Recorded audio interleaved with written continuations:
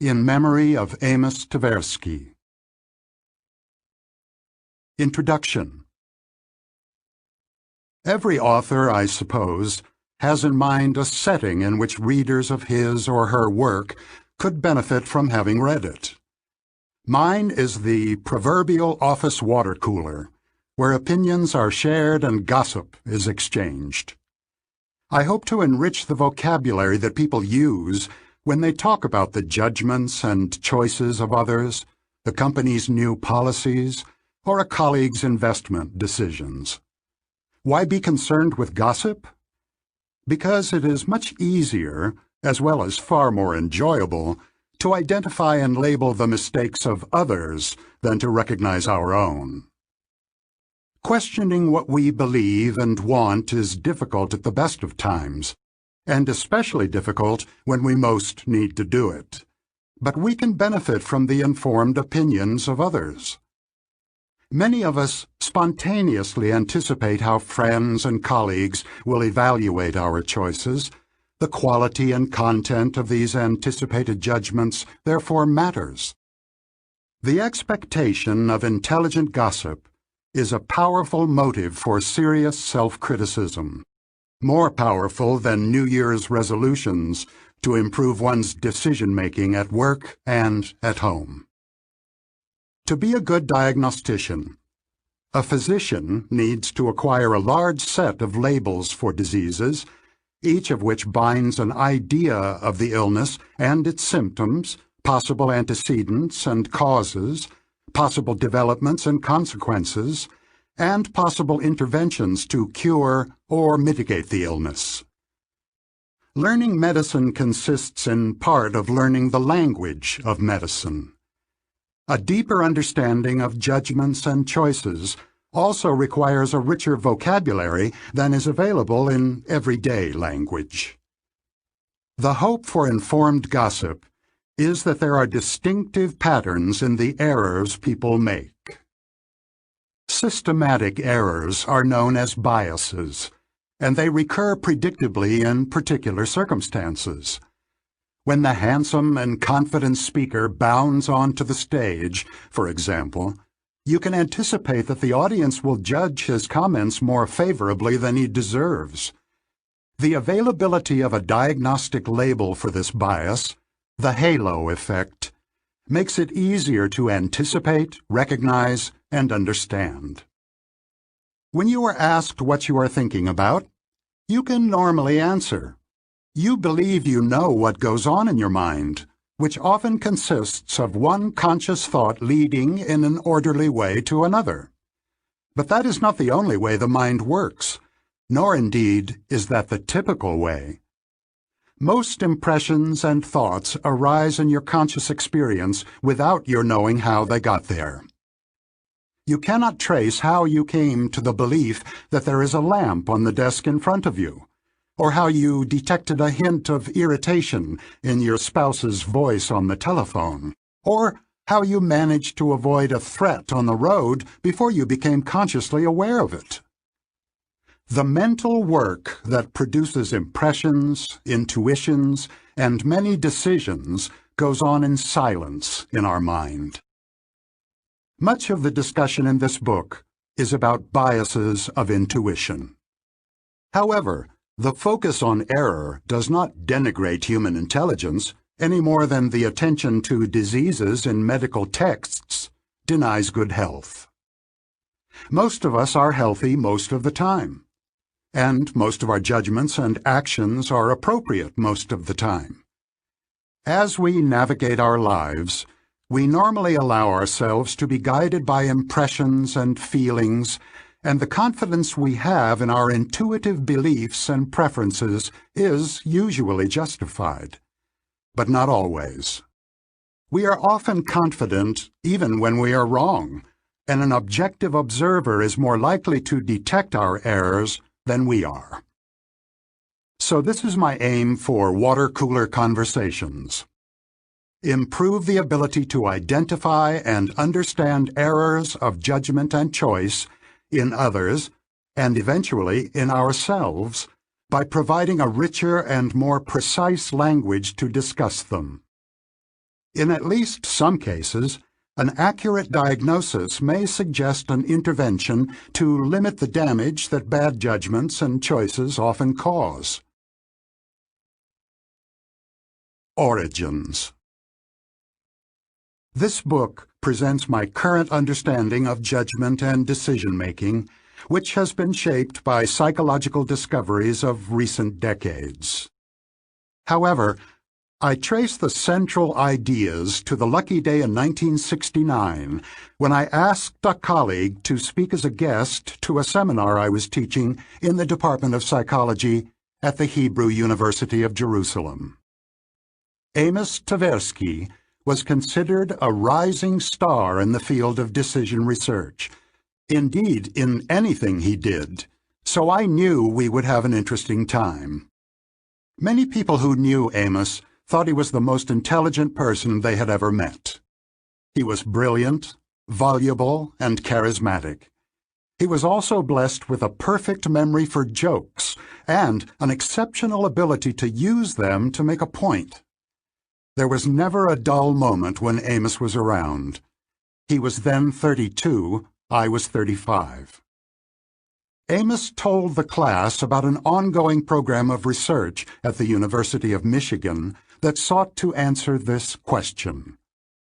Are people good intuitive statisticians? We already knew that people are good intuitive grammarians. At age 4, a child effortlessly conforms to the rules of grammar as she speaks, although she has no idea that such rules exist. Do people have a similar intuitive feel for the basic principles of statistics? Amos reported that the answer was a qualified yes. We had a lively debate in the seminar and ultimately concluded that a qualified no was a better answer. Amos and I enjoyed the exchange and concluded that intuitive statistics was an interesting topic and that it would be fun to explore it together. That Friday, we met for lunch at Café Rumon, a favorite hangout of bohemians and professors in Jerusalem, and planned a study of the statistical intuitions of sophisticated researchers. We had concluded in the seminar that our own intuitions were deficient.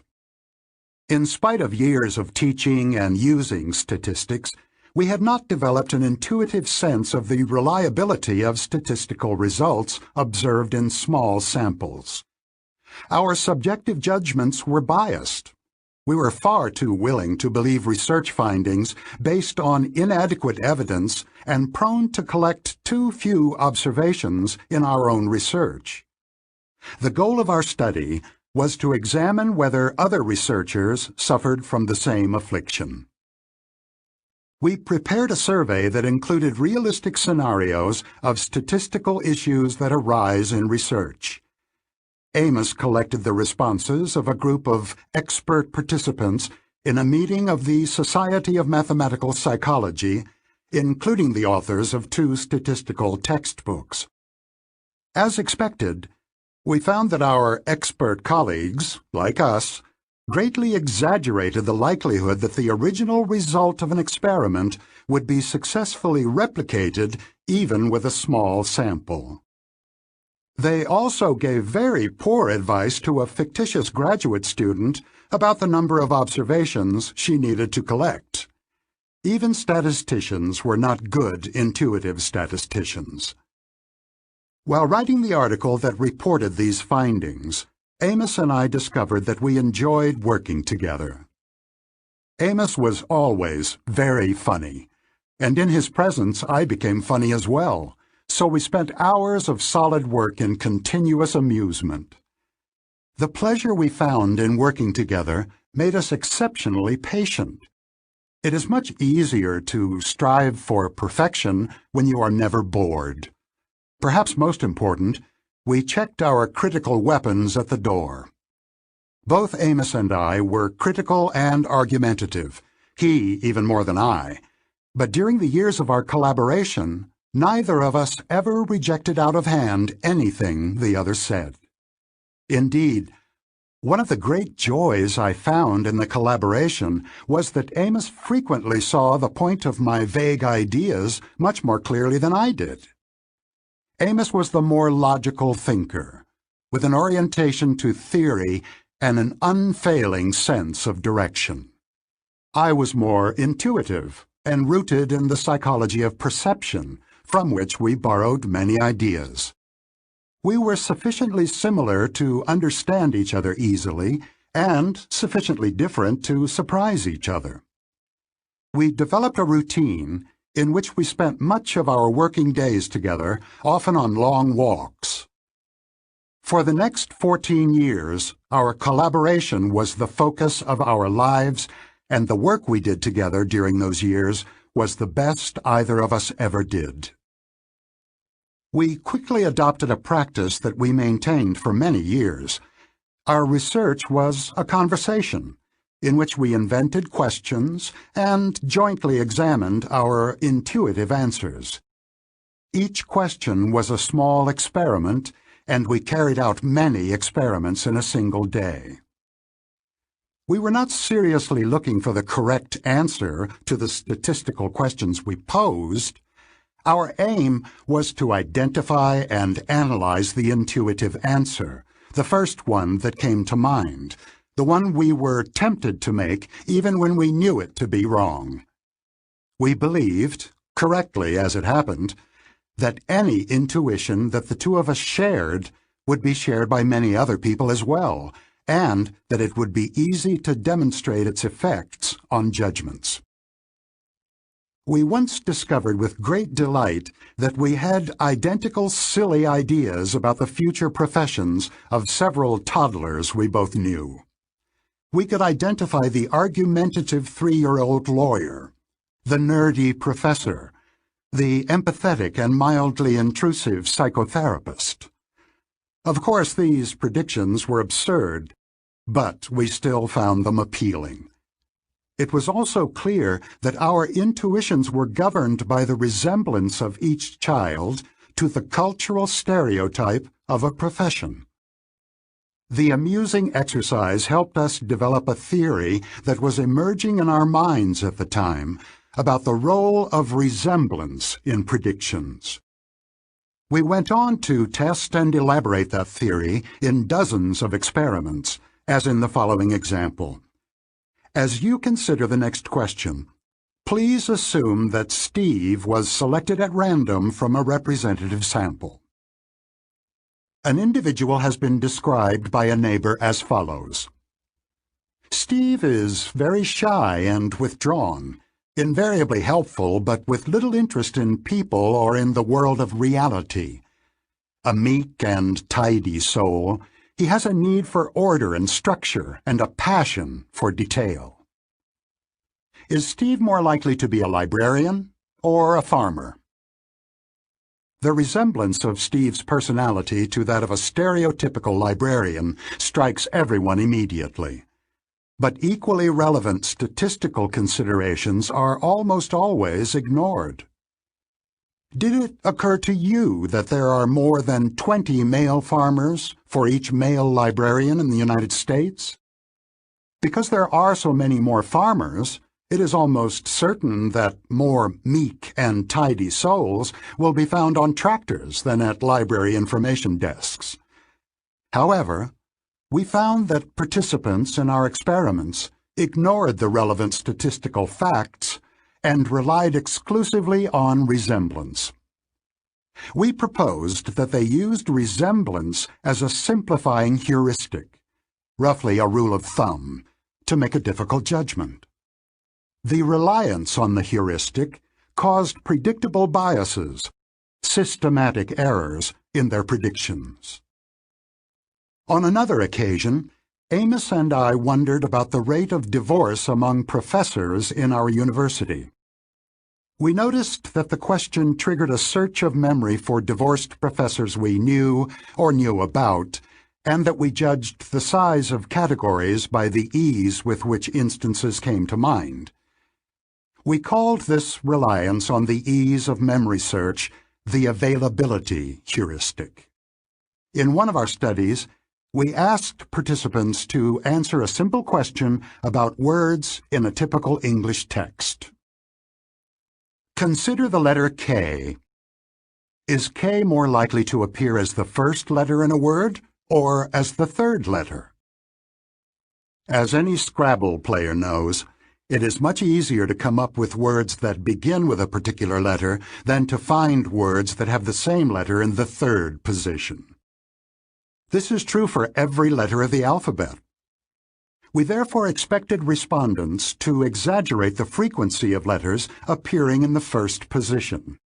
Even those letters, such as K, L, N, R, V, which in fact occur more frequently in the third position. Here again, the reliance on a heuristic produces a predictable bias in judgments. For example, I recently came to doubt my long-held impression that adultery is more common among politicians than among physicians or lawyers. I had even come up with explanations for that fact, including the aphrodisiac effect of power and the temptations of life away from home. I eventually realized that the transgressions of politicians are much more likely to be reported than the transgressions of lawyers and doctors. My intuitive impression could be due entirely to journalists' choices of topics and to my reliance on the availability heuristic. Amos and I spent several years studying and documenting biases of intuitive thinking in various tasks, assigning probabilities to events, forecasting the future, assessing hypotheses, and estimating frequencies. In the 5th year of our collaboration, we presented our main findings in Science magazine, a publication read by scholars in many disciplines. The article, which is reproduced in full at the end of this book, was titled Judgment Under Uncertainty, Heuristics and Biases.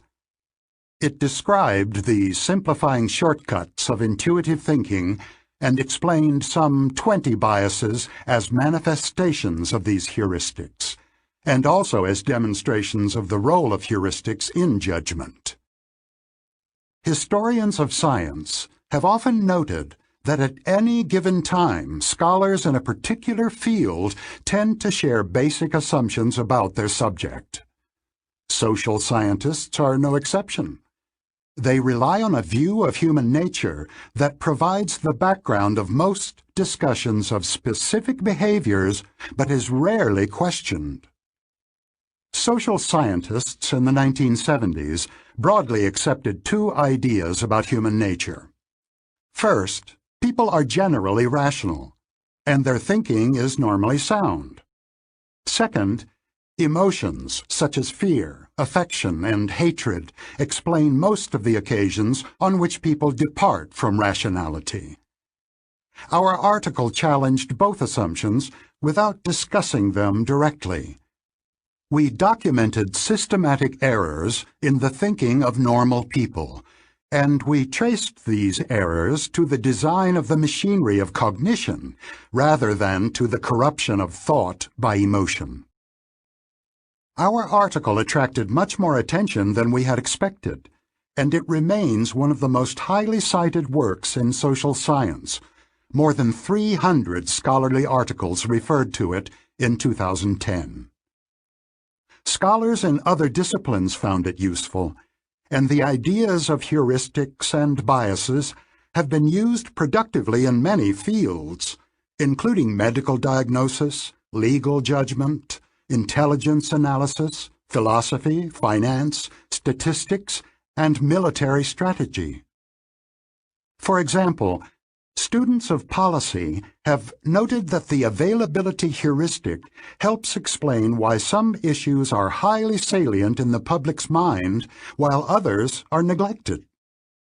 People tend to assess the relative importance of issues by the ease with which they are retrieved from memory, and this is largely determined by the extent of coverage in the media.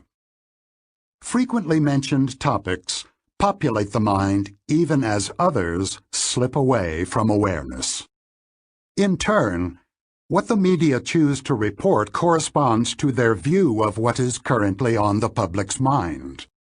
It is no accident that authoritarian regimes exert substantial pressure on independent media. Because public interest is most easily aroused by dramatic events and by celebrities, media feeding frenzies are common. For several weeks after Michael Jackson's death, for example, it was virtually impossible to find a television channel reporting on another topic.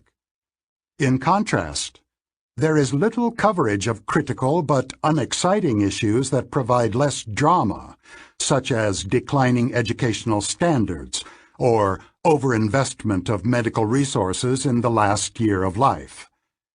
As I write this, I notice that my choice of little-covered examples was guided by availability. The topics I chose as examples are mentioned often. Equally important issues that are less available did not come to my mind. We did not fully realize it at the time, but a key reason for the broad appeal of heuristics and biases outside psychology was an incidental feature of our work. We almost always included in our articles the full text of the questions we had asked ourselves and our respondents. These questions served as demonstrations for the reader, allowing him to recognize how his own thinking was tripped up by cognitive biases. I hope you had such an experience as you read the question about Steve the librarian, which was intended to help you appreciate the power of resemblance as a cue to probability and to see how easy it is to ignore relevant statistical facts. The use of demonstrations provided scholars from diverse disciplines, notably philosophers and economists, an unusual opportunity to observe possible flaws in their own thinking. Having seen themselves fail, they became more likely to question the dogmatic assumption prevalent at the time that the human mind is rational and logical. The choice of method was crucial. If we had reported results of only conventional experiments, the article would have been less noteworthy and less memorable. Furthermore, skeptical readers would have distanced themselves from the results by attributing judgment errors to the familiar fecklessness of undergraduates, the typical participants in psychological studies. Of course, we did not choose demonstrations over standard experiments because we wanted to influence philosophers and economists. We preferred demonstrations because they were more fun, and we were lucky in our choice of method as well as in many other ways.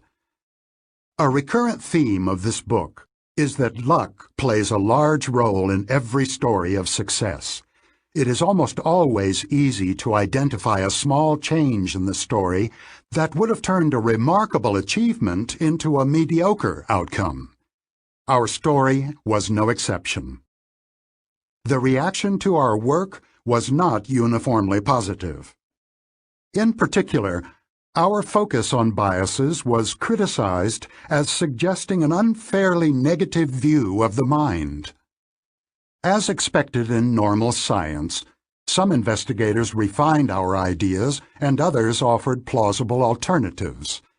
By and large, though, the idea that our minds are susceptible to systematic errors is now generally accepted. Our research on judgment had far more effect on social science than we thought possible when we were working on it. Immediately after completing our review of judgment, we switched our attention to decision-making under uncertainty. Our goal was to develop a psychological theory of how people make decisions about simple gambles. For example, would you accept a bet on the toss of a coin where you win $130 if the coin shows heads and lose $100 if it shows tails? These elementary choices had long been used to examine broad questions about decision-making, such as the relative weight that people assign to sure things and to uncertain outcomes. Our method did not change. We spent many days making up choice problems and examining whether our intuitive preferences conformed to the logic of choice. Here again, as in judgment, we observed systematic biases in our own decisions, intuitive preferences that consistently violated the rules of rational choice. 5 years after the science article, we published Prospect Theory, an analysis of decision under risk, a theory of choice that is by some counts more influential than our work on judgment, and is one of the foundations of behavioral economics. Until geographical separation made it too difficult to go on, Amos and I enjoyed the extraordinary good fortune of a shared mind that was superior to our individual minds and of a relationship that made our work fun as well as productive.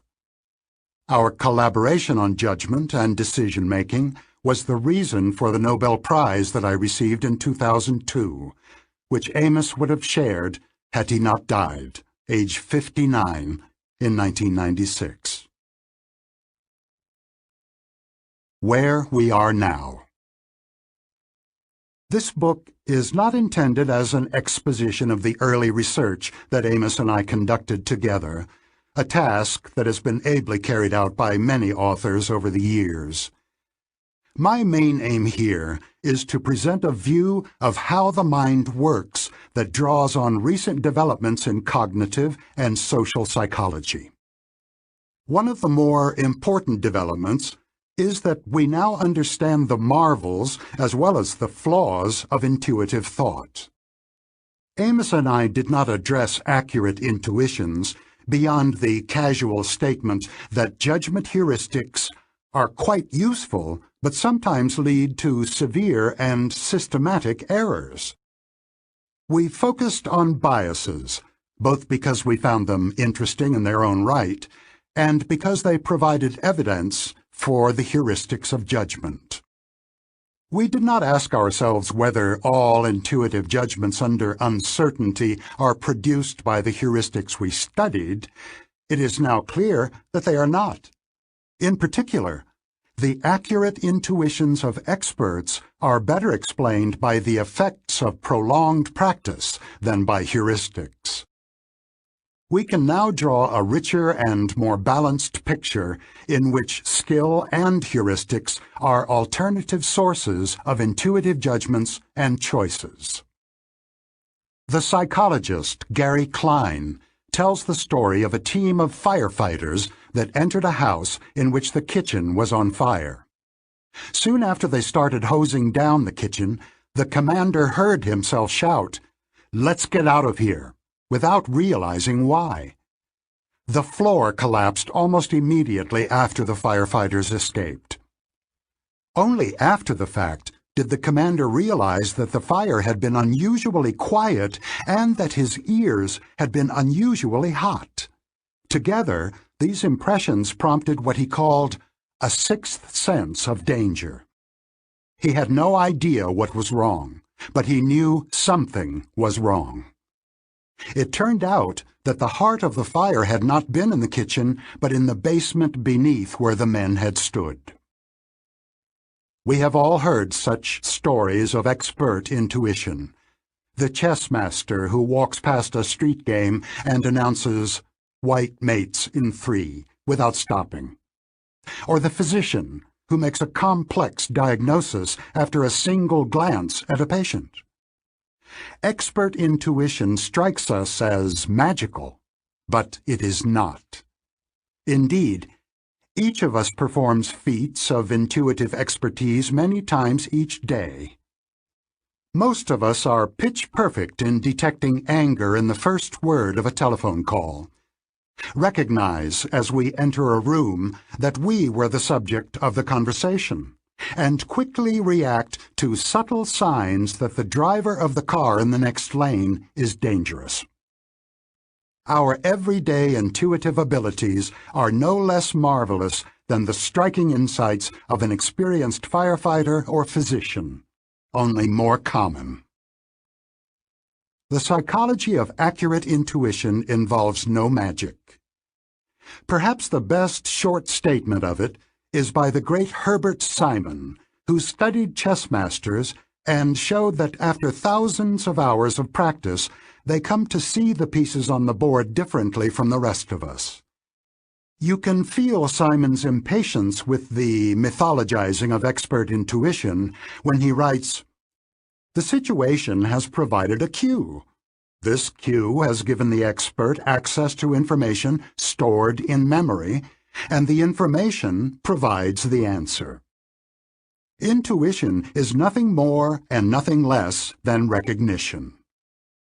We are not surprised when a 2-year-old looks at a dog and says, "Doggy," because we are used to the miracle of children learning to recognize and name things. Simon's point is that the miracles of expert intuition have the same character. Valid intuitions develop when experts have learned to recognize familiar elements in a new situation and to act in a manner that is appropriate to it. Good intuitive judgments come to mind with the same immediacy as "doggy." Unfortunately, professionals' intuitions do not all arise from true expertise. Many years ago, I visited the chief investment officer of a large financial firm who told me that he had just invested some tens of millions of dollars in the stock of Ford Motor Company. When I asked how he had made that decision, he replied that he had recently attended an automobile show and had been impressed. "Boy, do they know how to make a car," was his explanation.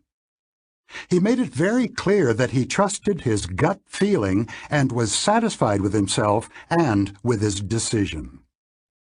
I found it remarkable that he had apparently not considered the one question that an economist would call relevant: is Ford stock currently underpriced? Instead, he had listened to his intuition. He liked the cars, he liked the company, and he liked the idea of owning its stock. From what we know about the accuracy of stock picking, it is reasonable to believe that he did not know what he was doing. The specific heuristics that Amos and I studied provide little help in understanding how the executive came to invest in Ford stock, but a broader conception of heuristics now exists, which offers a good account. An important advance is that emotion now looms much larger in our understanding of intuitive judgments and choices than it did in the past. The executive's decision would today be described as an example of the affect heuristic, where judgments and decisions are guided directly by feelings of liking and disliking with little deliberation or reasoning. When confronted with a problem, choosing a chess move or deciding whether to invest in a stock, the machinery of intuitive thought does the best it can. If the individual has relevant expertise, she will recognize the situation, and the intuitive solution that comes to her mind is likely to be correct. This is what happens when a chess master looks at a complex position. The few moves that immediately occur to him are all strong. When the question is difficult and a skilled solution is not available, intuition still has a shot. An answer may come to mind quickly, but it is not an answer to the original question. The question that the executive faced, "Should I invest in Ford stock?" was difficult, but the answer to an easier and related question, "Do I like Ford cars?" came readily to his mind and determined his choice. This is the essence of intuitive heuristics.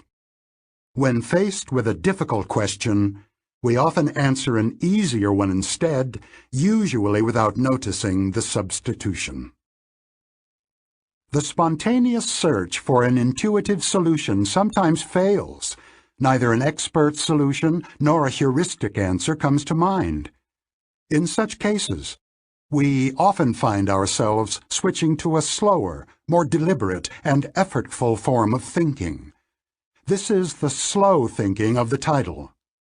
Fast thinking includes both variants of intuitive thought, the expert and the heuristic, as well as the entirely automatic mental activities of perception and memory, the operations that enable you to know there is a lamp on your desk or retrieve the name of the capital of Russia.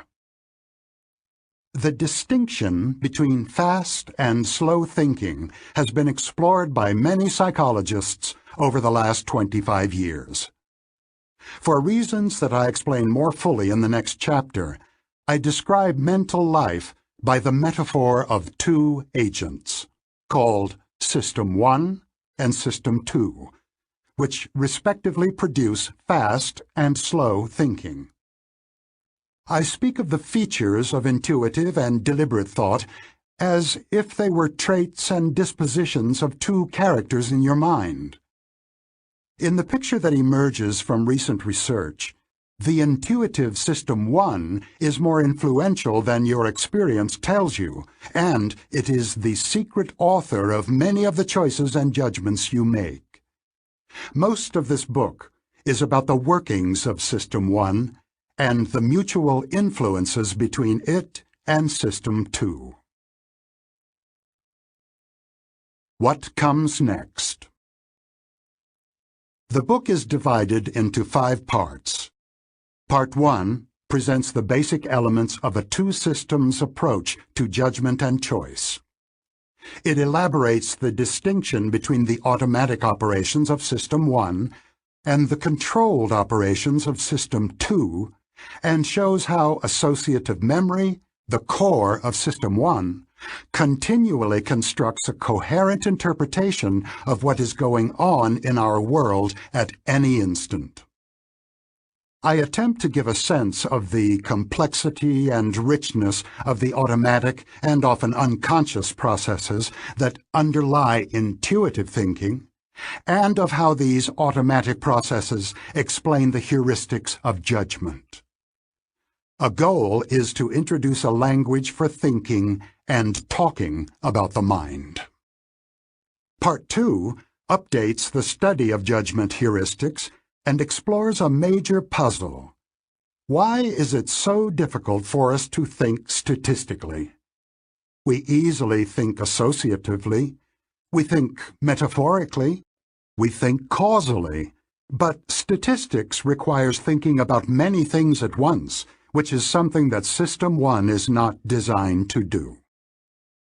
The difficulties of statistical thinking contribute to the main theme of Part 3, which describes a puzzling limitation of our mind, our excessive confidence in what we believe we know, and our apparent inability to acknowledge the full extent of our ignorance and the uncertainty of the world we live in.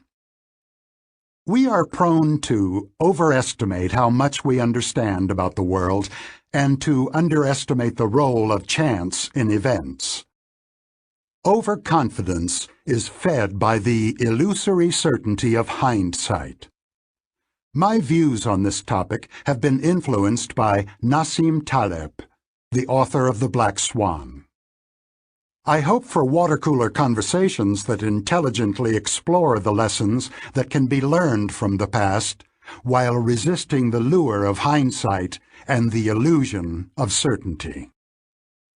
The focus of Part 4 is a conversation with the discipline of economics on the nature of decision-making and on the assumption that economic agents are rational.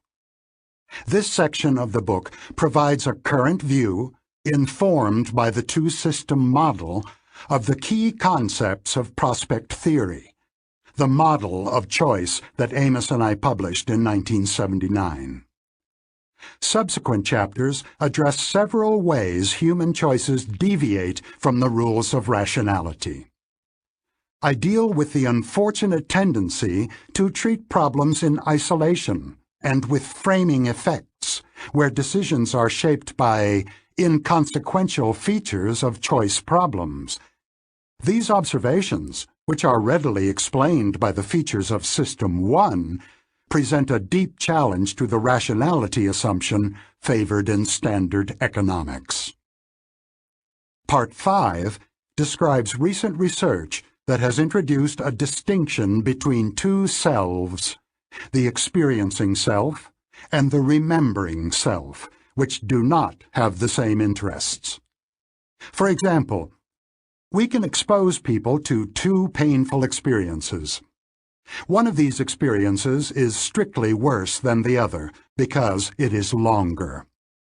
But the automatic formation of memories, a feature of System 1, has its rules, which we can exploit so that the worse episode leaves a better memory. When people later choose which episode to repeat, they are naturally guided by their remembering self and expose themselves, their experiencing self, to unnecessary pain. The distinction between two selves is applied to the measurement of well-being, where we find again that what makes the experiencing self happy is not quite the same as what satisfies the remembering self.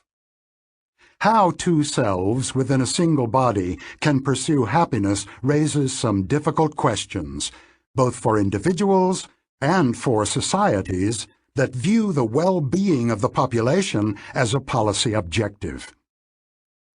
A concluding chapter explores, in reverse order, the implications of three distinctions drawn in the book, between the experiencing and the remembering selves, between the conception of agents in classical economics and in behavioral economics, which borrows from psychology, and between the automatic System 1 and the effortful System 2. I return to the virtues of educating gossip and to what organizations might do to improve the quality of judgments and decisions that are made on their behalf. Part 1. Two Systems. Chapter 1. The Characters of the Story.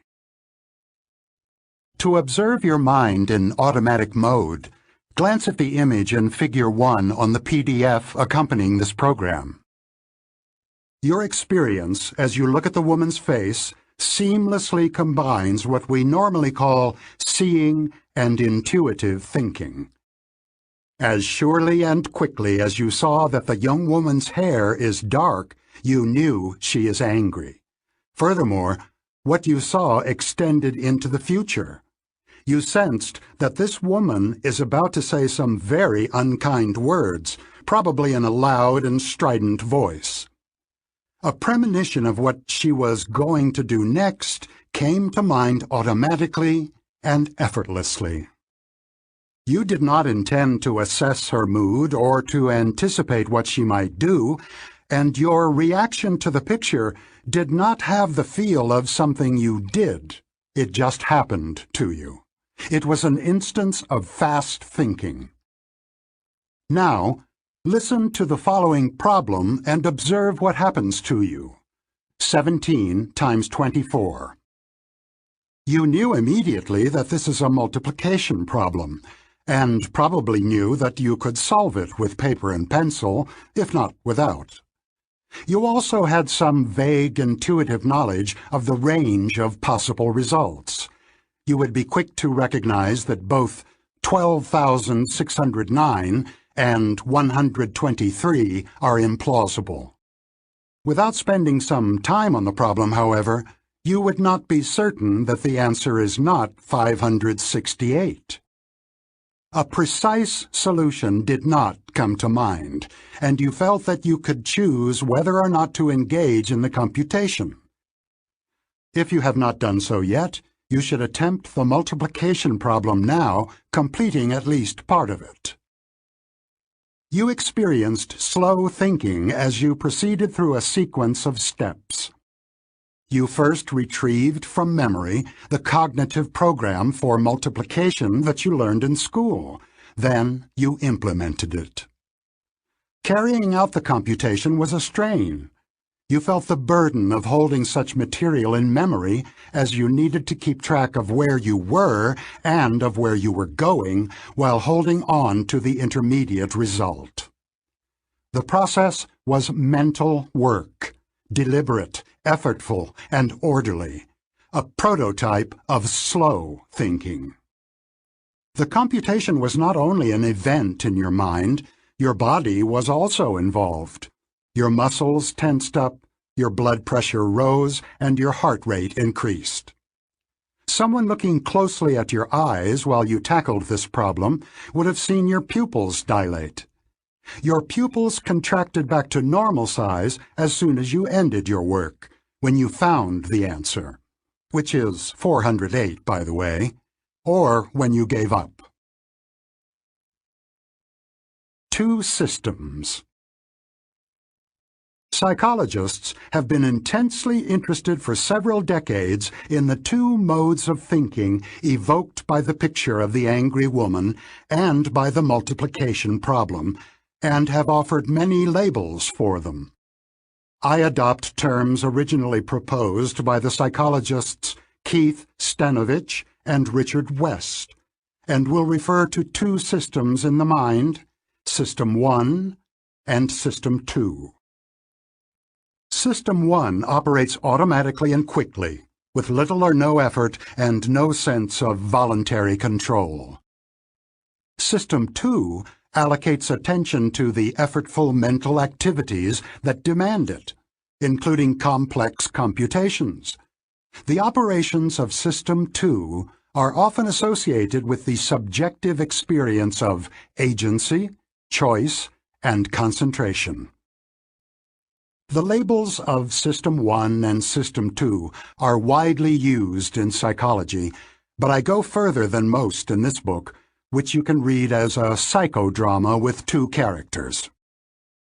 When we think of ourselves, we identify with System 2, the conscious, reasoning self that has beliefs, makes choices, and decides what to think about and what to do.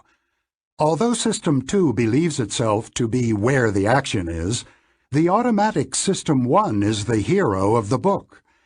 I describe System 1 as effortlessly originating impressions and feelings that are the main sources of the explicit beliefs and deliberate choices of System 2.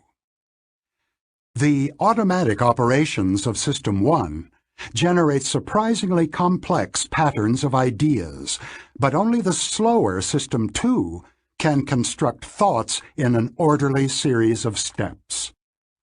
I also describe circumstances in which System 2 takes over, overruling the freewheeling impulses and associations of System 1.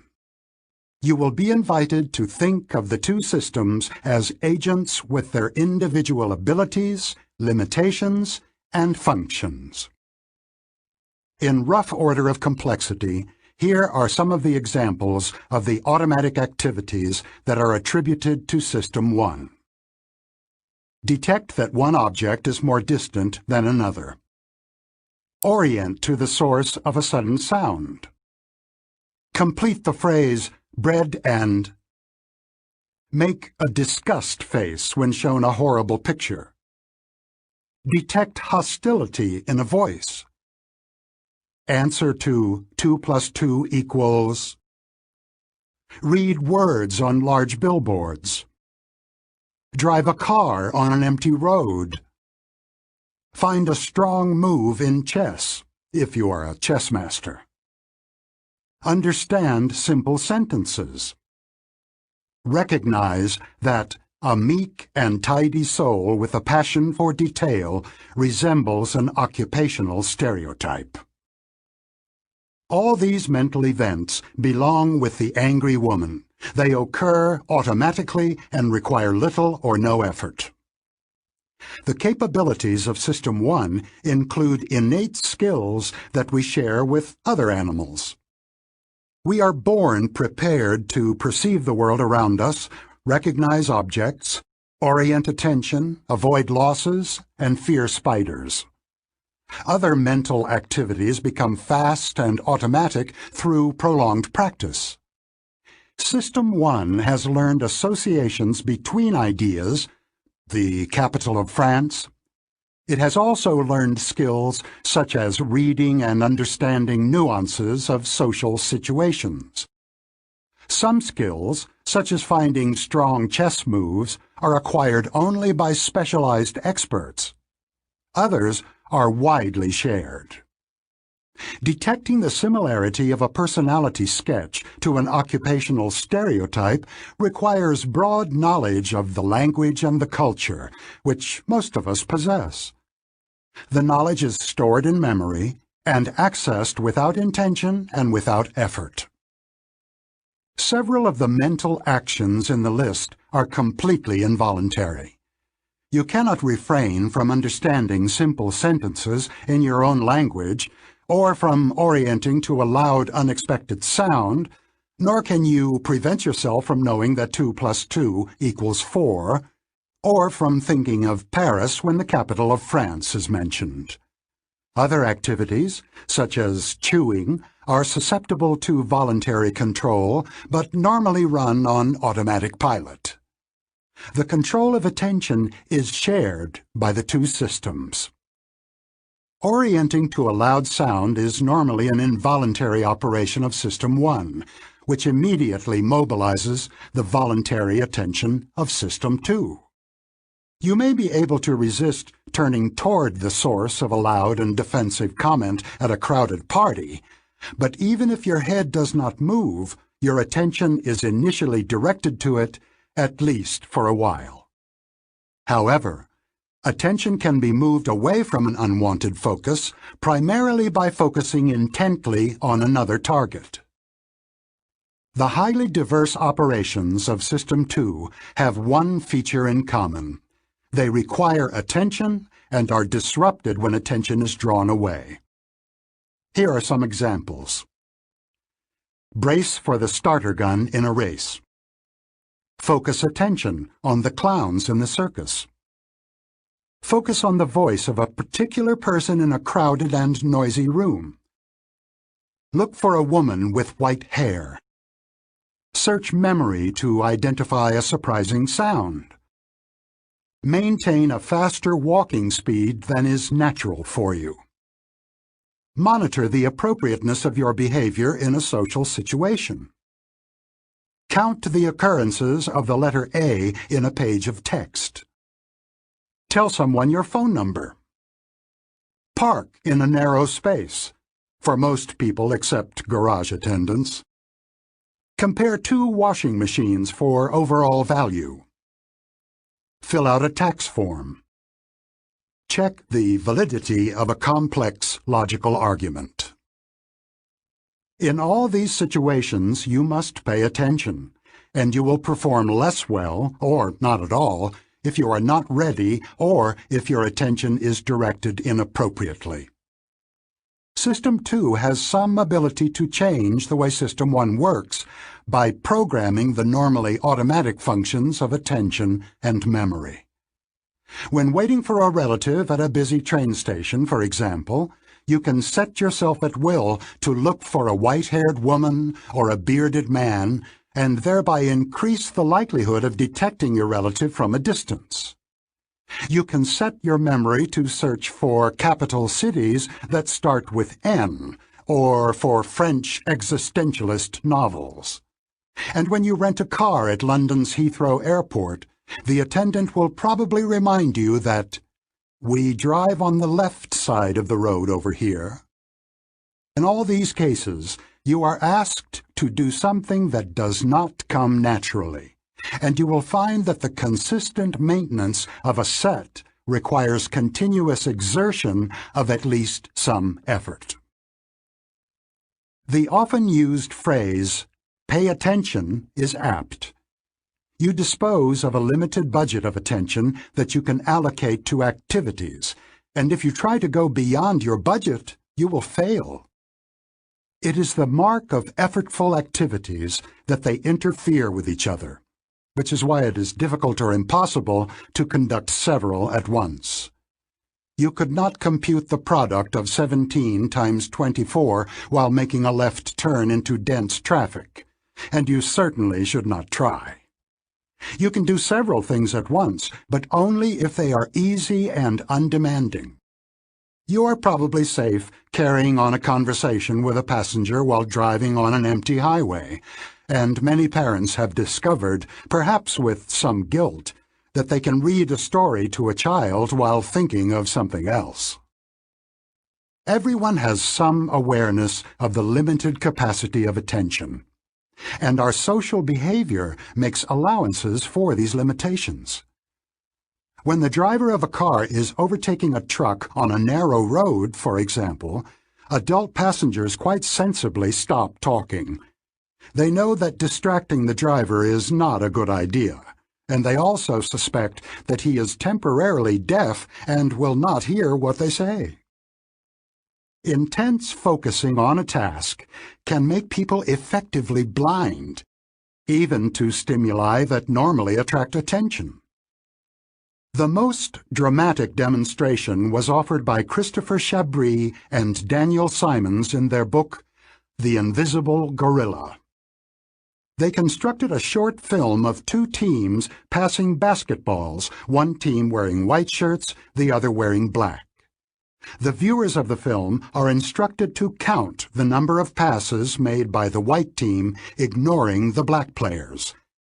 This task is difficult and completely absorbing.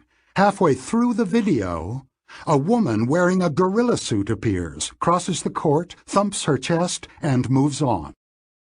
The gorilla is in view for 9 seconds. Many thousands of people have seen the video, and about half of them do not notice anything unusual. It is the counting task, and especially the instruction to ignore one of the teams, that causes the blindness. No one who watches the video without that task would miss the gorilla. Seeing and orienting are automatic functions of System 1, but they depend on the allocation of some attention to the relevant stimulus. The authors note that the most remarkable observation of their study is that people find its results very surprising. Indeed, the viewers who fail to see the gorilla are initially sure that it was not there. They cannot imagine missing such a striking event. The gorilla study illustrates two important facts about our minds. We can be blind to the obvious, and we are also blind to our blindness. Plot synopsis. The interaction of the two systems is a recurrent theme of the book, and a brief synopsis of the plot is in order. In the story I will tell, Systems 1 and 2 are both active whenever we are awake. System 1 runs automatically, and System 2 is normally in a comfortable low-effort mode, in which only a fraction of its capacity is engaged. System 1 continuously generates suggestions for System 2, impressions, intuitions, intentions, and feelings. If endorsed by System 2, impressions and intuitions turn into beliefs, and impulses turn into voluntary actions. When all goes smoothly, which is most of the time, System 2 adopts the suggestions of System 1 with little or no modification. You generally believe your impressions and act on your desires, and that is fine, usually. When System 1 runs into difficulty, it calls on System 2 to support more detailed and specific processing that may solve the problem of the moment. System 2 is mobilized when a question arises for which System 1 does not offer an answer, as probably happened to you when you encountered the multiplication problem, 17 times 24. You can also feel a surge of conscious attention whenever you are surprised. System 2 is activated when an event is detected that violates the model of the world that System 1 maintains. In that world, lamps do not jump, Cats do not bark, and gorillas do not cross basketball courts. The gorilla experiment demonstrates that some attention is needed for the surprising stimulus to be detected. Surprise, then, activates and orients your attention. You will stare, and you will search your memory for a story that makes sense of the surprising event. System 2 is also credited with the continuous monitoring of your own behavior, the control that keeps you polite when you are angry and alert when you are driving at night. System 2 is mobilized to increased effort when it detects an error about to be made. Remember a time when you almost blurted out an offensive remark, and note how hard you worked to restore control.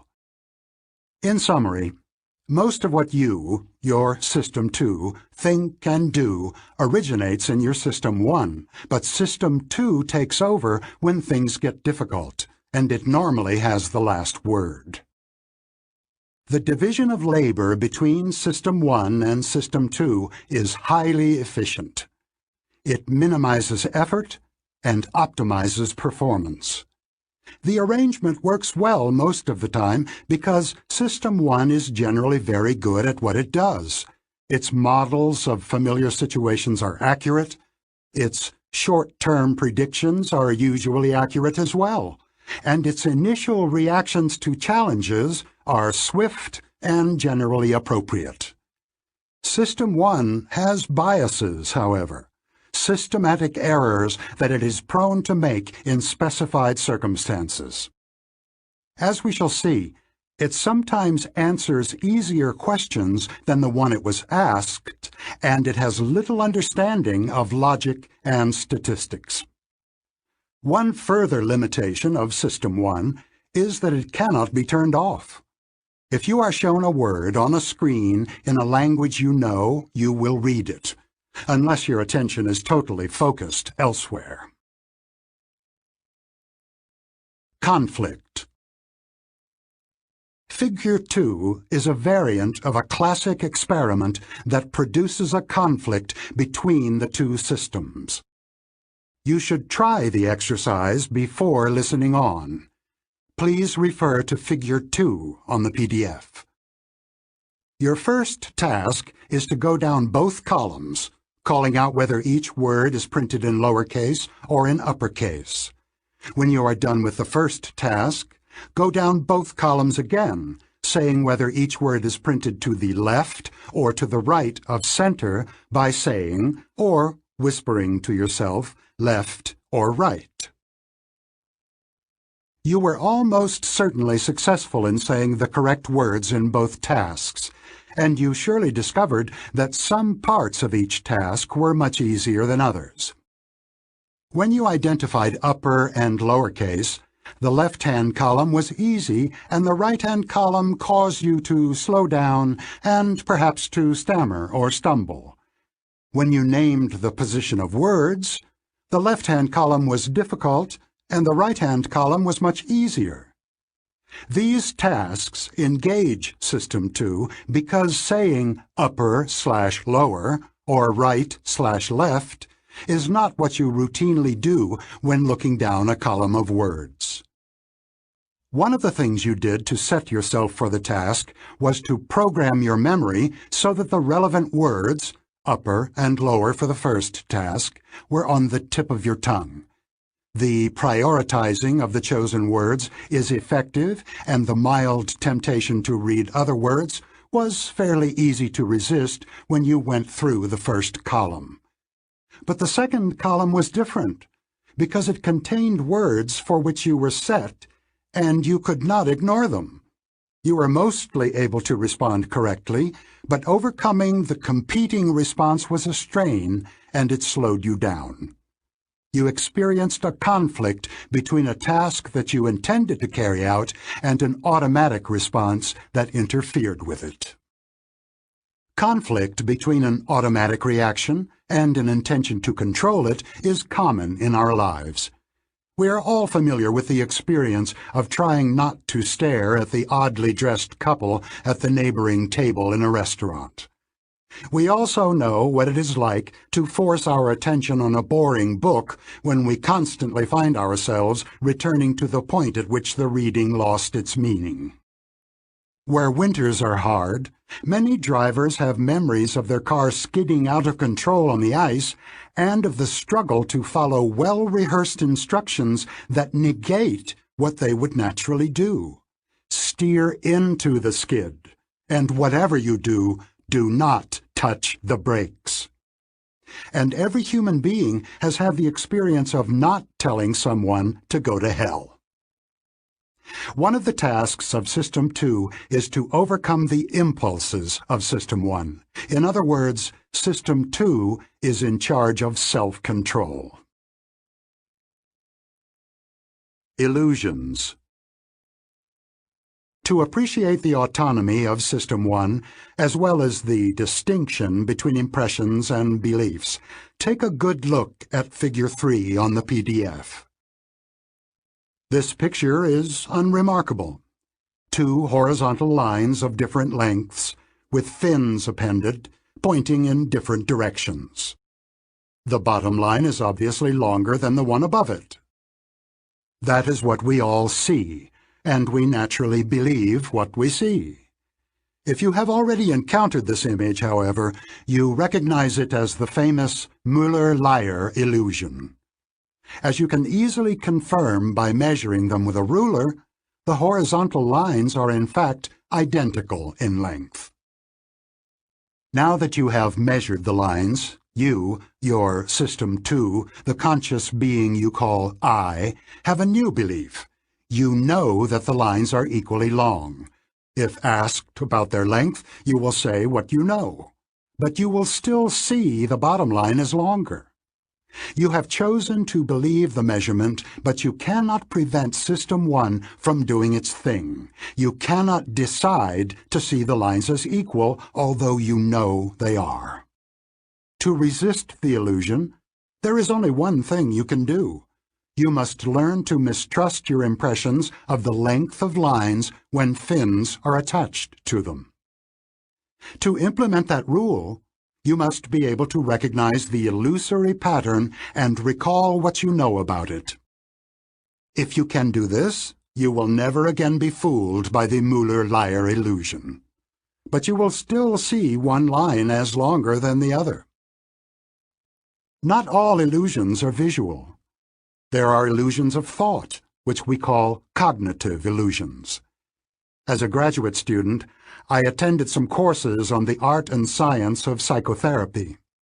During one of these lectures, our teacher imparted a morsel of clinical wisdom. This is what he told us. You will, from time to time, meet a patient who shares a disturbing tale of multiple mistakes in his previous treatment. He has been seen by several clinicians, and all failed him. The patient can lucidly describe how his therapists misunderstood him, but he has quickly perceived that you are different. You share the same feeling, are convinced that you understand him, and will be able to help. At this point, my teacher raised his voice as he said, "Do not even think of taking on this patient. Throw him out of the office. He is most likely a psychopath, and you will not be able to help him." Many years later, I learned that the teacher had warned us against psychopathic charm, and the leading authority in the study of psychopathy confirmed that the teacher's advice was sound. The analogy to the Müller-Lyer illusion is close. What we were being taught was not how to feel about that patient. Our teacher took it for granted that the sympathy we would feel for the patient would not be under our control. It would arise from System 1. Furthermore, we were not being taught to be generally suspicious of our feelings about patients. We were told that a strong attraction to a patient with a repeated history of failed treatment is a danger sign, like the fins on the parallel lines. It is an illusion, a cognitive illusion, and I, System 2, was taught how to recognize it and advised not to believe it or act on it. The question that is most often asked about cognitive illusions is whether they can be overcome. The message of these examples is not encouraging, because System 1 operates automatically and cannot be turned off at will. Errors of intuitive thought are often difficult to prevent. Biases cannot always be avoided, because System 2 may have no clue to the error. Even when cues to likely errors are available, errors can be prevented only by the enhanced monitoring and effortful activity of System 2. As a way to live your life, however, continuous vigilance is not necessarily good, and it is certainly impractical. Constantly questioning our own thinking would be impossibly tedious, and System 2 is much too slow and inefficient to serve as a substitute for System 1 in making routine decisions. The best we can do is a compromise. Learn to recognize situations in which mistakes are likely and try harder to avoid significant mistakes when the stakes are high. The premise of this book is that it is easier to recognize other people's mistakes than our own. Useful fictions. You have been invited to think of the two systems as agents within the mind, with their individual personalities, abilities, and limitations. I will often use sentences in which the systems are the subjects, such as, System 2 calculates products. The use of such language is considered a sin in professional circles in which I travel, because it seems to explain the thoughts and actions of a person by the thoughts and actions of little people inside the person's head. Grammatically, the sentence about System 2 is similar to, the butler steals the petty cash. My colleagues would point out that the butler's action actually explains the disappearance of the cash, and they rightly question whether the sentence about System 2 explains how products are calculated. My answer is that the brief, active sentence that attributes calculation to System 2 is intended as a description, not an explanation. It is meaningful only because of what you already know about System 2. It is shorthand for the following. Mental arithmetic is a voluntary activity that requires effort, should not be performed while making a left turn, and is associated with dilated pupils and an accelerated heart rate. Similarly, the statement that highway driving under routine conditions is left to System 1 means that steering the car around a bend is automatic and almost effortless. It also implies that an experienced driver can drive on an empty highway while conducting a conversation. Finally, System 2 prevented James from reacting foolishly to the insult, means that James would have been more aggressive in his response if his capacity for effortful control had been disrupted. For example, if he had been drunk. System 1 and System 2 are so central to the story I tell in this book that I must make it absolutely clear that they are fictitious characters. System 1 and 2 are not systems in the standard sense of entities with interacting aspects or parts, and there is no one part of the brain that either of the systems would call home. You may well ask, what is the point of introducing fictitious characters with ugly names into a serious book? The answer is that the characters are useful because of some quirks of our minds, yours and mine. A sentence is understood more easily if it describes what an agent, System 2, does than if it describes what something is, what properties it has. In other words, System 2 is a better subject for a sentence than mental arithmetic. The mind, especially System 1, appears to have a special aptitude for the construction and interpretation of stories about active agents who have personalities, habits, and abilities. You quickly formed a bad opinion of the thieving butler, you expect more bad behavior from him, and you will remember him for a while. This is also my hope for the language of systems. Why call them System 1 and System 2 rather than the more descriptive automatic system and effortful system? The reason is simple. Automatic system takes longer to say than System 1, and therefore takes more space in your working memory. This matters because anything that occupies your working memory reduces your ability to think.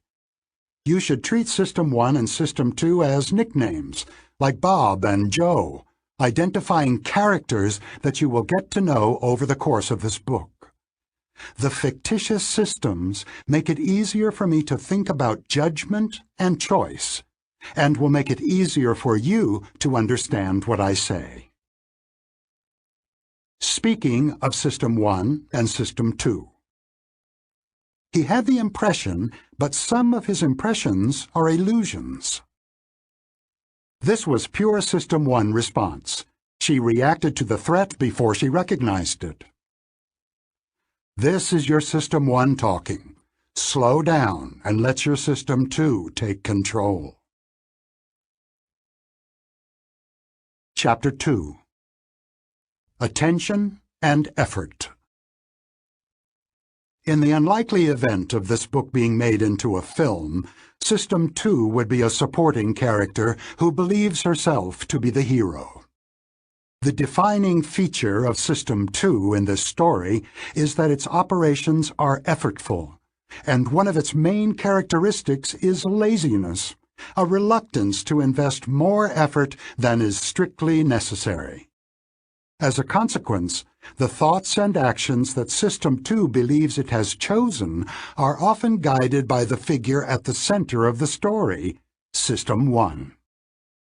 However, there are vital tasks that only System 2 can perform because they require effort and acts of self-control in which the intuitions and impulses of System 1 are overcome. Mental effort. If you wish to experience your System 2 working at full tilt, the following exercise will do. It should bring you to the limits of your cognitive abilities within 5 seconds. To start, make up several strings of 4 digits, all different, and write each string on an index card. Place a blank card on top of the deck. The task that you will perform is called Add 1. Here's how it goes. Start beating a steady rhythm, or better yet, set a metronome at 1 beat per second. Remove the blank card and read the 4 digits aloud. Wait for 2 beats, then report a string in which each of the original digits is incremented by 1. If the digits on the card are 5, 2, 9, 4, the correct response is 6, 3, 0, 5. Keeping the rhythm is important.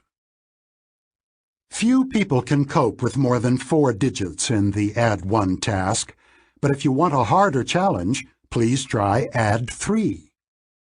If you would like to know what your body is doing while your mind is hard at work, set up 2 piles of books on a sturdy table, place a video camera on one and lean your chin on the other, get the video going, and stare at the camera lens while you work on Add 1 or Add 3 exercises. Later, you will find in the changing size of your pupils a faithful record of how hard you worked. I have a long personal history with the Add 1 task. Early in my career, I spent a year at the University of Michigan as a visitor in a laboratory that studied hypnosis. Casting about for a useful topic of research, I found an article in Scientific American in which the psychologist Eckhard Hess described the pupil of the eye as a window to the soul. I reread it recently and again found it inspiring. It begins with Hess reporting that his wife had noticed his pupils widening as he watched beautiful nature pictures, and it ends with two striking pictures of the same good-looking woman who somehow appears much more attractive in one than in the other. There is only one difference. The pupils of the eyes appear dilated in the attractive picture and constricted in the other.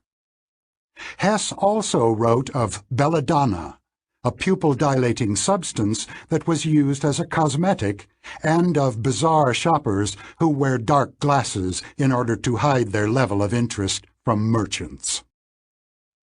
One of Hess's findings especially captured my attention. He had noticed that the pupils are sensitive indicators of mental effort. They dilate substantially when people multiply two-digit numbers, and they dilate more if the problems are hard than if they are easy. His observations indicated that the response to mental effort is distinct from emotional arousal. Hess's work did not have much to do with hypnosis, but I concluded that the idea of a visible indication of mental effort had promise as a research topic. A graduate student in the lab, Jackson Beatty, shared my enthusiasm, and we got to work.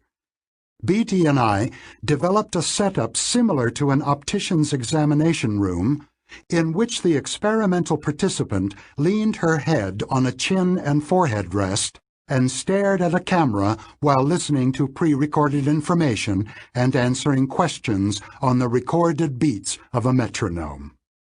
The beats triggered an infrared flash every second, causing a picture to be taken. At the end of each experimental session, we would rush to have the film developed, project the images of the pupil on a screen, and go to work with a ruler. The method was a perfect fit for young and impatient researchers. We knew our results almost immediately, and they always told a clear story. Beatty and I focused on paced tasks, such as Add 1, in which we knew precisely what was on the subject's mind at any time. We recorded strings of digits on beats of the metronome and instructed the subject to repeat or transform the digits one by one, maintaining the same rhythm.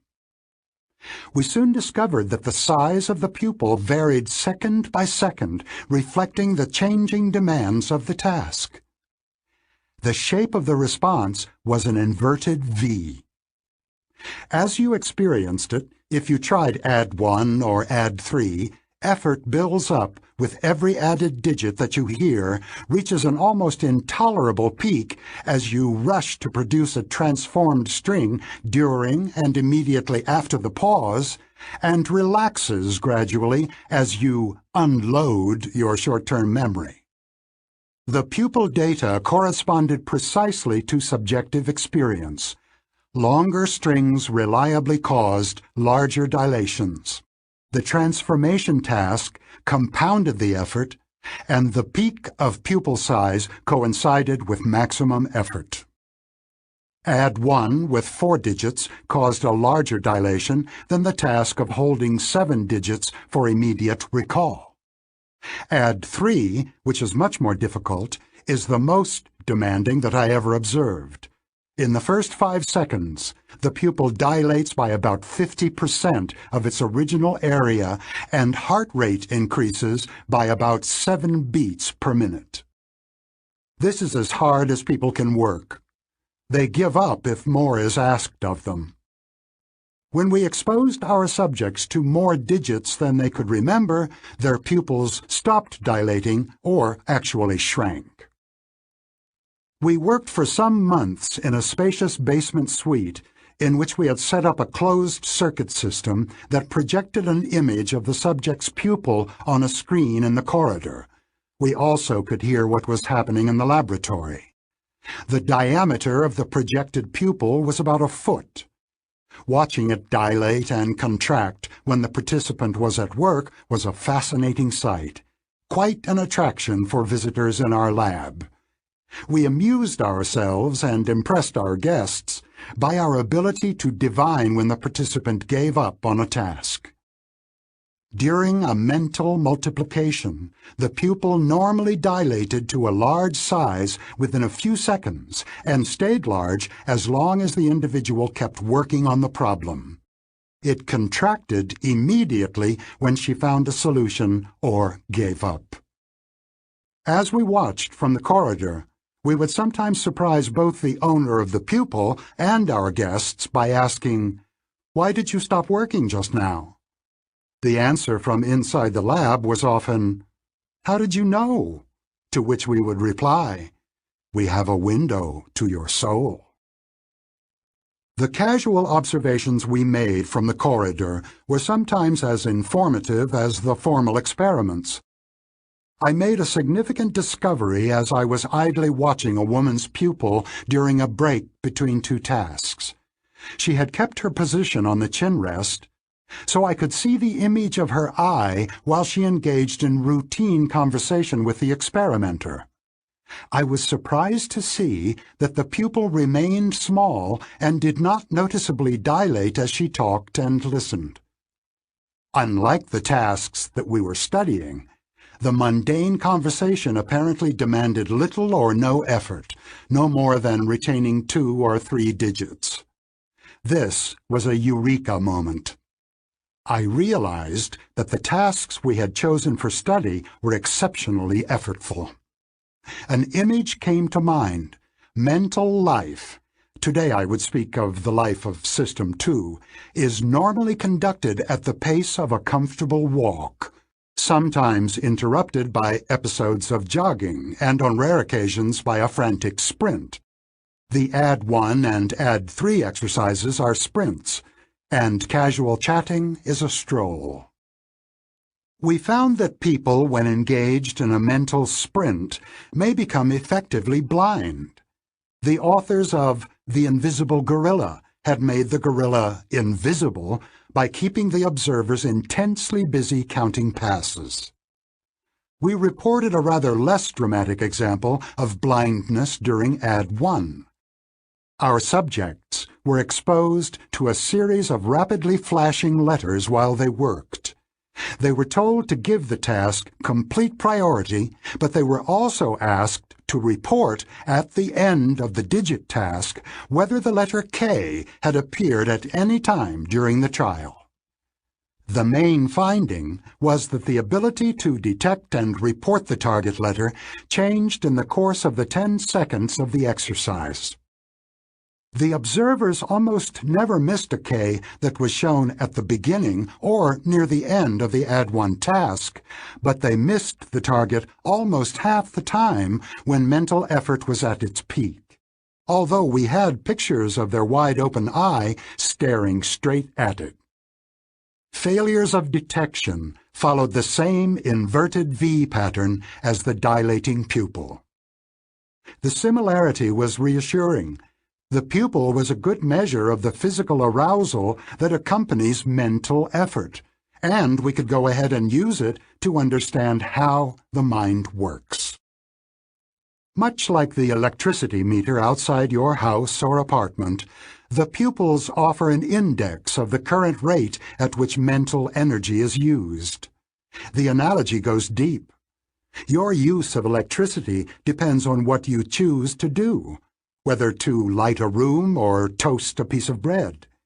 When you turn on a bulb or a toaster, it draws the energy it needs, but no more.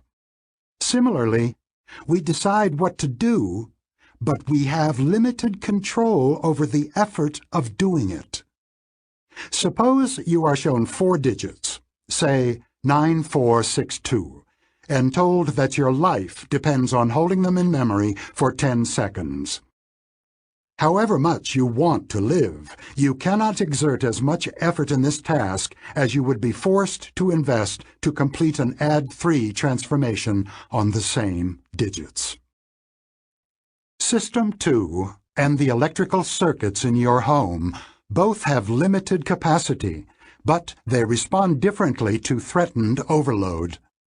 A breaker trips when the demand for current is excessive, causing all devices on that circuit to lose power at once. In contrast, the response to mental overload is selective and sophisticated. System 2 protects the most important activity so it receives the attention it needs. Spare capacity is allocated second by second to other tasks. In our version of the gorilla experiment, we instructed the participants to assign priority to the digit task. We know that they followed that instruction because the timing of the visual target had no effect on the main task. If the critical letter was presented at a time of high demand, the subjects simply did not see it. When the transformation task was less demanding, detection performance was better. The sophisticated allocation of attention has been honed by a long evolutionary history. Orienting and responding quickly to the gravest threats or most promising opportunities improved the chance of survival, and this capability is certainly not restricted to humans. Even in modern humans, System 1 takes over in emergencies and assigns total priority to self-protective actions. Imagine yourself at the wheel of a car that unexpectedly skids on a large oil slick. You will find that you have responded to the threat before you became fully conscious of it. BT and I worked together for only a year, but our collaboration had a large effect on our subsequent careers. He eventually became the leading authority on cognitive pupillometry, and I wrote a book titled Attention and Effort, which was based in large part on what we learned together and on follow-up research I did at Harvard the following year. We learned a great deal about the working mind, which I now think of as System 2, from measuring pupils in a wide variety of tasks. As you become skilled in a task, its demand for energy diminishes. Studies of the brain have shown that the pattern of activity associated with an action changes as skill increases, with fewer brain regions involved. Talent has similar effects. Highly intelligent individuals need less effort to solve the same problems as indicated by both pupil size and brain activity. A general law of least effort applies to cognitive as well as physical exertion. The law asserts that if there are several ways of achieving the same goal, people will eventually gravitate to the least demanding course of action. In the economy of action, effort is a cost, and the acquisition of skill is driven by the balance of benefits and costs. Laziness is built deep into our nature.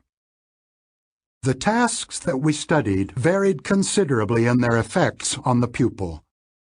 At baseline, our subjects were awake, aware, and ready to engage in a task, probably at a higher level of arousal and cognitive readiness than usual.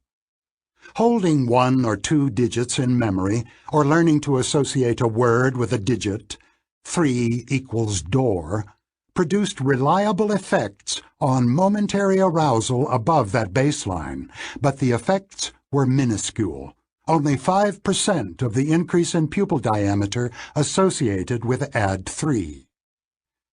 A task that required discriminating between the pitch of 2 tones yielded significantly larger dilations. Recent research has shown that inhibiting the tendency to read distracting words, as in Figure 2 of the preceding chapter, also induces moderate effort. Tests of short-term memory for 6 or 7 digits were more effortful. As you can experience, the request to retrieve and say aloud your phone number or your spouse's birthday also requires a brief but significant effort, because the entire string must be held in memory as a response is organized. Mental multiplication of two-digit numbers and the add 3 task are near the limit of what most people can do. What makes some cognitive operations more demanding and effortful than others? What outcomes must we purchase in the currency of attention? What can System 2 do that System 1 cannot?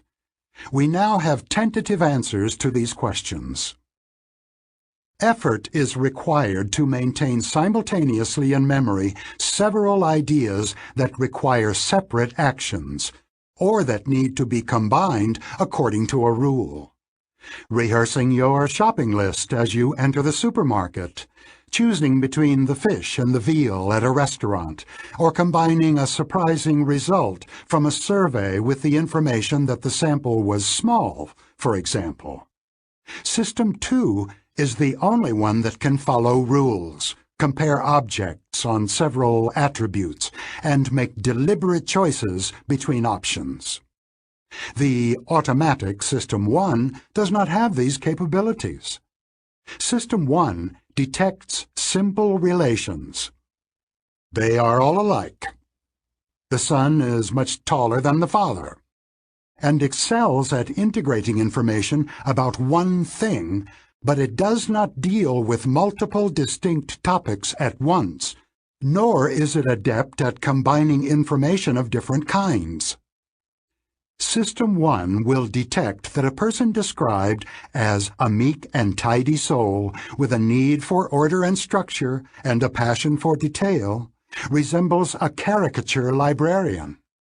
But combining this intuition with knowledge about the small number of librarians is a task that only System 2 can perform, if System 2 knows how to do so, which is true of few people.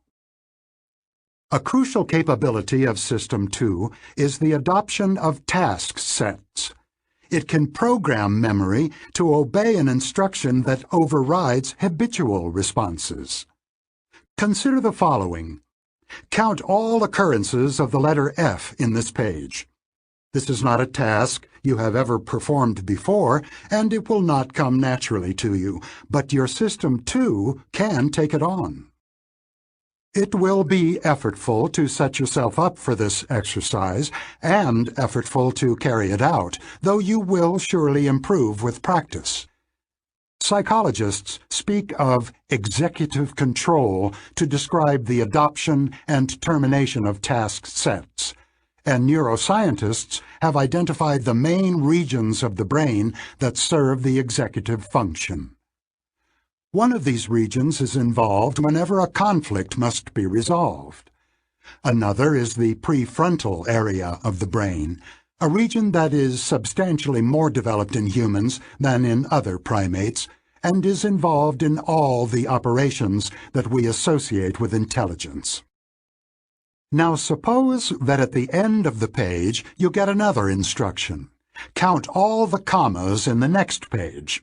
This will be harder, because you will have to overcome the newly acquired tendency to focus attention on the letter F.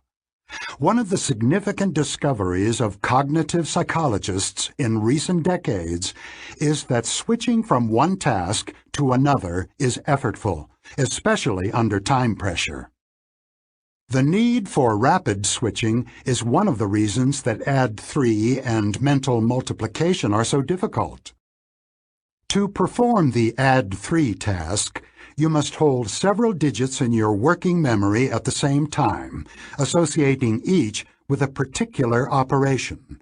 Some digits are in the queue to be transformed. One is in the process of transformation, and others, already transformed, are retained for reporting.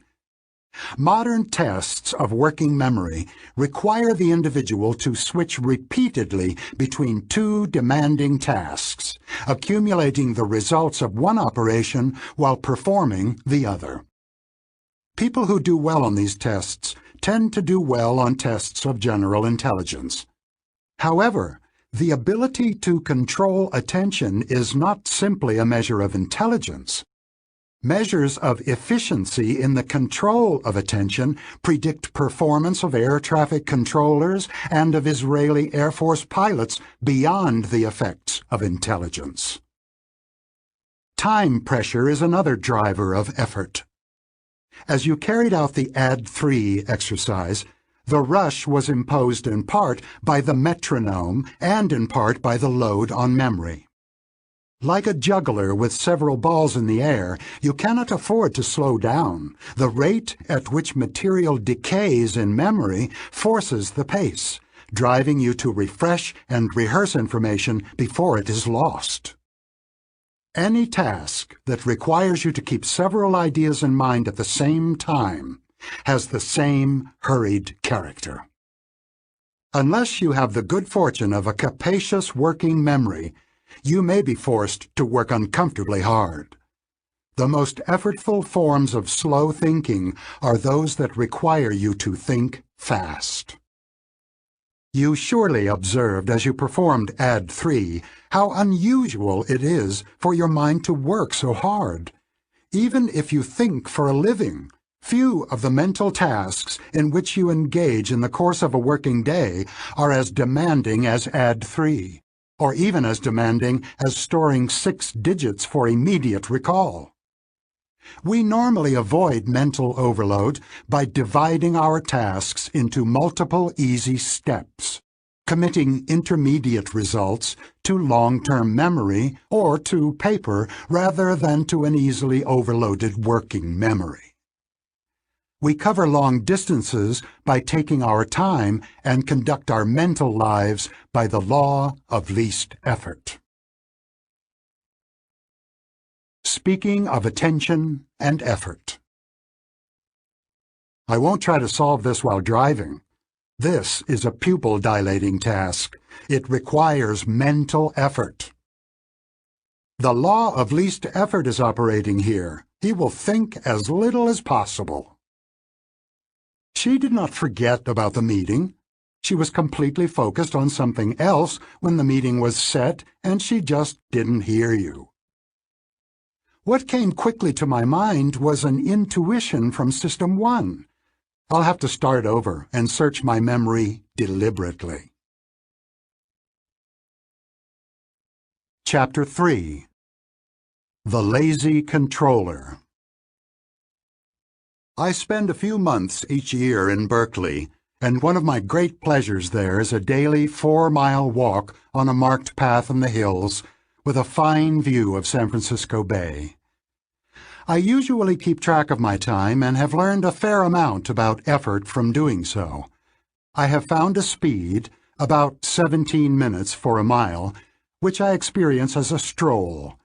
I certainly exert physical effort and burn more calories at that speed than if I sat in a recliner, but I experience no strain, no conflict, and no need to push myself.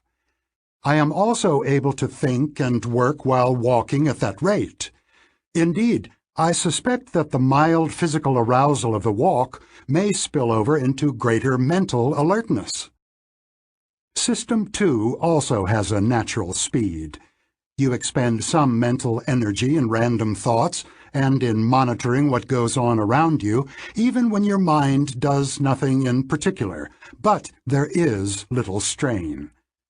Unless you are in a situation that makes you unusually wary or self-conscious, monitoring what happens in the environment or inside your head demands little effort. You make many small decisions as you drive your car, absorb some information as you read the newspaper, and conduct routine exchanges of pleasantries with a spouse or a colleague, all with little effort and no strain. Just like a stroll. It is normally easy and actually quite pleasant to walk and think at the same time, but at the extremes these activities appear to compete for the limited resources of System 2. You can confirm this claim by a simple experiment. While walking comfortably with a friend, ask him to compute 23 times 78 in his head and to do so immediately. He will almost certainly stop in his tracks. My experience is that I can think while strolling, but cannot engage in mental work that imposes a heavy load on short-term memory. If I must construct an intricate argument under time pressure, I would rather be still, and I would prefer sitting to standing. Of course, not all slow thinking requires that form of intense concentration and effortful computation. I did the best thinking of my life on leisurely walks with Amos. Accelerating beyond my strolling speed completely changes the experience of walking, because the transition to a faster walk brings about a sharp deterioration in my ability to think coherently. As I speed up, my attention is drawn with increasing frequency to the experience of walking and to the deliberate maintenance of the faster pace. My ability to bring a train of thought to a conclusion is impaired accordingly. At the highest speed I can sustain on hills, about 14 minutes for a mile, I do not even try to think of anything else. In addition to the physical effort of moving my body rapidly along the path, a mental effort of self-control is needed to resist the urge to slow down. Self-control and deliberate thought apparently draw on the same limited budget of effort. The maintenance of a coherent train of thought and the occasional engagement in effortful thinking may also require self-control, for most of us, most of the time. Although I have not conducted a systematic survey, I suspect that frequent switching of tasks and speeded-up mental work are not intrinsically pleasurable and that people avoid them when possible. This is how the law of least effort comes to be a law. Even in the absence of time pressure, maintaining a coherent train of thought requires discipline. An observer of the number of times I look at email or investigate the refrigerator during an hour of writing could reasonably infer an urge to escape and conclude that keeping at it requires more self-control than I can readily muster. Fortunately, cognitive work is not always aversive, and people sometimes expend considerable effort for long periods of time without having to exert willpower. The psychologist Mihaly Csikszentmihalyi has done more than anyone else to study this state of effortless attending, and the name he proposed for it, flow, has become part of the language.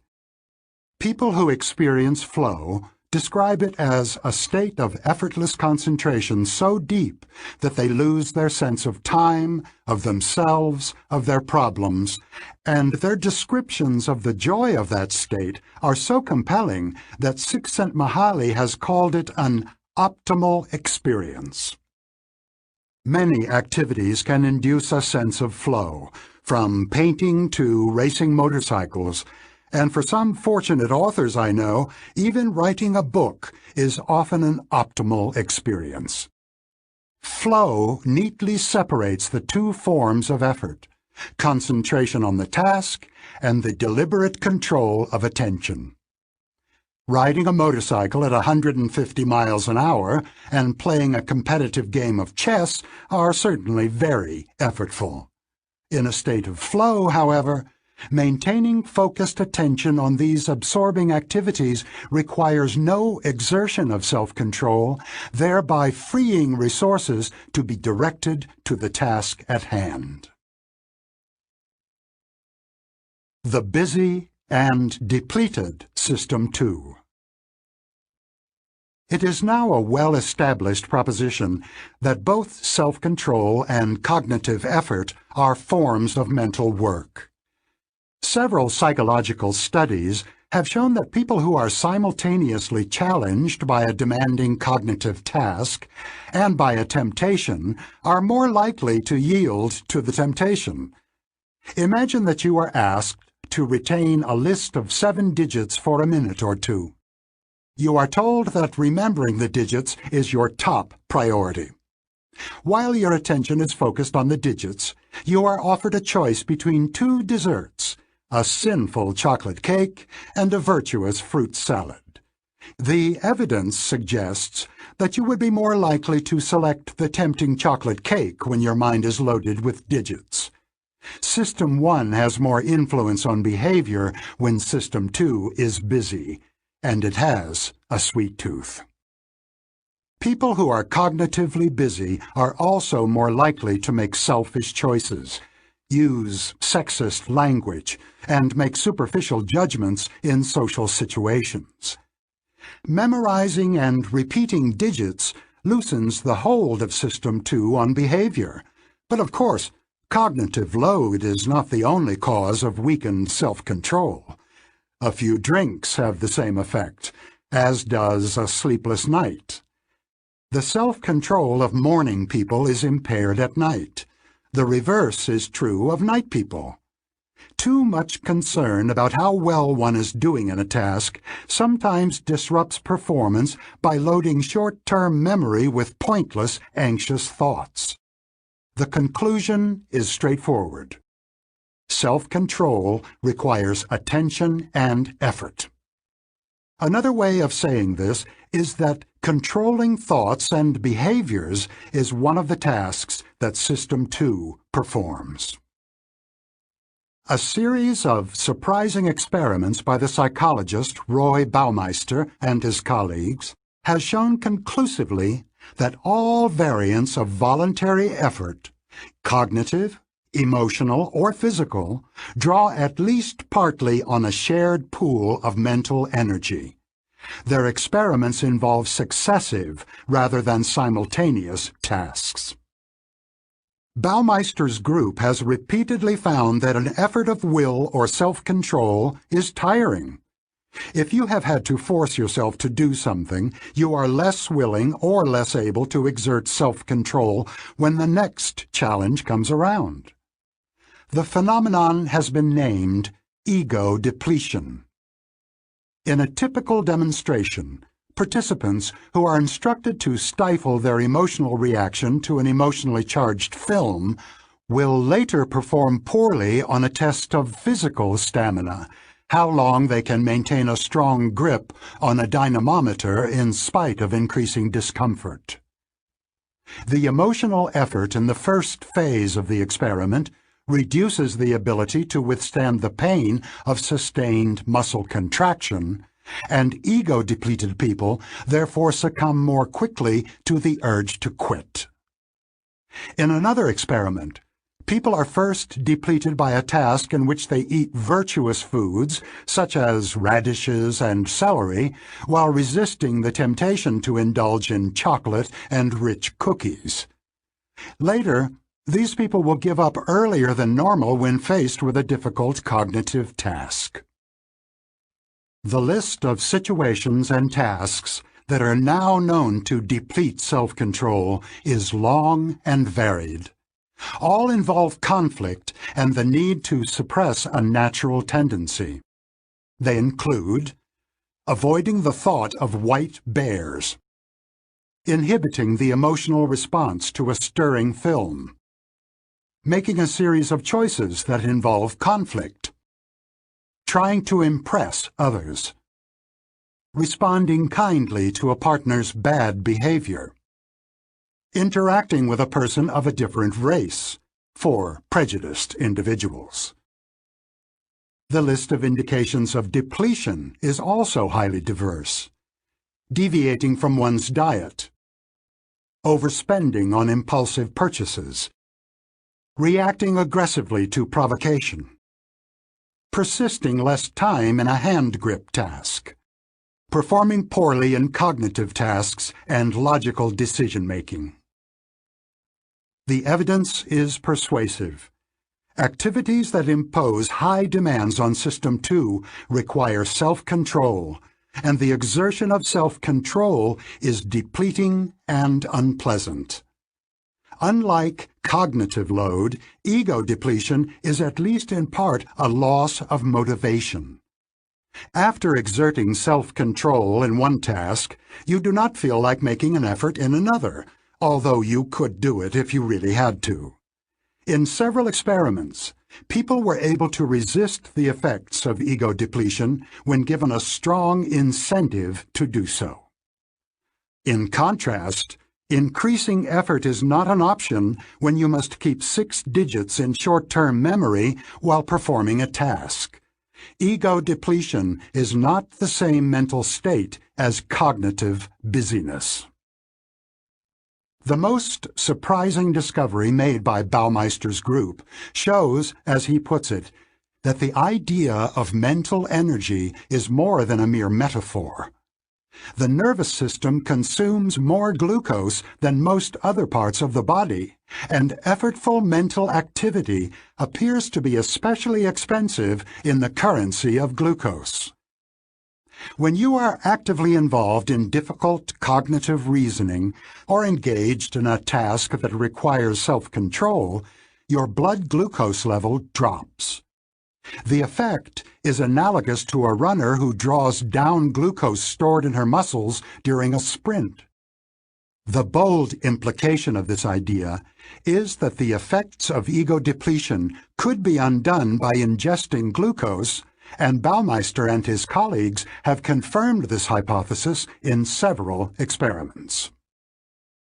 Volunteers in one of their studies watched a short silent film of a woman being interviewed and were asked to interpret her body language. While they were performing the task, a series of words crossed the screen in slow succession. The participants were specifically instructed to ignore the words, and if they found their attention drawn away, they had to refocus their concentration on the woman's behavior. This act of self-control was known to cause ego depletion. All the volunteers drank some lemonade before participating in a second task. The lemonade was sweetened with glucose for half of them, and with Splenda for the others. Then all participants were given a task in which they needed to overcome an intuitive response to get the correct answer.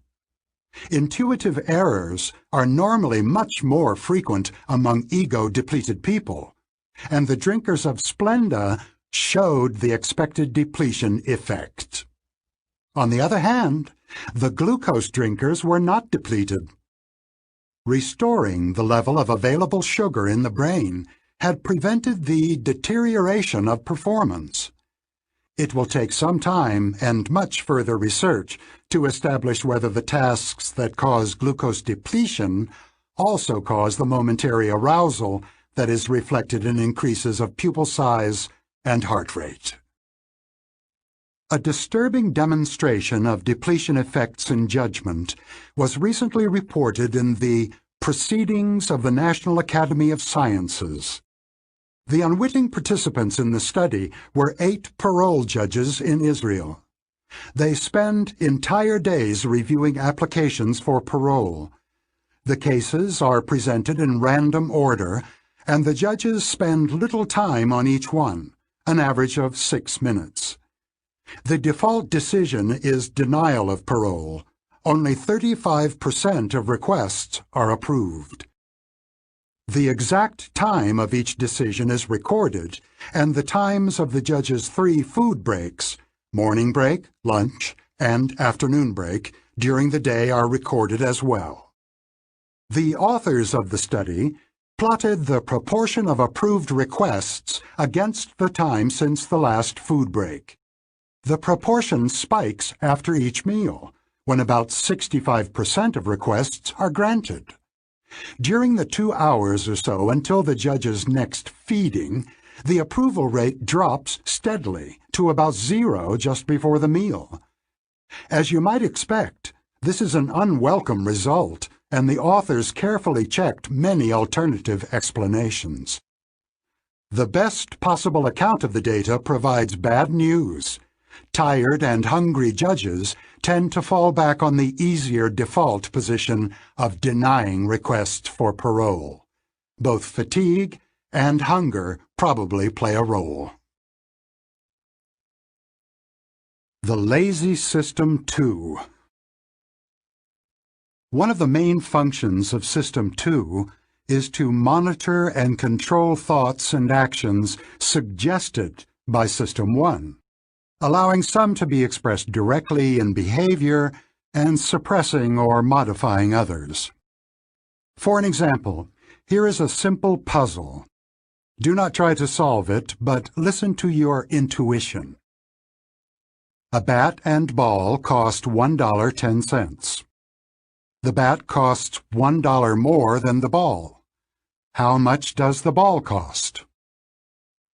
A number came to your mind. The number, of course, is 10 cents.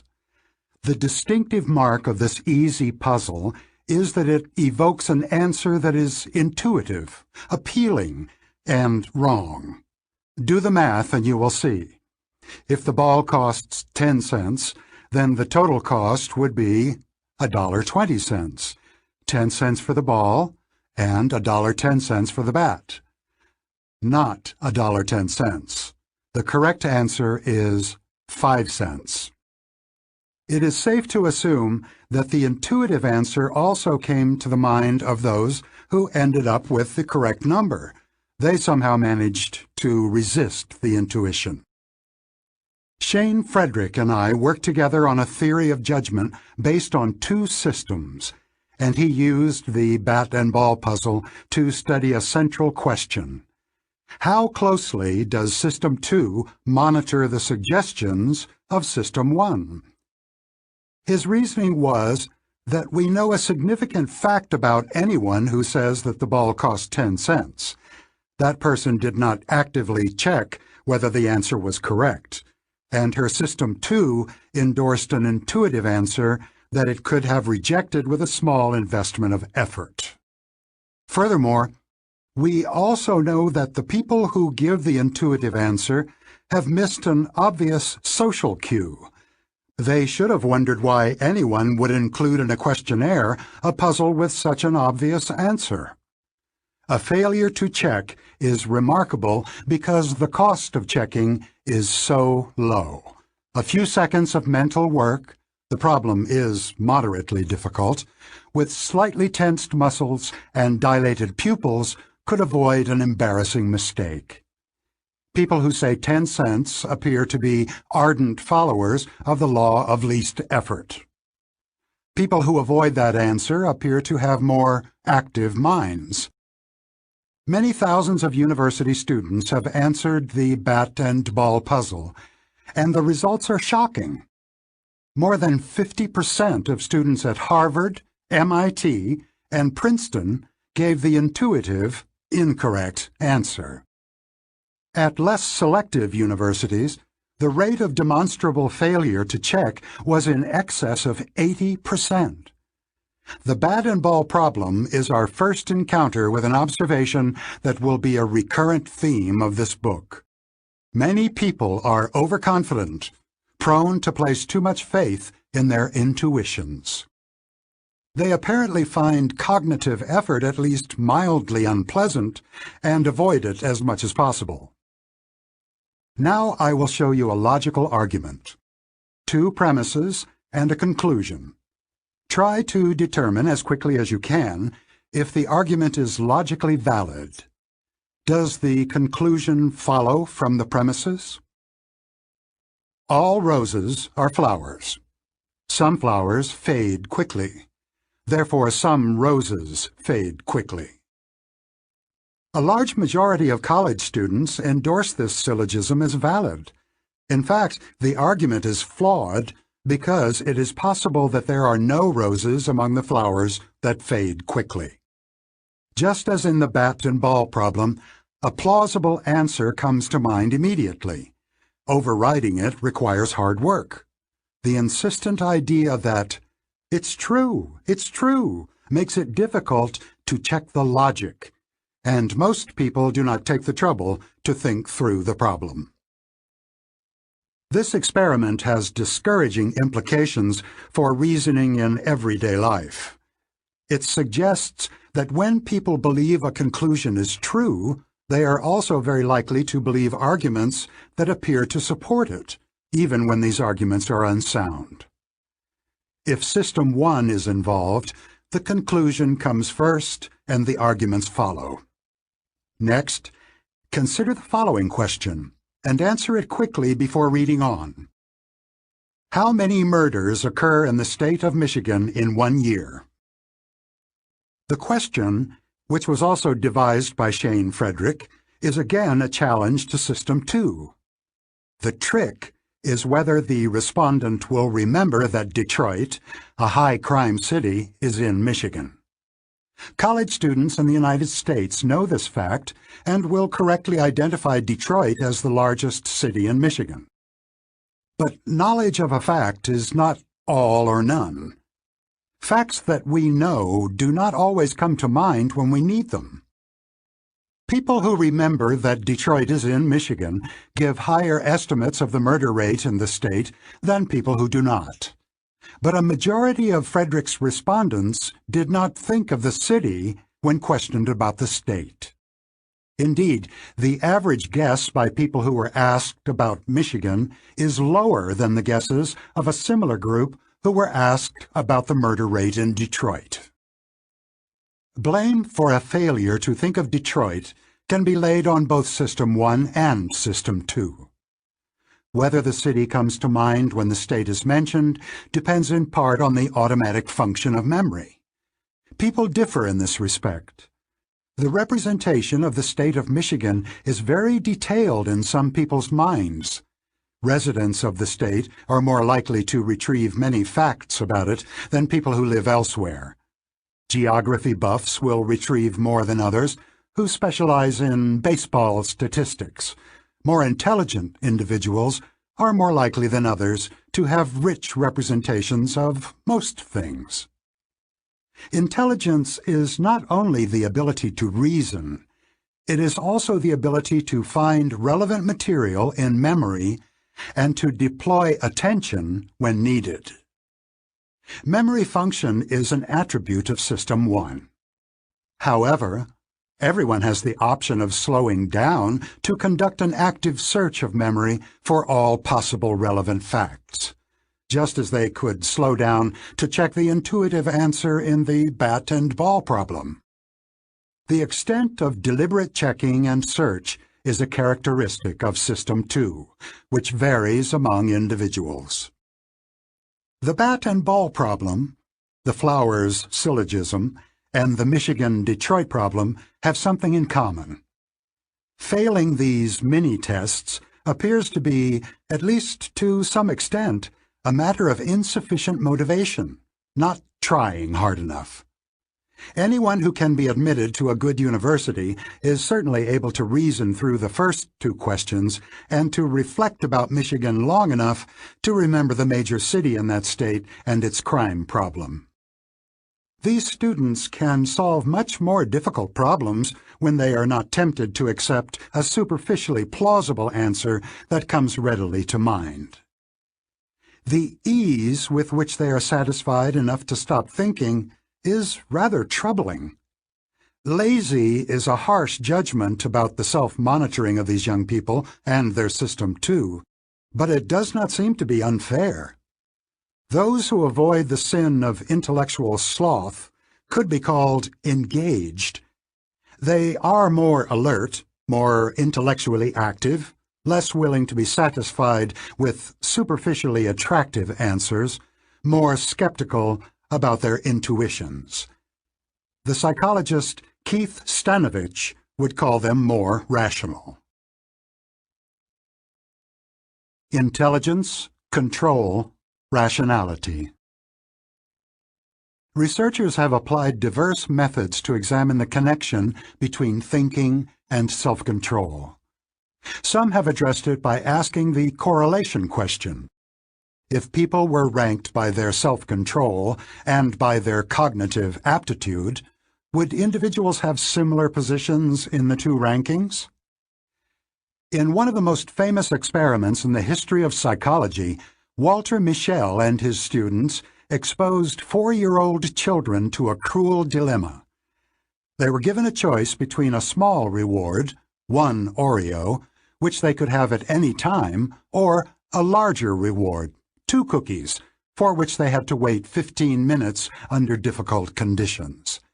They were to remain alone in a room, facing a desk with 2 objects, a single cookie and a bell that the child could ring at any time to call in the experimenter and receive the one cookie.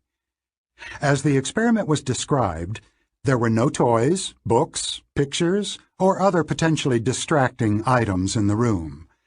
The experimenter left the room and did not return until 15 minutes had passed, or the child had rung the bell, eaten the rewards, stood up, or shown any signs of distress.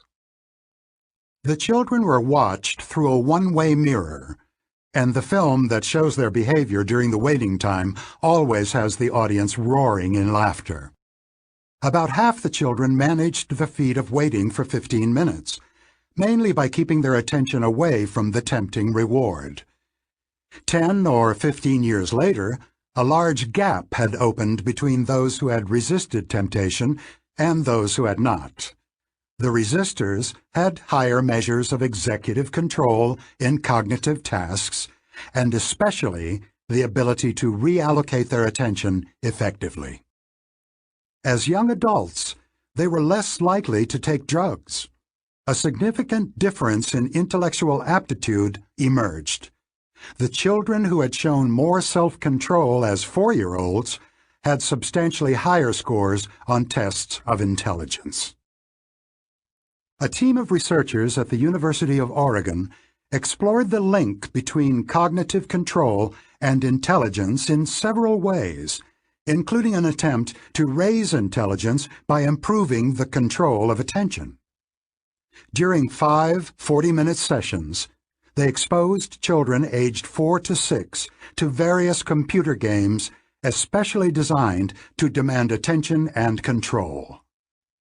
In one of the exercises, the children used a joystick to track a cartoon cat and move it to a grassy area while avoiding a muddy area. The grassy areas gradually shrank and the muddy area expanded, requiring progressively more precise control. The testers found that training attention not only improved executive control, scores on nonverbal tests of intelligence also improved, and the improvement was maintained for several months. Other research by the same group identified specific genes that are involved in the control of attention, showed that parenting techniques also affected this ability, and demonstrated a close connection between the children's ability to control their attention and their ability to control their emotions. Shane Frederick constructed a cognitive reflection test, which consists of the bat and ball problem and 2 other questions, chosen because they also invite an intuitive answer that is both compelling and wrong. The questions are shown in Chapter 5. He went on to study the characteristics of students who score very low on this test. The supervisory function of System 2 is weak in these people, and found that they are prone to answer questions with the first idea that comes to mind and unwilling to invest the effort needed to check their intuitions. Individuals who uncritically follow their intuitions about puzzles are also prone to accept other suggestions from System 1. In particular, they are impulsive, impatient, and keen to receive immediate gratification. For example, 63% of the intuitive respondents say they would prefer to get $3,400 this month rather than $3,800 next month. Only 37% of those who solve all 3 puzzles correctly have the same short-sighted preference for receiving a smaller amount immediately. When asked how much they will pay to get overnight delivery of a book they have ordered, the low scorers on the cognitive reflection test are willing to pay twice as much as the high scorers. Frederick's findings suggest that the characters in our psychodrama have different personalities. System 1 is impulsive and intuitive. System 2 is capable of reasoning, and it is cautious, but at least for some people it is also lazy. We recognize related differences among individuals. Some people are more like their System 2, others closer to their System 1. This simple test has emerged as one of the better predictors of lazy thinking. Keith Stanovich and his longtime collaborator Richard West originally introduced the terms System 1 and System 2. They now prefer to speak of Type 1 and Type 2 processes.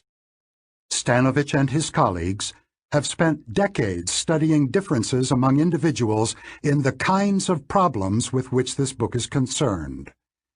They have asked one basic question in many different ways. What makes some people more susceptible than others to biases of judgment?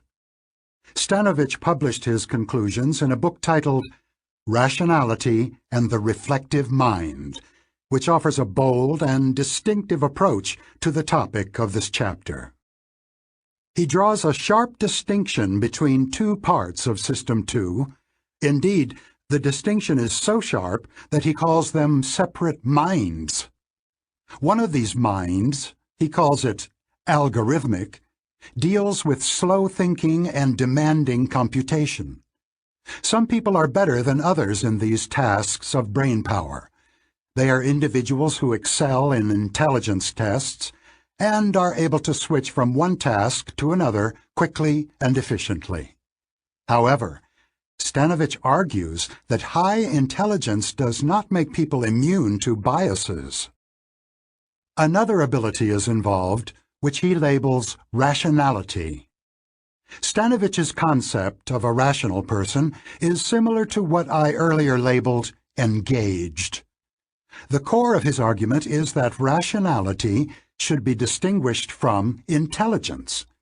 In his view, superficial or lazy thinking is a flaw in the reflective mind, a failure of rationality.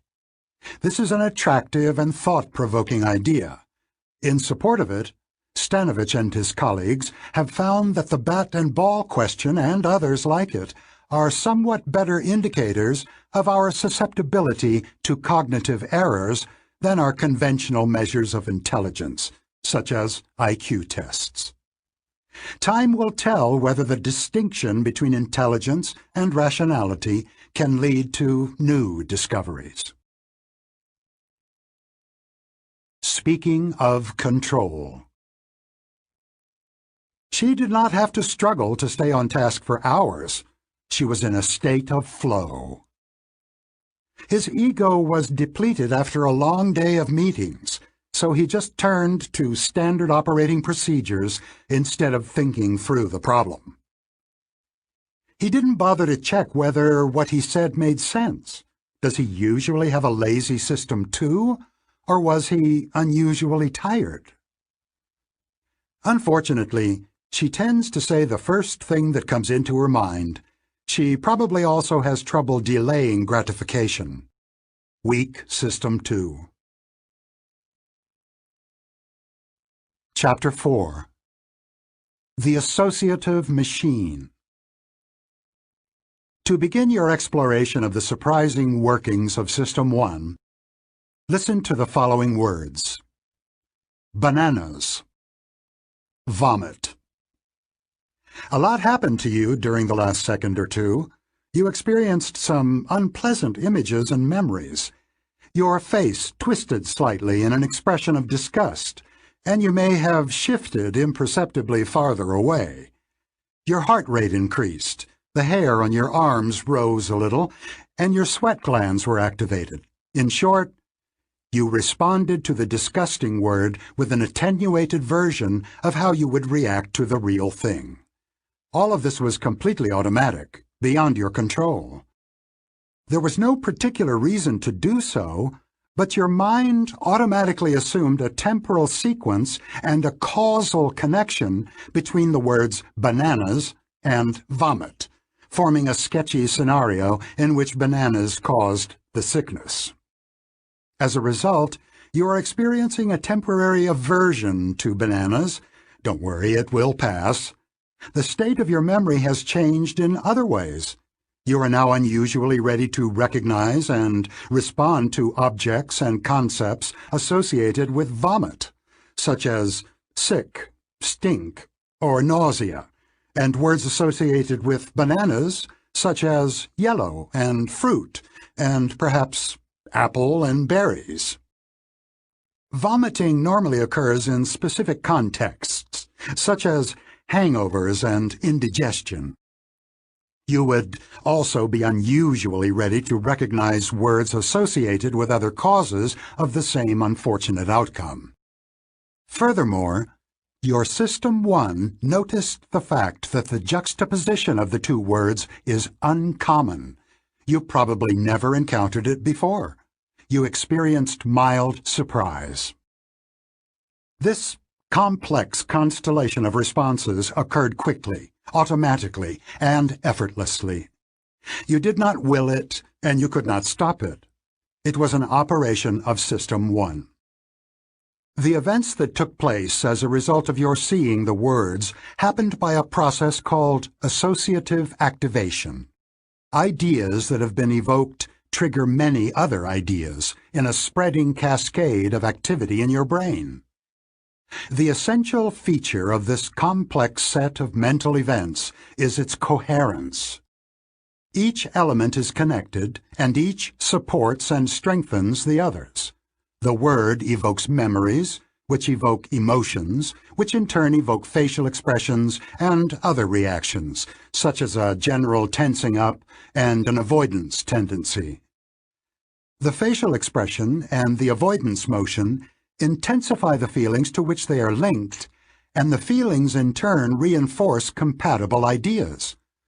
All this happens quickly and all at once, yielding a self-reinforcing pattern of cognitive, emotional, and physical responses that is both diverse and integrated. It has been called associatively coherent. In a second or so, you accomplished, automatically and unconsciously, a remarkable feat. Starting from a completely unexpected event, your System 1 made as much sense as possible of the situation. Two simple words, oddly juxtaposed, by linking the words in a causal story. It evaluated the possible threat, mild to moderate, and created a context for future developments by preparing you for events that had just become more likely. It also created a context for the current event by evaluating how surprising it was. You ended up as informed about the past and as prepared for the future as you could be.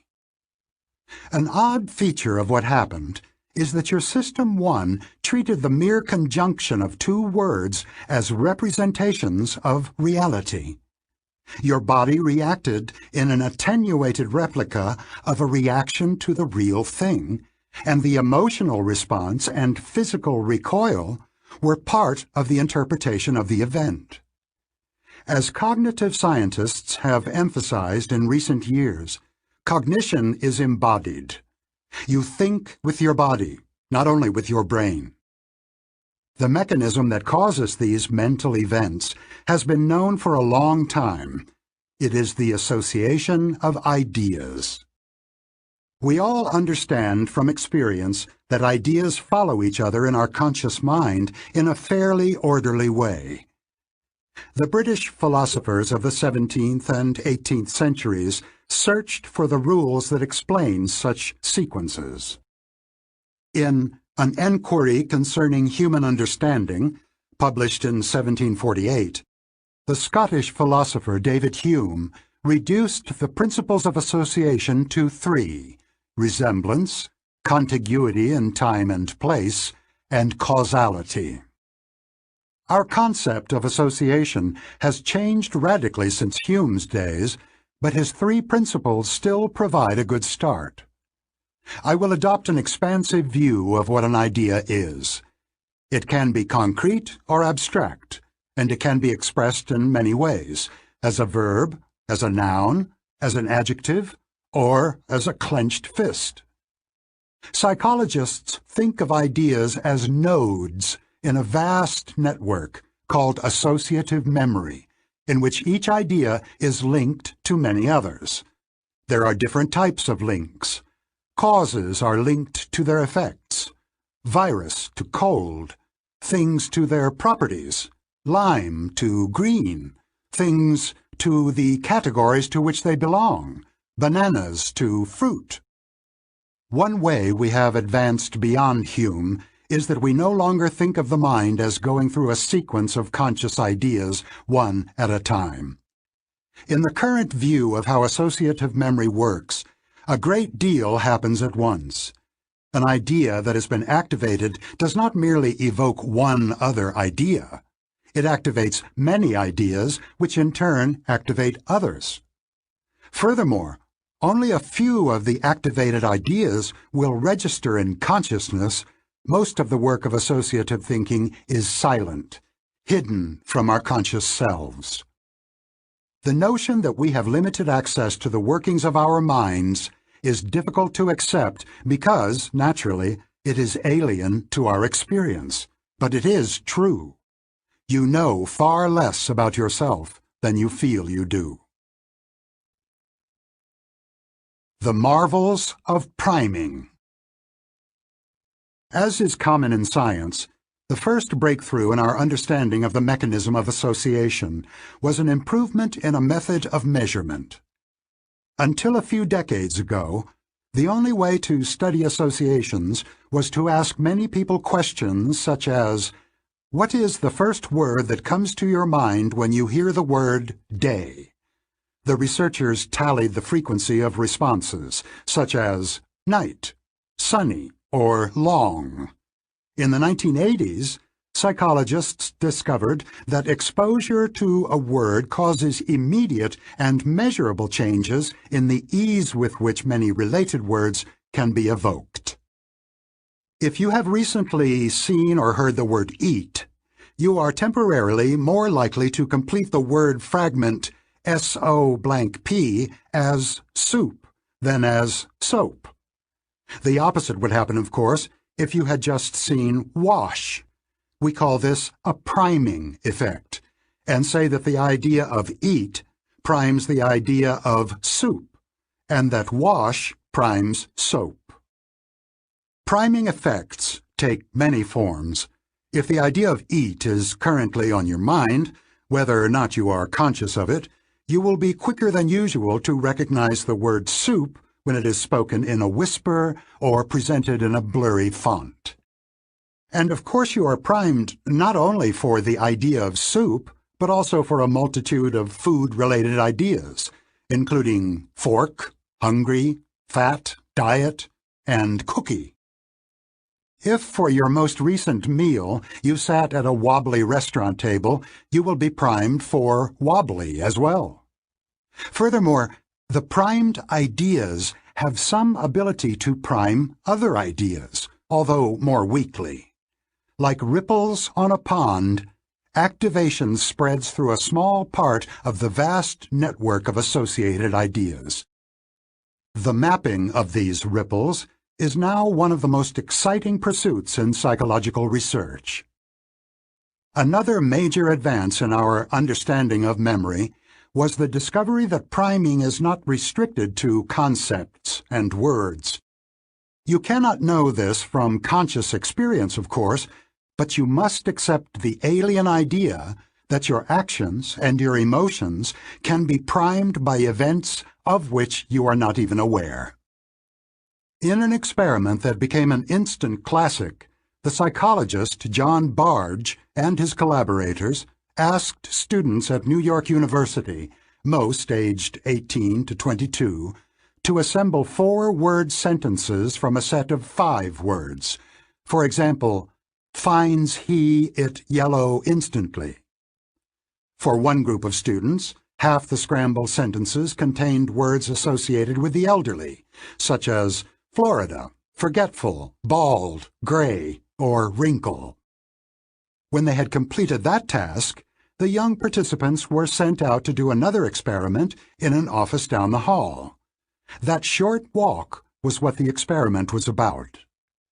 The researchers unobtrusively measured the time it took people to get from one end of the corridor to the other. As Bargh had predicted, the young people who had fashioned a sentence from words with an elderly theme walked down the hallway significantly more slowly than the others. The Florida effect involves two stages of priming. First, the set of words primes thoughts of old age, though the word old is never mentioned. Second, these thoughts prime a behavior, walking slowly, which is associated with old age. All this happens without any awareness.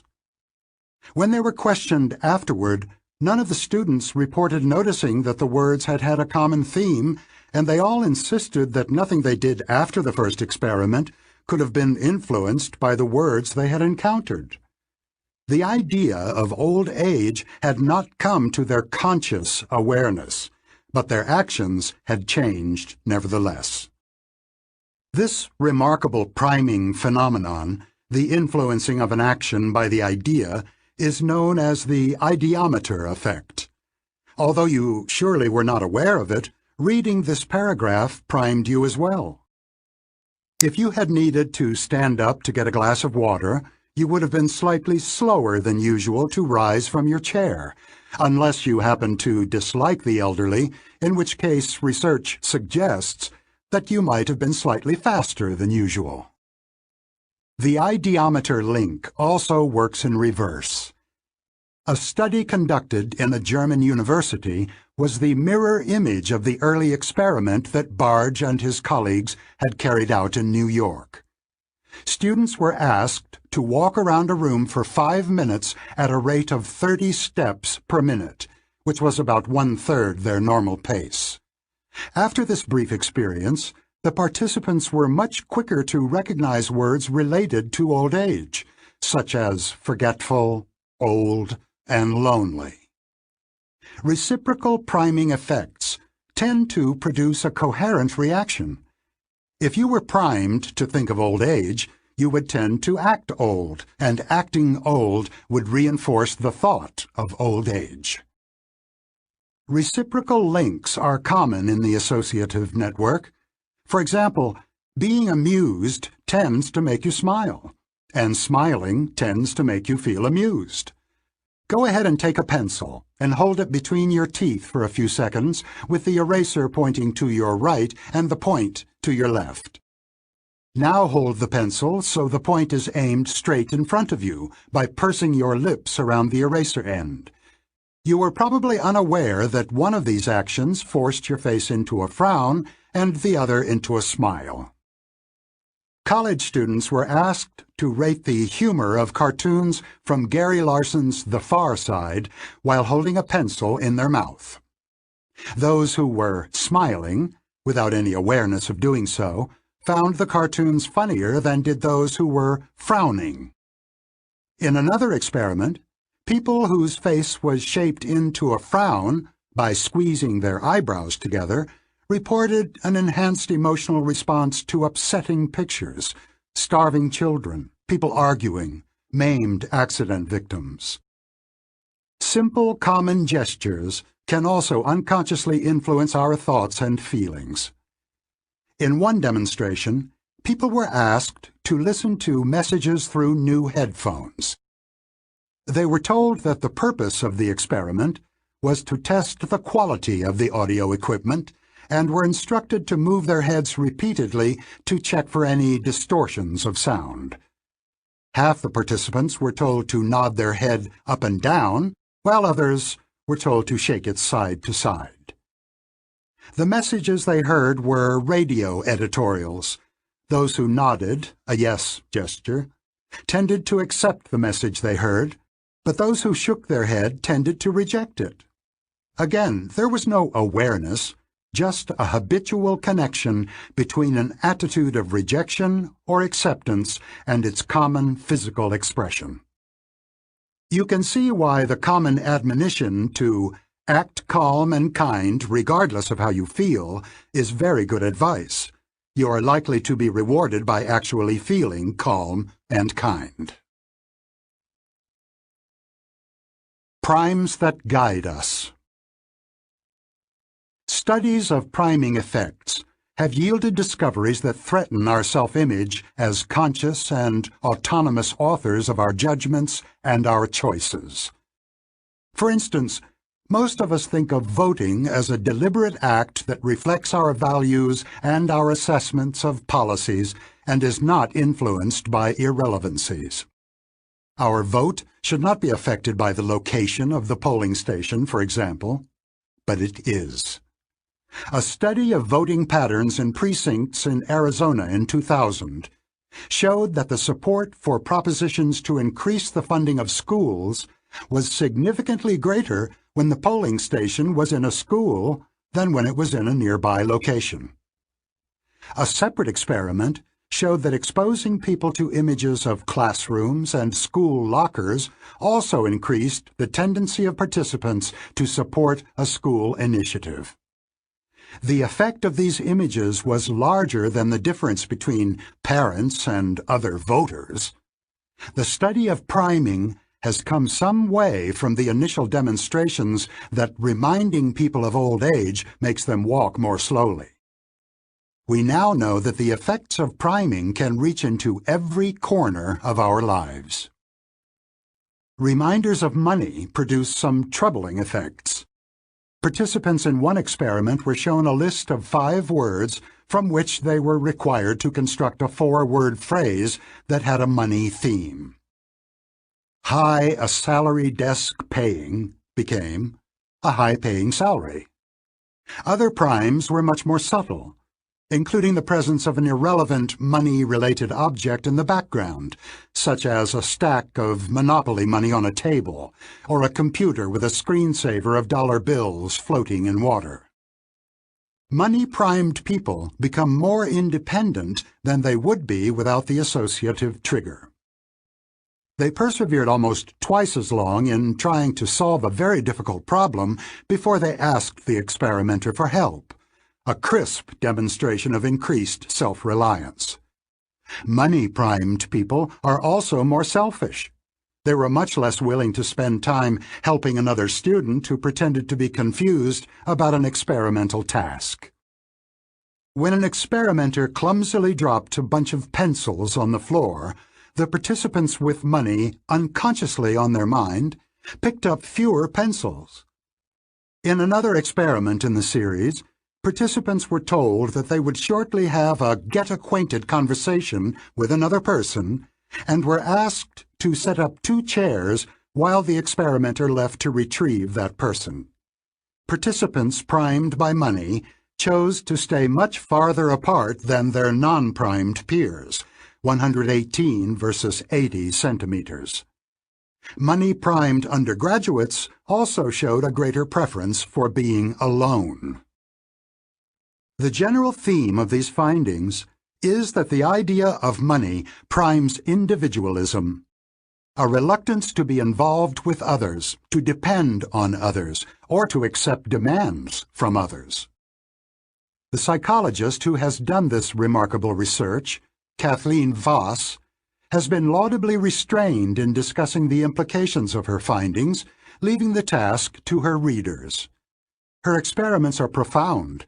Her findings suggest that living in a culture that surrounds us with reminders of money may shape our behavior and our attitudes in ways that we do not know about and of which we may not be proud. Some cultures provide frequent reminders of respect. Others constantly remind their members of God. And some societies prime obedience by large images of the dear leader.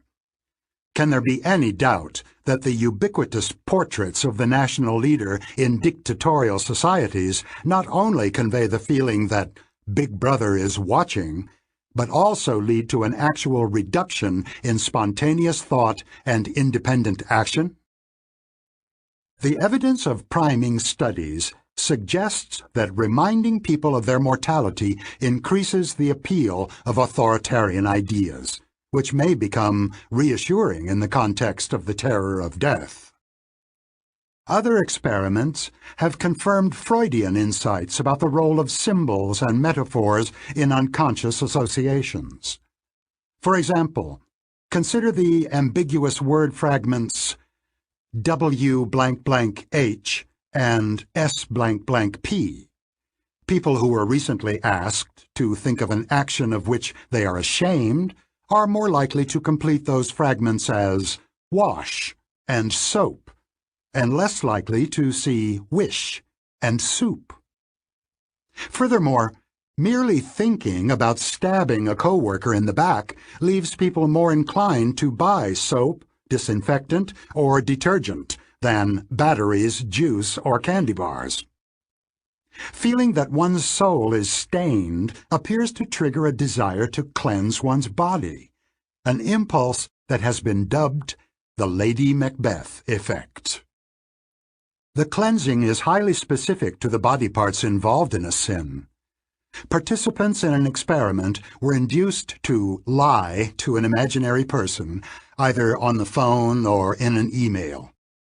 In a subsequent test of the desirability of various products, people who had lied on the phone preferred mouthwash over soap, and those who had lied in email preferred soap to mouthwash. When I describe priming studies to audiences, the reaction is often disbelief. This is not a surprise. System 2 believes that it is in charge and that it knows the reasons for its choices. Questions are probably cropping up in your mind as well. How is it possible for such trivial manipulations of the context to have such large effects? Do these experiments demonstrate that we are completely at the mercy of whatever primes the environment provides at any moment? Of course not. The effects of the primes are robust, but not necessarily large.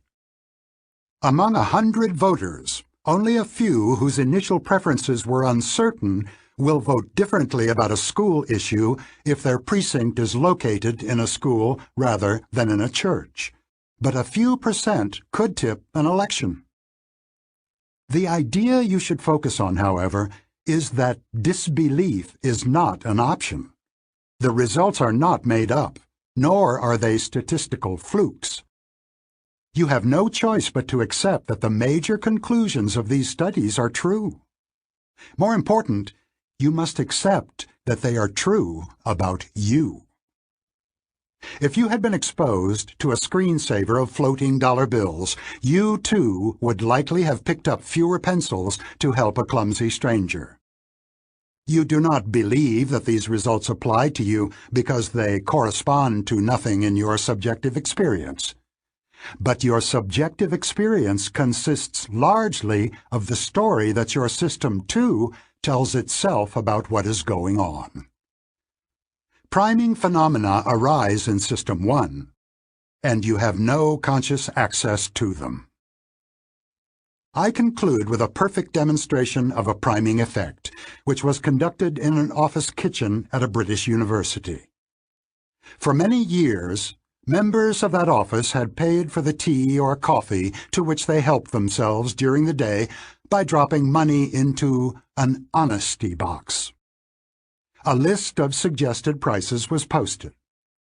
One day, a banner poster was displayed just above the price list with no warning or explanation. For a period of 10 weeks, a new image was presented each week, either flowers or eyes that appeared to be looking directly at the observer. No one commented on the new decorations, but the contributions to the honesty box changed significantly. The posters and the amounts that people put into the cash box, relative to the amount they consumed, are shown in Figure 4 of the PDF. They deserve a close look. On the first week of the experiment, which you can see at the bottom of the figure, 2 wide-open eyes stare at the coffee or tea drinkers, whose average contribution was 70 pence per liter of milk. On week 2, the poster shows flowers, and average contributions drop to about 15 pence. The trend continues. On average, the users of the kitchen contributed almost 3 times as much in eye weeks as they did in flower weeks. Evidently, a purely symbolic reminder of being watched prodded people into improved behavior. As we expect at this point, the effect occurs without any awareness. Do you now believe that you would also fall into the same pattern? Some years ago, the psychologist Timothy Wilson wrote a book with the evocative title, Strangers to Ourselves. You have now been introduced to that stranger in you, which may be in control of much of what you do, although you rarely have a glimpse of it. System 1 provides the impressions that often turn into your beliefs, and is the source of the impulses that often become your choices and your actions. It offers a tacit interpretation of what happens to you and around you, linking the present with the recent past and with expectations about the near future. It contains the model of the world that instantly evaluates events as normal or surprising. It is the source of your rapid and often precise intuitive judgments, and it does most of this without your conscious awareness of its activities. System 1 is also, as we will see in the following chapters, the origin of many of the systematic errors in your intuitions. Speaking of priming. The sight of all these people in uniforms does not prime creativity. The world makes much less sense than you think. The coherence mostly comes from the way your mind works. They were primed to find flaws, and this is exactly what they found. His System 1 constructed a story, and his System 2 believed it. It happens to all of us. I made myself smile, and I'm actually feeling better. Chapter 5. Cognitive Ease. Whenever you are conscious, and perhaps even when you are not, multiple computations are going on in your brain, which maintain and update current answers to some key questions. Is anything new going on? Is there a threat?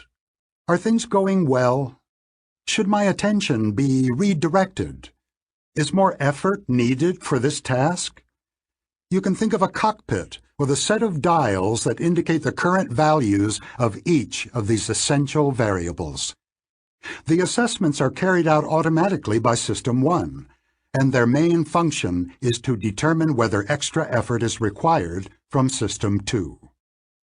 One of the dials measures cognitive ease, and its range is between easy and strained. Easy is a sign that things are going well. No threats, no major news, no need to redirect attention or mobilize effort.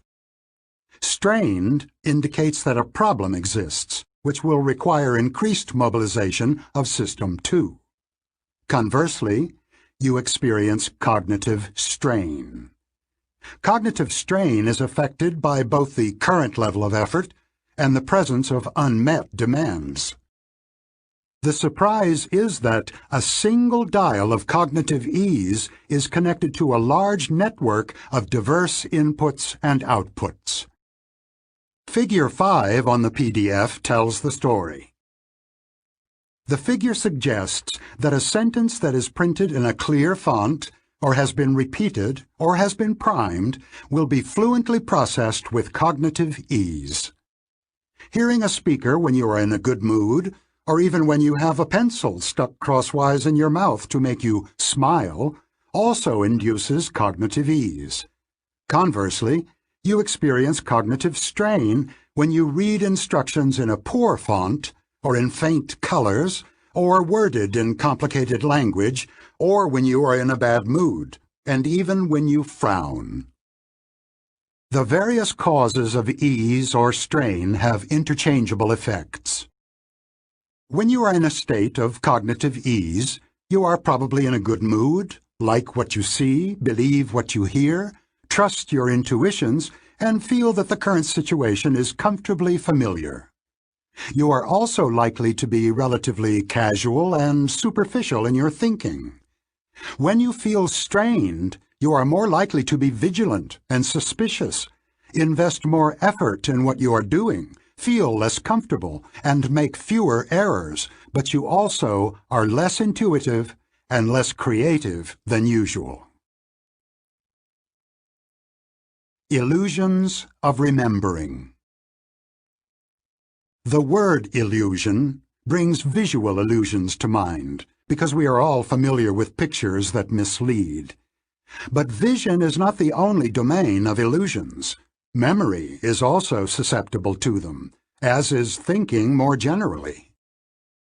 David Stenbill, Monica Bigowski, Shanna Tirana. I just made up these names. If you encounter any of them within the next few minutes, you are likely to remember where you saw them. You know, and will know for a while, that these are not the names of minor celebrities. But suppose that a few days from now you are shown a long list of names, including some minor celebrities and new names of people you have never heard of. Your task will be to check every name of a celebrity in the list. There is a substantial probability that you will identify David Stenbill as a well-known person, although you will not, of course, know whether you encountered his name in the context of movies, sports, or politics. Larry Jacoby, the psychologist who first demonstrated this memory illusion in the laboratory, titled his article, "Becoming Famous Overnight." How does this happen? Start by asking yourself how you know whether or not someone is famous. In some cases, truly famous people, or of celebrities in an area you follow, you have a mental file with rich information about a person. Think Albert Einstein, Bono, Hillary Clinton. But you will have no file of information about David Stenbill if you encounter his name in a few days. All you will have is a sense of familiarity. You have seen this name somewhere. Jacoby nicely stated the problem.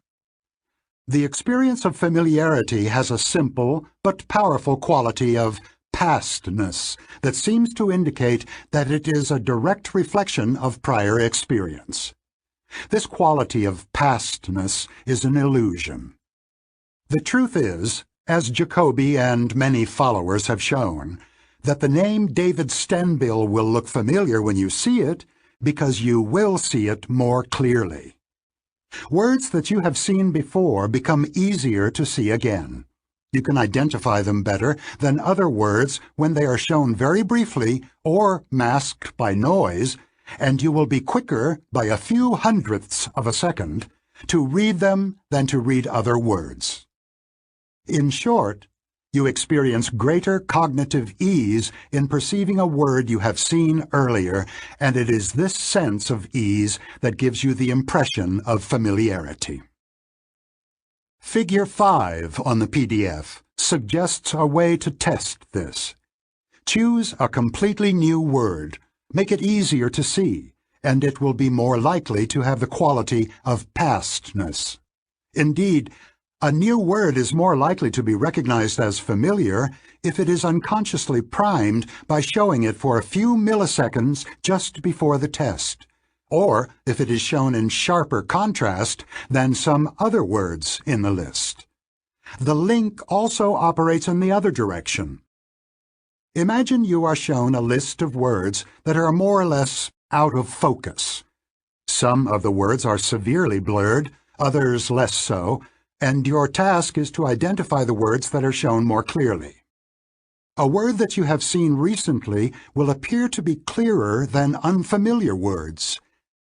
As Figure 5 on the PDF indicates, the various ways of inducing cognitive ease or strain are interchangeable.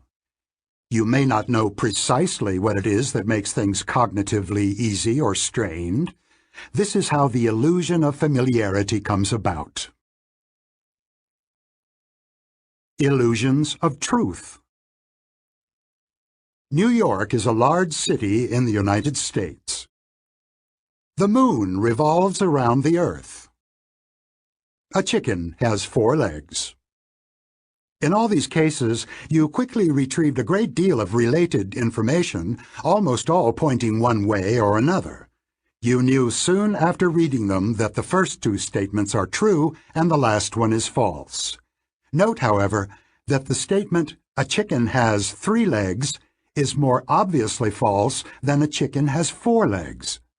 Your associative machinery slows the judgment of the latter sentence by delivering the fact that many animals have 4 legs, and perhaps also that supermarkets often sell chicken legs in packages of 4.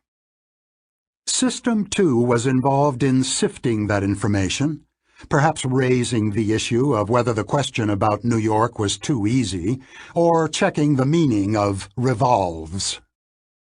Think of the last time you took a driving test. Is it true that you need a special license to drive a vehicle that weighs more than 3 tons? Perhaps you studied seriously and can remember the side of the page on which the answer appeared, as well as the logic behind it. This is certainly not how I passed driving tests when I moved to a new state. My practice was to read the booklet of rules quickly once and hope for the best. I knew some of the answers from the experience of driving for a long time, but there were questions where no good answer came to mind, where all I had to go by was cognitive ease. If the answer felt familiar, I assumed that it was probably true. If it looked new, or improbably extreme, I rejected it. The impression of familiarity is produced by System 1, and System 2 relies on that impression for a true or false judgment. The lesson of Figure 5 is that predictable illusions inevitably occur if a judgment is based on an impression of cognitive ease or strain. Anything that makes it easier for the associative machine to run smoothly will also bias beliefs. A reliable way to make people believe in falsehoods is frequent repetition, because familiarity is not easily distinguished from truth. Authoritarian institutions and marketers have always known this fact. But it was psychologists who discovered that you do not have to repeat the entire statement of a fact or idea to make it appear true.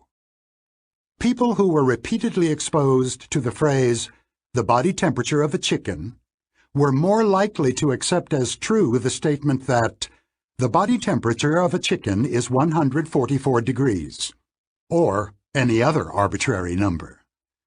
The familiarity of one phrase in the statement sufficed to make the whole statement feel familiar, and therefore true. If you cannot remember the source of a statement and have no way to relate it to other things you know, you have no option but to go with the sense of cognitive ease. How to write a persuasive message. Suppose you must write a message that you want the recipients to believe. Of course, your message will be true, but that is not necessarily enough for people to believe that it is true. It is entirely legitimate for you to enlist cognitive ease to work in your favor, and studies of truth illusions provide specific suggestions that may help you achieve this goal. The general principle is that anything you can do to reduce cognitive strain will help. So you should first maximize legibility. Compare these two statements, the first in bold type, the second in regular type. Adolf Hitler was born in 1892. Adolf Hitler was born in 1887. Both are false. Hitler was born in 1889, but experiments have shown that the first is more likely to be believed. More advice: if your message is to be printed, use high-quality paper to maximize the contrast between characters and their background.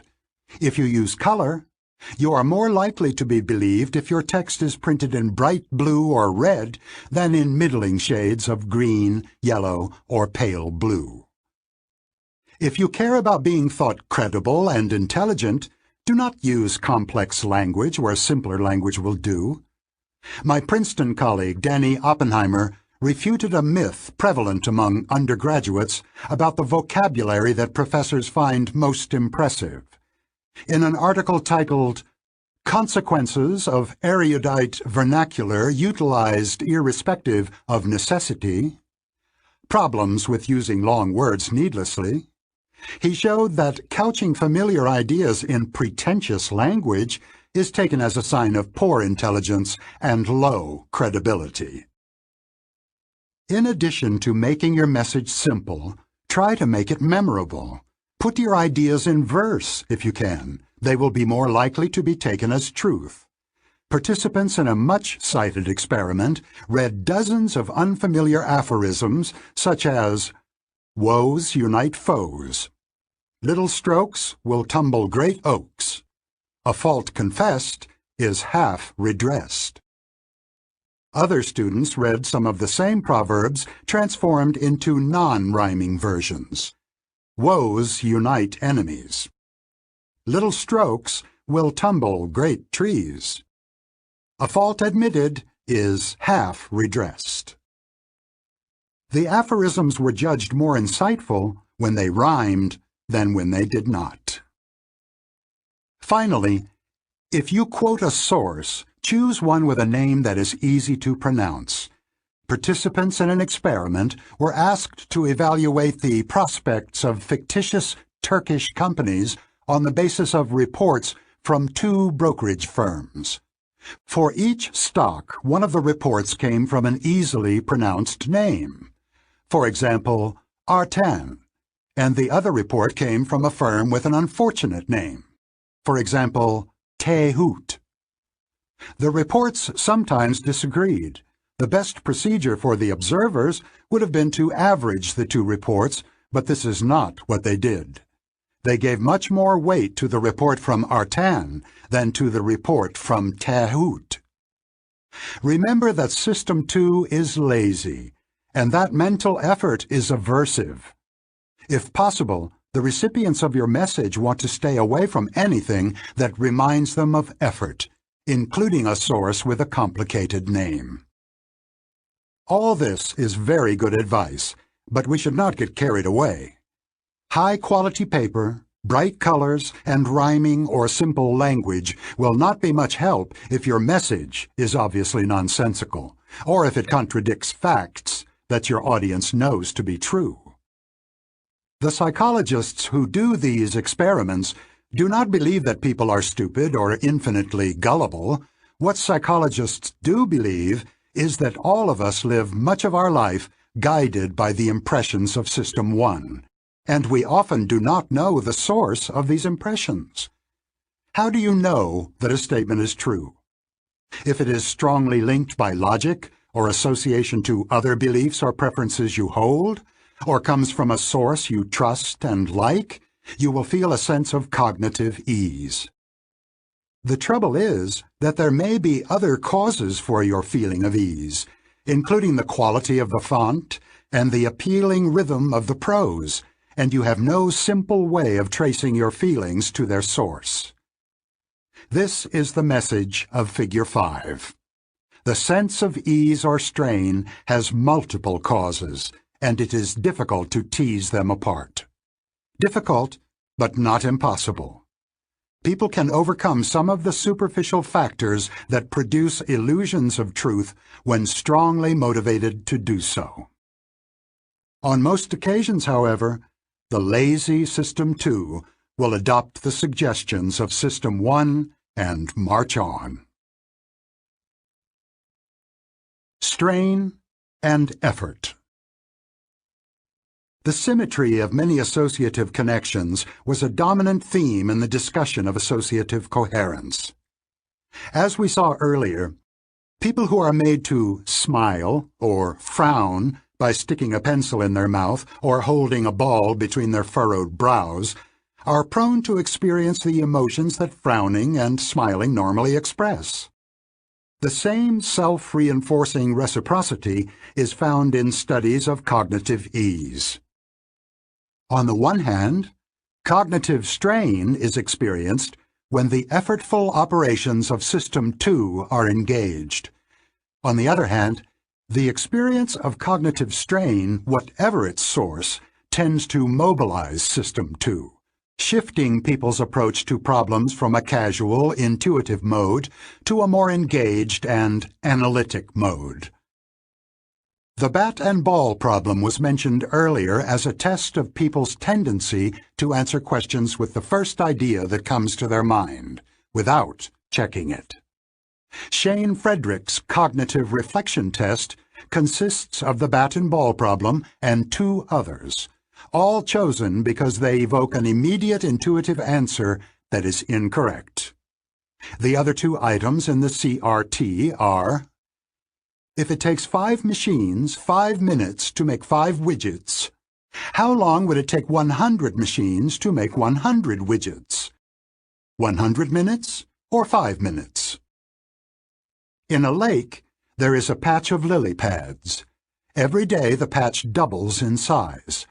If it takes 48 days for the patch to cover the entire lake, how long would it take for the patch to cover half of the lake?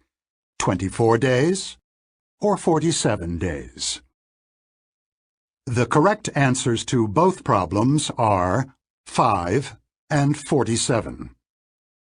The experimenters recruited 40 Princeton students to take the CRT. Half of them saw the puzzles in a small font in washed-out gray print. The puzzles were legible, but the font induced cognitive strain. The results tell a clear story. 90% of the students who saw the CRT in normal font made at least one mistake in the test, but the proportion dropped to 35% when the font was barely legible. You heard this correctly. Performance was better with the bad font. Cognitive strain, whatever its source, mobilizes System 2, which is more likely to reject the intuitive answer suggested by System 1. The pleasure of cognitive ease. An article titled, "Mind at Ease Puts a Smile on the Face," describes an experiment in which participants were briefly shown pictures of objects. Some of these pictures were made easier to recognize by showing the outline of the object just before the complete image was shown, so briefly that the contours were never noticed. Emotional reactions were measured by recording electrical impulses from facial muscles, registering changes of expression that are too slight and too brief to be detectable by observers. As expected, people showed a faint smile and relaxed brows when the pictures were easier to see.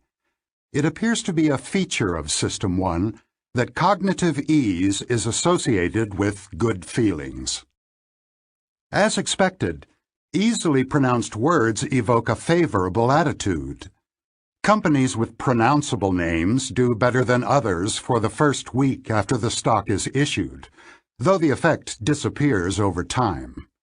Stocks with pronounceable trading symbols, like KAR, car, or LUNMOO, Lunmoo, outperform those with tongue-twisting tickers like PXG or RDO, and they appear to retain a small advantage over some time.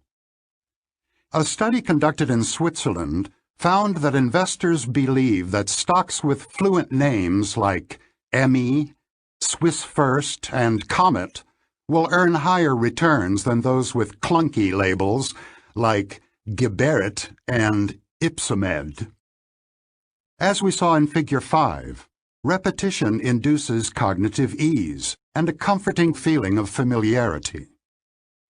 The famed psychologist Robert Zients dedicated much of his career to the study of the link between the repetition of an arbitrary stimulus and the mild affection that people eventually have for it. Zients called it the mere exposure effect. A demonstration conducted in the student newspapers of the University of Michigan and of Michigan State University is one of my favorite experiments. For a period of some weeks, an ad-like box appeared on the front page of the paper, which contained one of the following Turkish or Turkish-sounding words Kadırga, Sarıçık, Biwanyi, Nansoma, and Iktitaf. The frequency with which the words were repeated varied. One of the words was shown only once, the others appeared on 2, 5, 10, or 25 separate occasions. The words that were presented most often in one of the university papers were the least frequent in the other. No explanation was offered, and the reader's queries were answered by the statement that the purchaser of the display wished for anonymity. When the mysterious series of ads ended, the investigators sent questionnaires to the university communities asking for impressions of whether each of the words means something good or something bad. The results were spectacular. The words that were presented more frequently were rated much more favorably than the words that had been shown only once or twice. The finding has been confirmed in many experiments, using Chinese ideographs, faces, and randomly shaped polygons. The mere exposure effect does not depend on the conscious experience of familiarity. In fact, the effect does not depend on consciousness at all. It occurs even when the repeated words or pictures are shown so quickly that the observers never become aware of having seen them. They still end up liking the words or pictures that were presented more frequently. As should be clear by now, System 1 can respond to impressions of events of which System 2 is unaware. Indeed, the mere exposure effect is actually stronger for stimuli that the individual never consciously sees. Zients argued that the effect of repetition on liking is a profoundly important biological fact, and that it extends to all animals. To survive in a frequently dangerous world, an organism should react cautiously to a novel stimulus, with withdrawal and fear. Survival prospects are poor for an animal that is not suspicious of novelty. However, it is also adaptive for the initial caution to fade if the stimulus is actually safe. The mere exposure effect occurs, Zients claimed, because the repeated exposure of a stimulus is followed by nothing bad. Such a stimulus will eventually become a safety signal, and safety is good. Obviously, this argument is not restricted to humans. To make that point, one of Zients' associates exposed 2 sets of fertile chicken eggs to different tones. After they hatched, the chicks consistently emitted fewer distress calls when exposed to the tone they had heard while inhabiting the shell. Zients offered an eloquent summary of his program of research. The consequences of repeated exposures benefit the organism in its relations to the immediate animate and inanimate environment. They allow the organism to distinguish objects and habitats that are safe from those that are not, and they are the most primitive basis of social attachments. Therefore, they form the basis for social organization and cohesion, the basic sources of psychological and social stability. The link between positive emotion and cognitive ease in System 1 has a long evolutionary history. Ease, mood, and intuition. Around 1960, a young psychologist named Sarnoff-Mednick thought he had identified the essence of creativity. His idea was as simple as it was powerful. Creativity is associative memory that works exceptionally well. He made up a test called the Remote Association Test, RAT, which is still often used in studies of creativity. For an easy example, consider the following 3 words: cottage, Swiss, cake. Can you think of a word that is associated with all 3? You probably worked out that the answer is cheese. Now try this.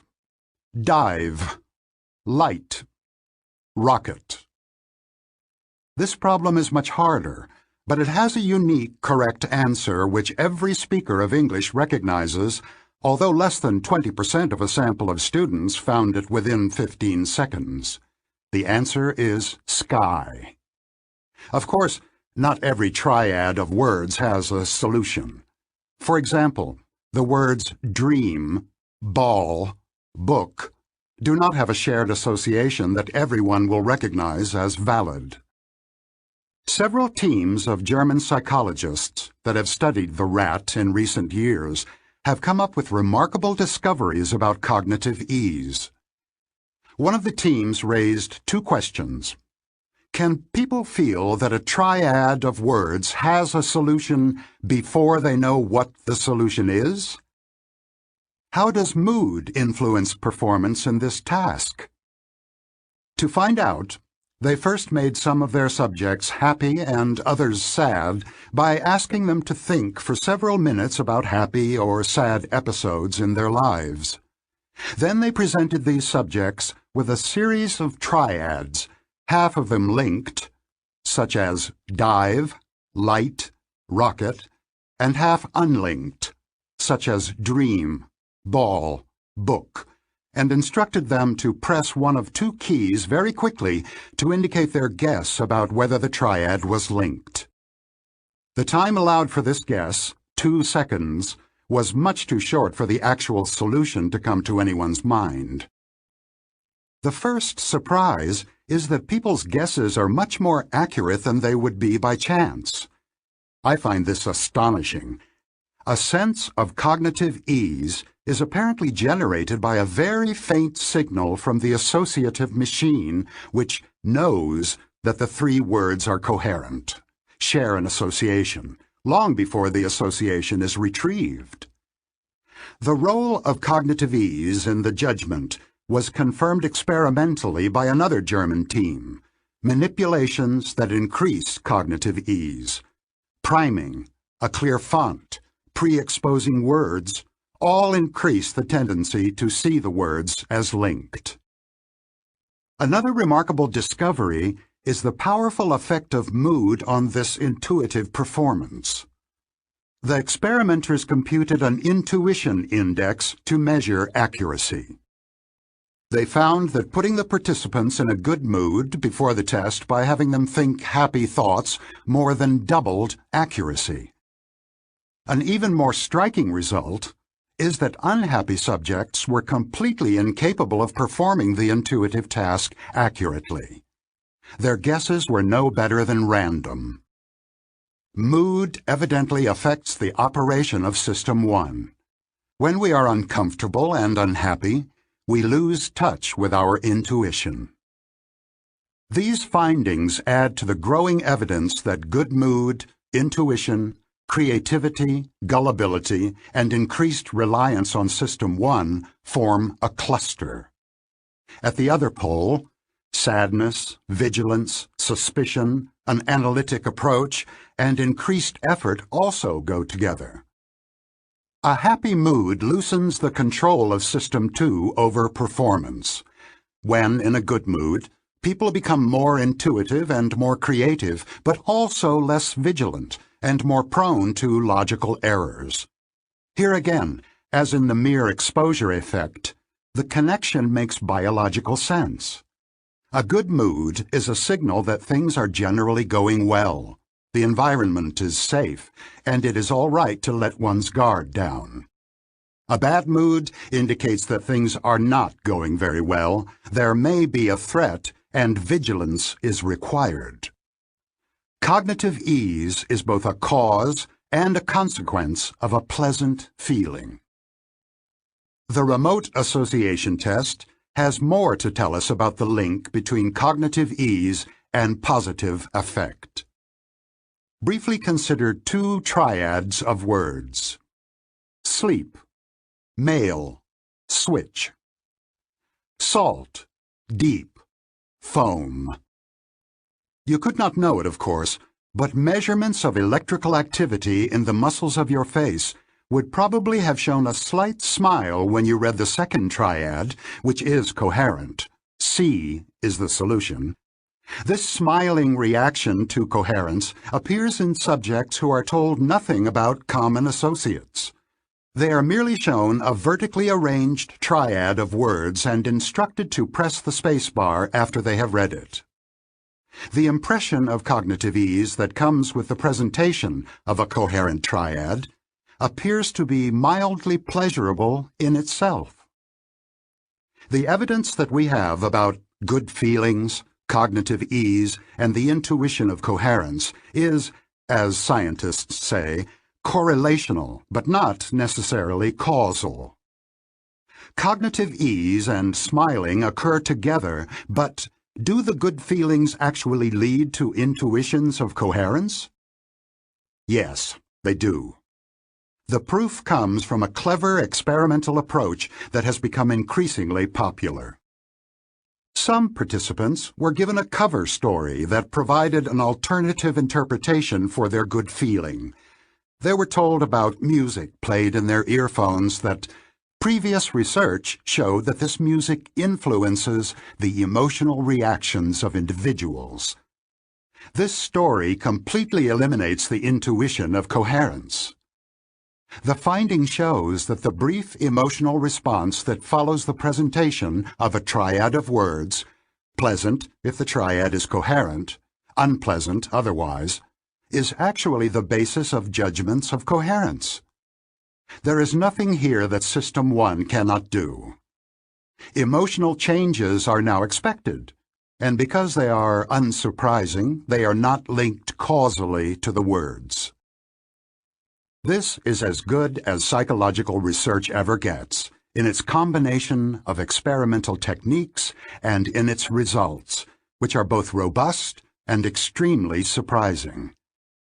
We have learned a great deal about the automatic workings of System 1 in the last decades. Much of what we now know would have sounded like science fiction 30 or 40 years ago. It was beyond imagining that bad font influences judgments of truth and improves cognitive performance, or that an emotional response to the cognitive ease of a triad of words mediates impressions of coherence. Psychology has come a long way. Speaking of cognitive ease. Let's not dismiss their business plan just because the font makes it hard to read. We must be inclined to believe it because it has been repeated so often. But let's think it through again. Familiarity breeds liking. This is a mere exposure effect. I'm in a very good mood today, and my System 2 is weaker than usual. I should be extra careful.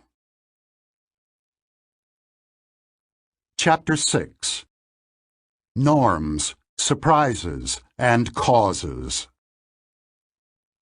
The central characteristics and functions of System 1 and System 2 have now been introduced, with a more detailed treatment of System 1. Freely mixing metaphors, we have in our head a remarkably powerful computer, not fast by conventional hardware standards, but able to represent the structure of our world by various types of associative links in a vast network of various types of ideas. The spreading of activation in the associative machine is automatic, but we, System 2, have some ability to control the search of memory and also to program it so that the detection of an event in the environment can attract attention. We next go into more detail of the wonders and limitation of what System 1 can do. Assessing normality. The main function of System 1 is to maintain and update a model of your personal world, which represents what is normal in it. The model is constructed by associations that link ideas of circumstances, events, actions, and outcomes that co-occur with some regularity, either at the same time or within a relatively short interval. As these links are formed and strengthened, The pattern of associated ideas comes to represent the structure of events in your life, and it determines your interpretation of the present as well as your expectations of the future. A capacity for surprise is an essential aspect of our mental life, and surprise itself is the most sensitive indication of how we understand our world and what we expect from it. There are two main varieties of surprise. Some expectations are active and conscious. You know you are waiting for a particular event to happen. When the hour is near, you may be expecting the sound of the door as your child returns from school. When the door opens, you expect the sound of a familiar voice. You will be surprised if an actively expected event does not occur. But there is a much larger category of events that you expect passively. You don't wait for them, but you are not surprised when they happen. These are events that are normal in a situation, though not sufficiently probable to be actively expected. A single incident may make a recurrence less surprising. Some years ago, my wife and I were vacationing in a small island resort on the Great Barrier Reef. There are only 40 guest rooms on the island.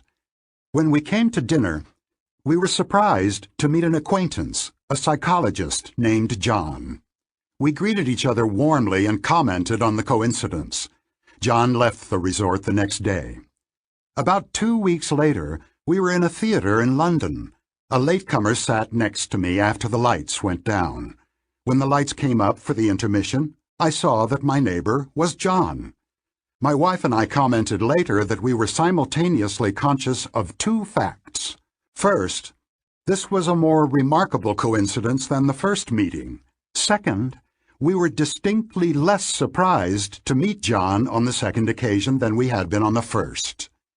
Evidently, the first meeting had somehow changed the idea of John in our minds. He was now the psychologist who shows up when we travel abroad. We, System 2, knew this was a ludicrous idea, but our System 1 had made it seem almost normal to meet John in strange places. We would have experienced much more surprise if we had met any acquaintance other than John in the next seat of a London theater. By any measure of probability, meeting John in the theater was much less likely than meeting any one of our hundreds of acquaintances, yet meeting John seemed more normal. Under some conditions, passive expectations quickly turn active, as we found in another coincidence. On a Sunday evening some years ago, we were driving from New York City to Princeton, as we had been doing every week for a long time. We saw an unusual sight, a car on fire by the side of the road. When we reached the same stretch of road the following Sunday, another car was burning there. Here again, we found that we were distinctly less surprised on the second occasion than we had been on the first. This was now the place where cars catch fire. Because the circumstances of the recurrence were the same, the second incident was sufficient to create an active expectation. For months, perhaps for years, after the event, we were reminded of burning cars whenever we reached that spot of the road and were quite prepared to see another one. But of course, we never did. The psychologist Dale Miller and I wrote an essay in which we attempted to explain how events come to be perceived as normal or abnormal. I will use an example from our description of norm theory, although my interpretation of it has changed slightly. An observer, casually watching the patrons at a neighboring table in a fashionable restaurant, notices that the first guest to taste the soup winces as if in pain. The normality of a multitude of events will be altered by this incident. It is now unsurprising for the guest who first tasted the soup to startle violently when touched by a waiter. It is also unsurprising for another guest to stifle a cry when tasting soup from the same tureen. These events, and many others, appear more normal than they would have otherwise, but not necessarily because they confirm advance expectations. Rather, they appear normal because they recruit the original episode, retrieve it from memory, and are interpreted in conjunction with it. Imagine yourself the observer at the restaurant. You are surprised by the first guest's unusual reaction to the soup, and surprised again by the startled response to the waiter's touch. However, the second abnormal event will retrieve the first from memory, and both make sense together. The two events fit into a pattern in which the guest is an exceptionally tense person. On the other hand, if the next thing that happens after the first guest's grimace is that another customer rejects the soup, these two surprises will be linked, and the soup will surely be blamed. How many animals of each kind did Moses take into the ark?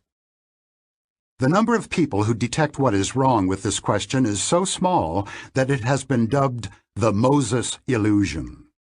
Moses took no animals into the ark. Noah did. Like the incident of the wincing soup eater, the Moses illusion is readily explained by norm theory. The idea of animals going into the ark sets up a biblical context, and Moses is not abnormal in that context. You did not positively expect him, but the mention of his name is not surprising. It also helps that Moses and Noah have the same vowel sound and the same number of syllables. As with the triads that produce cognitive ease, you unconsciously detect associative coherence between Moses and ark, and so quickly accept the question. Replace Moses with George W. Bush in this sentence, and you will have a poor political joke, but no illusion. When something cement does not fit into the current context of activated ideas, the system detects an abnormality, as you just experienced. You had no particular idea of what was coming after something, but you knew when the word cement came that it was abnormal in that sentence.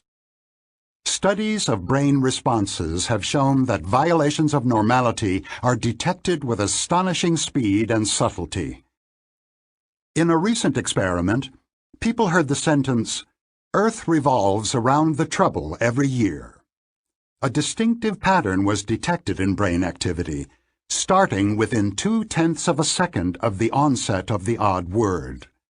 Even more remarkable, the same brain response occurs at the same speed when a male voice says, "I believe I am pregnant because I feel sick every morning," or when an upper-class voice says, "I have a large tattoo on my back." A vast amount of world knowledge must instantly be brought to bear for the incongruity to be recognized.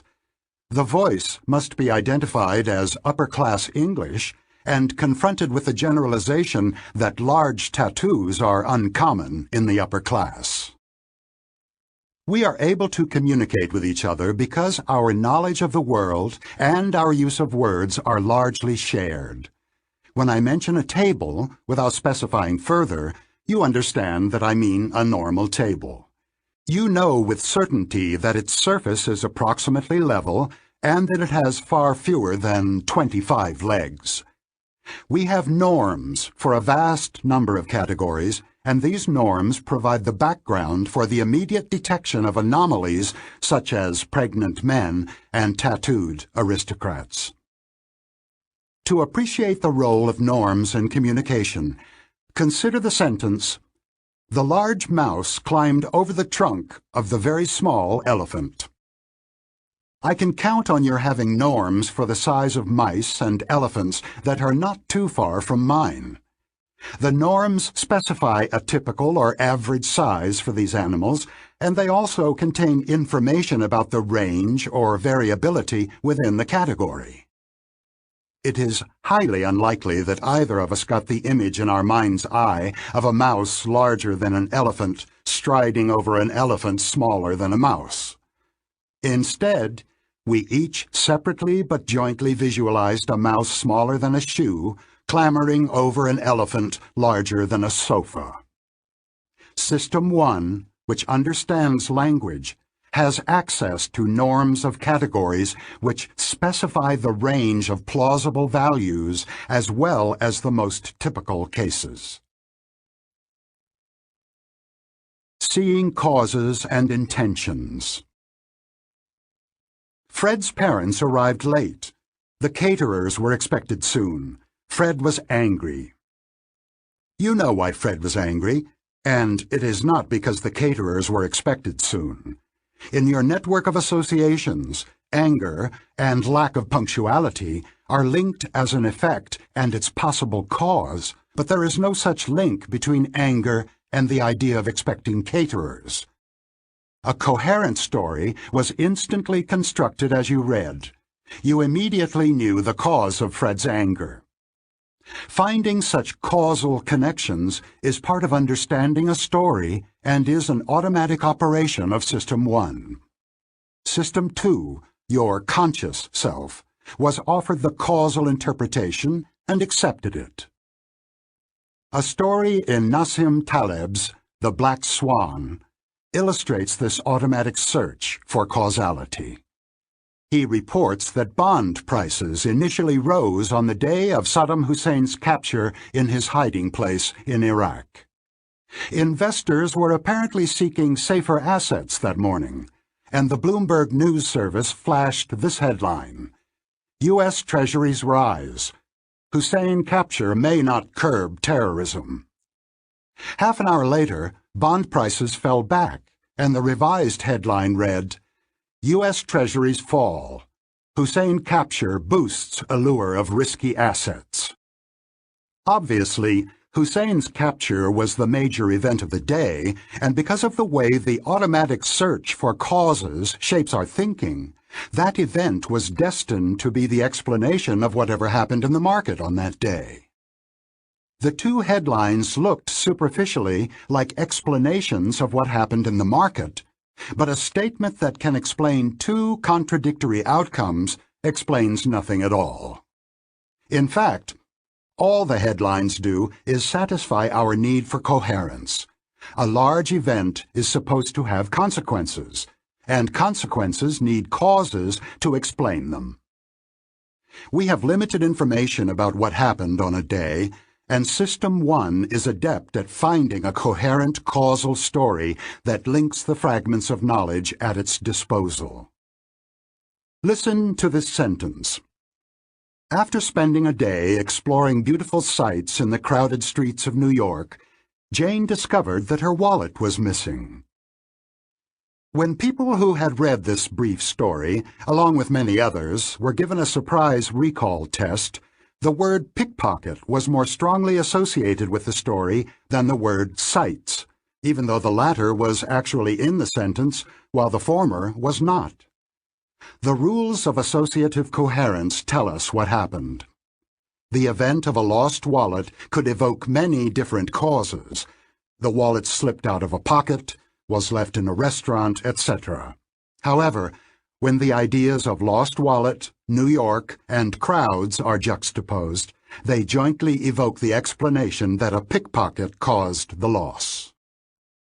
In the story of the startling soup, the outcome, whether another customer wincing at the taste of the soup or the first person's extreme reaction to the waiter's touch, brings about an associatively coherent interpretation of the initial surprise, completing a plausible story. The aristocratic Belgian psychologist Albert Michot published a book in 1945, translated into English in 1963, that overturned centuries of thinking about causality, going back at least to Hume's examination of the association of ideas. The commonly accepted wisdom was that we infer physical causality from repeated observations of correlations among events. We have had myriad experiences in which we saw one object in motion touching another object, which immediately starts to move, often, but not always, in the same direction. This is what happens when a billiard ball hits another. And it is also what happens when you knock over a vase by brushing against it. Michaud had a different idea. He argued that we see causality, just as directly as we see color. To make his point, he created episodes in which a black square drawn on paper is seen in motion. It comes into contact with another square, which immediately begins to move. The observers know that there is no real physical contact, but they nevertheless have a powerful illusion of causality. If the second object starts moving instantly, they describe it as having been launched by the first. Experiments have shown that 6-month-old infants see the sequence of events as a cause-effect scenario, and they indicate surprise when the sequence is altered. We are evidently ready from birth to have impressions of causality, which do not depend on reasoning about patterns of causation. They are products of System 1. In 1944, at about the same time as Michaud published his demonstrations of physical causality, the psychologists Fritz Heider and Mary Ann Simmel used a method similar to Michaud's to demonstrate the perception of intentional causality. They made a film which lasts all of 1 minute and 40 seconds, in which you see a large triangle, a small triangle, and a circle moving around a shape that looks like a schematic view of a house with an open door. Viewers see an aggressive, large triangle bullying a smaller triangle, a terrified circle, the circle and the small triangle joining forces to defeat the bully. They also observe much interaction around a door and then an explosive finale. The perception of intention and emotion is irresistible. Only people afflicted by autism do not experience it. All this is entirely in your mind, of course. Your mind is ready and even eager to identify agents, assign them personality traits and specific intentions, and view their actions as expressing individual propensities. Here again, the evidence is that we are born prepared to make intentional attributions. Infants under 1 year old identify bullies and victims and expect a pursuer to follow the most direct path in attempting to catch whatever it is chasing. The experience of freely willed action is quite separate from physical causality. Although it is your hand that picks up the salt, you do not think of the event in terms of a chain of physical causation. You experience it as caused by a decision that a disembodied you made, because you wanted to add salt to your food. Many people find it natural to describe their soul as the source and the cause of their actions. The psychologist Paul Bloom, writing in The Atlantic in 2005, presented the provocative claim that our inborn readiness to separate physical and intentional causality explains the near universality of religious beliefs.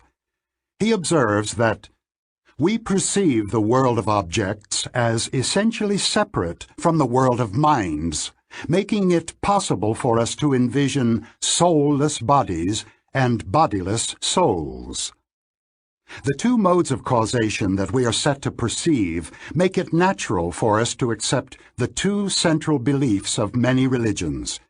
An immaterial divinity is the ultimate cause of the physical world, and immortal souls temporarily control our bodies while we live and leave them behind as we die. In Bloom's view, the two concepts of causality were shaped separately by evolutionary forces, building the origins of religion into the structure of System 1. The prominence of causal intuitions is a recurrent theme in this book because people are prone to apply causal thinking inappropriately to situations that require statistical reasoning. Statistical thinking derives conclusions about individual cases from properties of categories and ensembles. Unfortunately, System 1 does not have the capability for this mode of reasoning. System 2 can learn to think statistically, but few people receive the necessary training. The psychology of causality was the basis of my decision to describe psychological processes by the metaphors of agency, with little concern for consistency. I sometimes refer to System 1 as an agent with certain traits and preferences, and sometimes as an associative machine that represents reality by a complex pattern of links. The system and the machine are fictions. My reason for using them is that they fit the way we think about causes. Hyder's triangles and circles are not really agents. It is just very easy and natural to think of them that way. It is a matter of mental economy. I assume that you, like me, find it easier to think about the mind if we describe what happens in terms of traits and intentions, the two systems, and sometimes in terms of mechanical regularities, the associative machine. I do not intend to convince you that the systems are real, any more than Hyder intended you to believe that the large triangle is really a bully. Speaking of norms and causes. When the second applicant also turned out to be an old friend of mine, I wasn't quite as surprised. Very little repetition is needed for a new experience to feel normal. When we survey the reaction to these products, let's make sure we don't focus exclusively on the average. We should consider the entire range of normal reactions. She can't accept that she was just unlucky. She needs a causal story. She will end up thinking that someone intentionally sabotaged her work. Chapter 7. A Machine for Jumping to Conclusions. The great comedian Danny Kaye had a line that has stayed with me since my adolescence. Speaking of a woman he dislikes, he says, "Her favorite position is beside herself, and her favorite sport is jumping to conclusions." The line came up, I remember, in the initial conversation with Amos Tversky about the rationality of statistical intuitions, and now I believe it offers an apt description of how System 1 functions. Jumping to conclusions is efficient if the conclusions are likely to be correct and the costs of an occasional mistake acceptable, and if the jump saves much time and effort. Jumping to conclusions is risky when the situation is unfamiliar, the stakes are high, and there is time to collect more information. These are the circumstances in which intuitive errors are probable, which may be prevented by a deliberate intervention of System 2. Neglect of ambiguity and suppression of doubt. See Figure 6 on the PDF. On the left, you see ABC. In the center, Anne approached the bank. On the right, 12, 13, 14. What do the three exhibits in Figure 6 have in common? The answer is that all are ambiguous. You almost certainly read the display on the left as ABC and the one on the right as 12, 13, 14, but the middle items in both displays are identical. You could just as well have read them as A13C or 12B14, but you did not. Why not? The same shape is read as a letter in a context of letters and as a number in a context of numbers. The entire context helps determine the interpretation of each element. The shape is ambiguous, but you jump to a conclusion about its identity and do not become aware of the ambiguity that was resolved.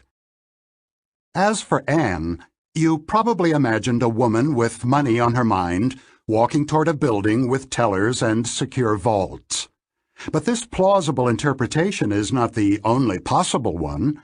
The sentence is ambiguous.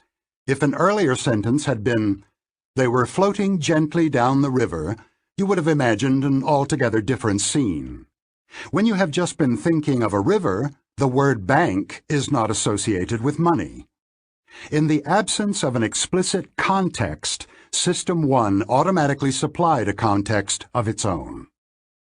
We know that it is System 1 because you were not aware of the choice or of the possibility of another interpretation.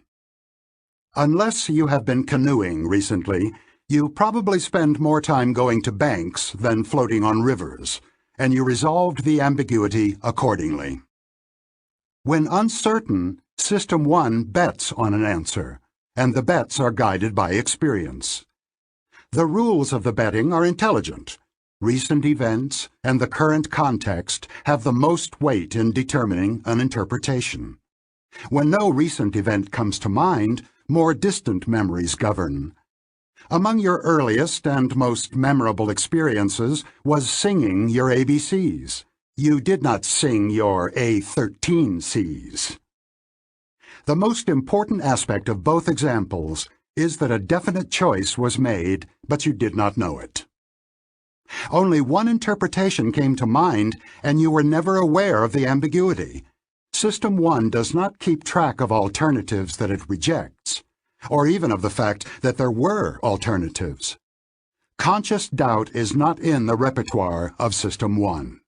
It requires maintaining incompatible interpretations in mind at the same time, which demands mental effort. Uncertainty and doubt are the domain of System 2. A bias to believe and confirm.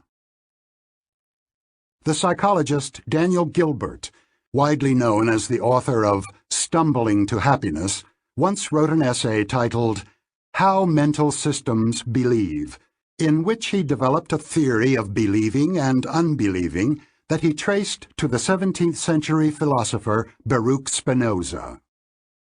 Gilbert proposed that understanding a statement must begin with an attempt to believe it. You must first know what the idea would mean if it were true. Only then can you decide whether or not to unbelieve it. The initial attempt to believe is an automatic operation of System 1, which involves the construction of the best possible interpretation of the situation. Even a nonsensical statement, Gilbert argues, will evoke initial belief. Try his example. Whitefish eat candy. You probably were aware of vague impressions of fish and candy as an automatic process of associative memory searched for links between the two ideas that would make sense of the nonsense. Gilbert sees unbelieving as an operation of System 2, and he reported an elegant experiment to make his point. The participants saw nonsensical assertions such as, "A dinka is a flame," followed after a few seconds by a single word, true or false. They were later tested for their memory of which sentences had been labeled true.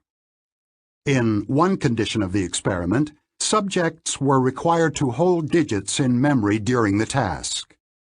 The disruption of System 2 had a selective effect. It made it difficult for people to unbelieve false sentences. In a later test of memory, the depleted participants ended up thinking that many of the false sentences were true. The moral is significant. When System 2 is otherwise engaged, we will believe almost anything. System 1 is gullible and biased to believe. System 2 is in charge of doubting and unbelieving, but System 2 is sometimes busy and often lazy. Indeed, there is evidence that people are more likely to be influenced by empty, persuasive messages, such as commercials, when they are tired and depleted.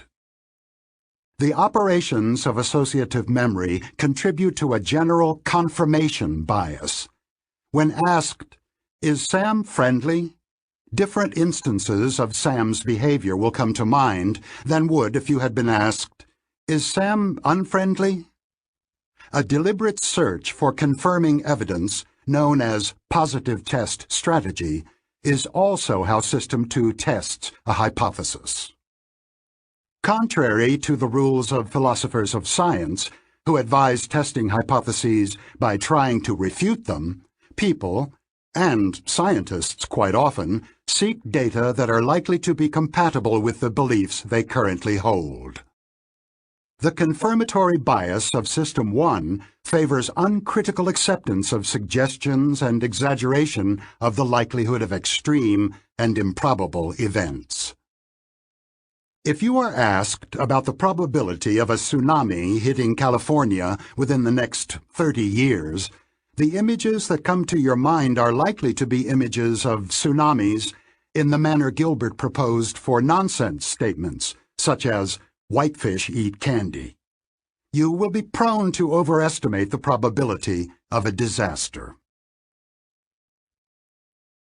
Exaggerated emotional coherence. Halo effect. If you like the president's politics, you probably like his voice and his appearance as well. The tendency to like or dislike everything about a person, including things you have not observed, is known as the halo effect. The term has been in use in psychology for a century, but it has not come into wide use in everyday language. This is a pity, because the halo effect is a good name for a common bias that plays a large role in shaping our view of people and situations. It is one of the ways the representation of the world that System 1 generates is simpler and more coherent than the real thing. You meet a woman named Joan at a party and find her personable and easy to talk to. Now her name comes up as someone who could be asked to contribute to a charity. What do you know about Joan's generosity? The correct answer is that you know virtually nothing, because there is little reason to believe that people who are agreeable in social situations are also generous contributors to charities. But you like Joan, and you will retrieve the feeling of liking her when you think of her. You also like generosity and generous people. By association, you are now predisposed to believe that Joan is generous. And now that you believe she is generous, you probably like Joan even better than you did earlier, because you have added generosity to her pleasant attributes. Real evidence of generosity is missing in the story of Joan, and the gap is filled by a guess that fits one's emotional response to her. In other situations, evidence accumulates gradually, and the interpretation is shaped by the emotion attached to the first impression. In an enduring classic of psychology, Solomon Asch presented descriptions of two people and asked for comments on their personality. What do you think of Alan and Ben? Alan: intelligent, industrious, impulsive, critical, stubborn, envious. Ben: envious, stubborn, critical, impulsive, industrious, intelligent. If you are like most of us, you viewed Alan much more favorably than Ben. The initial traits in the list change the very meaning of the traits that appear later. The stubbornness of an intelligent person is seen as likely to be justified and may actually evoke respect. But intelligence in an envious and stubborn person makes him more dangerous. The halo effect is also an example of suppressed ambiguity. Like the word bank, the adjective stubborn is ambiguous and will be interpreted in a way that makes it coherent with the context. There have been many variations on this research theme. Participants in one study first considered the first three adjectives that describe Alan. Then they considered the last three, which belonged, they were told, to another person. When they had imagined the two individuals, the participants were asked if it was plausible for all 6 adjectives to describe the same person, and most of them thought it was impossible. The sequence in which we observe characteristics of a person is often determined by chance. Sequence matters, however, because the halo effect increases the weight of first impressions, sometimes to the point that subsequent information is mostly wasted. Early in my career as a professor, I graded students' essay exams in the conventional way. I would pick up one test booklet at a time and read all that student's essays in immediate succession, grading them as I went. I would then compute the total and go on to the next student.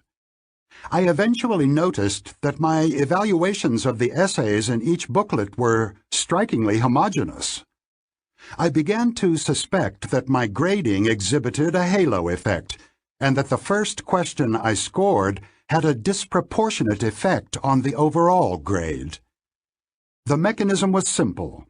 If I had given a high score to the first essay, I gave the student the benefit of the doubt whenever I encountered a vague or ambiguous statement later on.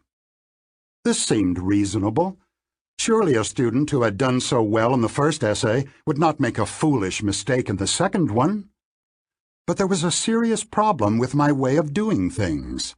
If a student had written 2 essays, one strong and one weak, I would end up with different final grades depending on which essay I read first. I had told the students that the 2 essays had equal weight, but that was not true. The first one had a much greater impact on the final grade than the second. This was unacceptable. I adopted a new procedure. Instead of reading the booklets in sequence, I read and scored all the students' answers to the first question, then went on to the next one. I made sure to write all the scores on the inside back page of the booklet so that I would not be biased, even unconsciously, when I read the second essay. Soon after switching to the new method, I made a disconcerting observation. My confidence in my grading now was much lower than it had been. The reason was that I frequently experienced a discomfort that was new to me. When I was disappointed with a student's second essay and went to the back page of the booklet to enter a poor grade, I occasionally discovered that I had given a top grade to the same student's first essay. I also noticed that I was tempted to reduce the discrepancy by changing the grade that I had not yet written down, and found it hard to follow the simple rule of never yielding to that temptation. My grades for the essays of a single student often varied over a considerable range. The lack of coherence left me uncertain and frustrated. I was now less happy with and less confident in my grades than I had been earlier, but I recognized that this was a good sign, an indication that the new procedure was superior. The consistency I had enjoyed earlier was spurious. It produced a feeling of cognitive ease, and my system, too, was happy to lazily accept the final grade. By allowing myself to be strongly influenced by the first question in evaluating subsequent ones, I spared myself the dissonance of finding the same student doing very well on some questions and badly on others. The uncomfortable inconsistency that was revealed when I switched to the new procedure was real. It reflected both the inadequacy of any single question as a measure of what the student knew, and the unreliability of my own grading. The procedure I adopted to tame the halo effect conforms to a general principle: decorrelate error. To understand how this principle works, imagine that a large number of observers are shown glass jars containing pennies and are challenged to estimate the number of pennies in each jar. As James Surowiecki explained in his best-selling The Wisdom of Crowds, this is the kind of task in which individuals do very poorly, but pools of individual judgments do remarkably well. Some individuals greatly overestimate the true number, others underestimate it, but when many judgments are averaged, the average tends to be quite accurate. The mechanism is straightforward. All individuals look at the same jar, and all their judgments have a common basis. On the other hand, The errors that individuals make are independent of the errors made by others, and, in the absence of a systematic bias, they tend to average to zero. However, the magic of error reduction works well only when the observations are independent and their errors uncorrelated. If the observers share a bias, the aggregation of judgments will not reduce it. Allowing the observers to influence each other effectively reduces the size of the sample, and with it, the precision of the group estimate. To derive the most useful information from multiple sources of evidence, you should always try to make these sources independent of each other. This rule is part of good police procedure. When there are multiple witnesses to an event, they are not allowed to discuss it before giving their testimony. The goal is not only to prevent collusion by hostile witnesses, it is also to prevent unbiased witnesses from influencing each other.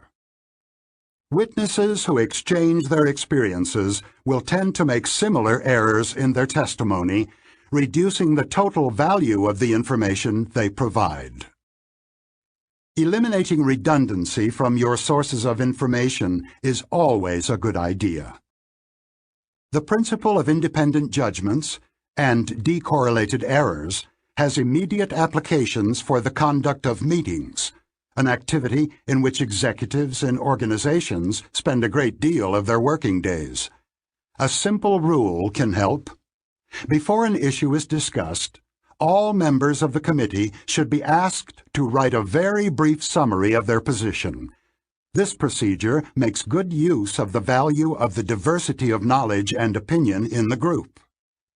The standard practice of open discussion gives too much weight to the opinions of those who speak early and assertively, causing others to line up behind them. What you see is all there is. One of my favorite memories of the early years of working with Amos is a comedy routine he enjoyed performing. In a perfect impersonation of one of the professors with whom he had studied psychology as an undergraduate, Amos would growl in Hebrew marked by a thick German accent, "You must never forget the primate of the is." What exactly his teacher had meant by that phrase never became clear to me, or to Amos, I believe, but Amos's jokes always made a point. He was reminded of the old phrase, and eventually I was too, whenever we encountered the remarkable asymmetry between the ways our mind treats information that is currently available and information we do not have. An essential design feature of the associative machine is that it represents only activated ideas. Information that is not retrieved, even unconsciously, from memory might as well not exist. System 1 excels at constructing the best possible story that incorporates ideas currently activated, but it does not, cannot allow for information it does not have. The measure of success for System 1 is the coherence of the story it manages to create. The amount and quality of the data on which the story is based are largely irrelevant. When information is scarce, which is a common occurrence, System 1 operates as a machine for jumping to conclusions. Consider the following. Will Mindik be a good leader?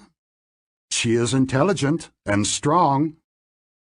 An answer quickly came to your mind, and it was yes. You picked the best answer based on the very limited information available, but you jumped the gun. What if the next two adjectives were corrupt and cruel? Take note of what you did not do as you briefly thought of Mindik as a leader. You did not start by asking, what would I need to know before I formed an opinion about the quality of someone's leadership? System 1 got to work on its own from the first adjective. Intelligent is good. Intelligent and strong is very good. This is the best story that can be constructed from two adjectives, and System 1 delivered it with great cognitive ease. the story will be revised if new information comes in, such as Mindick is corrupt.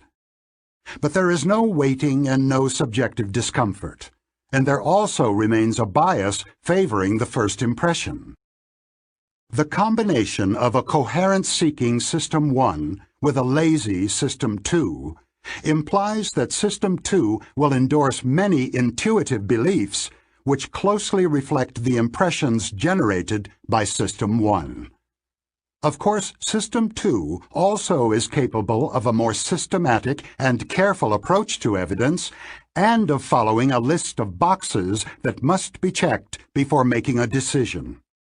Think of buying a home when you deliberately seek information that you don't have. However, System 1 is expected to influence even the more careful decisions. Its input never ceases. Jumping to conclusions on the basis of limited evidence is so important to an understanding of intuitive thinking that it comes up so often in this book that I will use a cumbersome abbreviation for it, WYSIATI, which stands for What You See Is All There Is. System 1 is radically insensitive to both the quality and the quantity of the information that gives rise to impressions and intuitions. Amos, with 2 of his graduate students at Stanford, reported a study that bears directly on What You See Is All There Is by observing the reaction of people who are given one-sided evidence and know it. The participants were exposed to legal scenarios such as the following. On September 3rd, plaintiff David Thornton, a 43-year-old union field representative, was present in Thrifty Drugstore number 168, performing a routine union visit. Within 10 minutes of his arrival, a store manager confronted him and told him he could no longer speak with the union employees on the floor of the store. Instead, he would have to see them in a back room while they were on break. Such a request is allowed by the union contract with Thrifty Drug, but had never before been enforced. When Mr. Thornton objected, he was told that he had the choice of conforming to these requirements, leaving the store, or being arrested.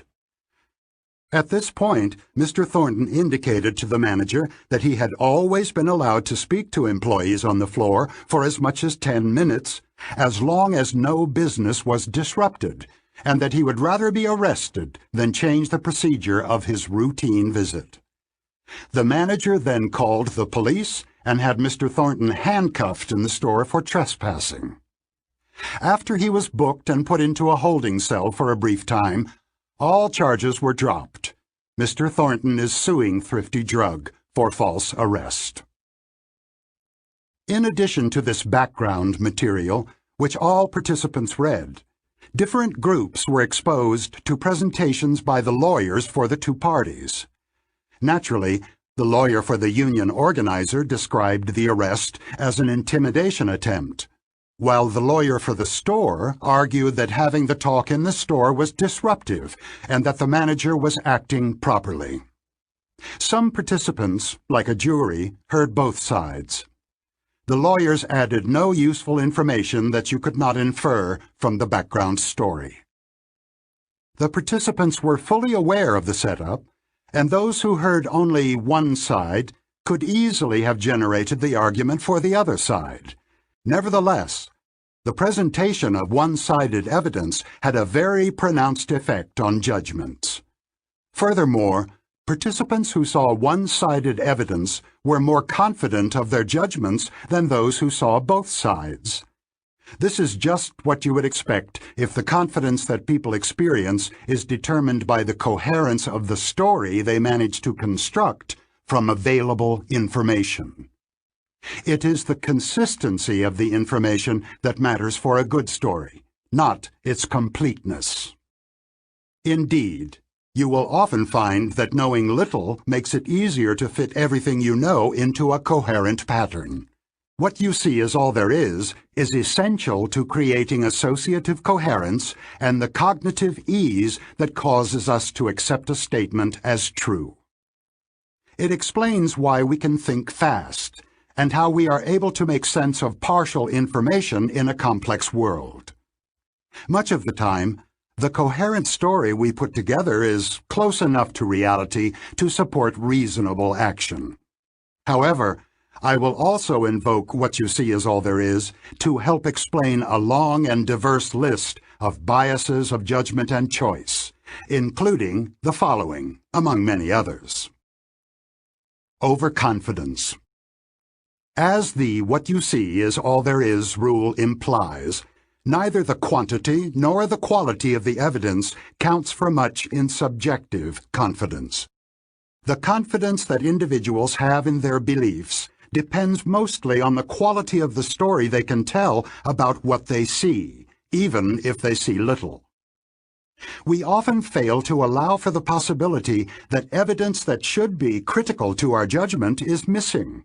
What we see is all there is. Furthermore, our associative system tends to settle on a coherent pattern of activation and suppresses doubt and ambiguity. Framing effects. Different ways of presenting the same information often evoke different emotions. The statement that the odds of survival 1 month after surgery are 90% is more reassuring than the equivalent statement that mortality within 1 month of surgery is 10%. Similarly, cold cuts described as 90% fat-free are more attractive than when they are described as 10% fat.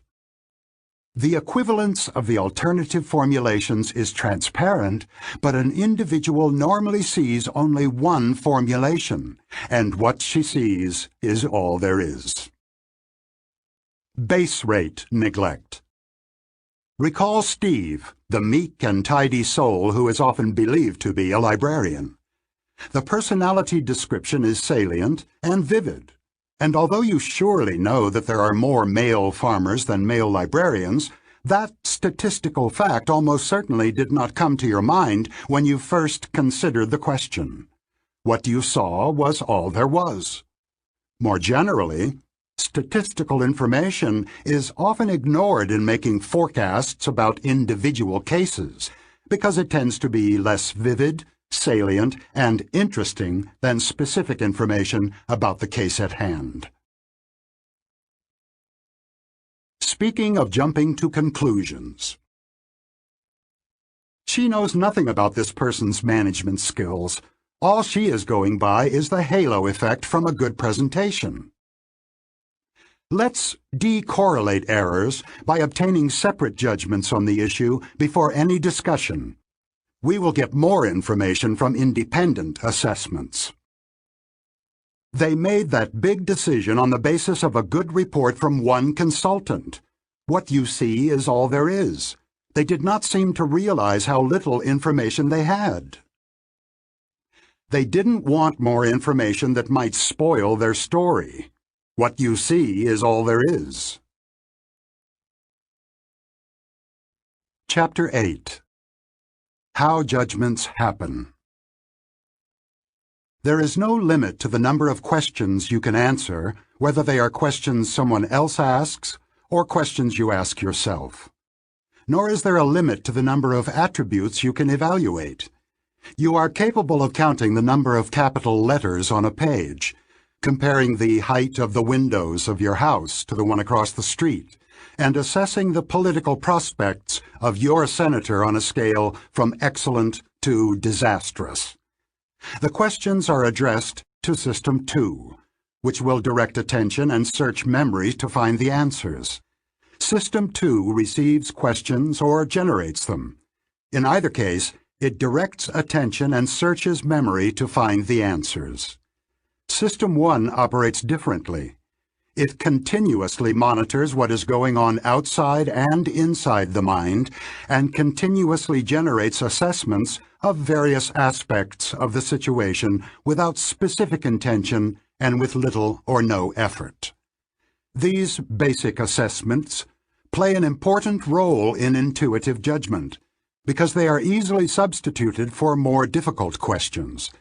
This is the essential idea of the heuristics and biases approach. Two other features of System 1 also support the substitution of one judgment for another. One is the ability to translate values across dimensions, which you do in answering a question that most people find easy. If Sam were as tall as he is intelligent, how tall would he be?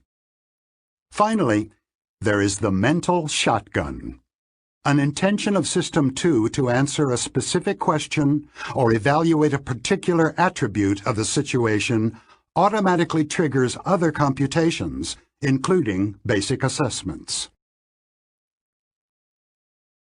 Basic assessments. System 1 has been shaped by evolution to provide a continuous assessment of the main problems that an organism must solve to survive. How are things going? Is there a threat or a major opportunity? Is everything normal? Should I approach or avoid? The questions are perhaps less urgent for a human in a city environment than for a gazelle on the savannah, but we have inherited the neural mechanisms that evolved to provide ongoing assessments of threat level, and they have not been turned off. Situations are constantly evaluated as good or bad, requiring escape or permitting approach. Good mood and cognitive ease are the human equivalents of assessments of safety and familiarity. For a specific example of basic assessment, consider the ability to discriminate friend from foe at a glance. This contributes to one's chances of survival in a dangerous world, and such a specialized capability has indeed evolved. Alex Todorov, my colleague at Princeton, has explored the biological roots of the rapid judgments of how safe it is to interact with a stranger. He showed that we are endowed with an ability to evaluate, in a single glance at a stranger's face, two potentially crucial facts about that person: how dominant, and therefore potentially threatening, he is, and how trustworthy he is, whether his intentions are more likely to be friendly or hostile. The shape of the face provides the cues for assessing dominance. A strong, square chin is one such cue. Facial expression, smile or frown, provides the cues for assessing the stranger's intentions. The combination of a square chin with a turned-down mouth may spell trouble. The accuracy of face reading is far from perfect. Round chins are not a reliable indicator of meekness, and smiles can, to some extent, be faked. Still, even an imperfect ability to assess strangers confers a survival advantage. This ancient mechanism is put to a novel use in the modern world. It has some influence on how people vote. Todorov showed his students pictures of men's faces, sometimes for as little as 1/10 of a second, and asked them to rate the faces on various attributes, including likability and competence. Observers agreed quite well on those ratings. The faces that Todorov showed were not a random set. They were campaign portraits of politicians competing for elective office. Todorov then compared the results of the electoral races to the ratings of competence that Princeton students had made, based on brief exposure to photographs and without any political context. In about 70% of the races for senator, congressman, and governor, the election winner was the candidate whose face had earned a higher rating of competence. This striking result was quickly confirmed in national elections in Finland, in zoning board elections in England, and in various electoral contests in Australia, Germany, and Mexico. Surprisingly, at least to me, ratings of competence were far more predictive of voting outcomes in Todorov's study than ratings of likability. Todorov has found that people judge competence by combining the two dimensions of strength and trustworthiness. The faces that exude competence combine a strong chin with a slight, confident-appearing smile. There is no evidence that these facial features actually predict how well politicians will perform in office. But studies of the brain's response to winning and losing candidates show that we are biologically predisposed to reject candidates who lack the attributes we value. In this research, losers evoked stronger indications of negative emotional response. This is an example of what I will call a judgment heuristic in the following chapters. Voters are attempting to form an impression of how good a candidate will be in office, and they fall back on a simpler assessment that is made quickly and automatically and is available when System 2 must make its decision. Political scientists followed up on Todorov's initial research by identifying a category of voters for whom the automatic preferences of System 1 are particularly likely to play a large role. They found what they were looking for among politically uninformed voters who watch a great deal of television. As expected, the effect of facial competence on voting is about 3 times larger for information-poor and TV-prone voters than for others who are better informed and watch less television.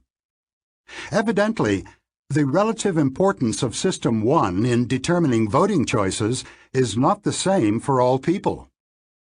We will encounter other examples of such individual differences. System 1 understands language, of course, and understanding depends on the basic assessments that are routinely carried out as part of the perception of events and the comprehension of messages.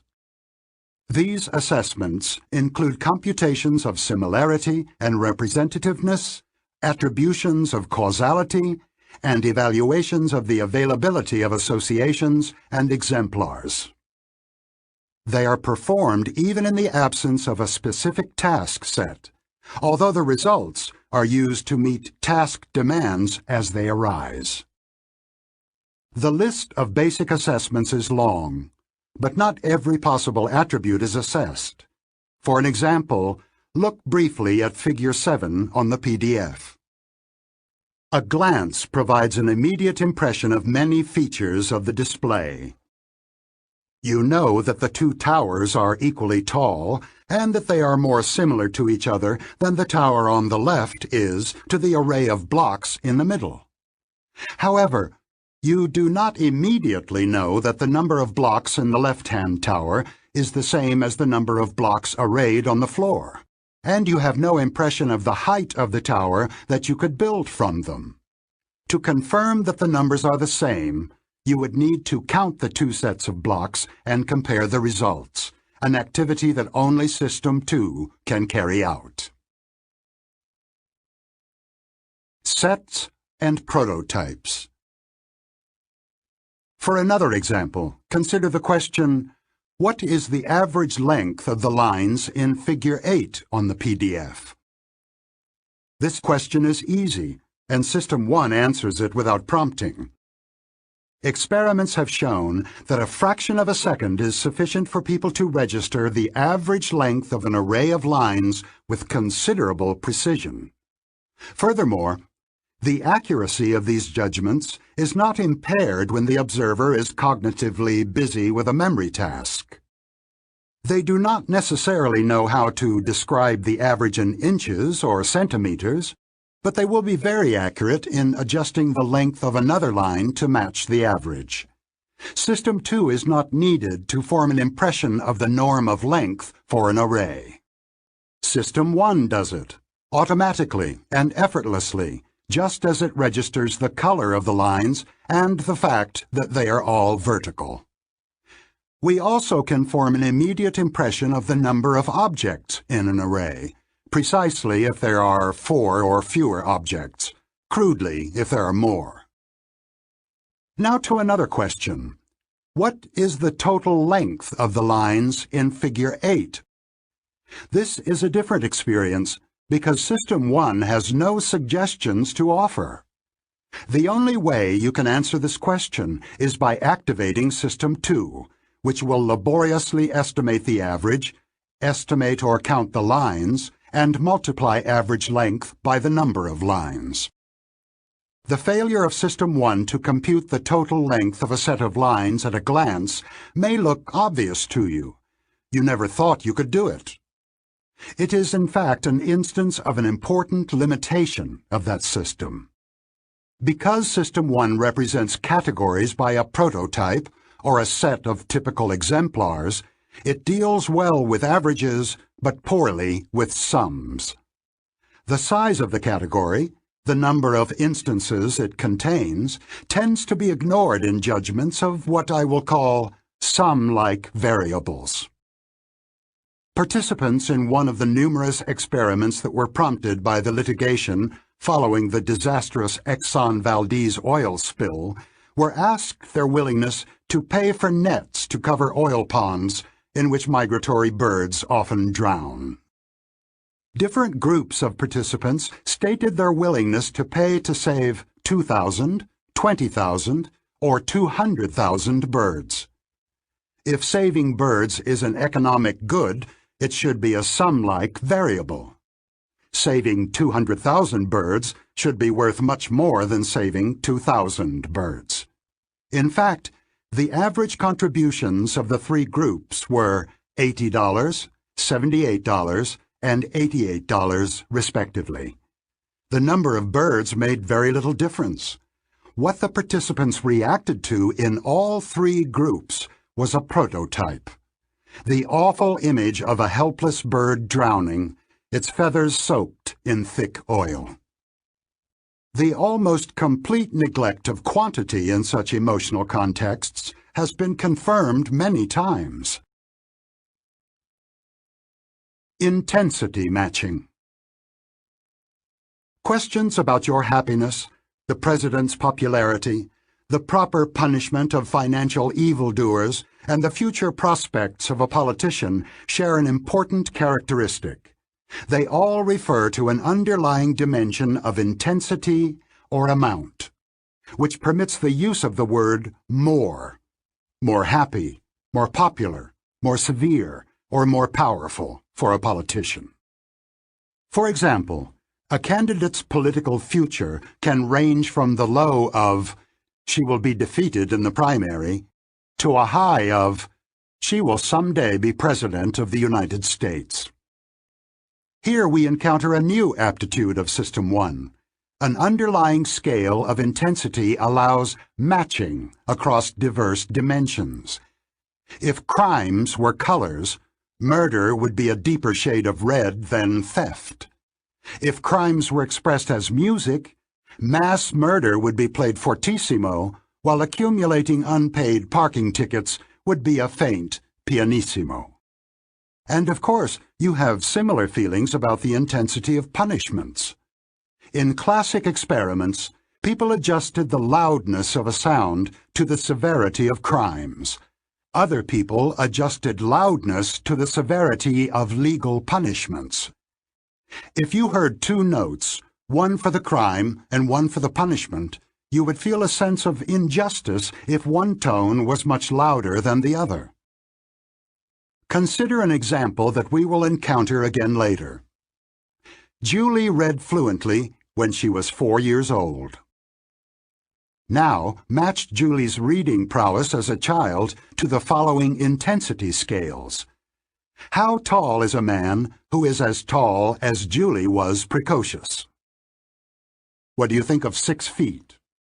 Obviously too little. What about 7 feet? Probably too much.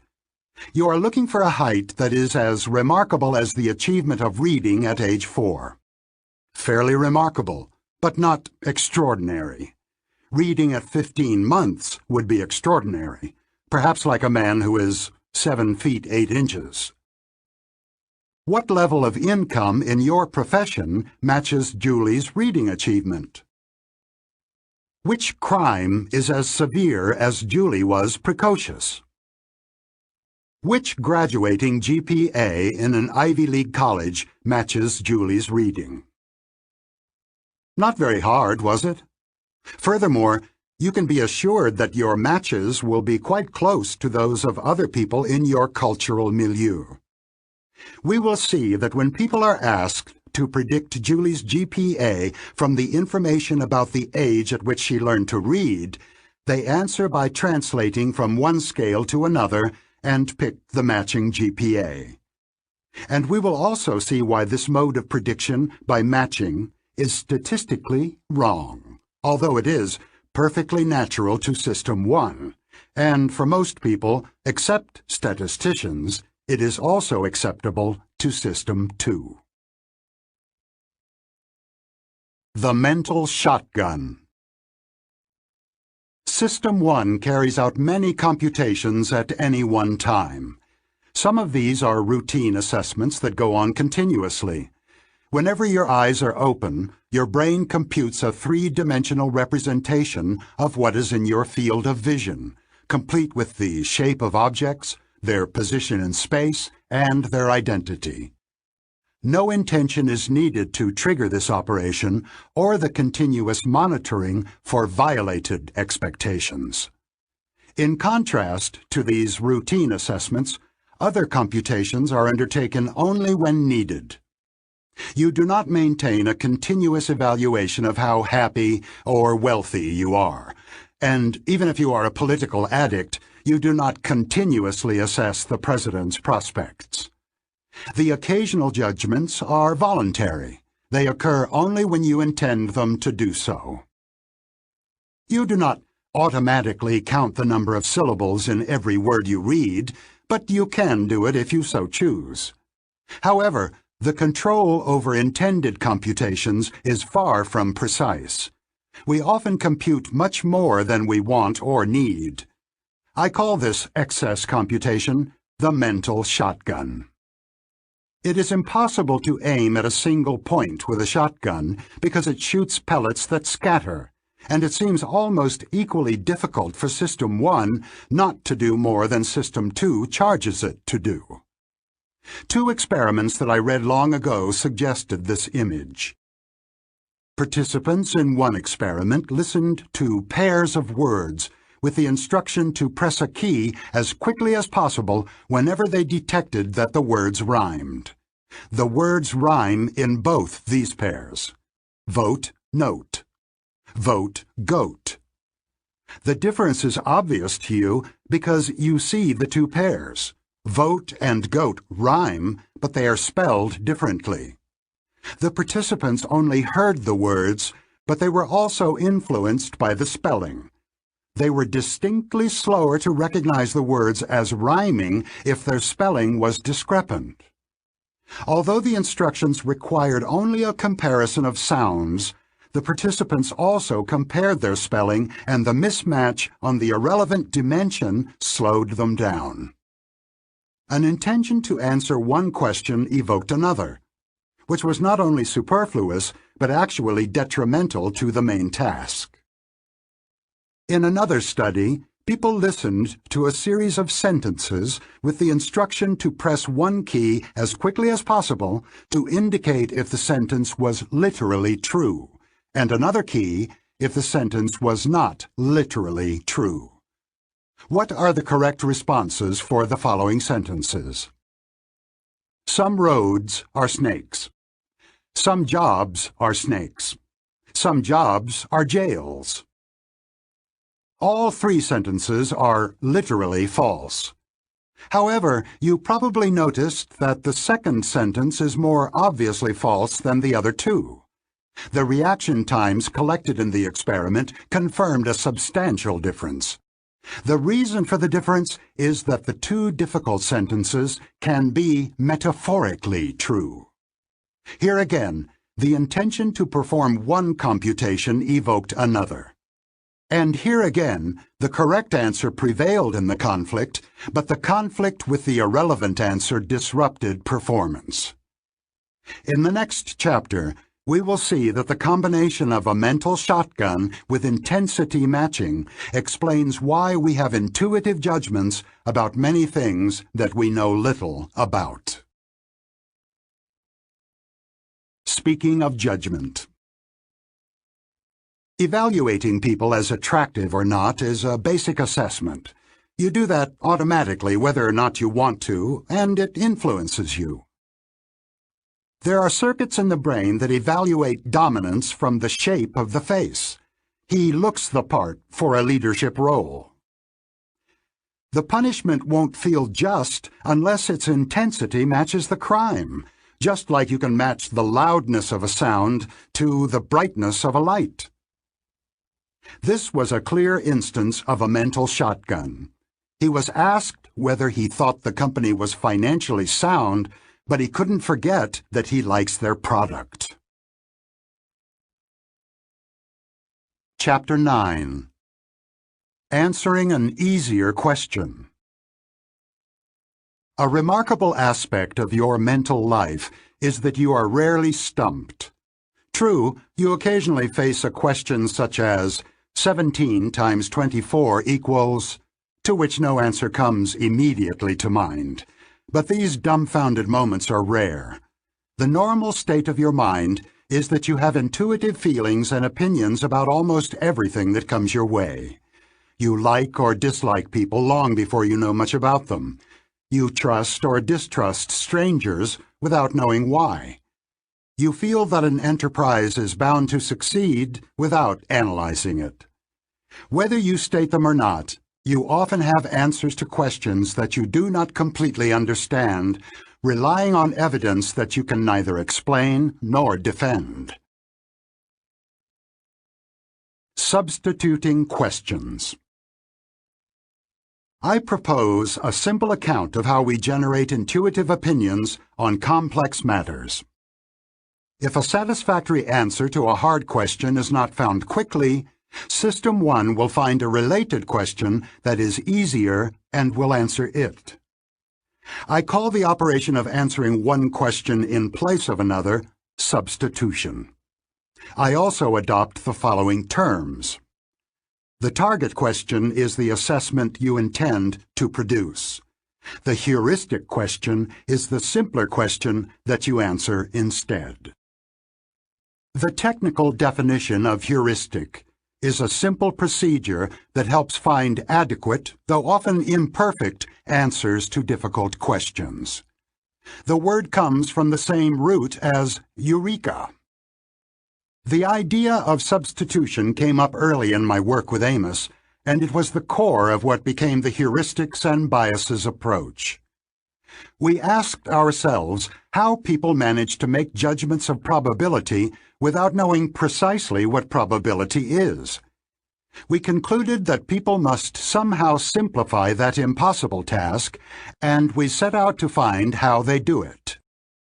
Our answer was that when called upon to judge probability, people actually judge something else, and believe they have judged probability. System 1 often makes this move when faced with difficult target questions, if the answer to a related and easier heuristic question comes readily to mind. Substituting one question for another can be a good strategy for solving difficult problems, and George Polya included substitution in his classic How to Solve It. If you can't solve a problem, then there is an easier problem you can solve. Find it. Polya's heuristics are strategic procedures that are deliberately implemented by System 2. But the heuristics that I discuss in this chapter are not chosen. They are a consequence of the mental shotgun, the imprecise control we have over targeting our responses to questions. Consider the target questions you are about to hear. These are difficult questions, and before you can produce a reasoned answer to any of them, you must deal with other difficult issues. What is the meaning of happiness? What are the likely political developments in the next 6 months? What are the standard sentences for other financial crimes? How strong is the competition that the candidate faces? What other environmental or other causes should be considered? Dealing with these questions seriously is completely impractical. But you are not limited to perfectly reasoned answers to questions. There is a heuristic alternative to careful reasoning, which sometimes works fairly well and sometimes leads to serious errors. Target question. How much would you contribute to save an endangered species? Heuristic question.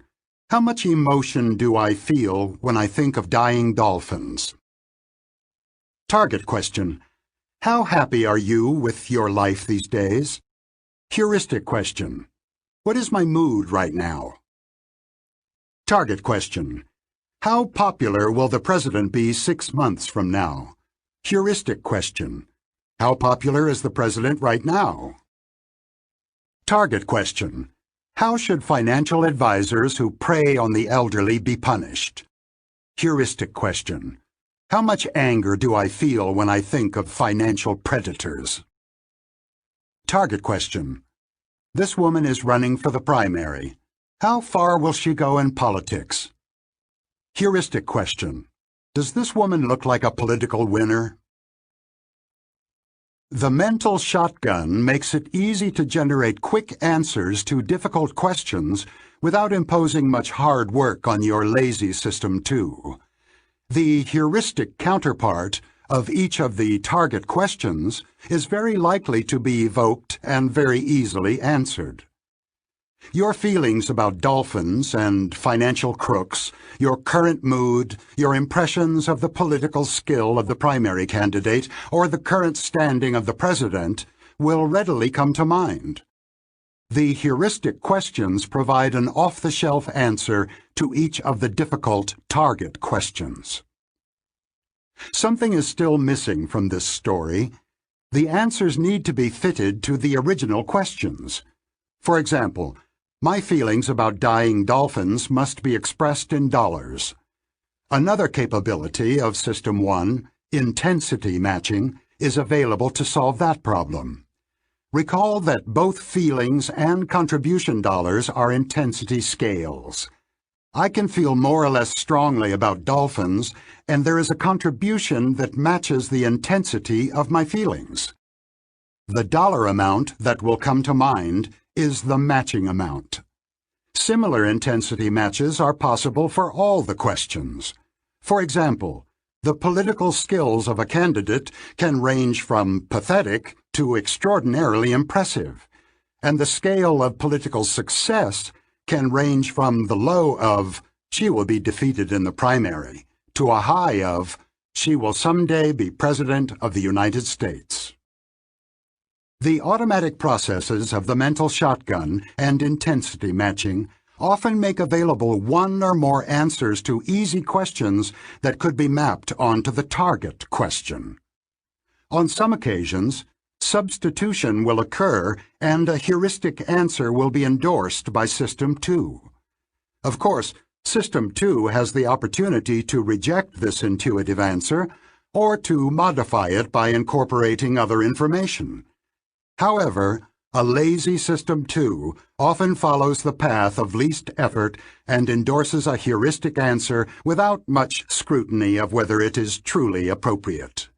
You will not be stumped, you will not have to work very hard, and you may not even notice that you did not answer the question you were asked.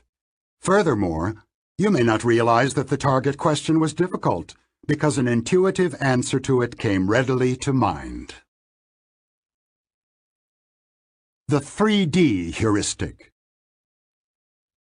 Have a look at the picture of the three men in Figure 9 on the PDF and answer the question that follows. Is the figure on the right larger than the figure on the left? The obvious answer comes quickly to mind. The figure on the right is larger. If you take a ruler to the two figures, however, you will discover that in fact the figures are exactly the same size. Your impression of their relative size is dominated by a powerful illusion, which neatly illustrates the process of substitution. The corridor in which the figures are seen is drawn in perspective and appears to go into the depth plane. Your perceptual system automatically interprets the picture as a three-dimensional scene, not as an image printed on a flat paper surface. In the 3D interpretation, the person on the right is both much farther away and much larger than the person on the left. For most of us, this impression of 3D size is overwhelming. Only visual artists and experienced photographers have developed the skill of seeing the drawing as an object on the page. For the rest of us, substitution occurs. The dominant impression of 3D size dictates the judgment of 2D size. The illusion is due to a 3D heuristic. What happens here is a true illusion, not a misunderstanding of the question. You knew that the question about the size of the figures in the picture.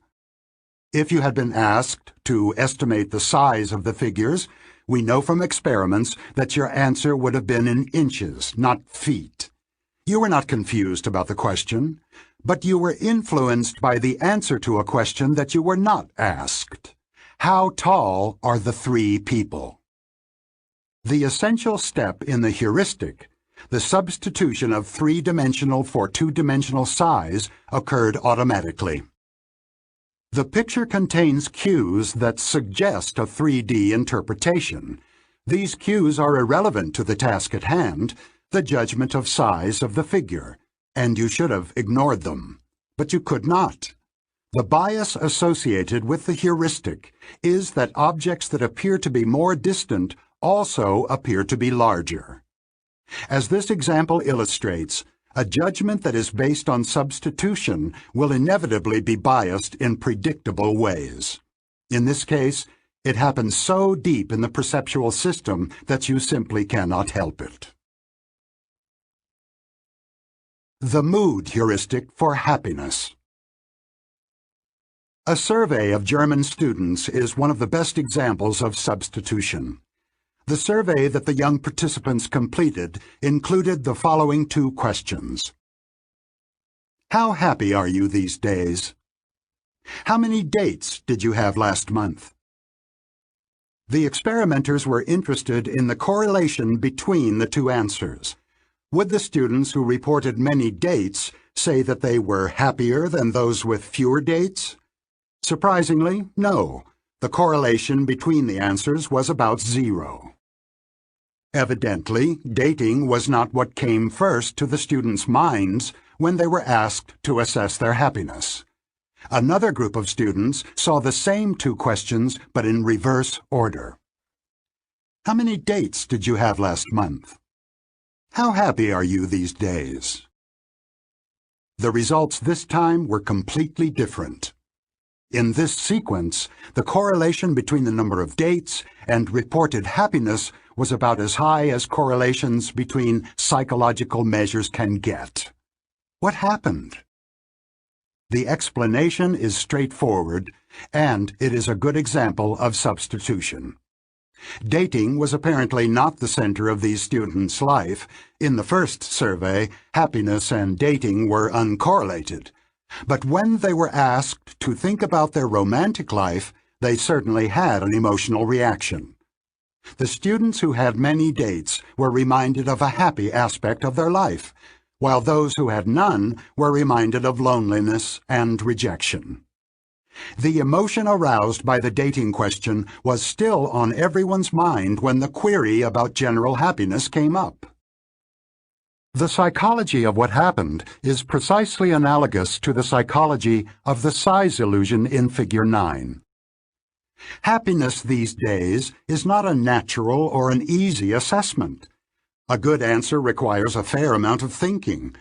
However, the students who had just been asked about their dating did not need to think hard because they already had in their mind an answer to a related question: how happy they were with their love life. They substituted the question to which they had a ready-made answer for the question they were asked. Here again, as we did for the illusion, we can ask, are the students confused? Do they really think that the two questions, the one they were asked and the one they answer, are synonymous? Of course not. The students do not temporarily lose their ability to distinguish romantic life from life as a whole. If asked about the two concepts, they would say they are different. But they were not asked whether the concepts are different. They were asked how happy they were, and System 1 has a ready answer. Dating is not unique. The same pattern is found if a question about the student's relations with their parents or about their finances immediately precedes the question about general happiness. In both cases, satisfaction in the particular domain dominates happiness reports. Any emotionally significant question that alters a person's mood will have the same effect. What you see is all there is. The present state of mind looms very large when people evaluate their happiness. The affect heuristic. The dominance of conclusions over arguments is most pronounced where emotions are involved. The psychologist Paul Slovic has proposed an affect heuristic in which people let their likes and dislikes determine their beliefs about the world. Your political preference determines the arguments that you find compelling. If you like the current health policy, you believe its benefits are substantial and its costs more manageable than the costs of alternatives. If you are a hawk in your attitude to other nations, you probably think they are relatively weak and likely to submit to your country's will. If you are a dove, you probably think they are strong and will not be easily coerced. Your emotional attitude to such things as irradiated food, red meat, nuclear power, tattoos, or motorcycles drives your beliefs about their benefits and their risks. If you dislike any of these things, you probably believe that its risks are high and its benefits negligible. The primacy of conclusions does not mean that your mind is completely closed and that your opinions are wholly immune to information and sensible reasoning. Your beliefs, and even your emotional attitude, may change, at least a little, when you learn that the risk of an activity you disliked is smaller than you thought. However, the information about lower risks will also change your view of the benefits, for the better, even if nothing was said about benefits in the information you received. We see here a new side of the personality of System 2. Until now, I have mostly described it as a more or less acquiescent monitor, which allows considerable leeway to System 1. I have also presented System 2 as active in deliberate memory search, complex computations, comparisons, planning, and choice. In the bat and ball problem, and in many other examples of the interplay between the two systems, it appeared that System 2 is ultimately in charge, with the ability to resist the suggestions of System 1, slow things down, and impose logical analysis. Self-criticism is one of the functions of System 2. In the context of attitudes, however, System 2 is more of an apologist for the emotions of System 1 than a critic of those emotions, an endorser rather than an enforcer. Its search for information and arguments is mostly constrained to information that is consistent with existing beliefs, not with an intention to examine them. An active, coherence-seeking System 1 suggests solutions to an undemanding System 2. Speaking of substitution and heuristics. Do we still remember the question we are trying to answer, or have we substituted an easier one? The question we face is whether this candidate can succeed. The question we seem to answer is whether she interviews well. Let's not substitute. He likes the project, so he thinks its costs are low and its benefits are high. Nice example of the affect heuristic. We are using last year's performance as a heuristic to predict the value of the firm several years from now. Is this heuristic good enough? What other information do we need? Following is a list of features and activities that have been attributed to System 1. Each of the active sentences replaces a statement, technically more accurate but harder to understand, to the effect that a mental event occurs automatically and fast. My hope is that the list of traits will help you develop an intuitive sense of the personality of the fictitious System 1. As it happens with other characters you know, you will have hunches about what System 1 would do under different circumstances, and most of your hunches will be correct. Characteristics of System 1. Generates impressions, feelings, and inclinations. When endorsed by System 2, these become beliefs, attitudes, and intentions. Operates automatically and quickly, with little or no effort, and no sense of voluntary control. Can be programmed by System 2 to mobilize attention when a particular pattern is detected. Search. Executes skilled responses and generates skilled intuitions after adequate training. Creates a coherent pattern of activated ideas in associative memory. Links a sense of cognitive ease to illusions of truth, pleasant feelings, and reduced vigilance. Distinguishes the surprising from the normal. Infers and invents causes and intentions. Neglects ambiguity and suppresses doubt. Is biased to believe and confirm. Exaggerates emotional consistency, halo effect. Focuses on existing evidence and ignores absent evidence. What you see is all there is. Generates a limited set of basic assessments. Represents sets by norms and prototypes. Does not integrate. Matches intensities across scales. For example, size to loudness. Computes more than intended. Mental shotgun. Sometimes substitutes an easier question for a difficult one. Heuristics. Is more sensitive to changes than to states. Prospect theory. Overweights low probabilities. Shows diminishing sensitivity to quantity. Psychophysics. Responds more strongly to losses than to gains. Loss aversion. Frames decision problems narrowly, in isolation from one another. Part 2. Heuristics and Biases. Chapter 10. The Law of Small Numbers. A study of the incidence of kidney cancer in the 3,141 counties of the United States reveals a remarkable pattern.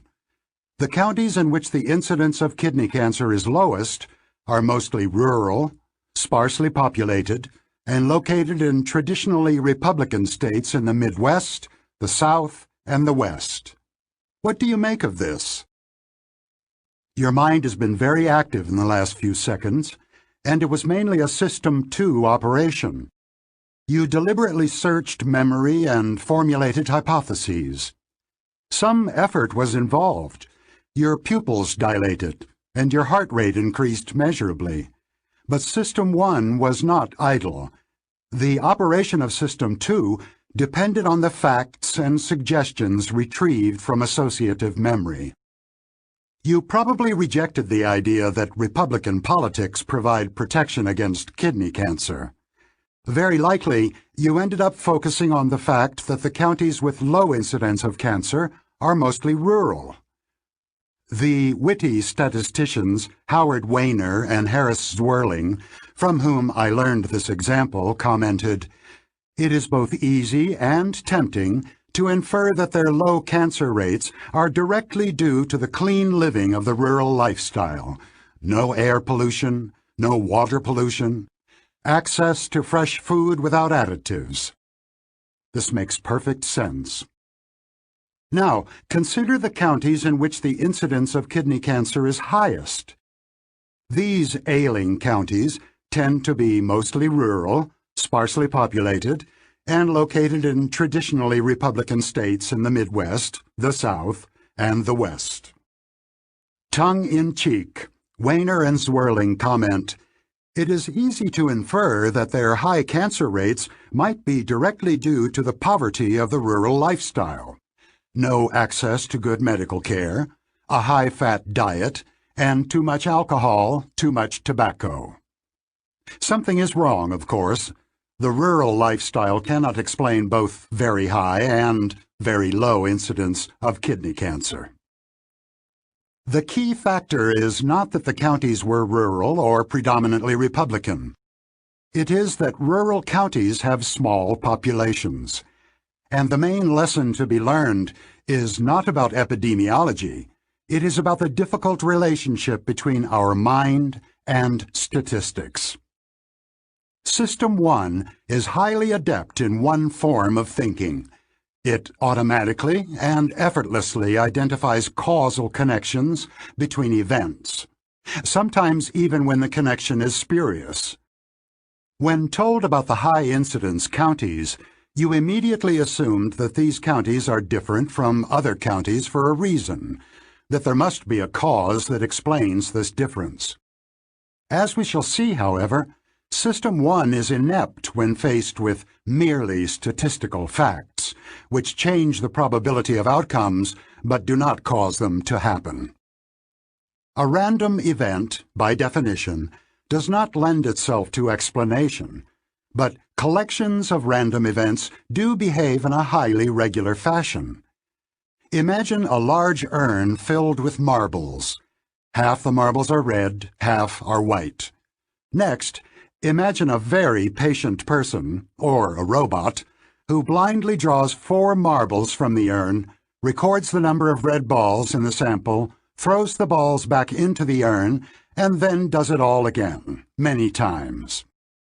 If you summarize the results, you will find that the outcome 2 red, 2 white occurs almost exactly 6 times as often as the outcome 4 red or 4 white.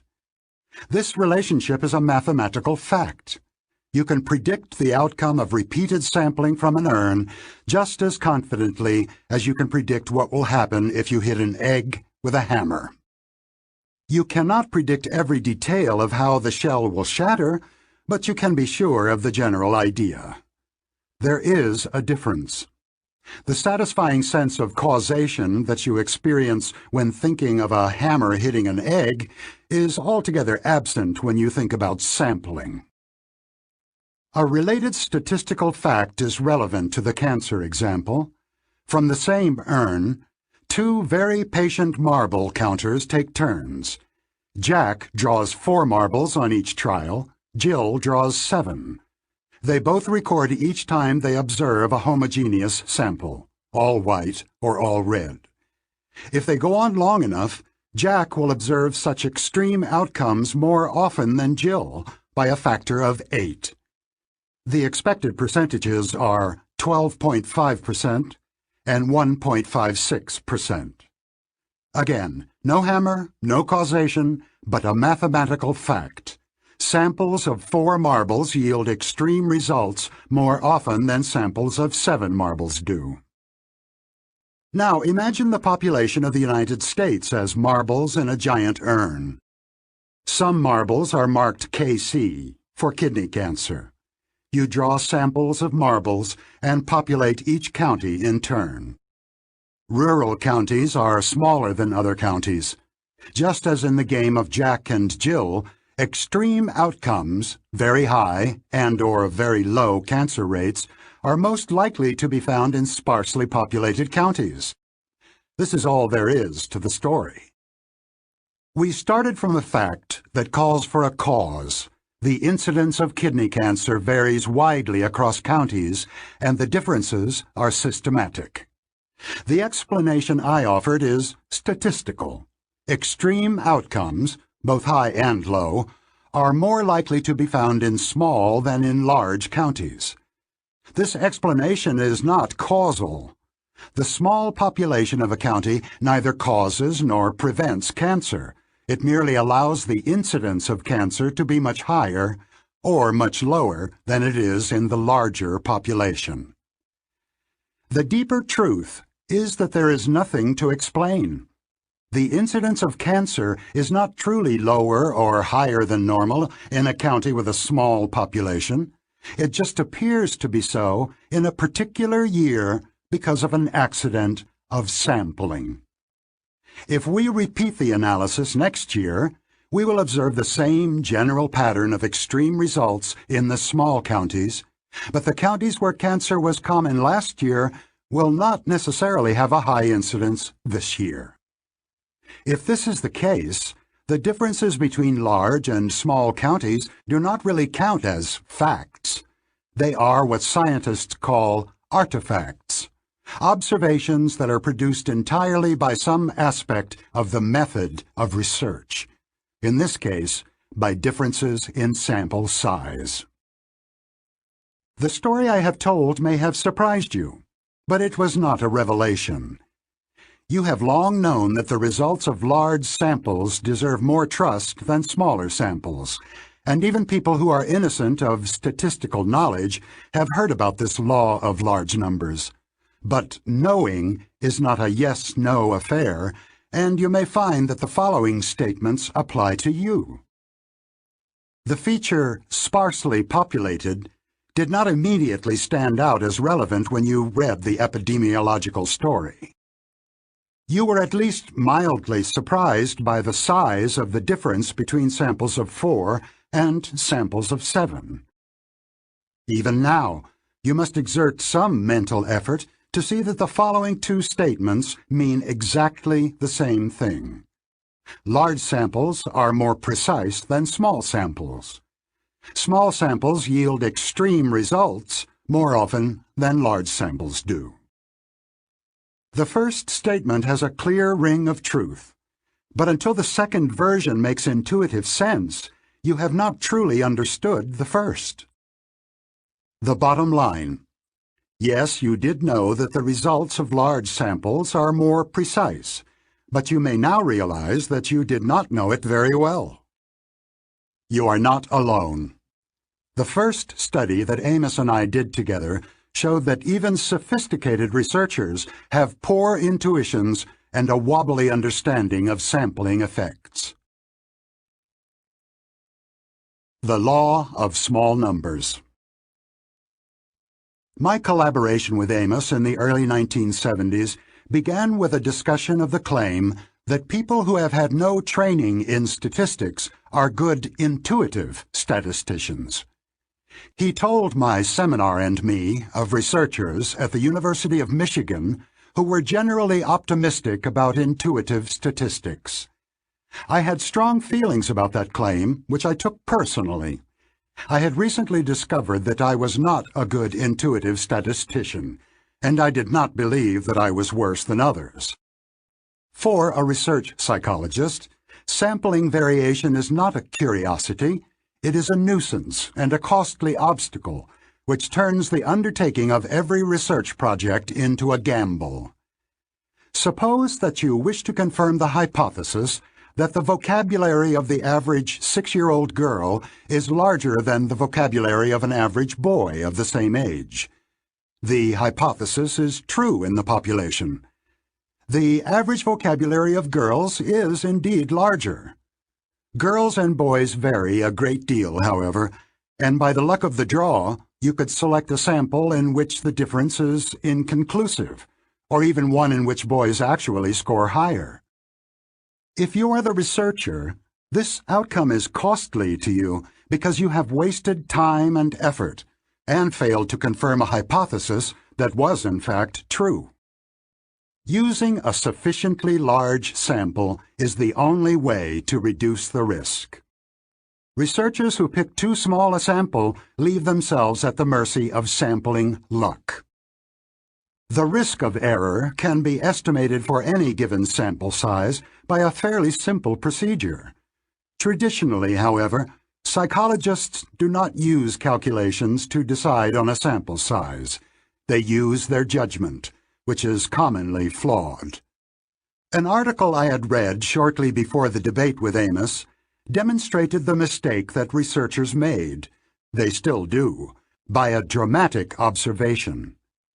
The author pointed out that psychologists commonly chose samples so small that they exposed themselves to a 50% risk of failing to confirm their true hypotheses.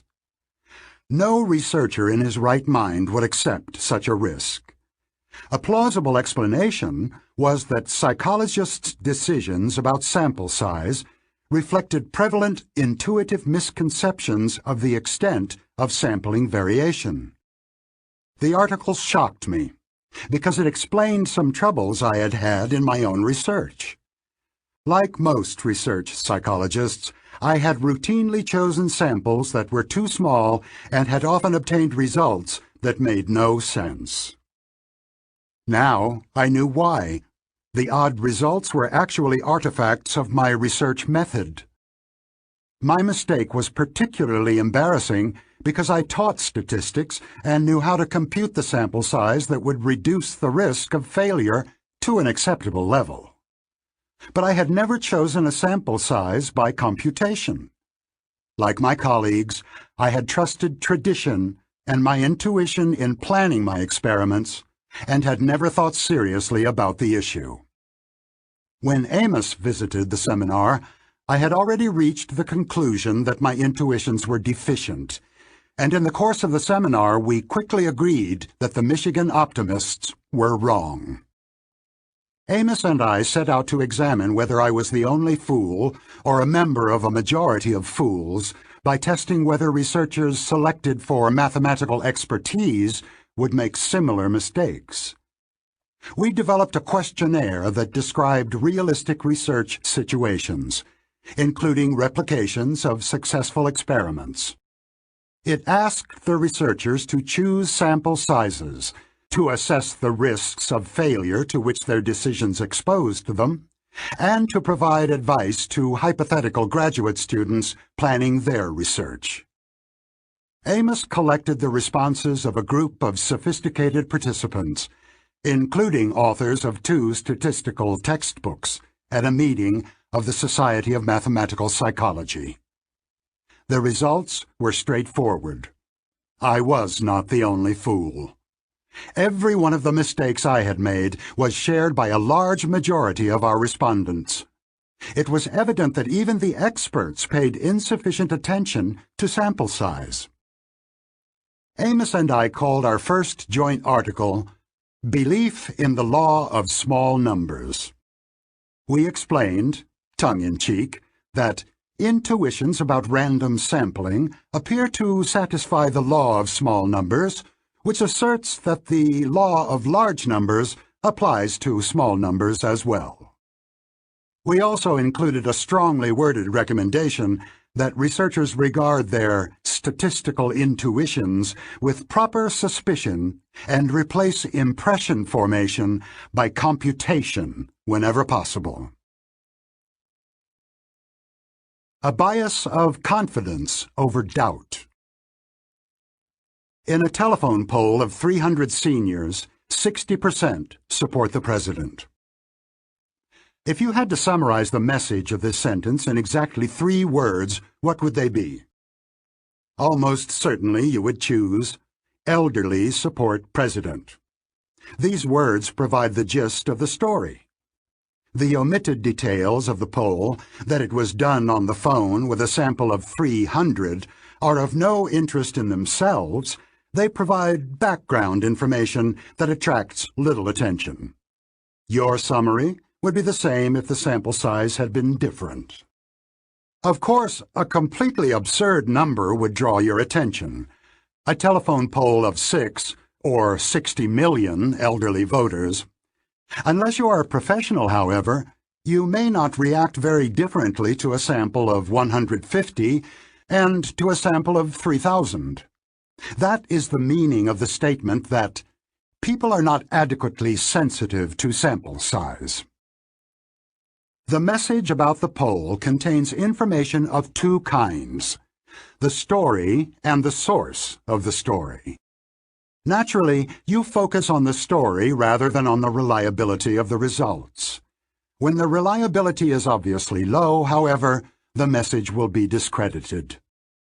If you are told that A partisan group has conducted a flawed and biased poll to show that the elderly support the president. You will, of course, reject the findings of the poll, and they will not become part of what you believe. Instead, the partisan poll and its false results will become a new story about political lies. You can choose to disbelieve a message in such clear-cut cases, but do you discriminate sufficiently between "I read in the New York Times" and "I heard at the water cooler"? Can your System 1 distinguish degrees of belief? The principle of what you see is all there is suggests that it cannot. As I described earlier, System 1 is not prone to doubt. It suppresses ambiguity and spontaneously constructs stories that are as coherent as possible. Unless the message is immediately negated, the associations that it evokes will spread as if the message were true. System 2 is capable of doubt because it can maintain incompatible possibilities at the same time. However, sustaining doubt is harder work than sliding into certainty. The law of small numbers is a manifestation of a general bias that favors certainty over doubt, which will turn up in many guises in following chapters. The strong bias toward believing that small samples closely resemble the population from which they are drawn is also part of a larger story. We are prone to exaggerate the consistency and coherence of what we see.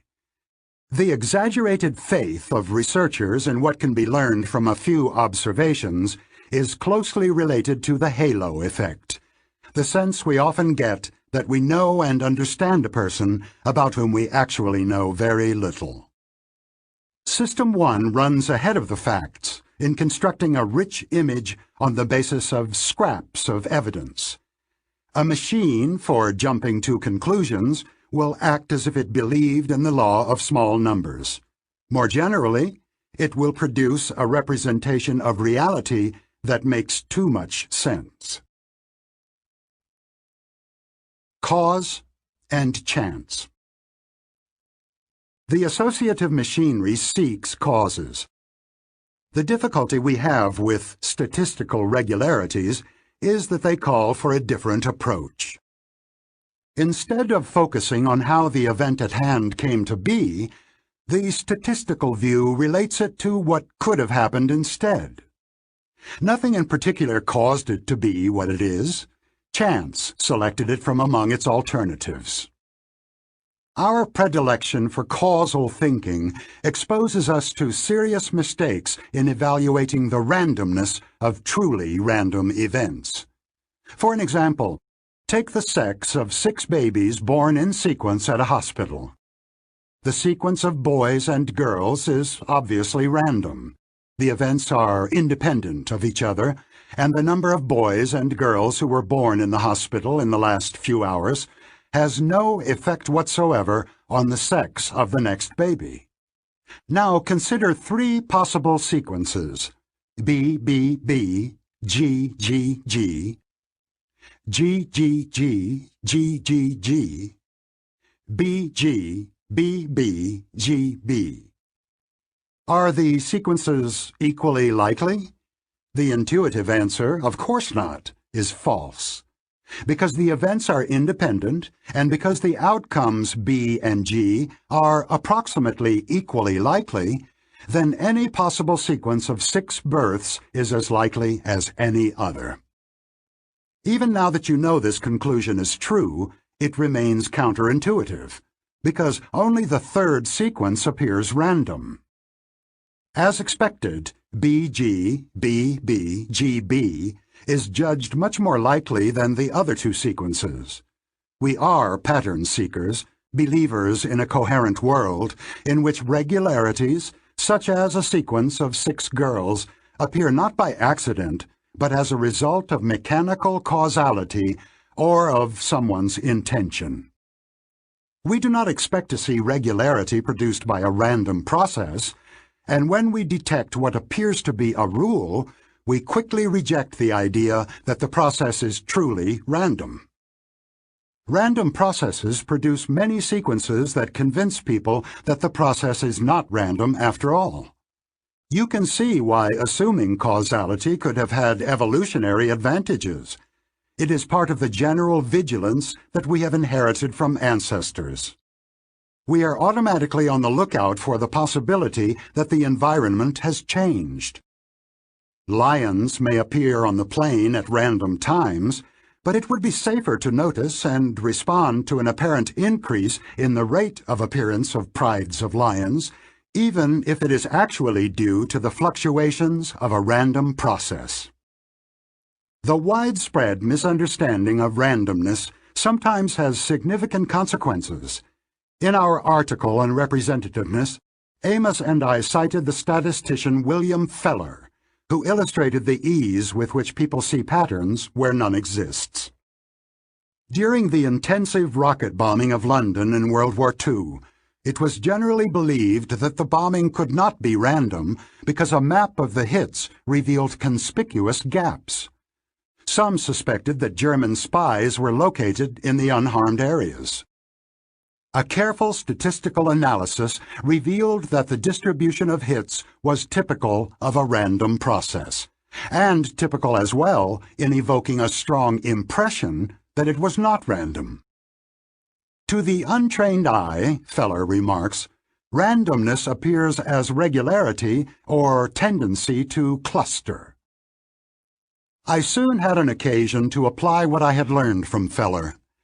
The Yom Kippur War broke out in 1973, and my only significant contribution to the war effort was to advise high officers in the Israeli Air Force to stop an investigation. The air war initially went quite badly for Israel because of the unexpectedly good performance of Egyptian ground-to-air missiles. Losses were high, and they appeared to be unevenly distributed. I was told of 2 squadrons flying from the same base, one of which had lost 4 planes, while the other had lost none. An inquiry was initiated in the hope of learning what it was that the unfortunate squadron was doing wrong. There was no prior reason to believe that one of the squadrons was more effective than the other, and no operational differences were found, but of course, the lives of the pilots differed in many random ways, including, as I recall, how often they went home between missions and something about the conduct of debriefings. My advice was that the command should accept that the different outcomes were due to blind luck, and that the interviewing of the pilots should stop. I reasoned that luck was the most likely answer, that a random search for a non-obvious cause was hopeless, and that in the meantime, the pilots in the squadron that had sustained losses did not need the extra burden of being made to feel that they and their dead friends were at fault. Some years later, Amos and his students Tom Gilovich and Robert Vallone caused a stir with their study of misperceptions of randomness in basketball. The fact that players occasionally acquire a hot hand is generally accepted by players, coaches, and fans. The inference is irresistible. A player sinks 3 or 4 baskets in a row, and you cannot help forming the causal judgment that this player is now hot, with a temporarily increased propensity to score. Players on both teams adapt to this judgment. Teammates are more likely to pass to the hot scorer, and the defense is more likely to double-team. Analysis of thousands of sequences of shots led to a disappointing conclusion. There is no such thing as a hot hand in professional basketball, either in shooting from the field or scoring from the foul line. Of course, some players are more accurate than others, but the sequence of successes and missed shots satisfies all tests of randomness. The hot hand is entirely in the eye of the beholders, who are consistently too quick to perceive order and causality in randomness. The hot hand is a massive and widespread cognitive illusion. The public reaction to this research is part of the story. The finding was picked up by the press because of its surprising conclusion, and the general response was disbelief. When the celebrated coach of the Boston Celtics, Red Auerbach, heard of Gilovich and his study, he responded, "Who is this guy? So he makes a study. I couldn't care less." The tendency to see patterns in randomness is overwhelming, certainly more impressive than a guy making a study. The illusion of pattern affects our lives in many ways off the basketball court. How many good years should you wait before concluding that an investment advisor is unusually skilled? How many successful acquisitions should be needed for a board of directors to believe that the CEO has extraordinary flair for such deals? The simple answer to these questions is that if you follow your intuition, you will more often than not err by misclassifying a random event as systematic. We are far too willing to reject the belief that much of what we see in life is random. I began this chapter with the example of cancer incidents across the United States. The example appears in a book intended for statistics teachers, but I learned about it from an amusing article by the two statisticians I quoted earlier, Howard Weiner and Harris Zwirling. Their essay focused on a large investment, some $1.7 billion, which the Gates Foundation made to follow up intriguing findings on the characteristics of the most successful schools. Many researchers have sought the secret of successful education by identifying the most successful schools in the hope of discovering what distinguishes them from others. One of the conclusions of this research is that the most successful schools, on average, are small.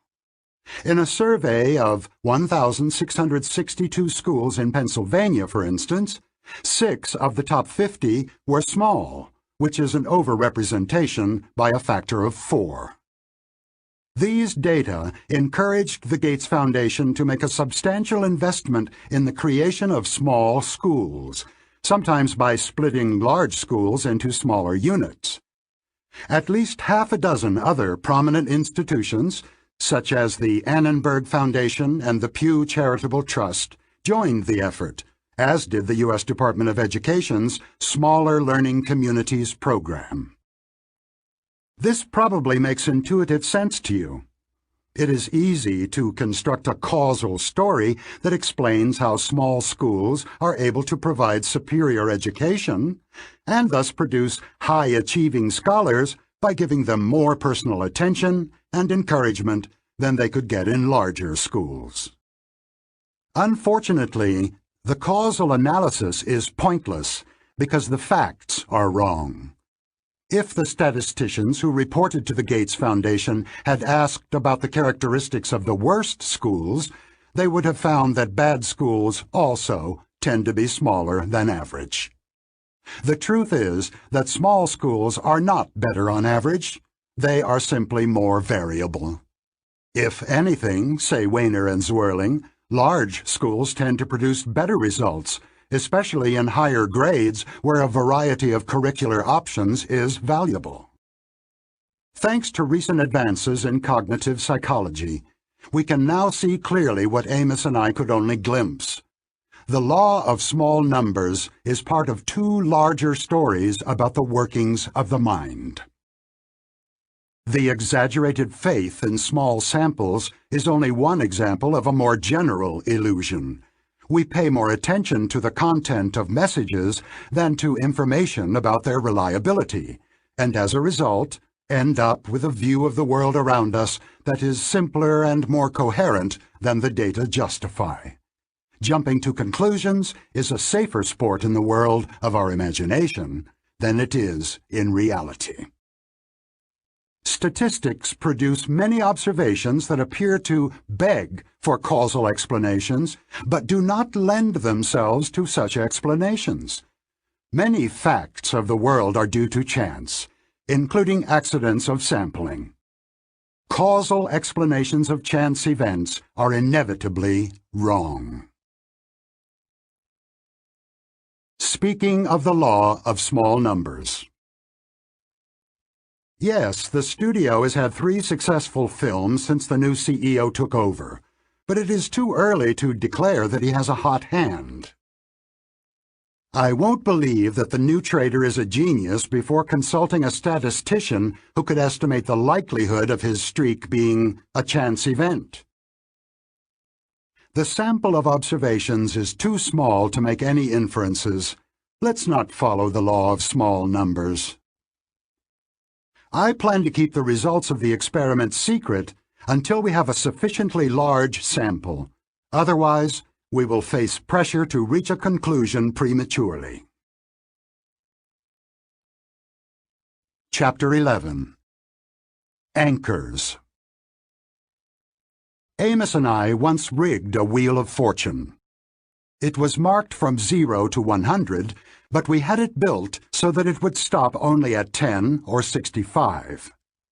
We recruited students of the University of Oregon as participants in our experiment. One of us would stand in front of a small group, spin the wheel, and ask them to write down the number on which the wheel stopped, which of course was either 10 or 65. We then asked them 2 questions. Is the percentage of African nations among UN members larger or smaller than the number you just wrote? What is your best guess of the percentage of African nations in the UN? The spin of a wheel of fortune, even one that is not rigged, cannot possibly yield useful information about anything, and the participants in our experiment should simply have ignored it. But they did not ignore it. The average estimates of those who saw 10 and 65 were 25% and 45% respectively. The phenomenon we were studying is so common and so important in the everyday world that you should know its name. It is an anchoring effect. It occurs when people consider a particular value for an unknown quantity before estimating that quantity. What happens is one of the most reliable and robust results of experimental psychology. The estimates stay close to the number that people considered, hence the image of an anchor.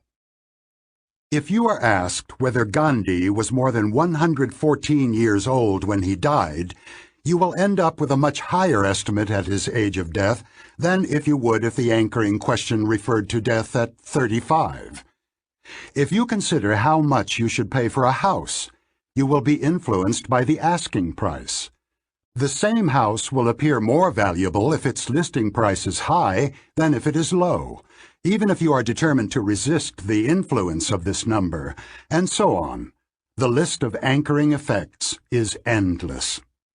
Any number that you are asked to consider as a possible solution to an estimation problem will induce an anchoring effect. We were not the first to observe the effects of anchors, but our experiment was the first demonstration of its absurdity. People's judgments were influenced by an obviously uninformative number. There was no way to describe the anchoring effect of a wheel of fortune as reasonable. Amos and I published the experiment in our science paper, and it is one of the best known of the findings we reported there. There was only one trouble. Amos and I did not fully agree on the psychology of the anchoring effect. He supported one interpretation, I liked another, and we never found a way to settle the argument. The problem was finally solved decades later by the efforts of numerous investigators. It is now clear that Amos and I were both right. 2 different mechanisms produce anchoring effects, one for each system. There is a form of anchoring that occurs in a deliberate process of adjustment, an operation of System 2. And there is anchoring that occurs by a priming effect, an automatic manifestation of System 1. Anchoring as adjustment. Amos liked the idea of an adjust and anchor heuristic as a strategy for estimating uncertain quantities. Start from an anchoring number, assess whether it is too high or too low, and gradually adjust your estimate by mentally moving from the anchor. The adjustment typically ends prematurely because people stop when they are no longer certain that they should move farther. Decades after our disagreement, and years after Amos's death, convincing evidence of such a process was offered independently by two psychologists who had worked closely with Amos early in their careers, Eldar Shafir and Tom Gilovich, together with their own students, Amos's intellectual grandchildren. To get the idea, take a sheet of paper and draw a 2.5-inch line going up, starting at the bottom of the page, without a ruler.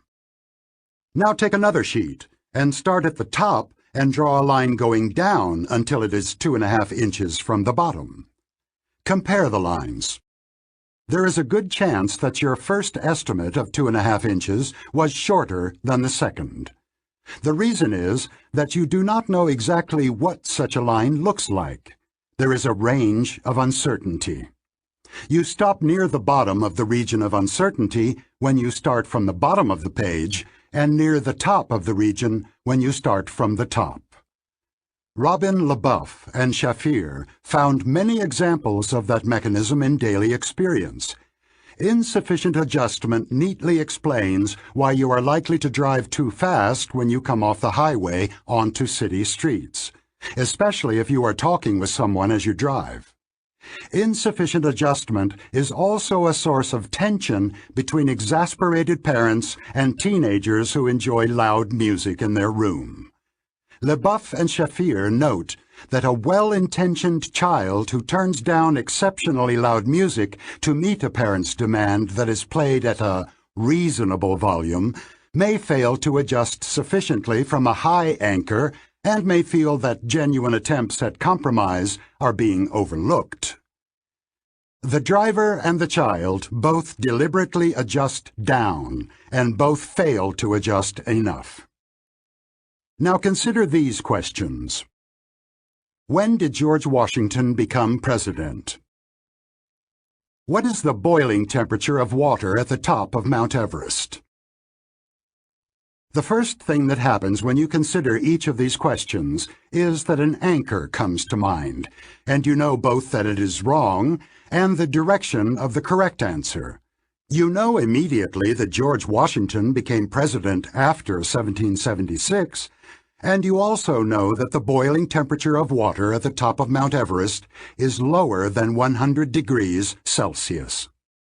You have to adjust in the appropriate direction by finding arguments to move away from the anchor. As in the case of the lines, you are likely to stop when you are no longer sure you should go farther, at the near edge of the region of uncertainty. Nick Epley and Tom Gilovich found evidence that adjustment is a deliberate attempt to find reasons to move away from the anchor. People who are instructed to shake their head when they hear the anchor, as if they rejected it, move farther from the anchor, and people who nod their head show enhanced anchoring.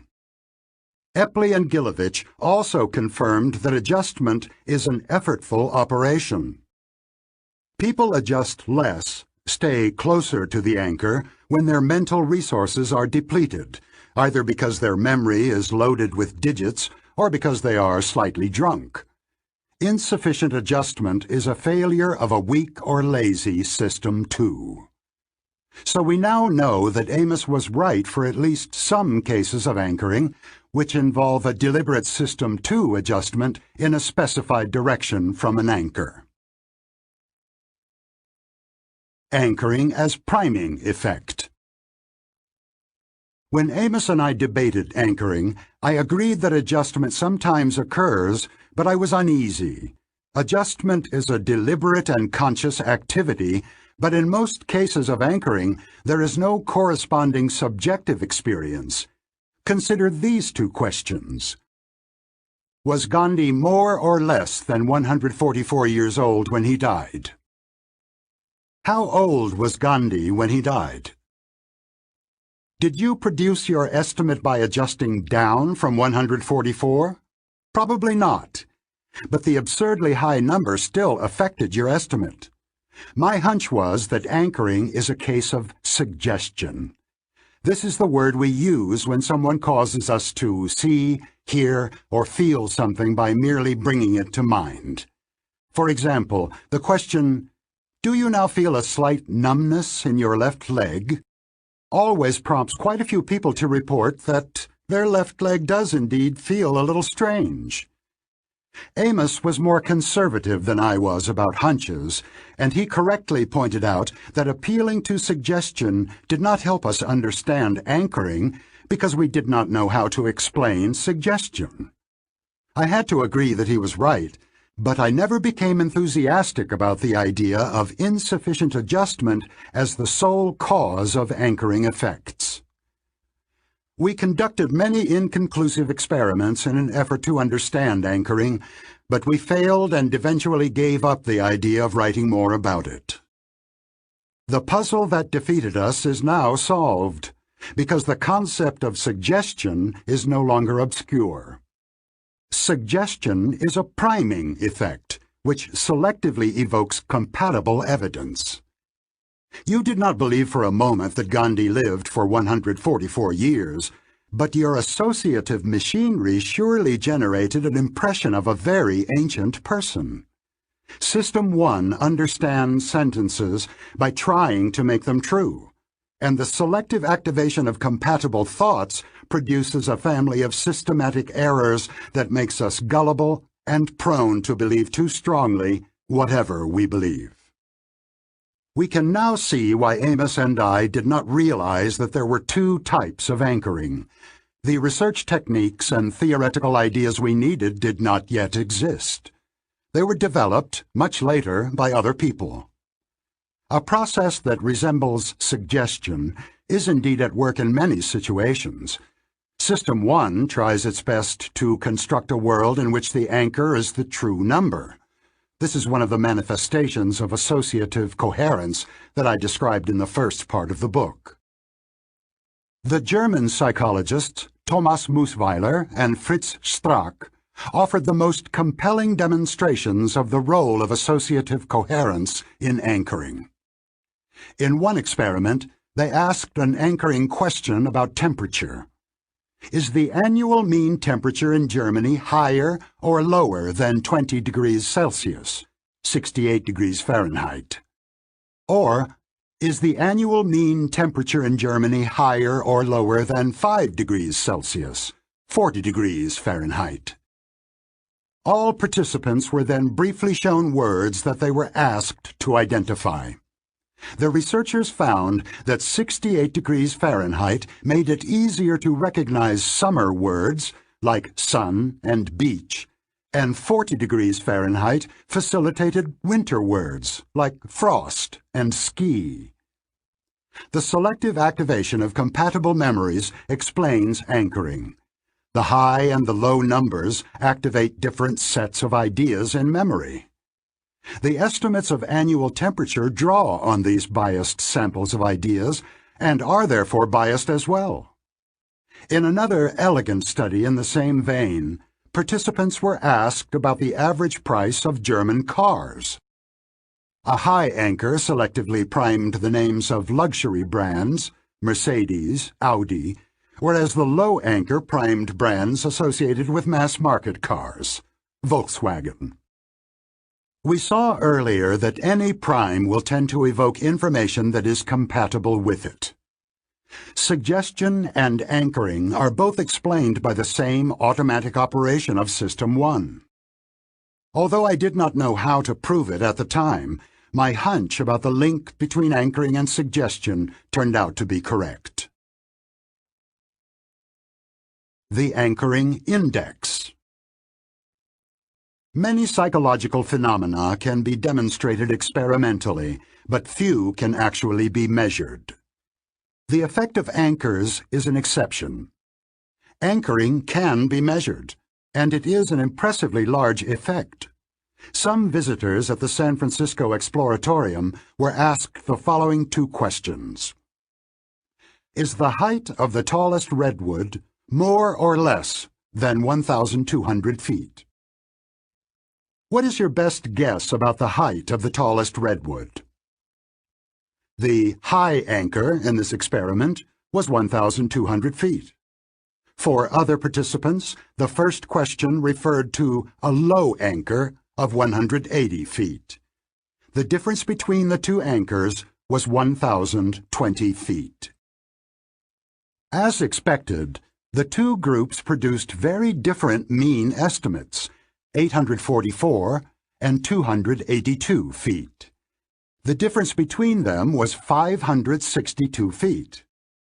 The anchoring index is simply the ratio of the two differences, 562 to 1,020, expressed as a percentage, 55%. The anchoring measure would be 100% for people who slavishly adopt the anchor as an estimate, and 0 for people who are able to ignore the anchor altogether. The value of 55% that was observed in this example is typical. Similar values have been observed in numerous other problems. The anchoring effect is not a laboratory curiosity. It can be just as strong in the real world. In an experiment conducted some years ago, real estate agents were given an opportunity to assess the value of a house that was actually on the market. They visited the house and studied a comprehensive booklet of information that included an asking price. Half the agents saw an asking price that was substantially higher than the listed price of the house. The other half saw an asking price that was substantially lower. Each agent gave her opinion about a reasonable buying price for the house and the lowest price at which she would agree to sell the house if she owned it. The agents were then asked about the factors that had affected their judgment. Remarkably, the asking price was not one of these factors. The agents took pride in their ability to ignore it. They insisted that the listing price had no effect on their responses, but they were wrong. The anchoring effect was 41%. Indeed, the professionals were almost as susceptible to anchoring effects as business school students with no real estate experience, whose anchoring index was 48%. The only difference between the two groups was that the students conceded that they were influenced by the anchor, while the professionals denied that influence. Powerful anchoring effects are found in decisions that people make about money, such as when they choose how much to contribute to a cause. To demonstrate this effect, we told participants in the exploratorium study about the environmental damage caused by oil tankers in the Pacific Ocean and asked about their willingness to make an annual contribution to save 50,000 offshore Pacific Coast seabirds from small offshore oil spills until ways are found to prevent spills or require tanker owners to pay for the operation. This question requires intensity matching. The respondents are asked, in effect, to find the dollar amount of a contribution that matches the intensity of their feelings about the plight of the seabirds. Some of the visitors were first asked an anchoring question such as, "Would you be willing to pay $5?" before the point-blank question of how much they would contribute.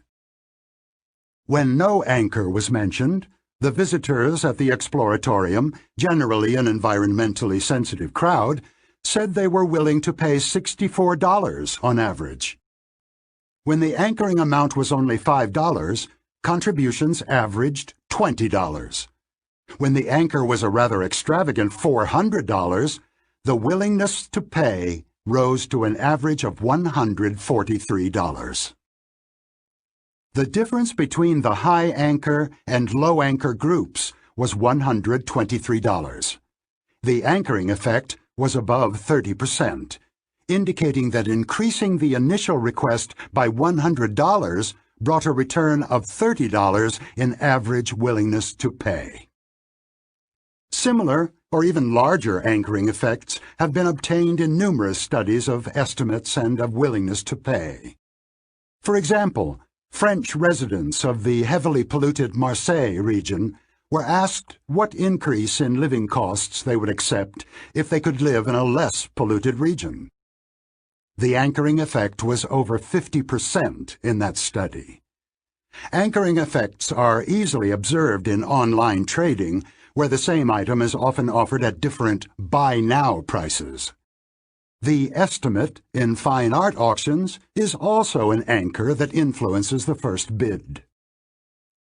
There are situations in which anchoring appears reasonable. After all, it is not surprising that people who are asked difficult questions clutch at straws, and the anchor is a plausible straw. If you know next to nothing about the trees of California and are asked whether a redwood can be taller than 1,200 feet, you might infer that this number is not too far from the truth. Somebody who knows the true height thought up that question, so the anchor may be a valuable hint. However, a key finding of anchoring research is that anchors that are obviously random can be just as effective as potentially informative anchors. When we used a wheel of fortune to anchor estimates of the proportion of African nations in the UN, the anchoring index was 44%, well within the range of effects observed with anchors that could plausibly be taken as hints. Anchoring effects of similar size have been observed in experiments in which the last few digits of the respondent's Social Security number was used as the anchor. For example, for estimating the number of physicians in their city. The conclusion is clear. Anchors do not have their effects because people believe they are informative. The power of random anchors has been demonstrated in some unsettling ways. German judges with an average of more than 15 years of experience on the bench first read a description of a woman who had been caught shoplifting, then rolled a pair of dice that were loaded so that every roll resulted in either a 3 or a 9. As soon as the dice came to a stop, the judges were asked whether they would sentence the woman to a term in prison greater or lesser in months than the number showing on the dice. Finally, the judges were instructed to specify the exact prison sentence they would give to the shoplifter. On average, those who had rolled a 9 said they would sentence her to 8 months. Those who rolled a 3 said they would sentence her to 5 months. The anchoring effect was 50%. Uses and abuses of anchors. By now you should be convinced that anchoring effects, sometimes due to priming, sometimes to insufficient adjustment, are everywhere. The psychological mechanisms that produce anchoring make us far more suggestible than most of us would want to be. And of course, there are quite a few people who are willing and able to exploit our gullibility. Anchoring effects explain why, for example, arbitrary rationing is an effective marketing ploy. A few years ago, supermarket shoppers in Sioux City, Iowa, encountered a sales promotion for Campbell's soup at about 10% off the regular price. On some days, a sign on the shelf said, "Limit of 12 per person." On other days, the sign said, "No limit per person."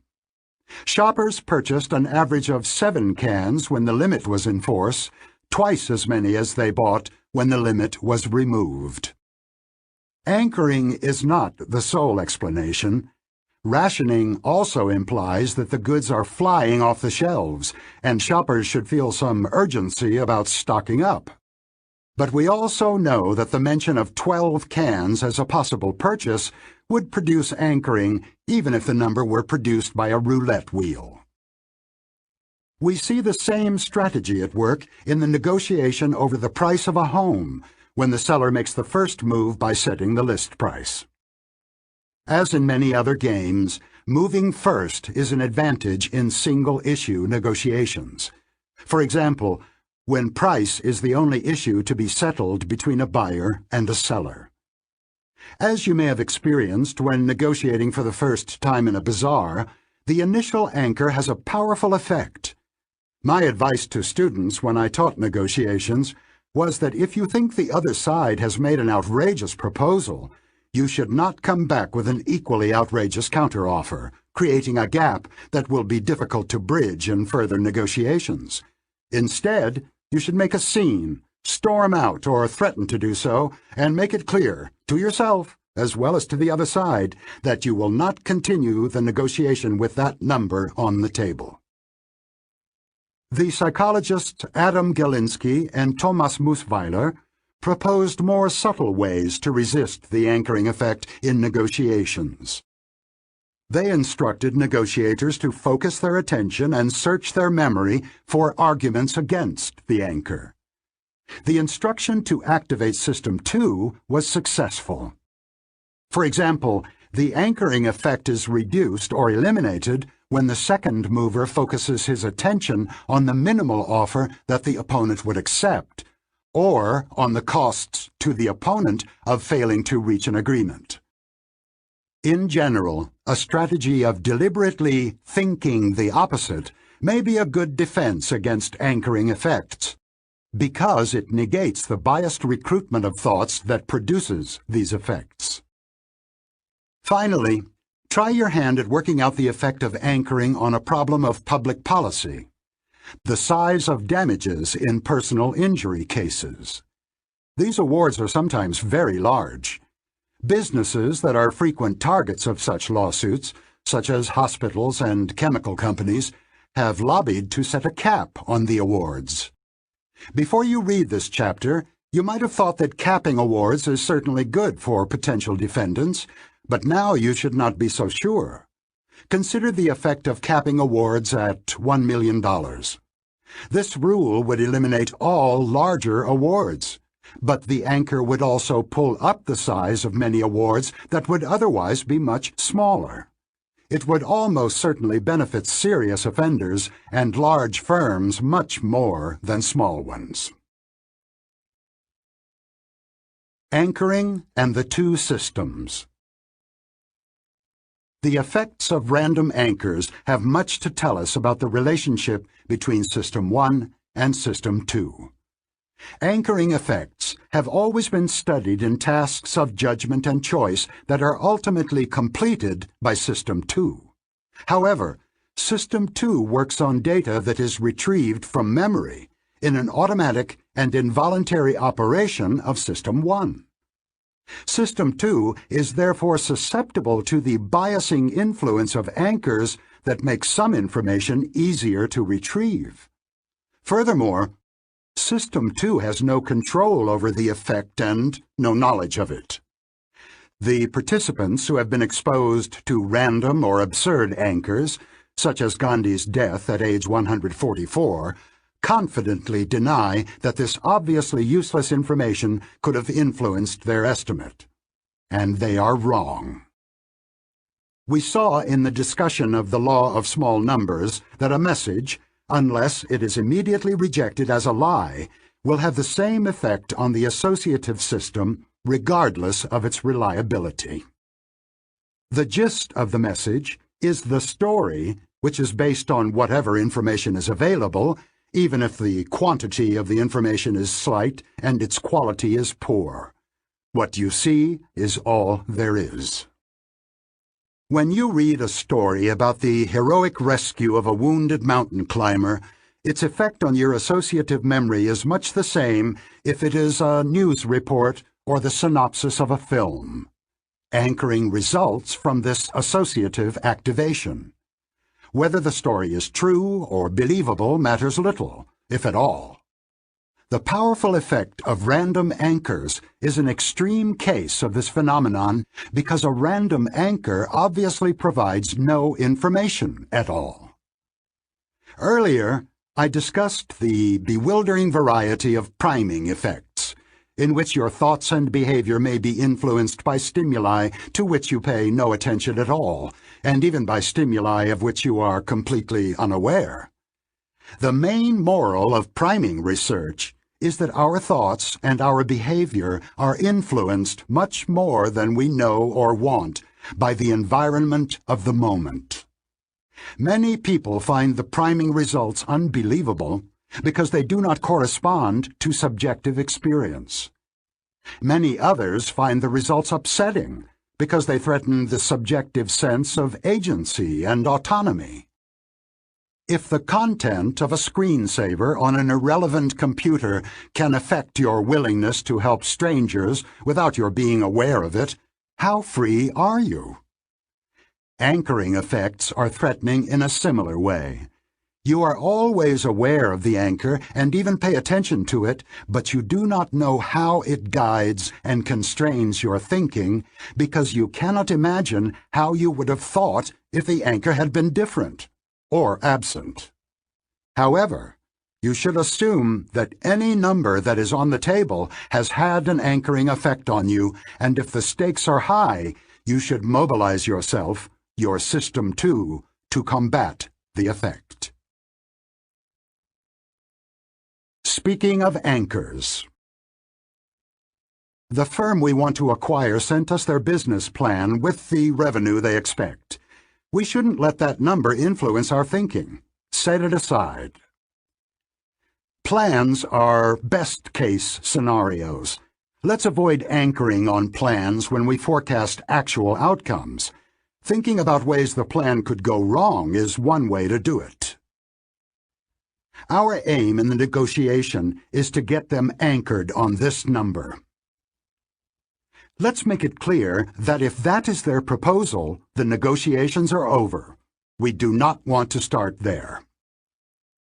The defendant's lawyers put in a frivolous reference in which they mentioned a ridiculously low amount of damages, and they got the judge anchored on it. Chapter 12. The Science of Availability.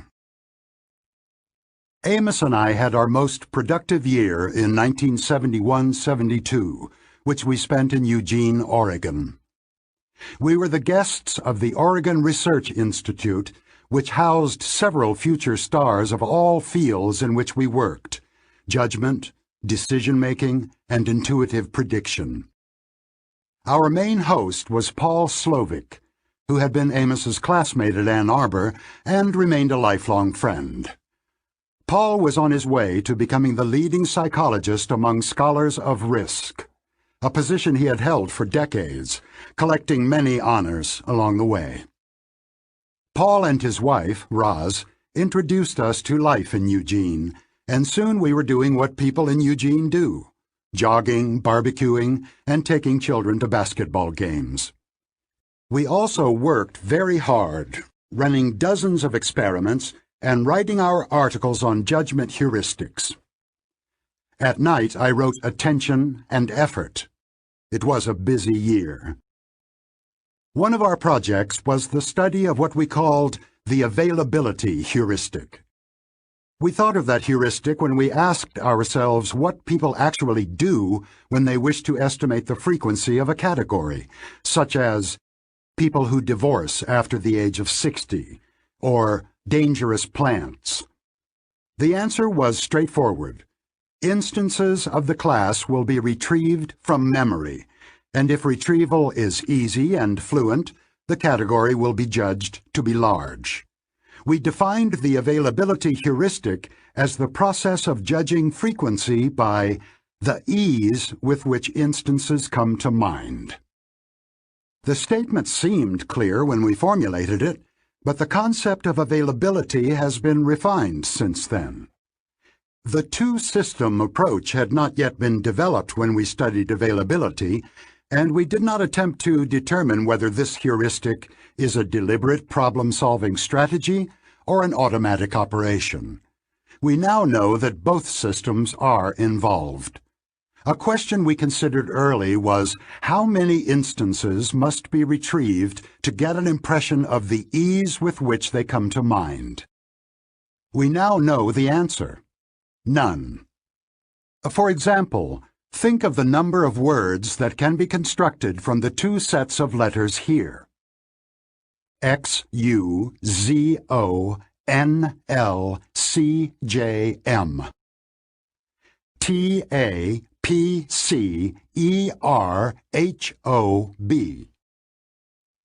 You knew almost immediately, without generating any instances, that one set offers far more possibilities than the other. probably by a factor of 10 or more. Similarly, you do not need to retrieve specific news stories to have a good idea of the relative frequency with which different countries have appeared in the news during the past year. Belgium, China, France, Congo, Nicaragua, Romania. The availability heuristic, like other heuristics of judgment, substitutes one question for another. You wish to estimate the size of a category or the frequency of an event, but you report an impression of the ease with which instances come to mind. Substitution of questions inevitably produces systematic errors. You can discover how the heuristic leads to biases by following a simple procedure.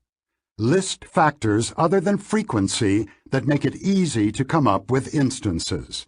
Each factor in your list will be a potential source of bias. Here are some examples. A salient event that attracts your attention will be easily retrieved from memory.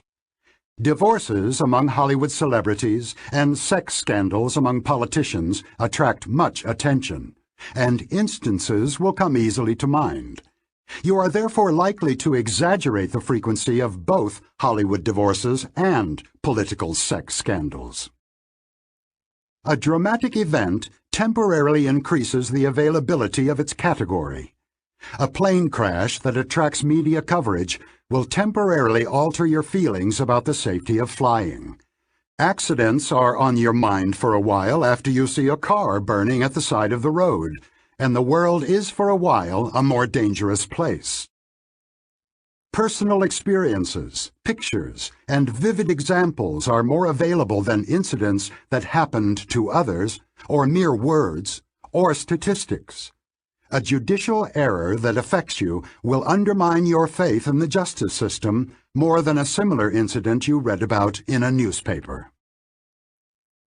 Resisting this large collection of potential availability biases is possible, but tiresome. You must make the effort to reconsider your impressions and intuitions by asking such questions as, is our belief that thefts by teenagers are a major problem due to a few recent instances in our neighborhood? Or, could it be that I feel no need to get a flu shot because none of my acquaintances got the flu last year? Maintaining one's vigilance against biases is a chore, but the chance to avoid a costly mistake is sometimes worth the effort. One of the best-known studies of availability suggests that awareness of your own biases can contribute to peace in marriages and probably in other joint projects. In a famous study, spouses were asked, how large was your personal contribution to keeping the place tidy, in percentages? They also answered similar questions about taking out the garbage, initiating social engagements, etc. Would the self-estimated contributions add up to 100%, or more or less? As expected, the self-assessed contributions added up to more than 100%. The explanation is a simple availability bias.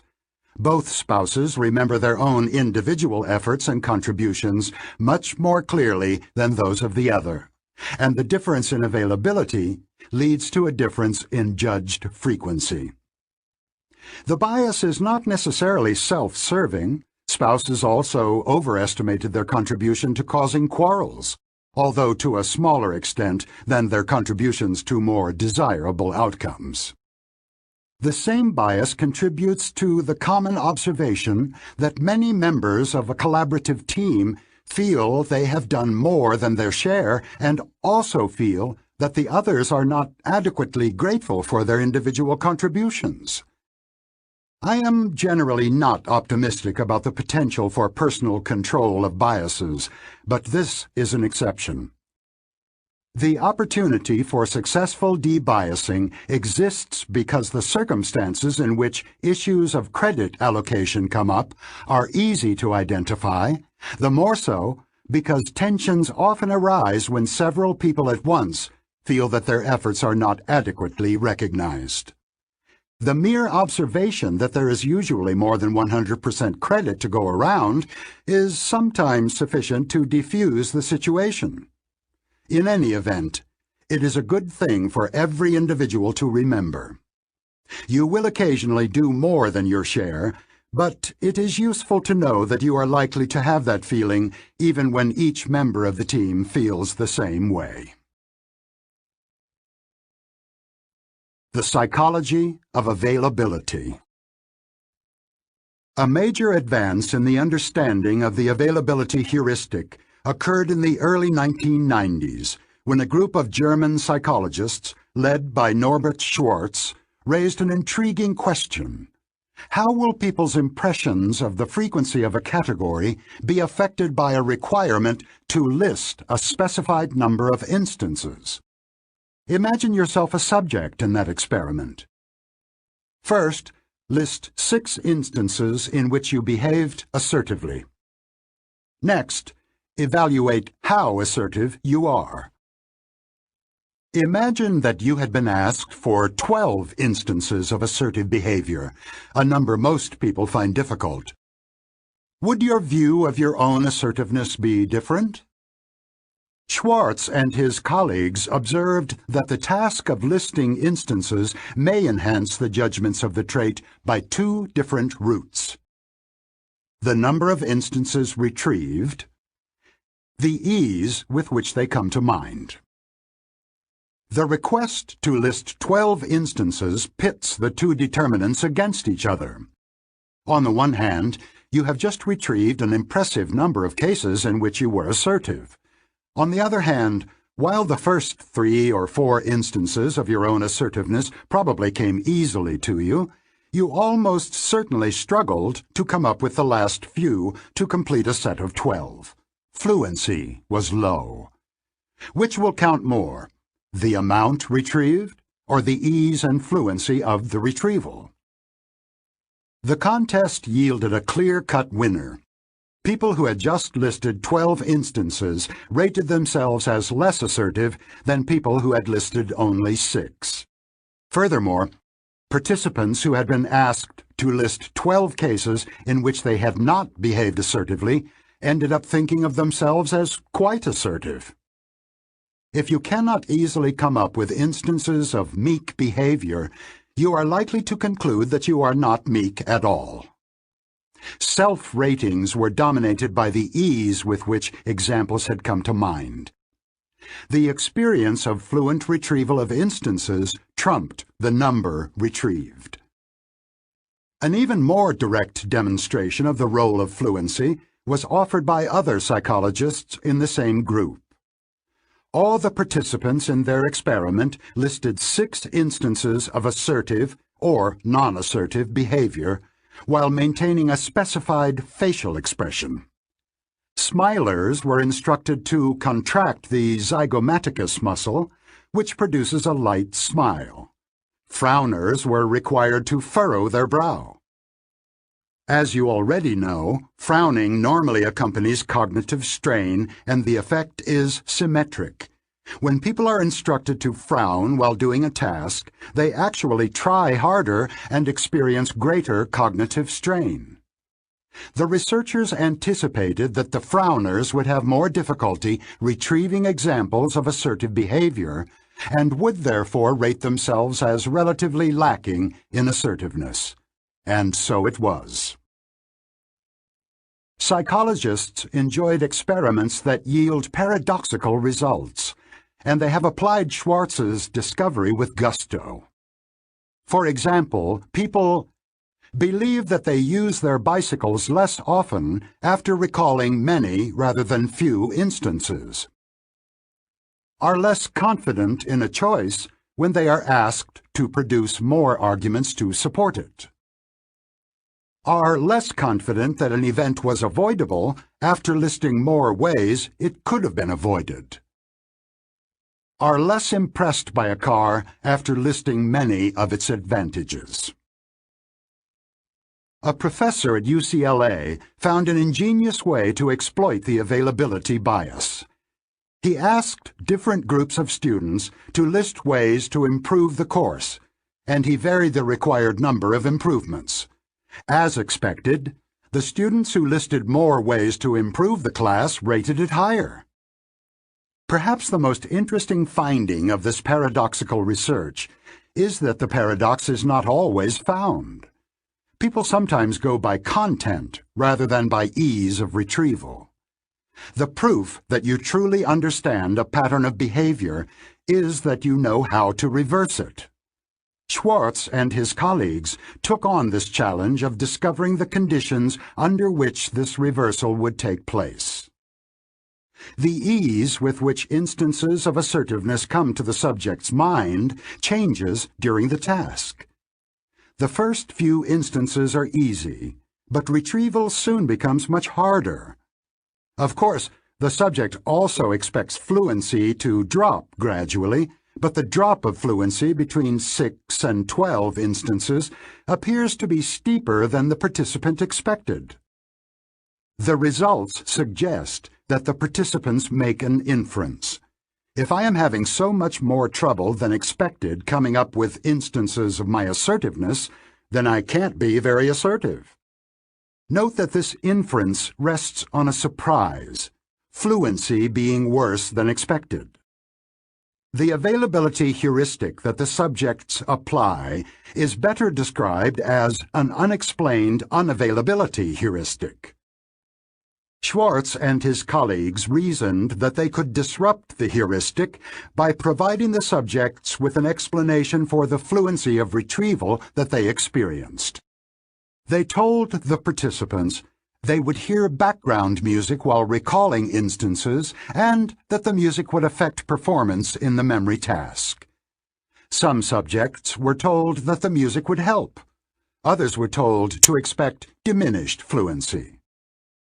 As predicted, participants whose experience of fluency was explained did not use it as a heuristic. The subjects who were told that music would make retrieval more difficult rated themselves as equally assertive when they retrieved 12 instances as when they retrieved 6. Other cover stories have been used with the same result. Judgments are no longer influenced by ease of retrieval when the experience of fluency is given a spurious explanation by the presence of curves or straight text boxes, by the background color of the screen, or by other irrelevant factors that the experimenters dreamed up. As I have described it, the process that leads to judgment by availability appears to involve a complex chain of reasoning. The subjects have an experience of diminishing fluency as they produce instances. They evidently have expectations about the rate at which fluency decreases, and those expectations are wrong. The difficulty of coming up with new instances increases more rapidly than they expect. It is the unexpectedly low fluency that causes people who were asked for 12 instances to describe themselves as unassertive. When the surprise is eliminated, low fluency no longer influences the judgment. The process appears to consist of a sophisticated set of inferences. Is the automatic System 1 capable of it? The answer is that, in fact, no complex reasoning is needed. Among the basic features of System 1 is its ability to set expectations and to be surprised when these expectations are violated. The system also retrieves possible causes of a surprise, usually by finding a possible cause among recent surprises. Furthermore, System 2 can reset the expectations of System 1 on the fly, so that an event that would normally be surprising is now almost normal. Suppose you are told that the 3-year-old boy who lives next door frequently wears a top hat in his stroller. You will be far less surprised when you actually see him with his top hat than you would have been without the warning. In Schwartz's experiment, the background music has been mentioned as a possible cause of retrieval problems. The difficulty of retrieving 12 instances is no longer a surprise, and therefore is less likely to be evoked by the task of judging assertiveness. Schwartz and his colleagues discovered that people who are personally involved in the judgment are more likely to consider the number of instances they retrieve from memory and less likely to go by fluency. They recruited 2 groups of students for a study of risks to cardiac health. Half the students had a family history of cardiac disease and were expected to take the task more seriously than the others, who had no such history. All were asked to recall either 3 or 8 behaviors in their routine that could affect their cardiac health. Some were asked for risky behaviors, others for protective behaviors. Students with no family history of heart disease were casual about the task and followed the availability heuristic. Students who found it difficult to find 8 instances of risky behavior felt themselves relatively safe, and those who struggled to retrieve examples of safe behaviors felt themselves at risk. The students with a family history of heart disease showed the opposite pattern. They felt safer when they retrieved many instances of safe behavior and felt greater danger when they retrieved many instances of risky behavior. They were also more likely to feel that their future behavior would be affected by the experience of evaluating their risk. The conclusion is that the ease with which instances come to mind is a System 1 heuristic, which is replaced by a focus on content when System 2 is more engaged. Multiple lines of evidence converge on the conclusion that people who let themselves be guided by System 1 are more strongly susceptible to availability biases than others who are in a state of higher vigilance. The following are some conditions in which people go with the flow and are affected more strongly by ease of retrieval than by the content they retrieved. When they are engaged in another effortful task at the same time. When they are in a good mood because they just thought of a happy episode in their life. If they score low on a depression scale. If they are knowledgeable novices on the topic of the task, in contrast to true experts. When they score high on a scale of faith in intuition. If they are, or are made to feel, powerful. I find the last finding particularly intriguing. The authors introduce their article with a famous quote. "I don't spend a lot of time taking polls around the world to tell me what I think is the right way to act. I've just got to know how I feel."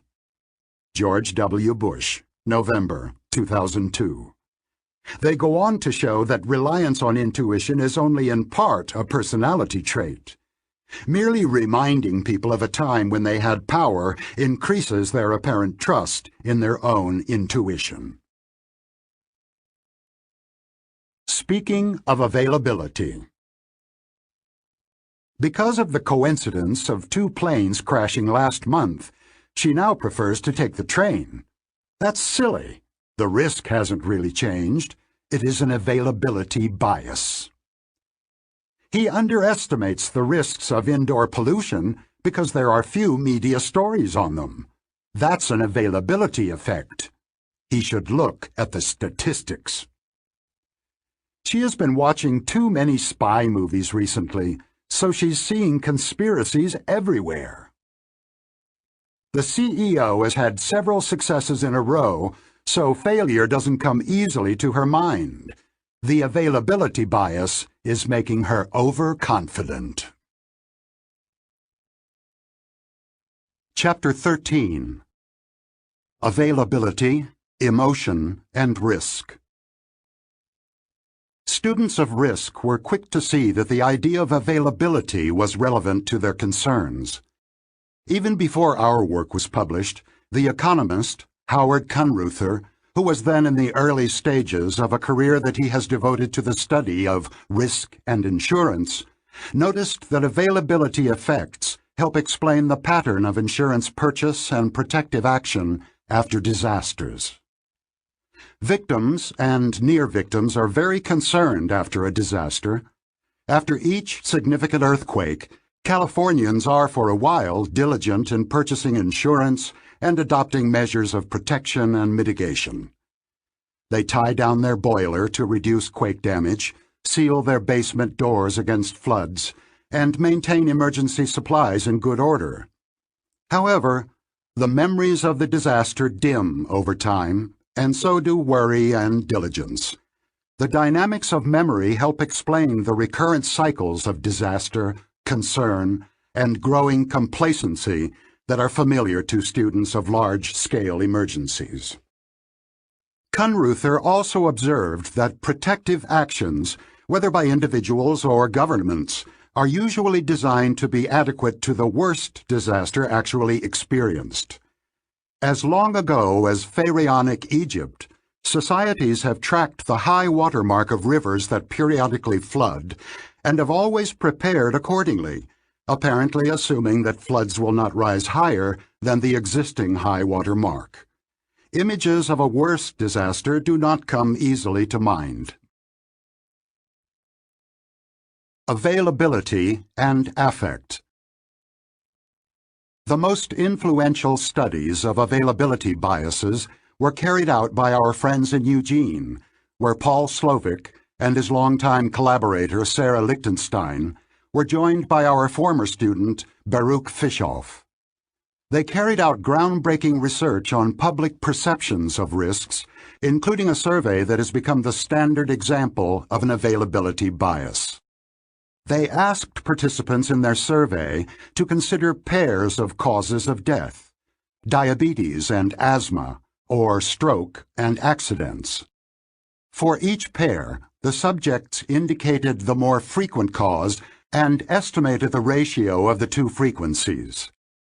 The judgments were compared to health statistics of the time. Here's a sample of their findings.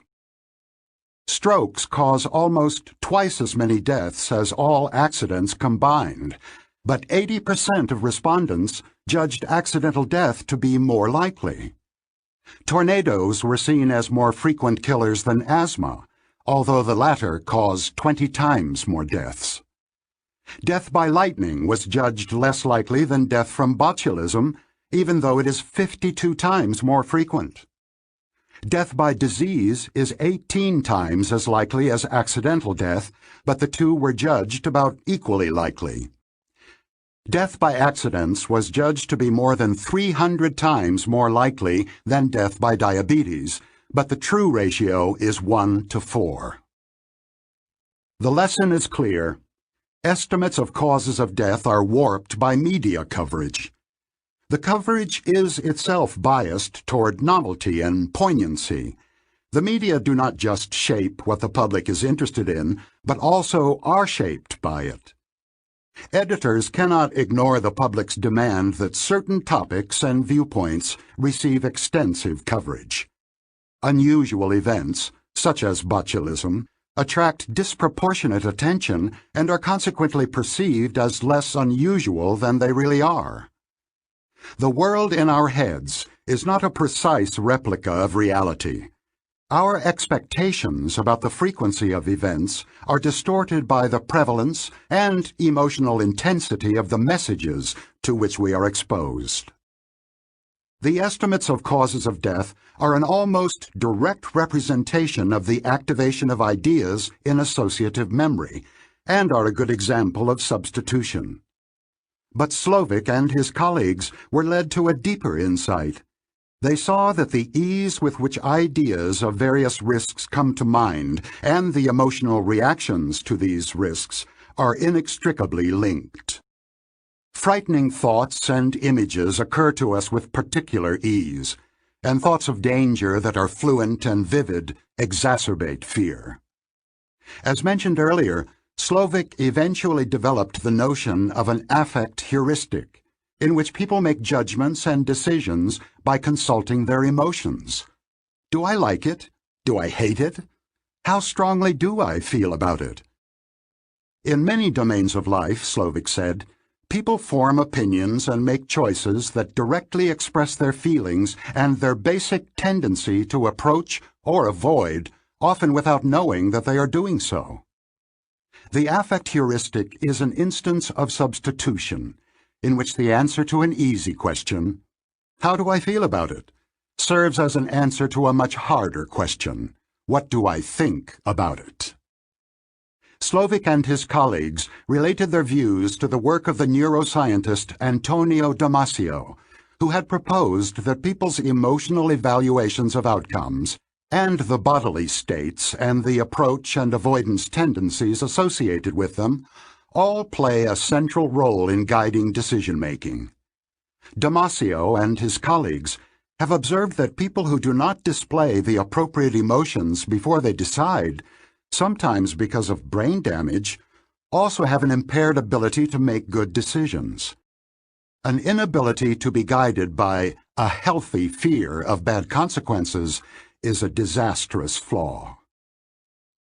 In a compelling demonstration of the workings of the affect heuristic, Slovic's research team surveyed opinions about various technologies, including water fluoridation, chemical plants, food preservatives, and cars, and asked their respondents to list both the benefits and the risks of each technology.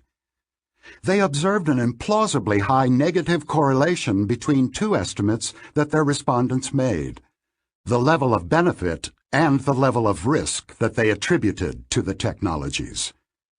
When people were favorably disposed toward a technology, they rated it as offering large benefits and imposing little risk. When they disliked a technology, they could think only of its disadvantages, and few advantages came to mind. Because the technologies lined up neatly from good to bad, no painful trade-offs needed to be faced. Estimates of risk and benefit corresponded even more closely when people rated risks and benefits under time pressure. Remarkably, members of the British Toxicology Society responded similarly. They found little benefit in substances or technologies that they thought risky, and vice versa. Consistent affect is a central element of what I have called associative coherence. The best part of the experiment came next. After completing the initial survey, the respondents read brief passages with arguments in favor of various technologies.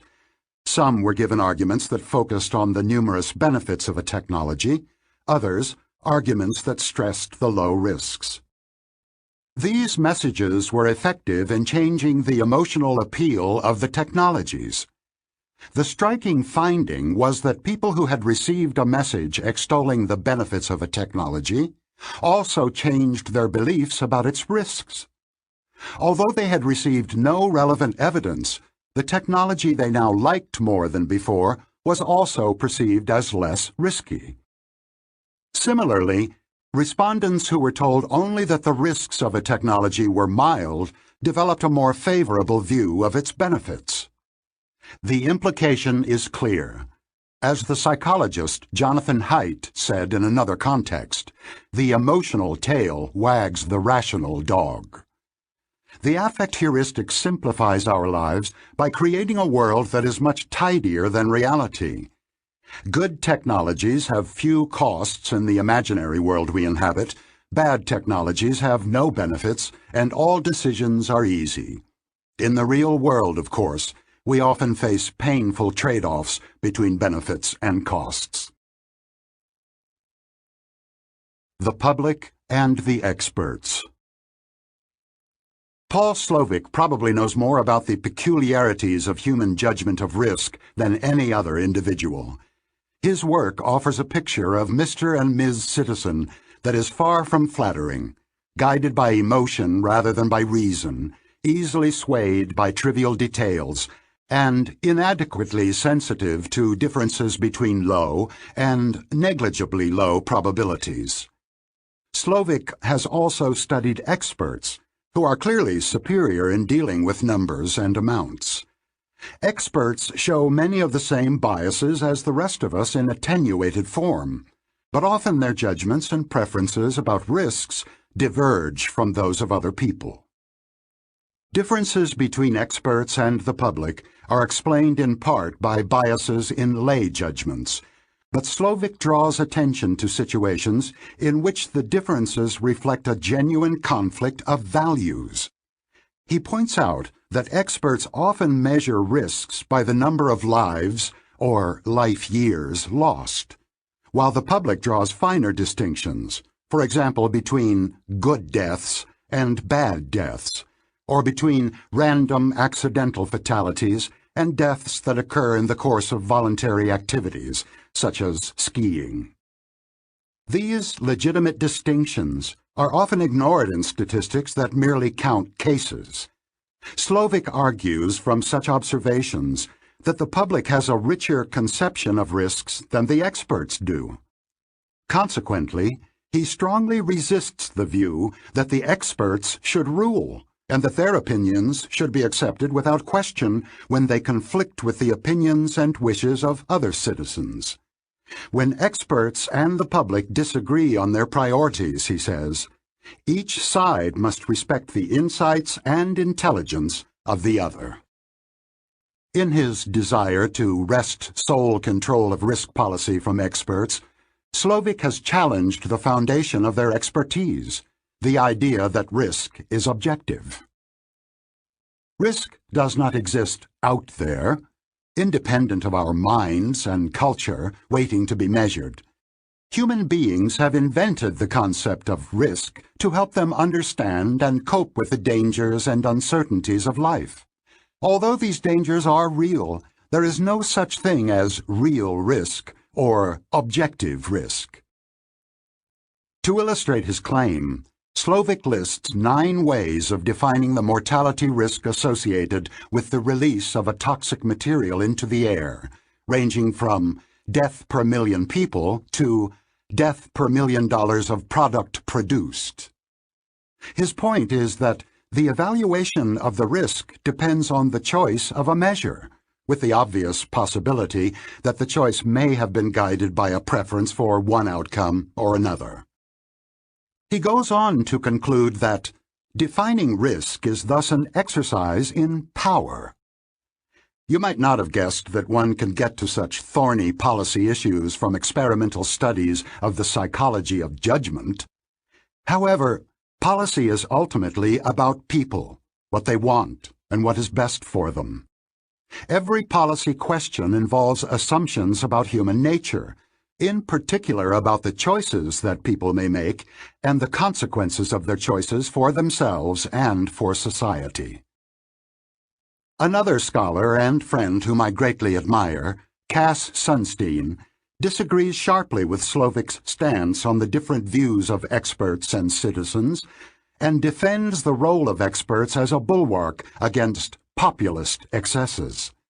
Sunstein is one of the foremost legal scholars in the United States, and shares with other leaders of his profession the attribute of intellectual fearlessness. He knows he can master any body of knowledge quickly and thoroughly, and he has mastered many, including both the psychology of judgment and choice, and issues of regulation and risk policy. His view is that the existing system of regulation in the United States displays a very poor setting of priorities, which reflects reaction to public pressures more than careful, objective analysis. He starts from the position that risk regulation and government intervention to reduce risks should be guided by rational weighting of costs and benefits, and that the natural units for this analysis are the number of lives saved, or perhaps the number of life years saved, which gives more weight to saving the young, and the dollar cost to the economy. Poor regulation is wasteful of lives and money, both of which can be measured objectively. Sunstein has not been persuaded by Slovic's argument that risk and its measurement is subjective. Many aspects of risk assessment are debatable, but he has faith in the objectivity that may be achieved by science, expertise, and careful deliberation. Sunstein came to believe that biased reactions to risks are an important source of erratic and misplaced priorities in public policy. Lawmakers and regulators may be overly responsive to the irrational concerns of citizens, both because of political sensitivity and because they are prone to the same cognitive biases as other citizens.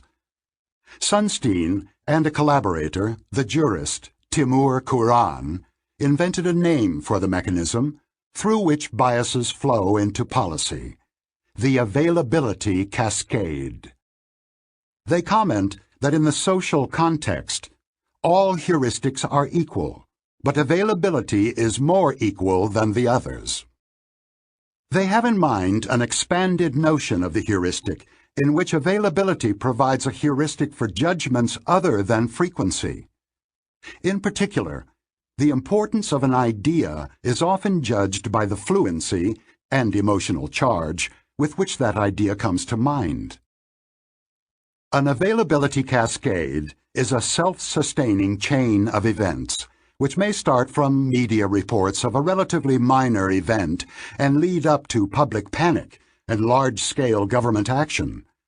On some occasions, a media story about a risk catches the attention of a segment of the public which becomes aroused and worried. This emotional reaction becomes a story in itself, prompting additional coverage in the media, which in turn produces greater concern and involvement. The cycle is sometimes sped along deliberately by availability entrepreneurs, individuals or organizations who work to ensure a continuous flow of worrying news. The danger is increasingly exaggerated as the media compete for attention-grabbing headlines.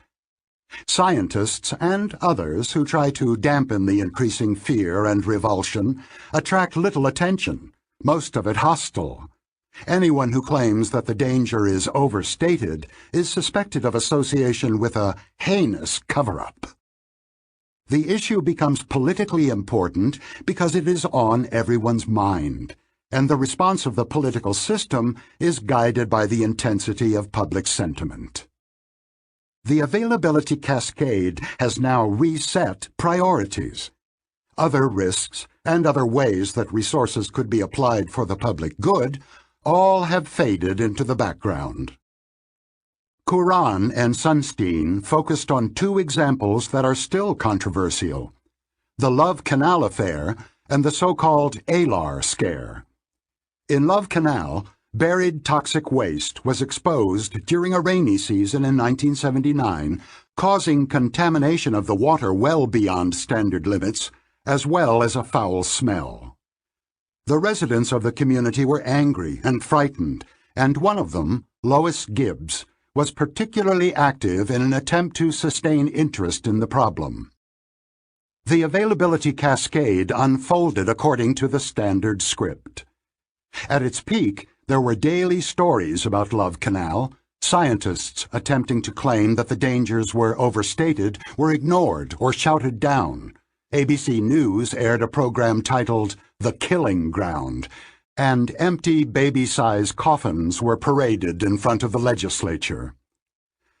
A large number of residents were relocated at government expense, and the control of toxic waste became the major environmental issue of the 1980s. The legislation that mandated the cleanup of toxic sites, called CERCLA, established a superfund and is considered a significant achievement of environmental legislation. It was also expensive, and some have claimed that the same amount of money could have saved many more lives if it had been directed to other priorities.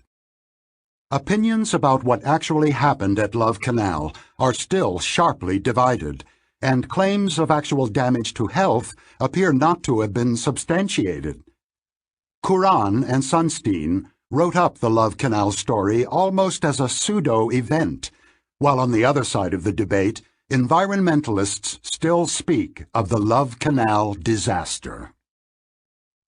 Opinions are also divided on the second example Kuran and Sunstein used to illustrate their concept of an availability cascade, the ALAR incident, known to detractors of environmental concerns as the ALAR scare of 1989. ALAR is a chemical that was sprayed on apples to regulate their growth and improve their appearance. The scare began with press stories that the chemical, when consumed in gigantic doses, caused cancerous tumors in rats and mice.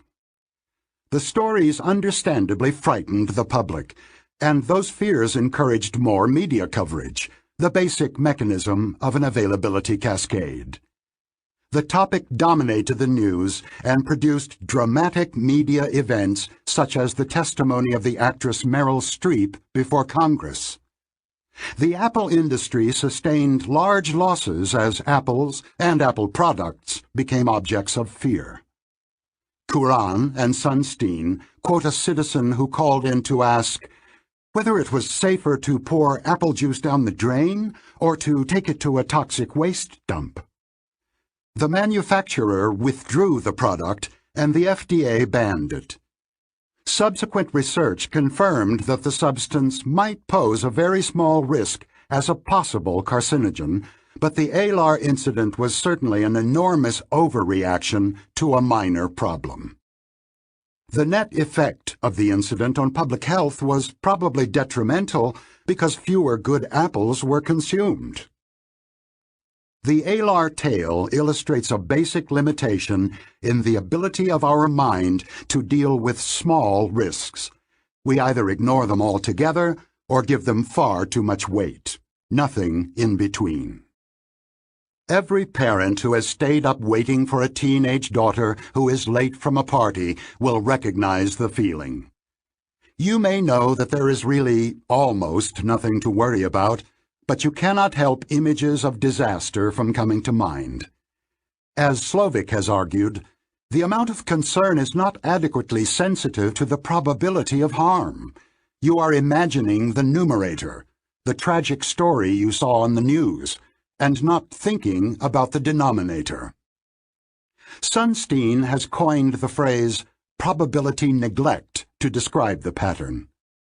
The combination of probability neglect with the social mechanisms of availability cascades inevitably leads to gross exaggerations of minor threats, sometimes with important consequences.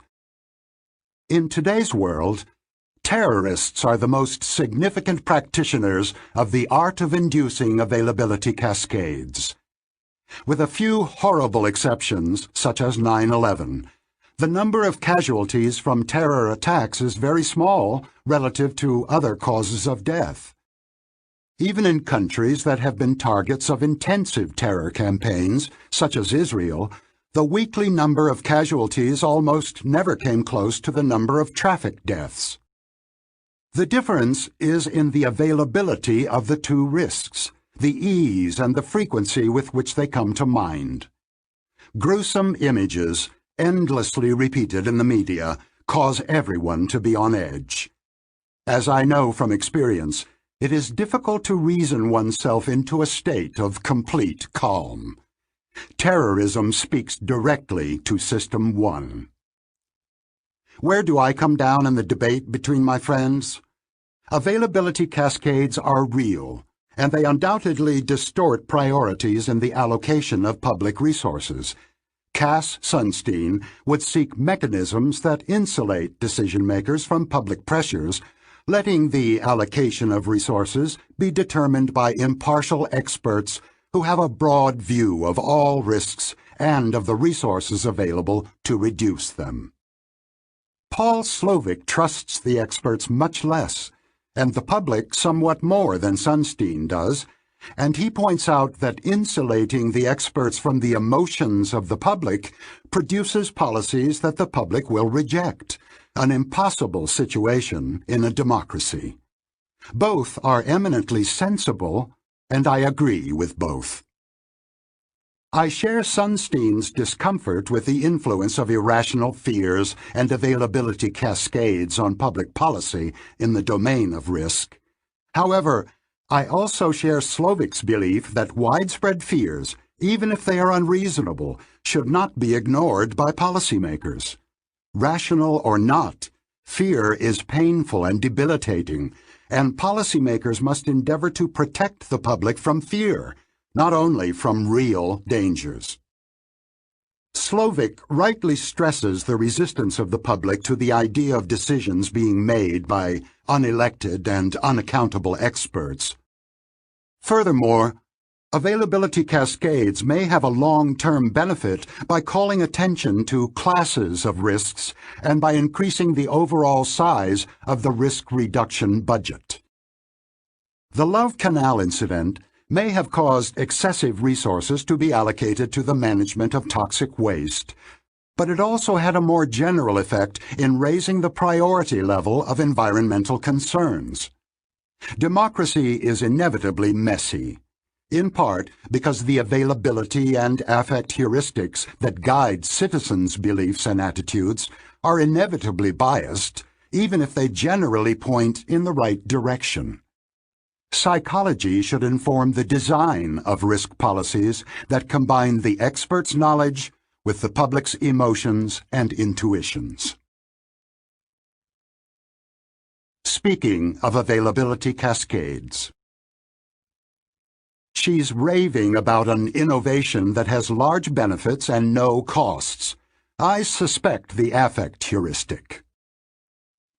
This is an availability cascade, a non-event that is inflated by the media and the public until it fills our TV screens and becomes all anyone is talking about.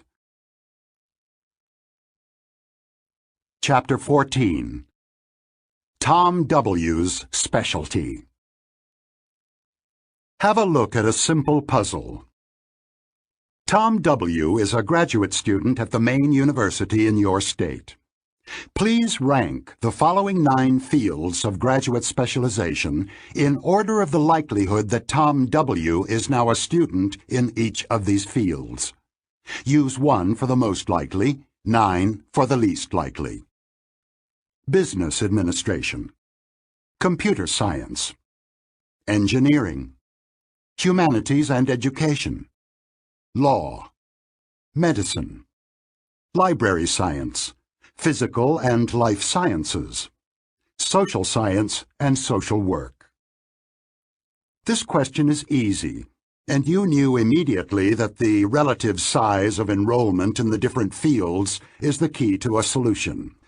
So far as you know, Tom W. was picked at random from the graduate students at the university, like a single marble drawn from an urn. To decide whether a marble is more likely to be red or green, you need to know how many marbles of each color there are in the urn. The proportion of marbles of a particular kind is called a base rate. Similarly, the base rate of humanities and education in this problem is the proportion of students of that field among all the graduate students. In the absence of specific information about Tom W., you will go by the base rates and guess that he is more likely to be enrolled in humanities and education than in computer science or library science, because there are more students overall in humanities and education than in the other 2 fields. Using base rate information is the obvious move when no other information is provided. Next comes a task that has nothing to do with base rates. The following is a personality sketch of Tom W., written during Tom's senior year in high school by a psychologist on the basis of psychological tests of uncertain validity. Tom W. is of high intelligence, although lacking in true creativity. He has a need for order and clarity and for neat and tidy systems in which every detail finds its appropriate place. His writing is rather dull and mechanical, occasionally enlivened by somewhat corny puns and flashes of imagination of the sci-fi type. He has a strong drive for competence. He seems to have little feel and little sympathy for other people, and does not enjoy interacting with others. Self-centered, he nonetheless has a deep moral sense. Now, please take a sheet of paper and rank the 9 fields of specialization listed by how similar the description of Tom W. is to the typical graduate student in each of the following fields. Use 1 for the most likely and 9 for the least likely. You will get more out of the chapter if you give the task a quick try. Reading the report on Tom W. is necessary to make your judgments about the various graduate specialties. This question, too, is straightforward. It requires you to retrieve, or perhaps to construct, a stereotype of graduate students in the different fields. When the experiment was first conducted in the early 1970s, the average ordering was as follows. Yours is probably not very different. 1. Computer science. 2. Engineering. 3. Business administration. 4. Physical and life sciences. 5. Library science. 6. Law. 7. Medicine. 8. Humanities and education. 9. Social science and social work. You probably ranked computer science among the best fitting because of hints of nerdiness, corny puns. In fact, the description of Tom W. was written to fit that stereotype. Another specialty that most people ranked high is engineering. Neat and tidy systems. You probably thought that Tom W. is not a good fit with your idea of social science and social work. Little feel and little sympathy for other people. Professional stereotypes appear to have changed little in the nearly 40 years since I designed the description of Tom W. The task of ranking the 9 careers is complex and certainly requires the discipline and sequential organization of which only System 2 is capable. However, the hints planted in the description, corny puns and others, were intended to activate an association with a stereotype, an automatic activity of System 1. The instructions for this similarity task required a comparison of the description of Tom W. to the stereotypes of the various fields of specialization. For the purposes of that task, the accuracy of the description, whether or not it is a true portrait of Tom W., is irrelevant. So is your knowledge of the base rates of the various fields. The similarity of an individual to the stereotype of a group is unaffected by the size of the group. Indeed, you could compare the description of Tom to an image of graduate students in library science, even if there is no such department at the university.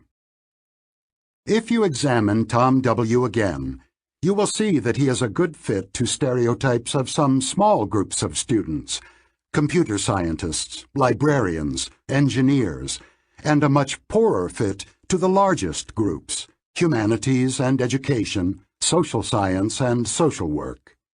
Indeed, the participants almost always ranked the 2 largest fields very low. Tom W. was intentionally designed as an anti-base rate character, a good fit to small fields and a poor fit to the most populated specialties. Predicting by representativeness. The third task in the sequence was administered to graduate students in psychology, and it is the critical one. Rank the fields of specialization in order of the likelihood that Tom W. is now a graduate student in each of these fields. This third group had all the data at hand, including the base rates of the different fields and the description of Tom W., as well as the statement about the dubious provenance of the description. We anticipated that people would focus entirely on the degree of similarity to the stereotype. We call it representativeness, and completely ignore both the base rates and the doubts about the veracity of the description. They would then rank the small specialty, computer science, as highly probable, because that outcome gets the highest representativeness score. Amos and I worked hard during the year we spent in Eugene, and I sometimes stayed in the office through the night. One of my tasks for such a night was to make up a description that would pit representativeness and base rates against each other. Tom W. was the result of my efforts, and I completed the description in the early morning hours. The first person who showed up to work that morning was our colleague and friend, Robin Dawes, who was both a sophisticated statistician and a skeptic about the validity of intuitive judgment. If anyone would see the relevance of the base rate, it would have to be Robin. I called Robin over, gave him the question I had just typed, and asked him to guess Tom W.'s profession. I still remember his sly smile as he said tentatively, "Computer scientist?" That was a happy moment. Even the mighty had fallen. Of course, Robin immediately recognized his mistake as soon as I mentioned base rate, but he had not spontaneously thought of it. Although he knew as much as anyone about the role of base rates in prediction, he neglected them when presented with the description of an individual's personality. As expected, he substituted a judgment of representativeness for the probability he was asked to assess. Amos and I then collected answers to the same question from 114 graduate students in psychology at 3 major universities, all of whom had taken several courses in statistics. They did not disappoint us. Their rankings of the 9 fields by probability did not differ from ratings by similarity to the stereotype. Substitution was perfect in this case. There was no indication that the participants did anything else but judge representativeness. The question about probability, likelihood, was difficult, but the question about similarity was easier, and it was answered instead. This is a serious mistake, because judgments of similarity and probability are not constrained by the same logical rules.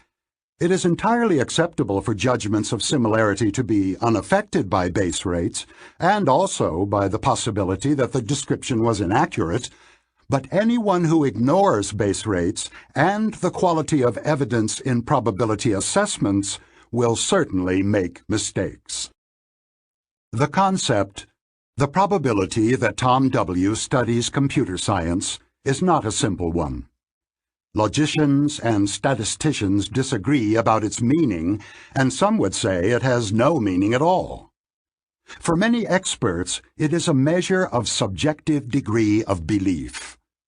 There are some events you are sure of, for example, that the sun rose this morning, and others you consider impossible, such as the Pacific Ocean freezing all at once. Then there are many events, such as your next-door neighbor being a computer scientist, to which you assign an intermediate degree of belief, which is your probability of that event. Logicians and statisticians have developed competing definitions of probability, all very precise.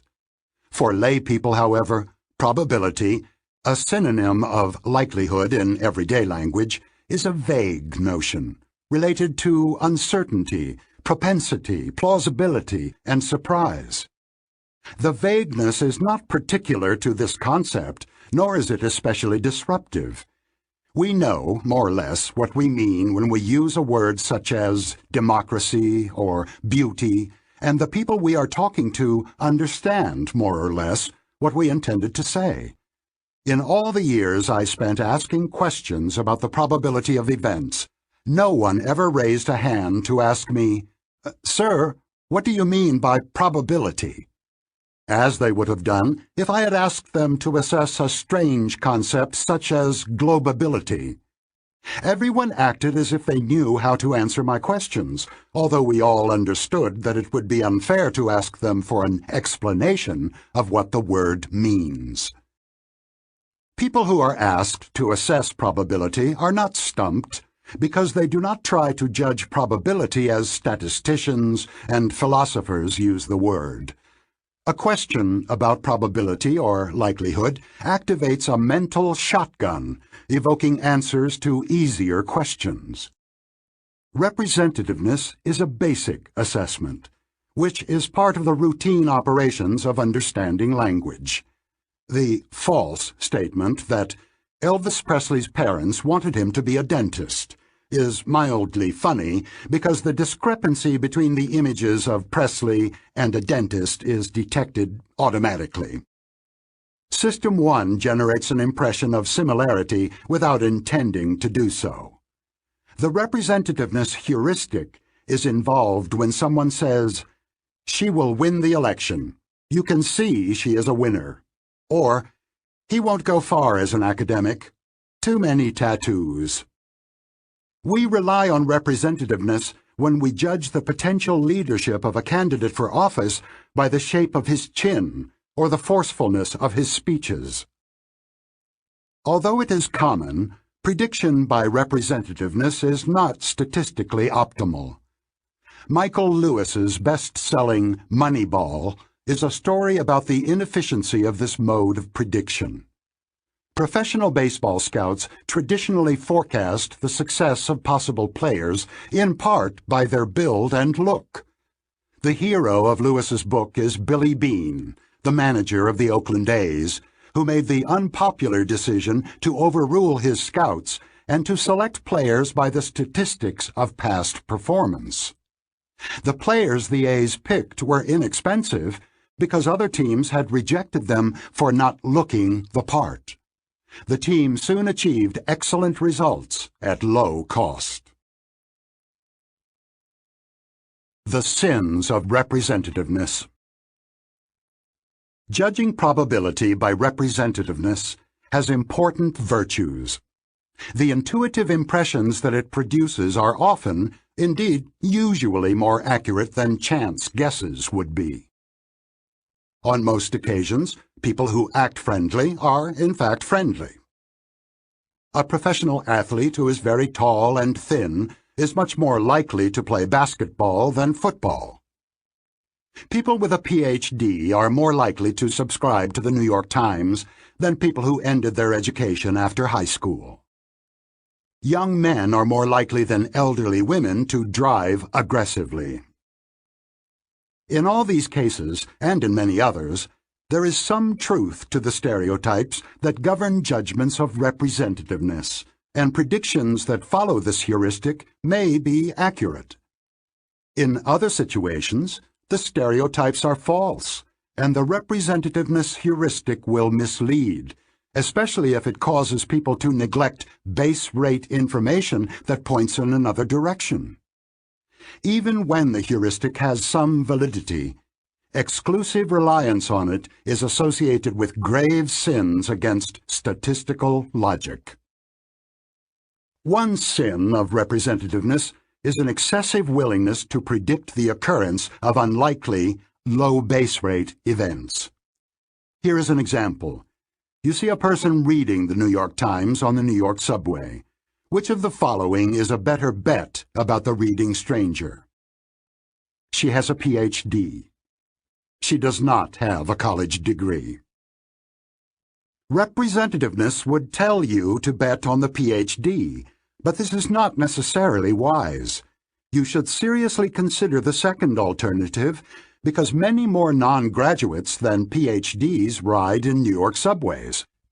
And if you must guess whether a woman who is described as a shy poetry lover studies Chinese literature or business administration, you should opt for the latter option.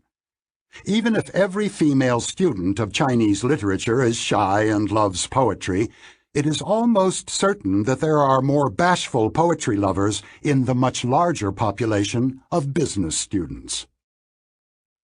People without training in statistics are quite capable of using base rates in predictions under some conditions.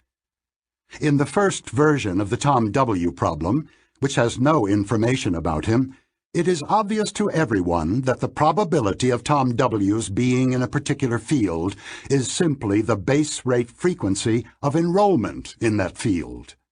However, concern for base rates evidently disappears as soon as Tom W.'s personality is described. Amos and I originally believed, on the basis of our early evidence, that base rate information will always be neglected when information about the specific instance is available. But that conclusion was too strong. Psychologists have conducted many experiments in which base rate information is explicitly provided as part of the problem, and many of the participants are influenced by those base rates, although the information about the individual case is almost always weighted more than mere statistics. Norbert Schwartz and his colleagues showed that instructing people to think like statisticians enhanced the use of base rate information, while the instruction to think like a clinician had the opposite effect. An experiment that was conducted a few years ago with Harvard undergraduates yielded a finding that surprised me. Enhanced activation of System 2 caused a significant improvement of performance in the Tom W. problem. The experiment combined the old problem with a modern variation of cognitive fluency. Half the students were told to puff out their cheeks during the task, while the others were told to frown. Frowning, as we have seen, generally increases the vigilance of System 2 and reduces both overconfidence and the reliance on intuition. The students who puffed out their cheeks, an emotionally neutral expression, replicated the original results. They relied exclusively on representativeness and ignored the base rates. As the authors had predicted, however, the frowners did show some sensitivity to the base rates. This is an instructive finding. When an incorrect intuitive judgment is made, System 1 and System 2 should both be indicted. System 1 suggested the incorrect intuition, and System 2 endorsed it and expressed it in a judgment. However, there are two possible reasons for the failure of System 2: ignorance or laziness. Some people follow their intuition because they do not know that base rate information should be combined with individual information. Others do so because they do not try sufficiently hard. If frowning makes a difference, laziness seems to be the proper explanation of base rate neglect, at least among Harvard undergrads. Their System 2 knows that base rates are relevant, even when they are not explicitly mentioned, but applies that knowledge only when it invests special effort in the task. The second sin of representativeness is insensitivity to the quality of evidence. Recall the rule of System 1. What you see is all there is. In the Tom W. example, what activates your associative machinery is a description of Tom, which may or may not be an accurate portrait. The statement that Tom W. has little feel and little sympathy for people was enough to convince you, and most other readers, that he is very unlikely to be a student of social science or social work. But you were explicitly told that the description should not be trusted. You surely understand in principle that worthless information should not be treated differently from a complete lack of information, but what you see as all there is makes it very difficult to apply that principle. Unless you decide immediately to reject evidence, for example by determining that you received it from a liar, your System 1 will automatically process the information available as if it were true. There is one thing you can do when you have doubts about the quality of the evidence. Let your judgments of probability stay close to the base rate. Don't expect this exercise of discipline to be easy. It requires a significant effort of self-monitoring and self-control. The correct answer to the Tom W. puzzle is that you should stay very close to your prior beliefs, slightly reducing the initially high probabilities of well-populated fields, humanities and education, social science and social work, and slightly raising the low probabilities of rare specialties, library science, computer science. You are not exactly where you would be if you had known nothing at all about Tom W., but the little evidence you have is not trustworthy, so the base rates should dominate your estimates. How to discipline intuition. Your probability that it will rain tomorrow is your subjective degree of belief, but you should not let yourself automatically believe anything you like. To be useful, your beliefs should be constrained by the logic of probability. So if you believe that there is a 40% chance that it will rain sometime tomorrow, you must also believe that there is a 60% chance it will not rain tomorrow, and you must not believe that there is a 50% chance that it will rain tomorrow morning. And if you believe that there is a 30% chance that candidate X will be elected president, and an 80% chance that he will be re-elected if he wins the first time, then you must believe that the chances that he will be elected twice in a row are 24%. The relative rules for cases such as the Tom W. problem are provided by Bayesian statistics. This influential modern approach to statistics is named after an English minister of the 18th century, the Reverend Thomas Bayes, who is credited with the first major contribution to a large problem, the logic of how people should change their mind in the light of evidence. Bayes's rule specifies how prior beliefs, in the examples of this chapter base rates, should be combined with the diagnosticity of the evidence, the degree to which it favors the hypothesis over the alternative. For example, if you believe that 3% of graduate students are enrolled in computer science, the base rate, and you also believe that the description of Tom W. is 4 times more likely for a graduate student in that field than in other fields, then Bayes's rule says you must believe that the probability that Tom W. is a computer scientist is now 11%. If the base rate had been 80%, the new degree of belief would be 94.1%, and so on. The mathematical details are not relevant in this book. There are 2 ideas to keep in mind about Bayesian reasoning and how we tend to mess it up. The first is that base rates matter, even in the presence of evidence about the case at hand. This is often not intuitively obvious. The second is that intuitive impressions of the diagnosticity of evidence are often exaggerated. The combination of what you see is all there is and associative coherence tends to make us believe in the stories we spin for ourselves. The essential keys to disciplined Bayesian reasoning can be simply summarized. Anchor your judgment of the probability of an outcome on a plausible base rate. Question the diagnosticity of your evidence. Both ideas are straightforward. It came as a shock to me when I realized that I was never taught how to implement them, and that even now I find it unnatural to do so. Speaking of representativeness. The lawn is well trimmed, the receptionist looks competent, and the furniture is attractive, but this doesn't mean it is a well-managed company. I hope the board does not go by representativeness. This startup looks as if it could not fail, but the base rate of success in the industry is extremely low. How much solid evidence is there? They keep making the same mistake, predicting rare events from weak evidence. When the evidence is weak, one should stick with the base rates. I know this report is absolutely damning, and it may be based on solid evidence. But how sure are we? We must allow for that uncertainty in our thinking.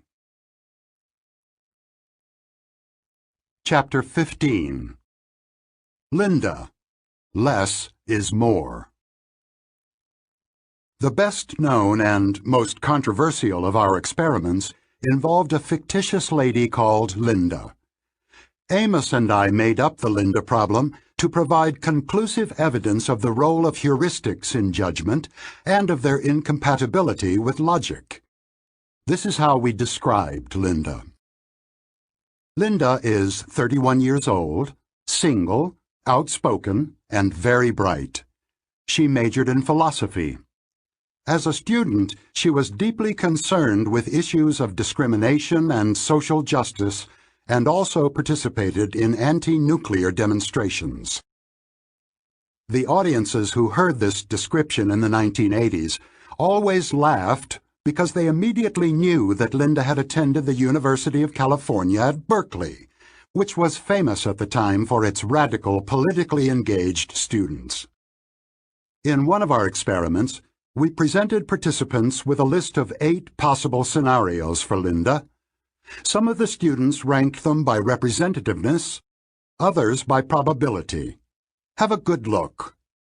The problem is similar to that of Tom W., but with a twist. Linda is a teacher in elementary school. Linda works in a bookstore and takes yoga classes. Linda is active in the feminist movement. Linda is a psychiatric social worker. Linda is a member of the League of Women Voters. Linda is a bank teller. Linda is an insurance salesperson. Linda is a bank teller and is active in the feminist movement. The problem shows its age in several ways. The League of Women Voters is no longer as prominent as it was, and the idea of a feminist movement sounds quaint, a testimonial to the change in the status of women over the last 30 years. Even in the Facebook era, however, it is still easy to guess the almost perfect consensus of judgments. Linda is a very good fit for an active feminist, a fairly good fit for someone who works in a bookstore and takes yoga classes, and a very poor fit for a bank teller or an insurance salesperson. Now focus on the critical items in the list. Does Linda sound more like a bank teller or more like a bank teller who is active in the feminist movement? Everyone agrees that Linda fits the idea of a feminist bank teller better than she fits the stereotype of bank tellers. The stereotypical bank teller is not a feminist activist, and adding that detail to the description improves the fit to Linda's personality. The twist comes in the judgments of likelihood, because there is a logical relation between the two scenarios. Think in terms of Venn diagrams. The set of feminist bank tellers is wholly included in the set of bank teller, as every feminist bank teller is a bank teller. Therefore, the probability that Linda is a feminist bank teller must be lower than the probability of her being a bank teller. When you specify a possible event in greater detail, you can only lower its probability. The problem therefore sets up a conflict between the intuition of representativeness and the logic of probability. Our initial experiment was between subjects. Each participant saw a set of 7 outcomes that included only one of the critical outcomes, bank teller or feminist bank teller. Some ranked the outcomes by resemblance, others by likelihood. As in the case of Tom W., the average rankings by resemblance and by likelihood were identical. In both judgments, feminist bank teller ranked higher than bank teller. Then we took the experiment further, using a within-subject design. We made up the questionnaire as you saw it, with bank teller in the 6th position in the list, and feminist bank teller as the last item. We were convinced that subjects would notice the relation between the two outcomes and that their rankings would be consistent with logic. Indeed, we were so certain of this that we did not think it worthwhile to conduct a special experiment. My assistant was running another experiment in the lab, and she asked the subjects to complete the new Linda questionnaire while signing out, just before they got paid. About 10 questionnaires had accumulated in a tray on my assistant's desk before I casually glanced at them and found that all the subjects had ranked feminist bank teller as more probable than bank teller. I was so surprised that I still retain a flashbulb memory of the gray color of the metal desk and of where everyone was when I made that discovery. I quickly called Amos in great excitement to tell him what we had found. We had pitted logic against representativeness, and the representativeness had won. In the language of this book, we had observed a failure of System 2. Our participants had a fair opportunity to detect the relevance of the logical rule, since both outcomes were included in the same ranking. They did not take advantage of that opportunity. When we extended the experiment, we found that 89% of the undergraduates in our sample produced rankings that violated logic. We were convinced that statistically sophisticated respondents would do better, so we administered the same questionnaire to doctoral students in the Decision Science program of the Stanford Graduate School of Business, all of whom had taken several advanced courses in probability, statistics, and decision theory. We were surprised again. 85% of these respondents also ranked feminist bank teller as more likely than bank teller. In what we later described as increasingly desperate attempts to eliminate the error, we introduced large groups of people to Linda and asked them this simple question: which alternative is more probable? Linda is a bank teller. Linda is a bank teller and is active in the feminist movement. This stark version of the problem made Linda famous in some circles, and it earned us years of controversy.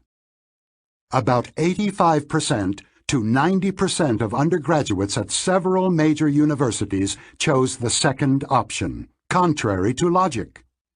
Remarkably, the sinners against logic seemed to have no shame.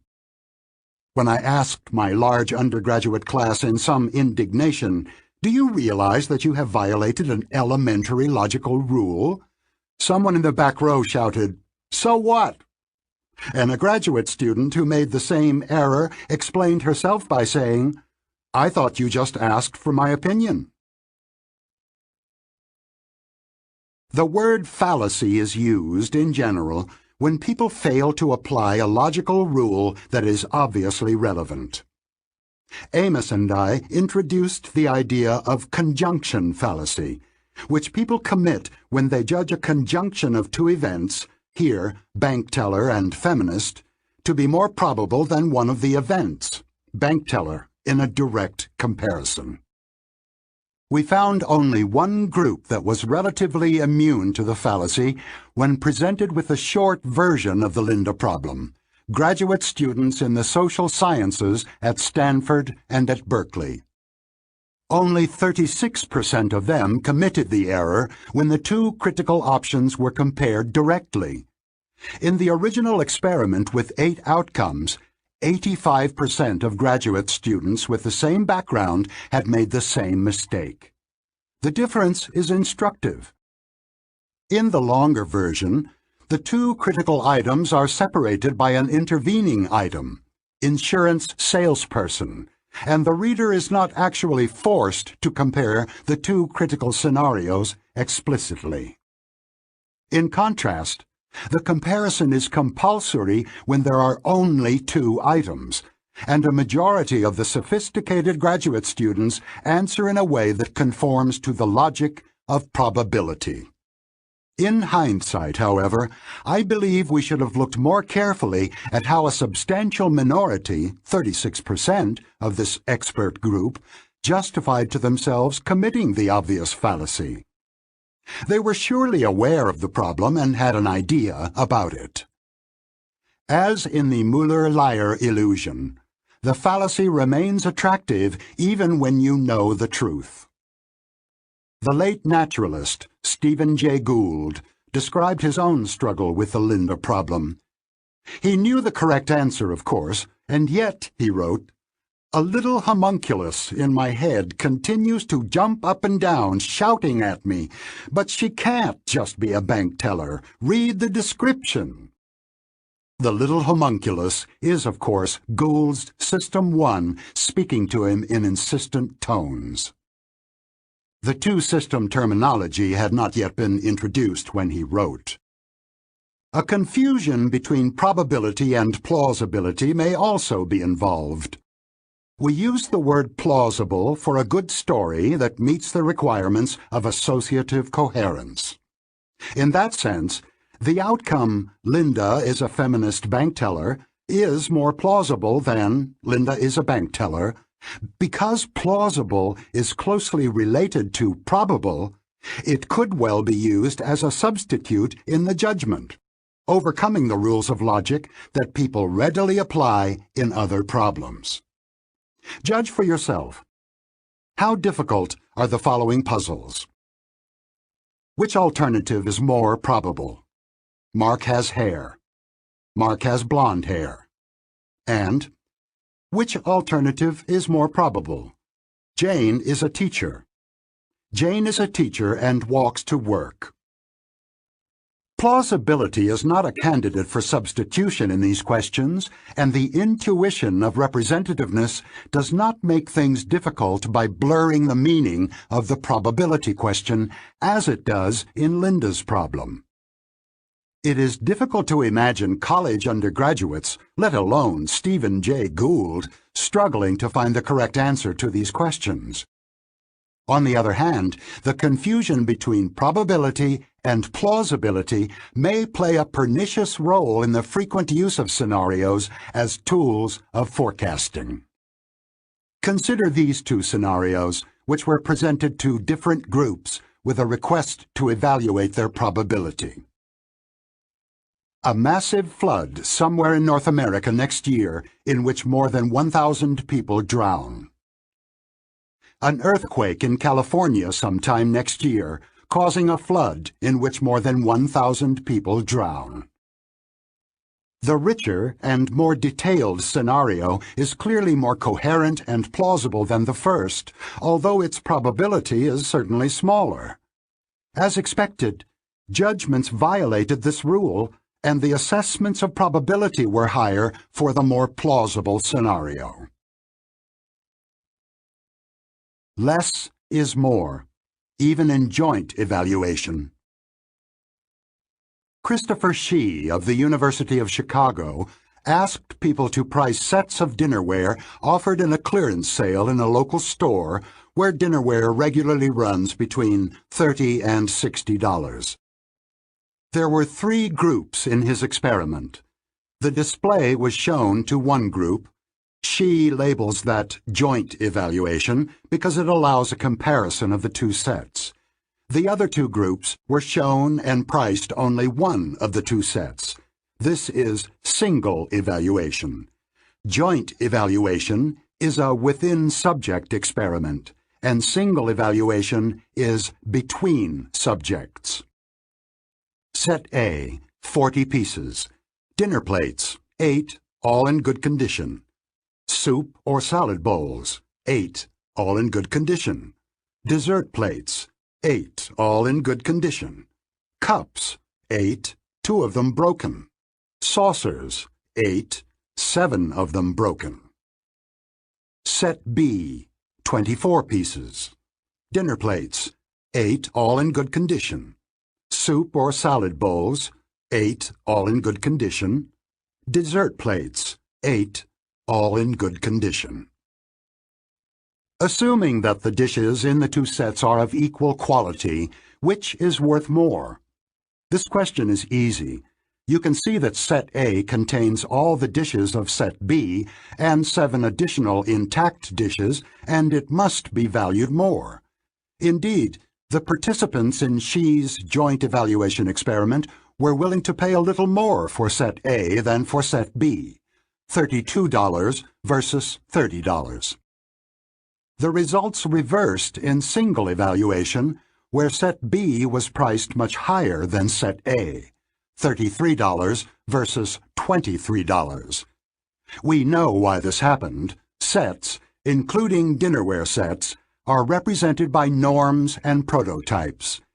You can sense immediately that the average value of the dishes is much lower for set A than for set B because no one wants to pay for broken dishes. If the average dominates the evaluation, it is not surprising that set B is valued more. She called the resulting pattern less is more. By removing 16 items from set A, 7 of them intact, its value improved. She's finding was replicated by the experimental economist John List in a real market for baseball cards. He auctioned sets of 10 high-value cards and identical sets to which 3 cards of modest value were added. As in the dinnerware experiment, the larger sets were valued more than the smaller ones in joint evaluation, but less in single evaluation. From the perspective of economic theory, this is a troubling result.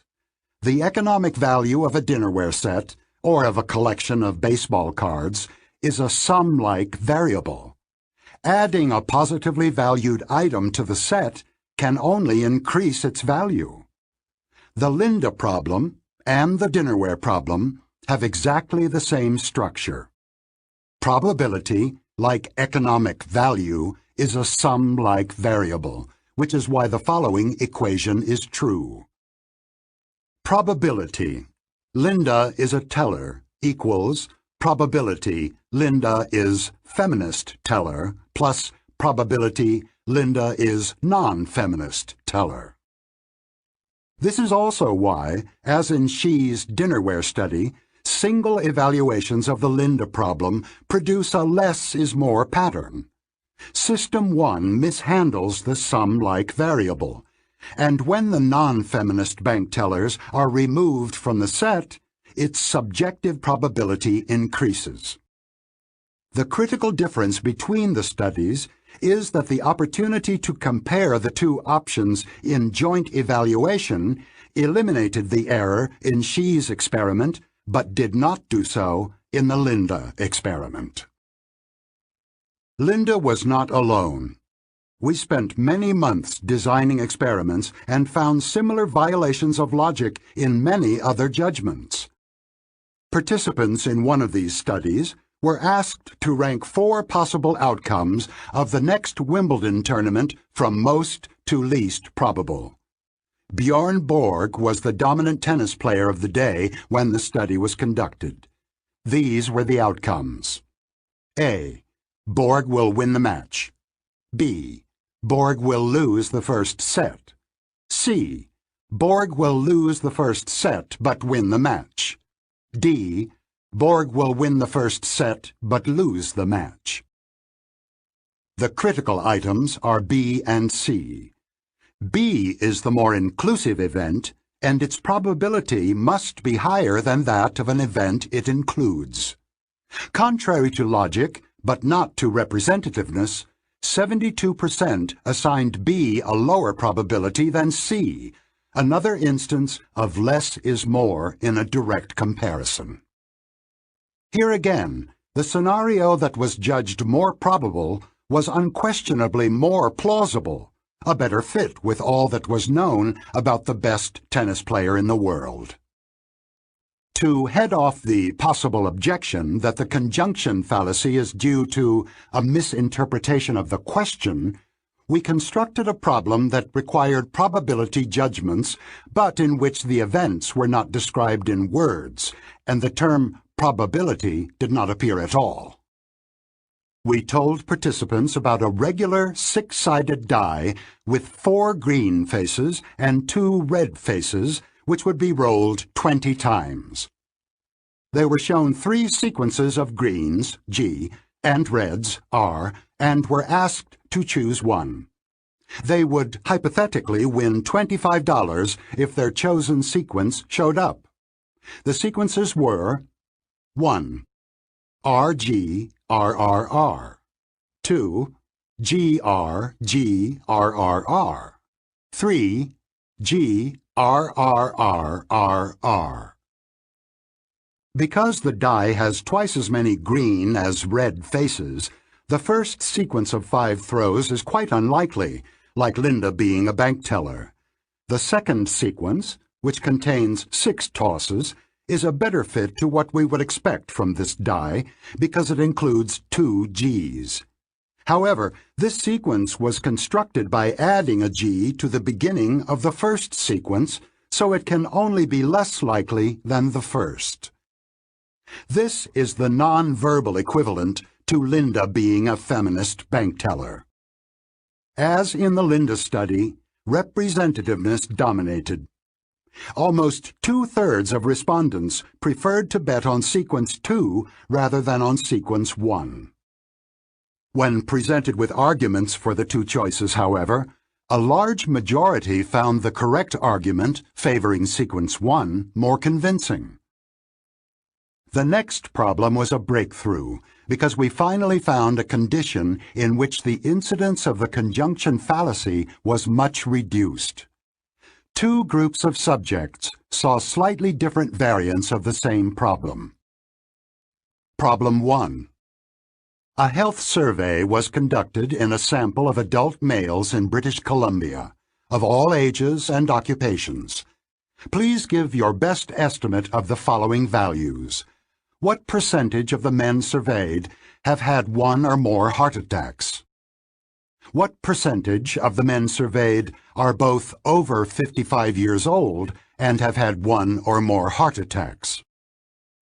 Problem 2. A health survey was conducted in a sample of 100 adult males in British Columbia of all ages and occupations. Please give your best estimate of the following values. How many of the 100 participants have had 1 or more heart attacks? How many of the 100 participants both are over 55 years old and have had 1 or more heart attacks? The incidence of errors was 65% in the group that saw the first problem and only 25% in the group that saw the second problem. Why is the question, how many of the 100 participants, so much easier than what percentage? A likely explanation is that the reference to 100 individuals brings a spatial representation to mind. Imagine that a large number of people are instructed to sort themselves into groups in a room. Those whose names begin with the letters A to L are told to gather in the front left corner. They are then instructed to sort themselves further. The relation of inclusion is now obvious, and you can see that individuals whose names begin with C will be a subset of the crowd in the front left corner. In the medical survey question, heart attack victims end up in a corner of the room, and some of them are less than 55 years old. Not everyone will share this particular vivid imagery, but many subsequent experiments have shown that the frequency representation, as it is known, makes it easy to appreciate that one group is wholly included in the other. The solution to the puzzle appears to be that a question phrased as, how many, makes you think of individuals, but the same question phrased as, what percentage, does not. What have we learned from these studies about the workings of System 2? One conclusion, which is not new, is that System 2 is not impressively alert. The undergraduates and graduate students who participated in our studies of the conjunction fallacy certainly knew the logic of Venn diagrams, but they did not apply it reliably even when all the relevant information was laid out in front of them. System 2 must detect a clue to the relevance of the logical rule before it can apply it. The absurdity of the less is more pattern was obvious in Xi's dinnerware study and was easily recognized in the how many representation, but it was not apparent to the thousands of people who have committed the conjunction fallacy in the original Linda problem and in others like it. The laziness of System 2 is probably involved. If their next vacation had depended on it, And if they had been given indefinite time and told to follow logic and not to answer until they were sure of their answer, I believe that most of our subjects would have avoided the conjunction fallacy. However, their vacation did not depend on a correct answer.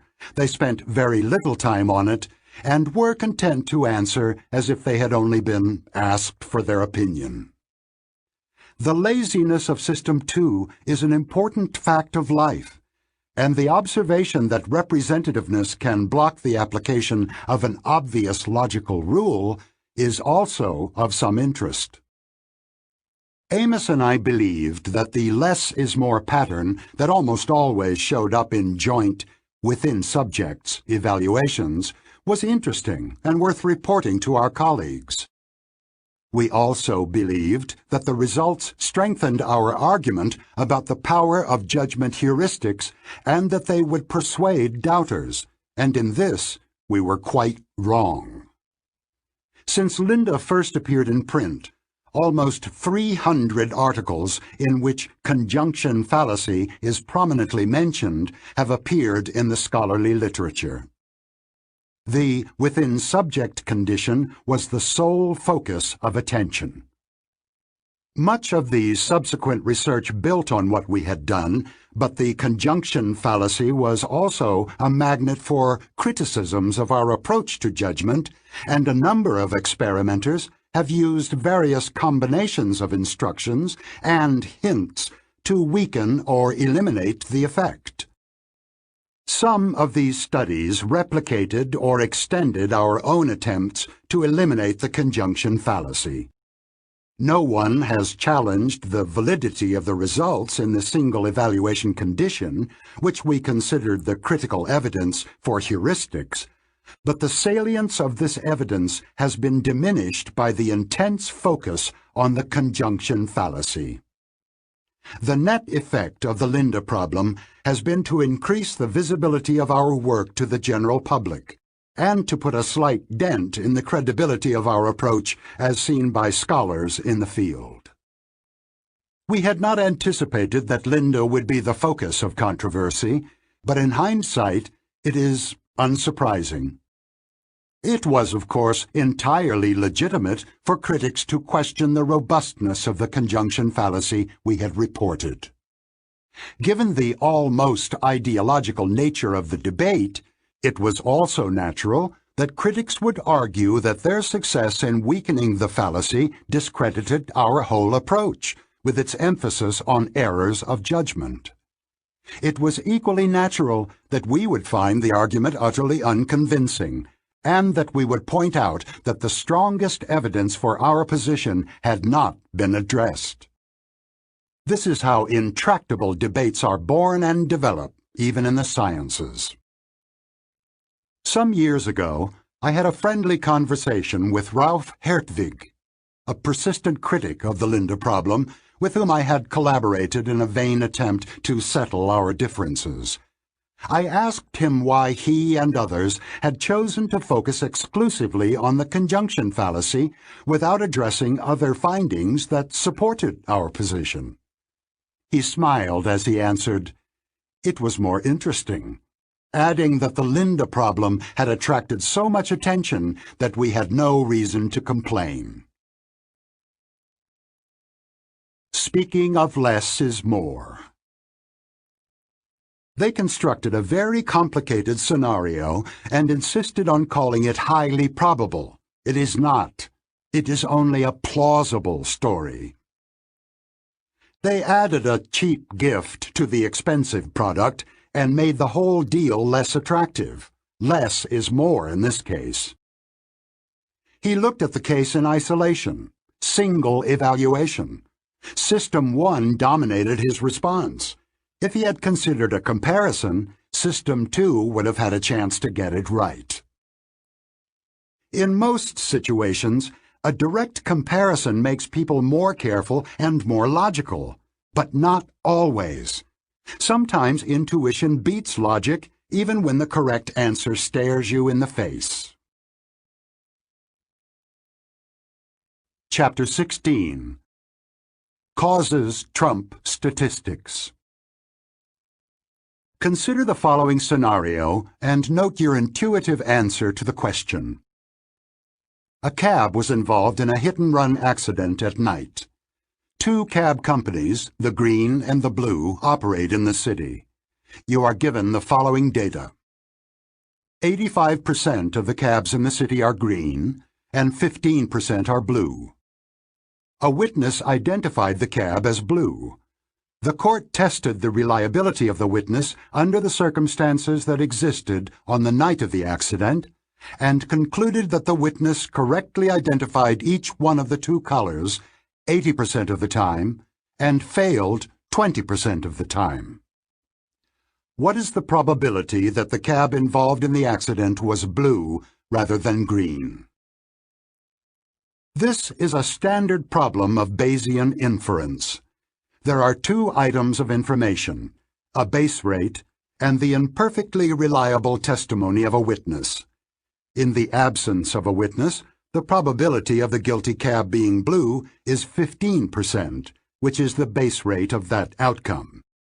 If the two cab companies had been equally large, the base rate would have been uninformative, and you would have considered only the reliability of the witness, concluding that the probability is 80%. The two sources of information can be combined by Bayes' rule. The correct answer is 41%. However, you can probably guess what people do when faced with this problem. They ignore the base rate and go with the witness. The most common answer is 80%. Causal stereotypes. Now consider a variation of the same story, in which only the presentation of the base rate has been altered. You are given the following data. The two companies operate the same number of cabs, but green cabs are involved in 85% of accidents. The information about the witness is as in the previous version. The two versions of the problem are mathematically indistinguishable, but they are psychologically quite different. People who read the first version do not know how to use the base rate and often ignore it.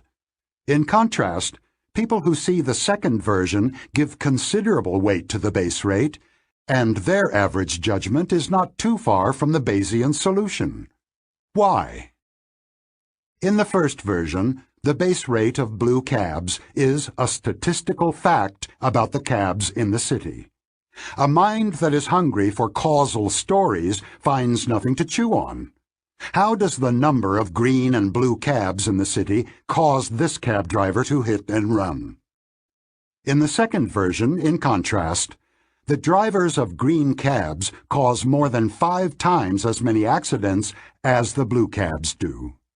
The conclusion is immediate.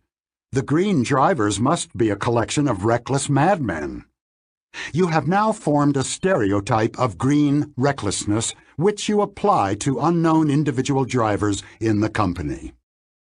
The stereotype is easily fitted into a causal story, because recklessness is a causally relevant fact about individual cab drivers. In this version, there are two causal stories that need to be combined or reconciled. The first is the hit and run, which naturally evokes the idea that a reckless green driver was responsible. The second is the witness's testimony, which strongly suggests the cab was blue. The inferences from the two stories about the color of the car are contradictory and approximately cancel each other. The chances for the two colors are about equal. The Bayesian estimate is 41%, reflecting the fact that the base rate of green cabs is a little more extreme than the reliability of the witness who reported a blue cab. The cab example illustrates two types of base rates. Statistical base rates are facts about a population to which a case belongs, but they are not relevant to the individual case. Causal base rates change your view of how the individual case came to be. The two types of base rate information are treated differently. Statistical base rates are generally underweighted and sometimes neglected altogether when specific information about the case at hand is available. Causal base rates are treated as information about the individual case and are easily combined with other case-specific information.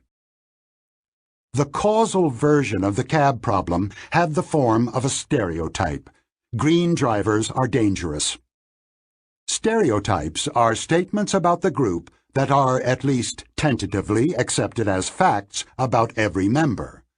Here are two examples. Most of the graduates of this inner-city school go to college.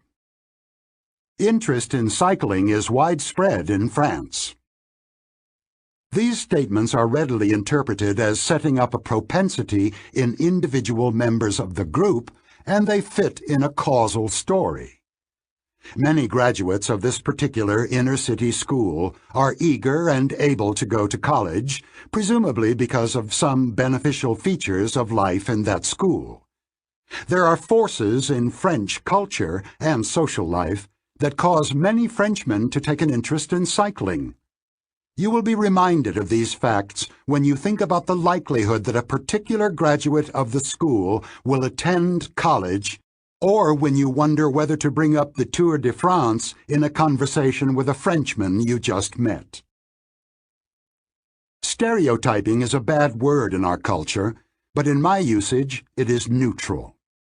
One of the basic characteristics of System 1 is that it represents categories as norms and prototypical exemplars.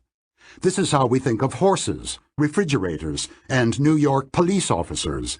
We hold in memory a representation of one or more normal members of each of these categories. When the categories are social, these representations are called stereotypes. Some stereotypes are perniciously wrong, and hostile stereotyping can have dreadful consequences, but the psychological facts cannot be avoided. Stereotypes, both correct and false, are how we think of categories. You may note the irony. In the context of the cab problem, the neglect of base rate information is a cognitive flaw, a failure of Bayesian reasoning, and the reliance on causal base rates is desirable. Stereotyping the green drivers improves the accuracy of judgment. In other contexts, however, such as hiring or profiling, there is a strong social norm against stereotyping, which is also embedded in the law. This is as it should be. In sensitive social contexts, we do not want to draw possibly erroneous conclusions about the individual from the statistics of the group. We consider it morally desirable for base rates to be treated as statistical facts about the group rather than as presumptive facts about individuals. In other words, we reject causal base rates. The social norm against stereotyping, including the opposition to profiling, has been highly beneficial in creating a more civilized and more equal society. It is useful to remember, however, that neglecting valid stereotypes inevitably results in suboptimal judgments. Resistance to stereotyping is a laudable moral position, but the simplistic idea that the resistance is costless is wrong.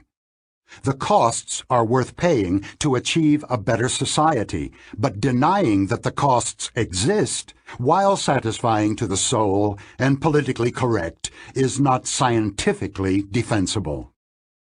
Reliance on the affect heuristic is common in politically charged arguments. The positions we favor have no cost, and those we oppose have no benefits. We should be able to do better. Causal situations. Amos and I constructed the variants of the cab problem, but we did not invent the powerful notion of causal base rates. We borrowed it from the psychologist Ashken. In his experiment, Ashken showed his participants brief vignettes describing some students who had taken an exam at Yale and asked the participants to judge the probability that each student had passed the test. The manipulation of causal base rates was straightforward. Ashen told one group that the students they saw had been drawn from a class in which 75% passed the exam, and told another group that the same students had been in a class in which only 25% passed. This is a powerful manipulation, because the base rate of passing suggests the immediate inference that the test that only 25% passed must have been brutally difficult. The difficulty of a test, of course, is one of the causal factors that determine every student's outcome. As expected, Ashen's students were highly sensitive to the causal base rates, and every student was judged more likely to pass in the high success condition than in the high failure rate. Ashen used an ingenious method to suggest a non-causal base rate. He told his subjects that the students they saw had been drawn from a sample which itself was constructed by selecting students who had passed or failed the exam. For example, the information for the high failure group read as follows. The investigator was mainly interested in the causes of failure and constructed a sample in which 75% had failed the examination. Note the difference. This base rate is a purely statistical fact about the ensemble from which cases have been drawn. It has no bearing on the question asked, which is whether the individual student passed or failed the test. As expected, the explicitly stated base rates had some effects on judgment, but they had much less impact than the statistically equivalent causal base rates. System 1 can deal with stories in which the elements are causally linked, but it is weak in statistical reasoning. For a Bayesian thinker, of course, the versions are equivalent. It is tempting to conclude that we have reached a satisfactory conclusion. Causal base rates are used. Merely statistical facts are more or less neglected. The next study, one of my all-time favorites, shows that the situation is rather more complex. Can psychology be taught? The reckless cab drivers and the impossibly difficult exam illustrate two inferences that people can draw from causal base rates, a stereotypical trait that is attributed to an individual, and a significant feature of the situation that affects the individual's outcome. The participants in the experiments made the correct inferences and their judgments improved. Unfortunately, things do not always work out so well. The classic experiment I describe next shows that people will not draw from base rate information an inference that conflicts with other beliefs. It also supports the uncomfortable conclusion that teaching psychology is mostly a waste of time. The experiment was conducted a long time ago by the social psychologist Richard Nisbett and his student Eugene Borghida at the University of Michigan. They told students about the renowned helping experiment that had been conducted a few years earlier at New York University. Participants in that experiment were led to individual booths and invited to speak over the intercom about their personal lives and problems. They were to talk in turn for about 2 minutes. Only one microphone was active at any one time. There were 6 participants in each group, one of whom was a stooge. The stooge spoke first, following a script prepared by the experimenters. He described his problems adjusting to New York and admitted with obvious embarrassment that he was prone to seizures, especially when stressed. All the participants then had a turn.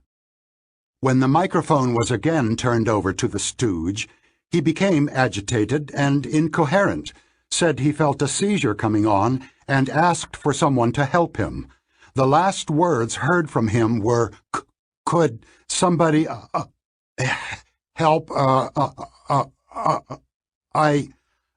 I'm gonna die. I'm gonna die. Seizure. At this point, the microphone of the next participant automatically became active, and nothing more was heard from the possibly dying individual. What do you think the participants in the experiment did? So far as the participants knew, one of them was having a seizure and had asked for help. However, there were several other people who could possibly respond, so perhaps one could stay safely in one's booth. These were the results. Only 4 of the 15 participants responded immediately to the appeal for help. 6 never got out of their booth, and 5 others came out only well after the seizure victim apparently choked. The experiment shows that individuals feel relieved of responsibility when they know that others have heard the same request for help. Did the results surprise you? Very probably. Most of us think of ourselves as decent people who would rush to help in such a situation, and we expect other decent people to do the same. The point of the experiment, of course, was to show that this expectation is wrong. Even normal, decent people do not rush to help when they expect others to take on the unpleasantness of dealing with a seizure. And that means you, too. Are you willing to endorse the following statement? When I read the procedure of the helping experiment, I thought I would come to the stranger's help immediately, as I probably would if I found myself alone with a seizure victim. I was probably wrong. If I find myself in a situation in which other people have an opportunity to help, I might not step forward. The presence of others would reduce my sense of personal responsibility more than I initially thought. This is what a teacher of psychology would hope you would learn. Would you have made the same inferences by yourself? The psychology professor who describes the helping experiment wants the students to view the low base rate as causal, just as in the case of the fictitious Yale exam. He wants them to infer, in both cases, that a surprisingly high rate of failure implies a very difficult test.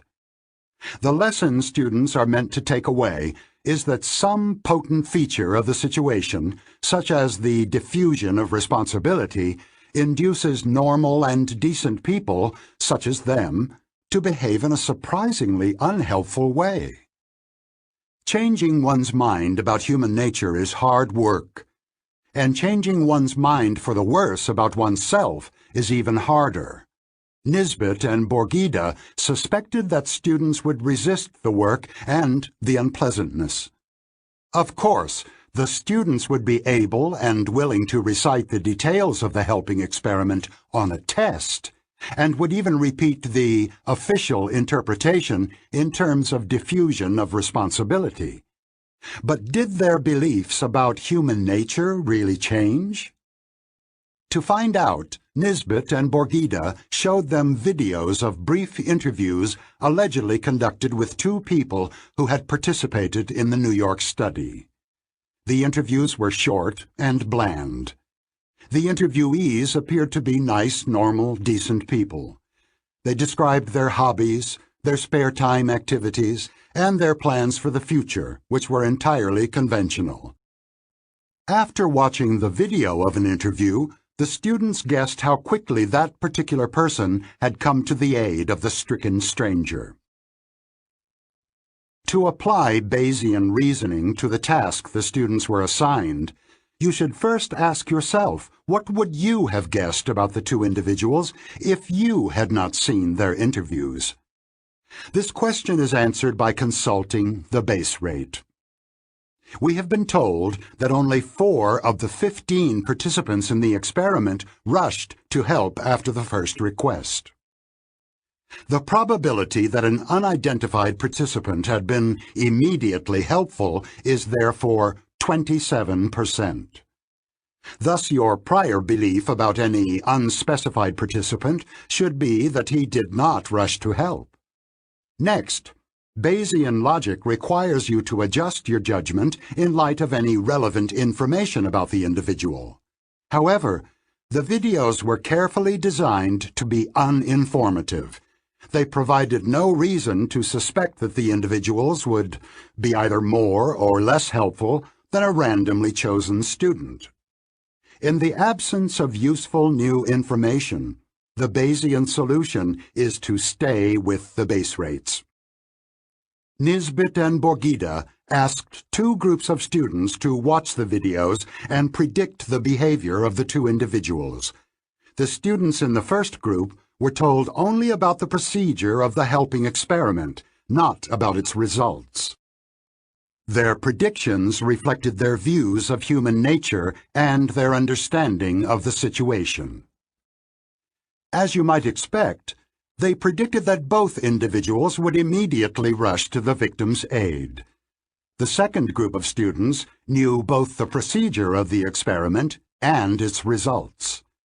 The comparison of the predictions of the two groups provides an answer to a significant question. Did students learn from the results of the helping experiment anything that significantly changed their way of thinking? The answer is straightforward. They learned nothing at all. Their predictions about the two individuals were indistinguishable from the predictions made by students who had not been exposed to the statistical results of the experiment. They knew the base rate in the group from which the individuals had been drawn, but they remained convinced that the people they saw on the video had been quick to help the stricken stranger. For teachers of psychology, the implications of this study are disheartening. When we teach our students about the behavior of people in the helping experiment, we expect them to learn something they had not known before.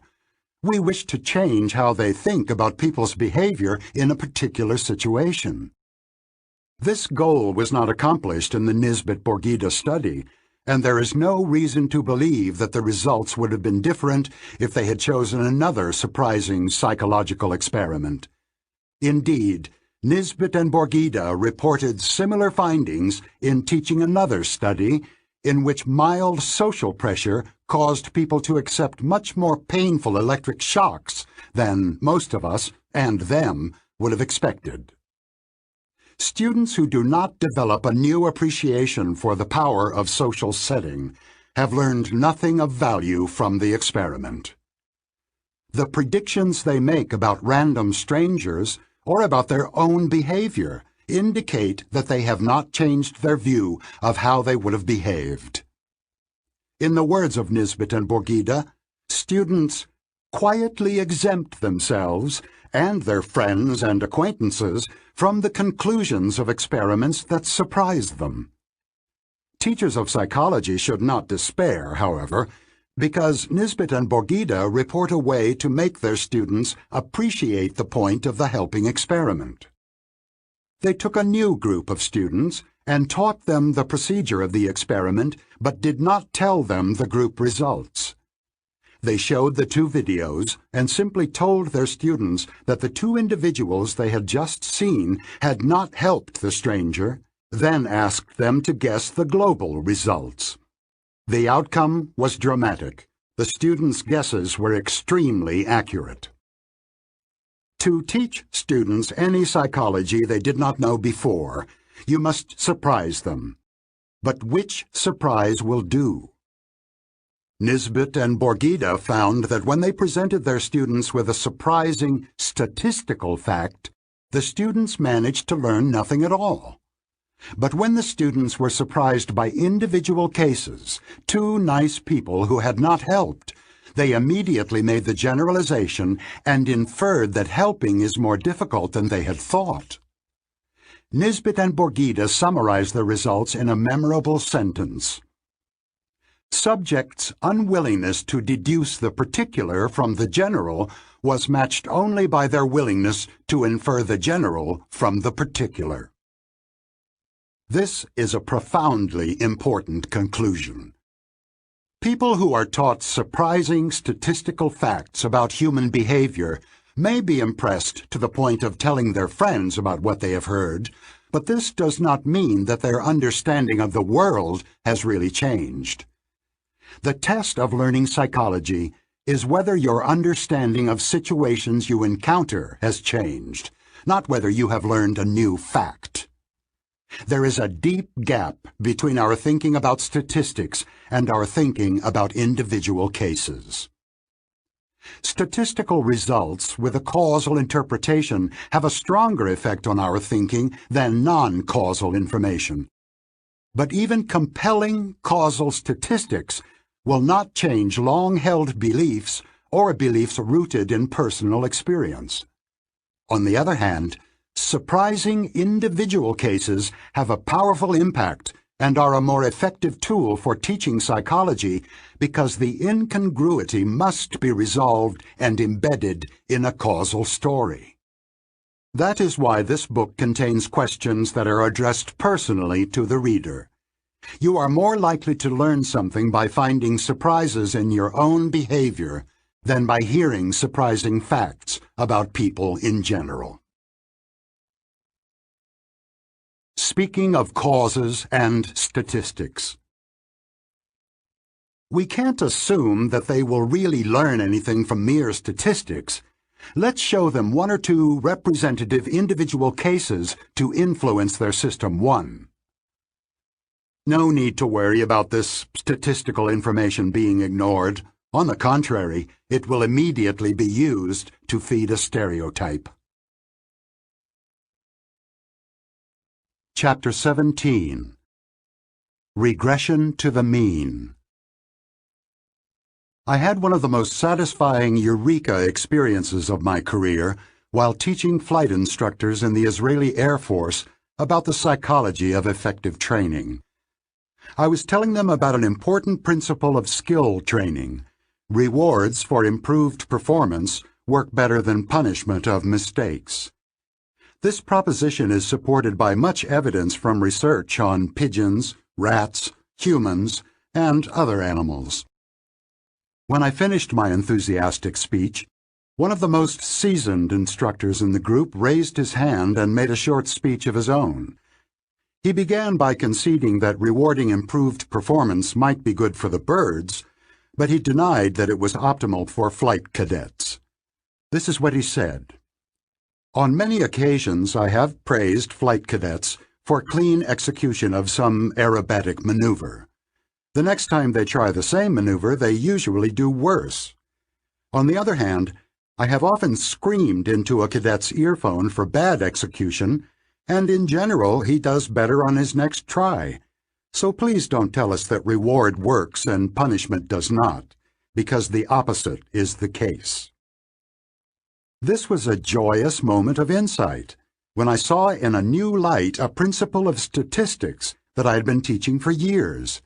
The instructor was right, but he was also completely wrong. His observation was astute and correct. Occasions on which he praised a performance were likely to be followed by a disappointing performance, and punishments were typically followed by an improvement. But the inference he had drawn about the efficacy of reward and punishment was completely off the mark.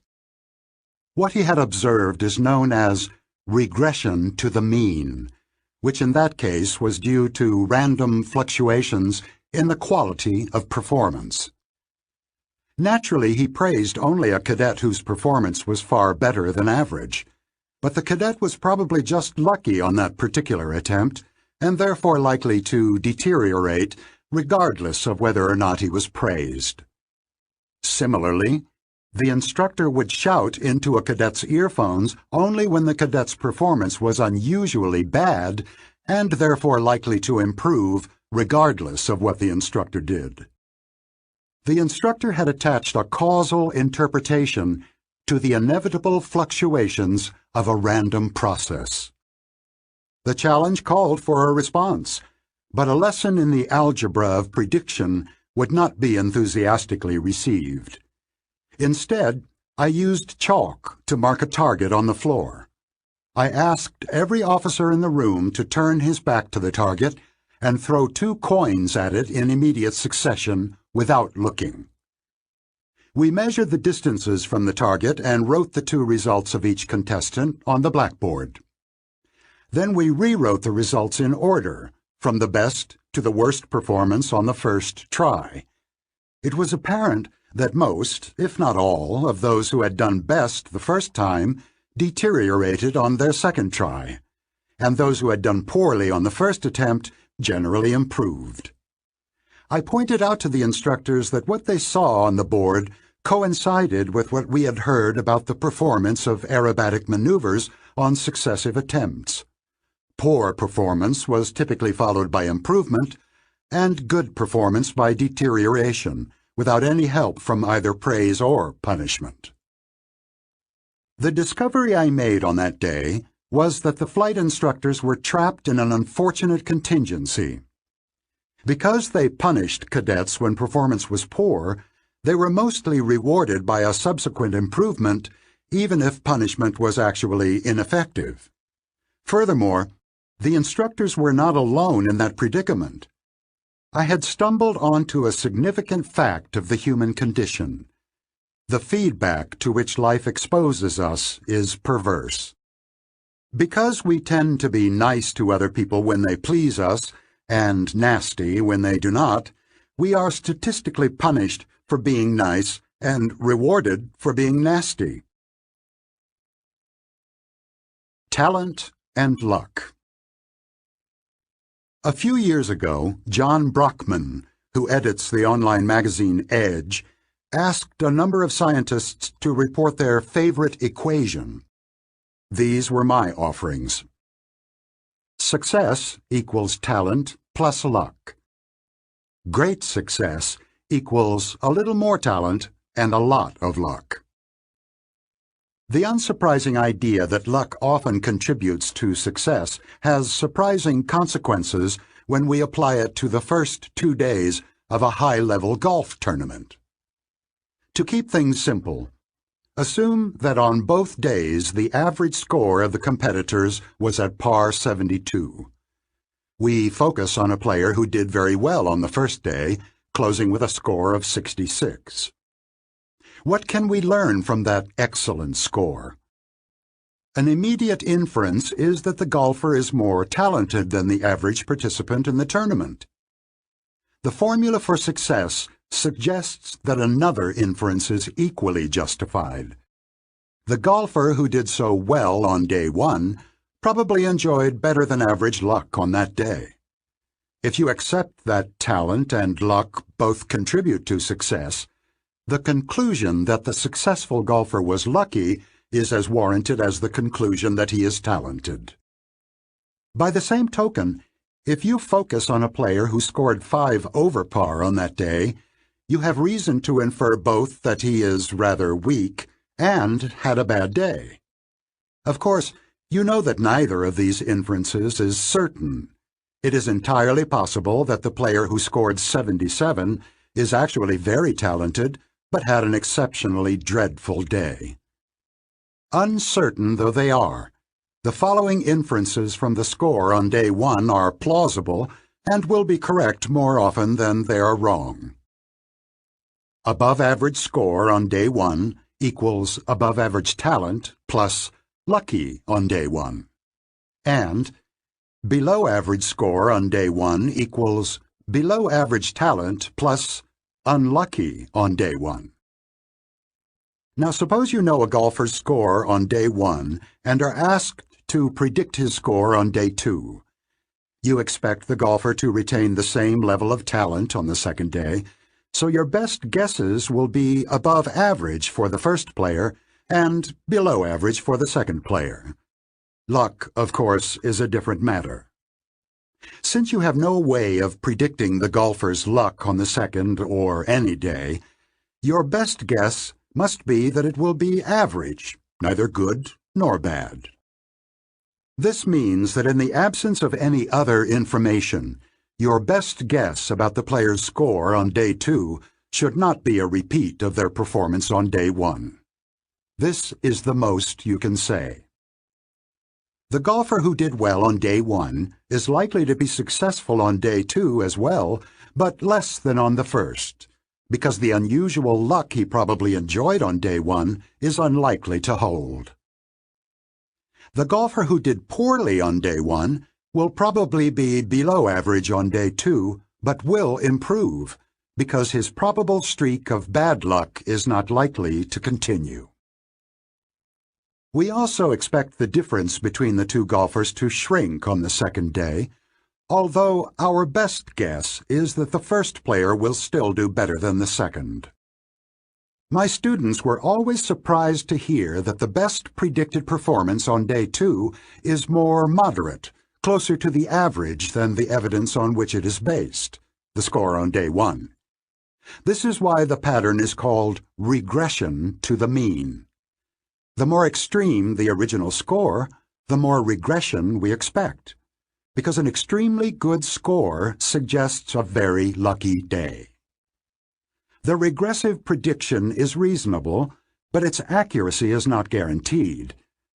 A few of the golfers who scored 66 on day one will do even better on the second day, if their luck improves. Most will do worse, because their luck will no longer be above average. Now let us go against the time arrow. Arrange the players by their performance on day two and look at their performance on day one. You will find precisely the same pattern of regression to the mean. The golfers who did best on day two were probably lucky on that day, and the best guess is that they had been less lucky and had done less well on day one. The fact that you observe regression when you predict an early event from a later event should help convince you that regression does not have a causal explanation. Regression effects are ubiquitous, and so are misguided causal stories to explain them. A well-known example is the Sports Illustrated jinx. The claim that an athlete whose picture appears on the cover of the magazine is doomed to perform poorly the following season. Overconfidence and the pressure of meeting high expectations are often offered as explanations. But there is a simpler account of the jinx. An athlete who gets to be on the cover of Sports Illustrated must have performed exceptionally well in the preceding season, probably with the assistance of a nudge from luck. And luck is fickle. I happened to watch the men's ski jump event in the Winter Olympics while Amos and I were working on an article about intuitive prediction. Each athlete has 2 jumps in the event, and the results are combined for the final score. I was startled to hear the sportscaster's comments while athletes were preparing for their second jump. Norway had a great first jump. He will be tense, hoping to protect his lead, and will probably do worse. Or, Sweden had a bad first jump, and now he knows he has nothing to lose and will be relaxed, which should help him do better. The commentator had obviously detected regression to the mean and had invented a causal story for which there was no evidence. The story itself could even be true. Perhaps if we measured the athlete's pulse before each jump, we might find that they are indeed more relaxed after a bad first jump, and perhaps not. The point to remember is that the change from the first to the second jump does not need a causal explanation. It is a mathematically inevitable consequence of the fact that luck played a role in the outcome of the first jump. Not a very satisfactory story. We would all prefer a causal account, but that is all there is. Understanding regression. Whether undetected or wrongly explained, the phenomenon of regression is strange to the human mind. So strange, indeed, that it was first identified and understood 200 years after the theory of gravitation and differential calculus. Furthermore, it took one of the best minds of 19th century Britain to make sense of it, and that with great difficulty. Regression to the mean was discovered and named late in the 19th century by Sir Francis Galton, a half-cousin of Charles Darwin and a renowned polymath. You can sense the thrill of discovery in an article he published in 1886 under the title, Regression Towards Mediocrity in Hereditary Stature, which reports measurements of size in successive generations of seeds and in comparisons of the height of children to the height of their parents. He writes about his studies of seeds. They yielded results that seemed very noteworthy, and I used them as the basis of a lecture before the Royal Institution on February 9, 1877. It appeared from these experiments that the offspring did not tend to resemble their parent seeds in size, but to be always more mediocre than they, to be smaller than the parents if the parents were large, to be larger than the parents if the parents were very small. The experiments showed further that the mean filial regression towards mediocrity was directly proportional to the parental deviation from it. Galton obviously expected his learned audience at the Royal Institution, the oldest independent research society in the world, to be as surprised by his noteworthy observation as he had been. What is truly noteworthy is that he was surprised by a statistical regularity that is as common as the air we breathe. Regression effects can be found wherever we look, but we do not recognize them for what they are. They hide in plain sight. It took Galton several years to work his way from his discovery of filial regression in size to the broader notion that regression inevitably occurs when the correlation between two measures is less than perfect, and he needed the help of the most brilliant statisticians of his time to reach that conclusion. One of the hurdles Galton had to overcome was the problem of measuring regression between variables that are measured on different scales, such as weight and piano playing. This is done by using the population as a standard of reference. Imagine that weight and piano playing have been measured for 100 children in all grades of an elementary school, and that they have been ranked from high to low on each measure. If Jane ranks 3rd in piano playing and 27th in weight, it is appropriate to say that she is a better pianist than she is tall. Let us make some assumptions that will simplify things. At any age, piano playing success depends only on weekly hours of practice. Weight depends only on consumption of ice cream. Ice cream consumption and weekly hours of practice are unrelated. Now, using ranks, or the standard scores that statisticians prefer, we can write some equations. Weight equals age plus ice cream consumption. Piano playing equals age plus weekly hours of practice. You can see that there will be regression to the mean when we predict piano playing from weight, or vice versa. If all you know about Tom is that he ranks 12th in weight, well above average, you can infer statistically that he is probably older than average and also that he probably consumes more ice cream than other children. If all you know about Barbara is that she is 85th in piano, far below the average of the group, you can infer that she is likely to be young and that she is likely to practice less than most other children. The correlation coefficient between two measures, which varies between 0 and 1, is a measure of the relative weight of the factors they share. For example, we all share half our genes with each of our parents, and for traits in which environmental factors have relatively little influence, such as height, the correlation between parent and child is not far from 0.50. To appreciate the meaning of the correlation measure, the following are some examples of coefficients. The correlation between the size of objects measured with precision in English or in metric units is 1. Any factor that influences one measure also influences the other. 100% of determinants are shared. The correlation between self-reported height and weight among adult American males is 0.41.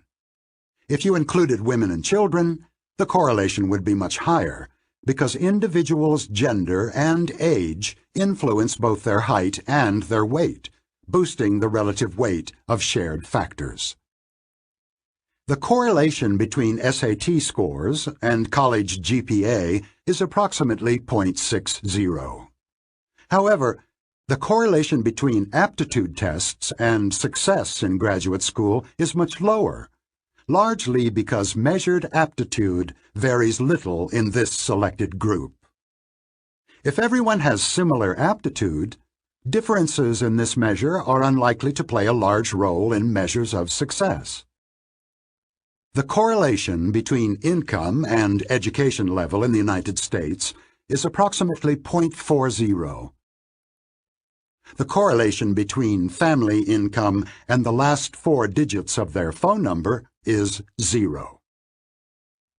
It took Francis Galton several years to figure out that correlation and regression are not two concepts. They are different perspectives on the same concept. The general rule is straightforward but has surprising consequences. Whenever the correlation between two scores is imperfect, there will be a regression to the mean.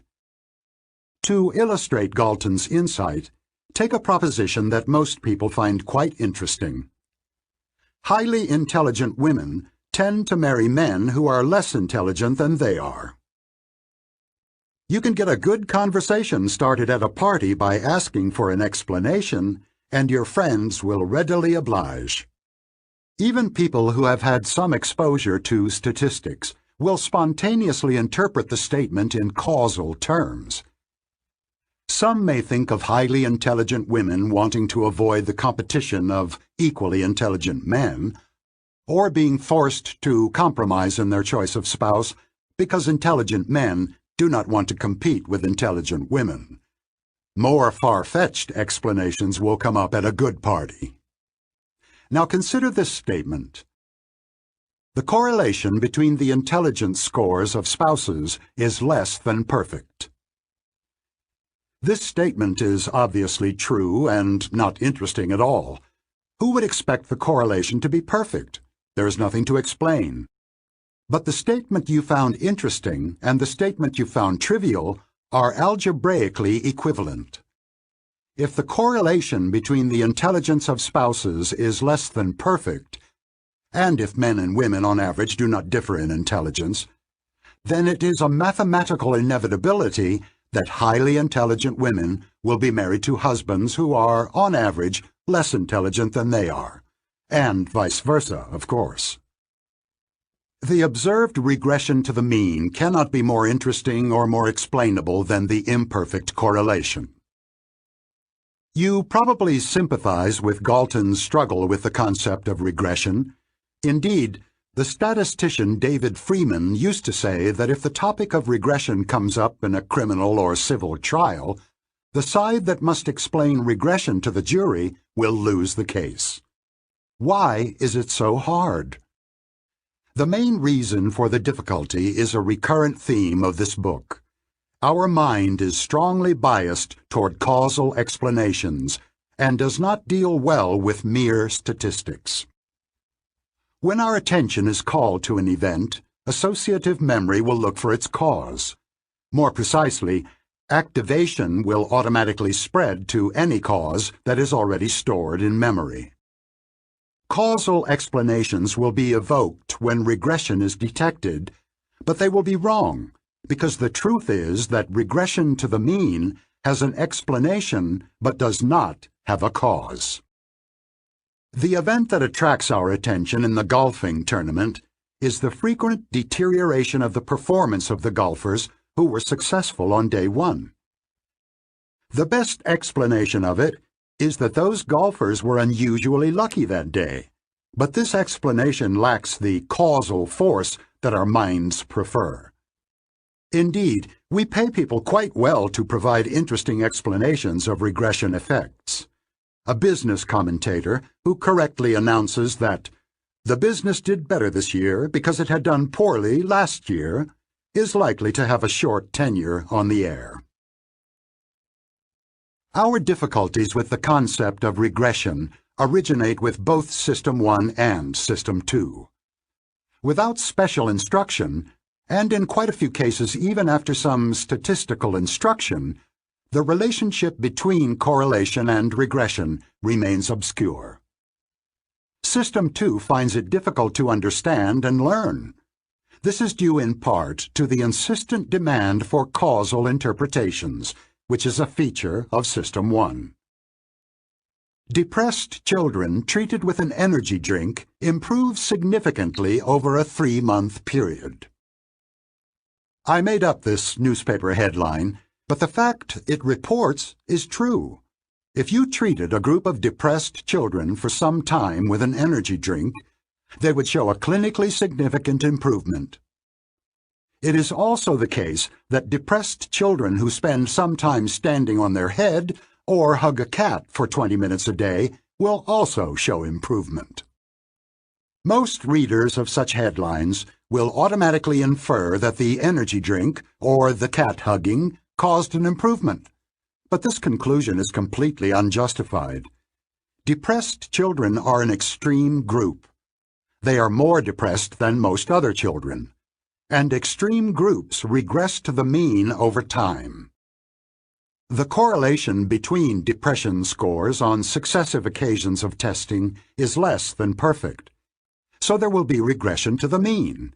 Depressed children will get somewhat better over time, even if they hug no cats and drink no Red Bull.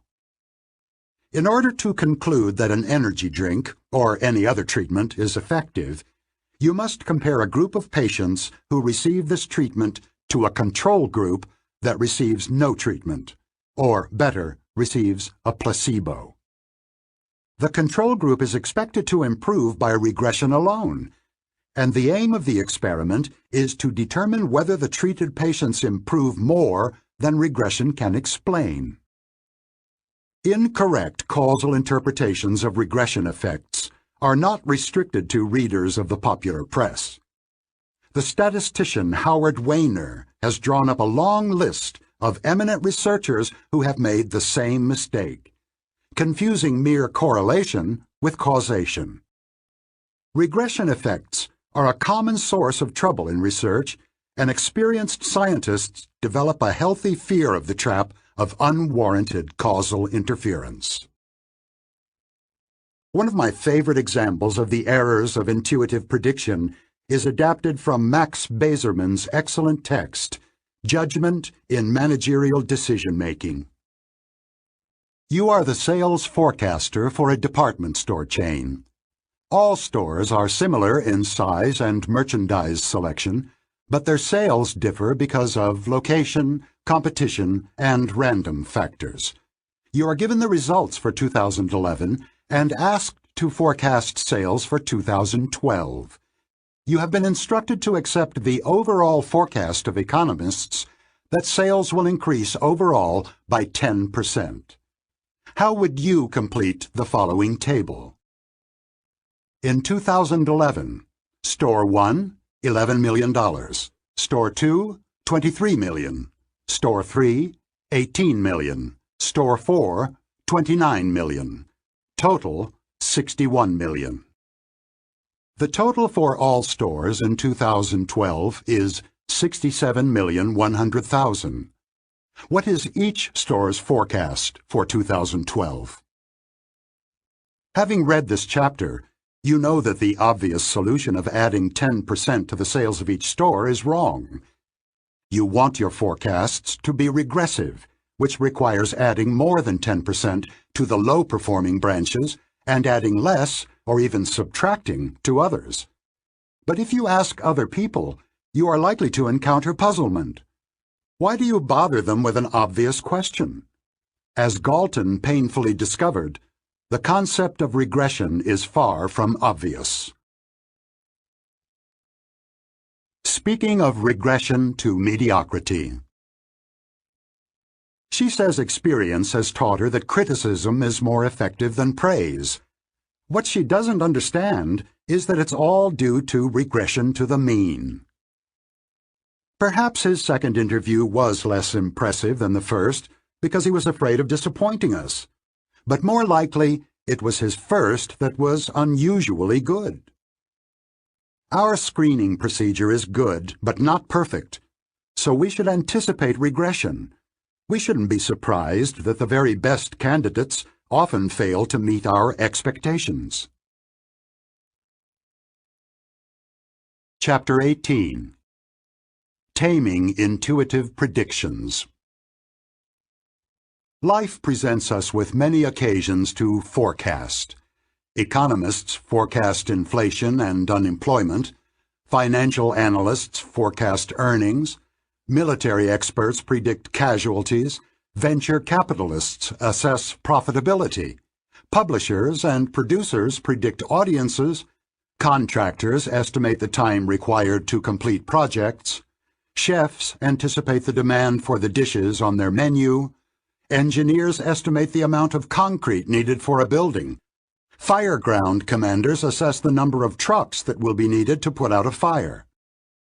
In our private lives, we forecast our spouse's reaction to a proposed move or our own future adjustment to a new job. Some predictive judgments, such as those made by engineers, rely largely on lookup tables, precise calculations, and explicit analyses of outcomes observed on similar occasions. Others involve intuition and System 1 in two main varieties. Some intuitions draw rapidly on skill and expertise acquired by repeated experience.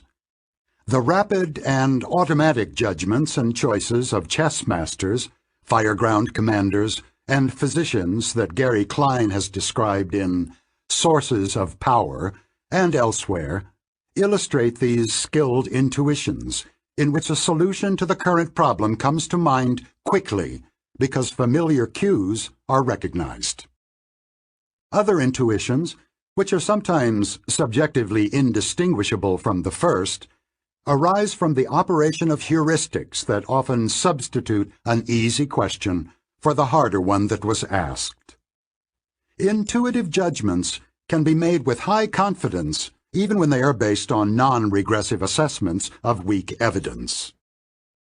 Of course, many judgments, especially in the professional domain, are influenced by a combination of analysis and intuition. Non-regressive intuitions. Let us return to a person we have already met. Julie is currently a senior in a state university. She read fluently when she was 4 years old. What is her grade point average, GPA?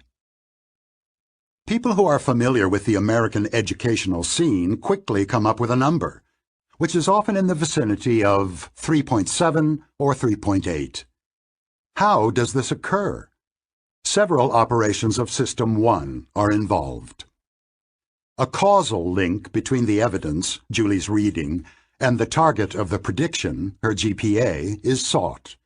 The link can be indirect.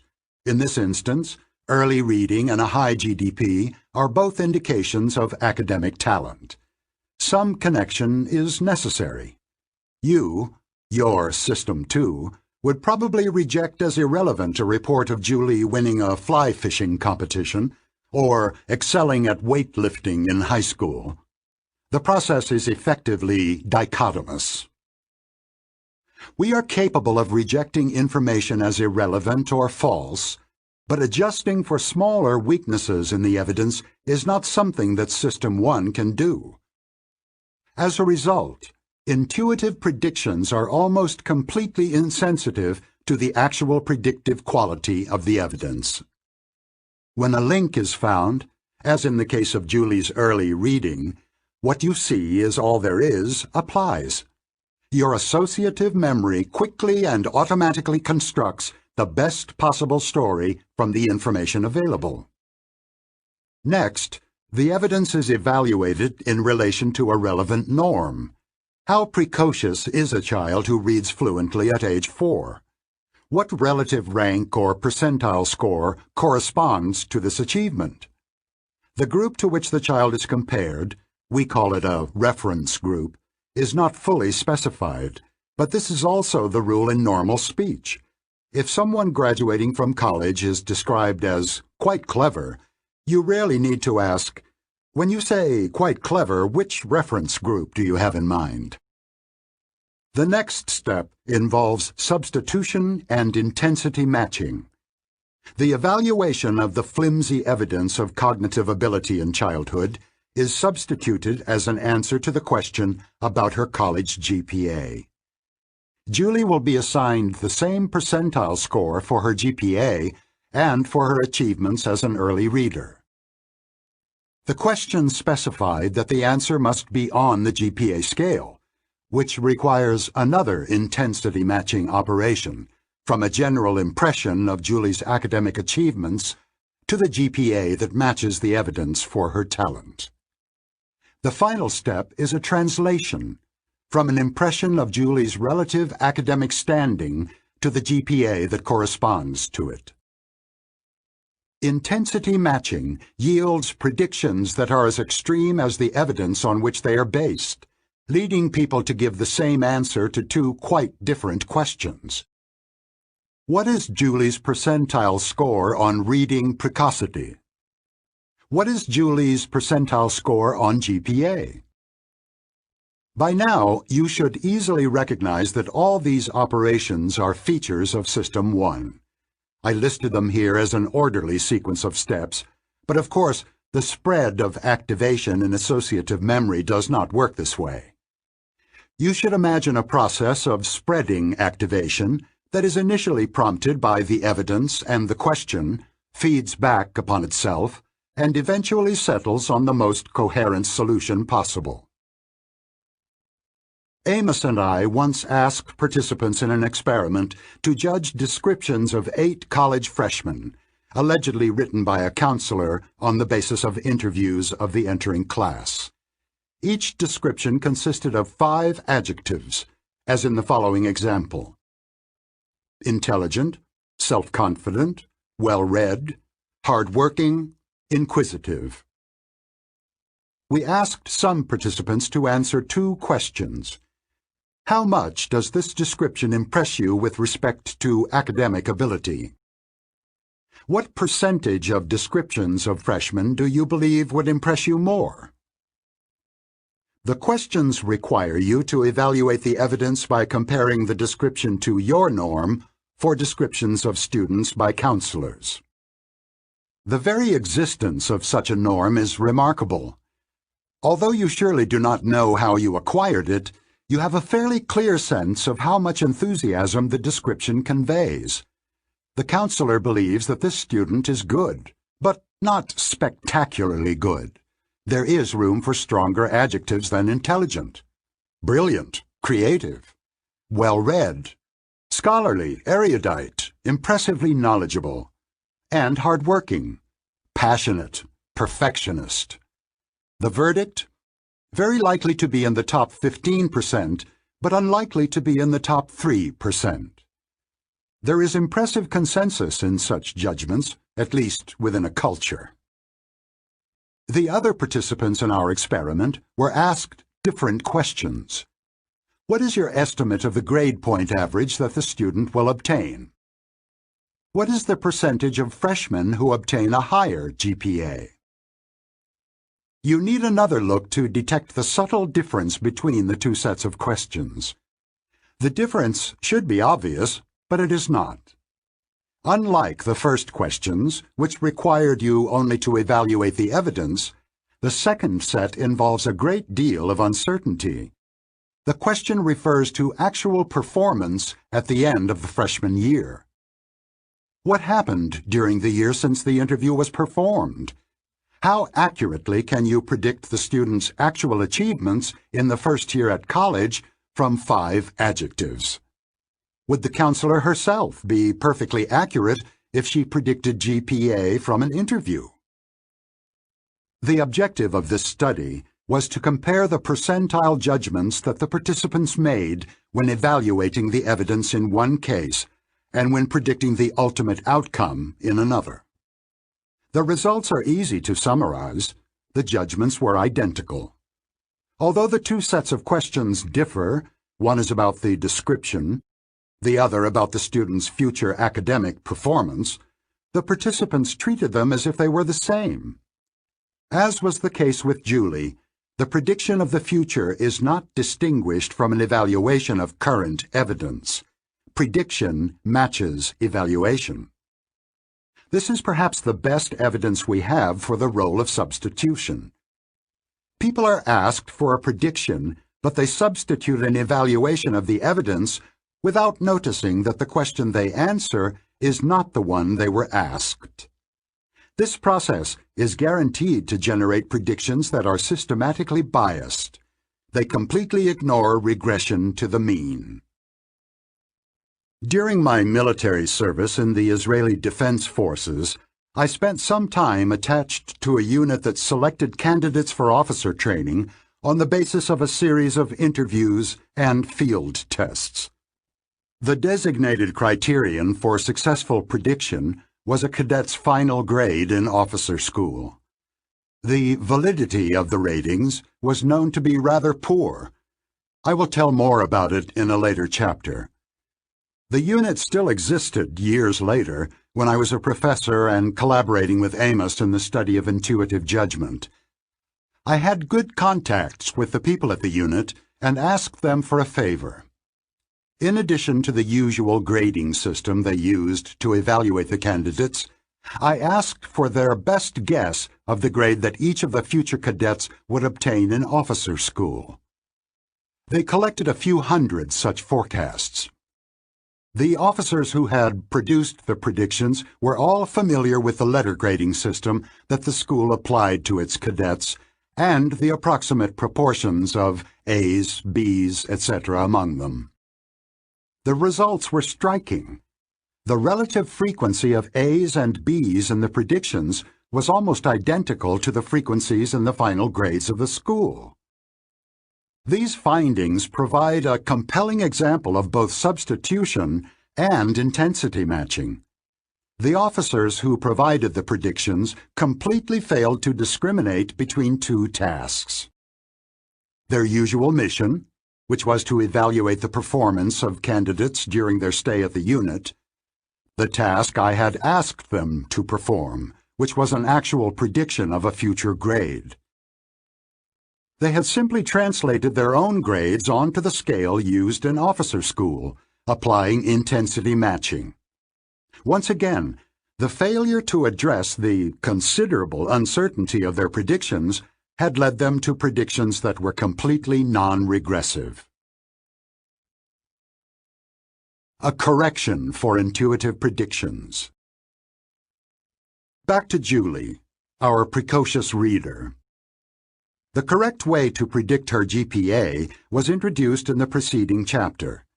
As I did there for golf on successive days and for weight and piano playing, I write a schematic formula for the factors that determine reading age and college grades. Reading age equals shared factors plus factors specific to reading age equals 100%. GPA equals shared factors plus factors specific to GPA equals 100%. The shared factors involve genetically determined aptitude, the degree to which the family supports academic interests, and anything else that would cause the same people to be precocious readers as children and academically successful as young adults. Of course, there are many factors that would affect one of these outcomes and not the other. Julie could have been pushed to read early by overly ambitious parents. She may have had an unhappy love affair that depressed her college grades. She could have had a skiing accident during adolescence that left her slightly impaired, and so on. Recall that the correlation between two measures, in the present case, reading age and GPA, is equal to the proportion of shared factors among their determinants. What is your best guess about that proportion? My most optimistic guess is about 30%. Assuming this estimate, we have all we need to produce an unbiased prediction. Here are the directions for how to get there in 4 simple steps. 1. Start with an estimate of average GPA. 2. Determine the GPA that matches your impression of the evidence. 3. Estimate the correlation between your evidence and GPA. 4. If the correlation is 0.30, move 30% of the distance from the average to the matching GPA. Step 1 gets you to the baseline, the GPA you would have predicted if you were told nothing about Julie beyond the fact that she is a graduating senior. In the absence of information, you would have predicted the average. This is similar to assigning the base rate probability of business administration graduates when you are told nothing about Tom W. Step 2 is your intuitive prediction, which matches your evaluation of the evidence. Step 3 moves you from the baseline toward your intuition, but the distance you are allowed to move depends on your estimate of the correlation. You end up, at Step 4, with a prediction that is influenced by your intuition, but is far more moderate. This approach to prediction is general. You can apply it whenever you need to predict a quantitative variable, such as GPA, profit from an investment, or the growth of a company. The approach builds on your intuition, but it moderates it, regresses it toward the mean. When you have good reasons to trust the accuracy of your intuitive prediction, a strong correlation between the evidence and the prediction, the adjustment will be small. Intuitive predictions need to be corrected because they are not regressive and therefore are biased. Suppose that I predict for each golfer in a tournament that his score on day 2 will be the same as his score on day 1. This prediction does not allow for regression to the mean. The golfers who fared well on day 1 will, on average, do less well on day 2, and those who did poorly will mostly improve. When they are eventually compared to actual outcomes, non-regressive predictions will be found to be biased. They are on average overly optimistic for those who did best on the first day and overly pessimistic for those who had a bad start. The predictions are as extreme as the evidence. Similarly, if you use childhood achievements to predict grades in college without regressing your predictions toward the mean, you will more often than not be disappointed by the academic outcomes of early readers and happily surprised by the grades of those who learn to read relatively late. The corrected intuitive predictions eliminate these biases, so that predictions, both high and low, are about equally likely to overestimate and to underestimate the true value. You still make errors when your predictions are unbiased, but the errors are smaller and do not favor either high or low outcomes. A defense of extreme predictions?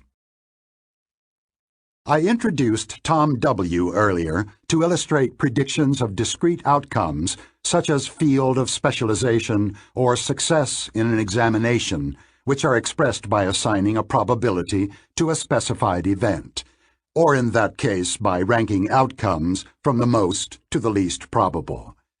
I also described a procedure that counters the common biases of discrete prediction, neglect of base rates, and insensitivity to the quality of information. The biases we find in predictions that are expressed on a scale, such as GPA or the revenue of a firm, are similar to the biases observed in judging the probabilities of outcomes. The corrective procedures are also similar.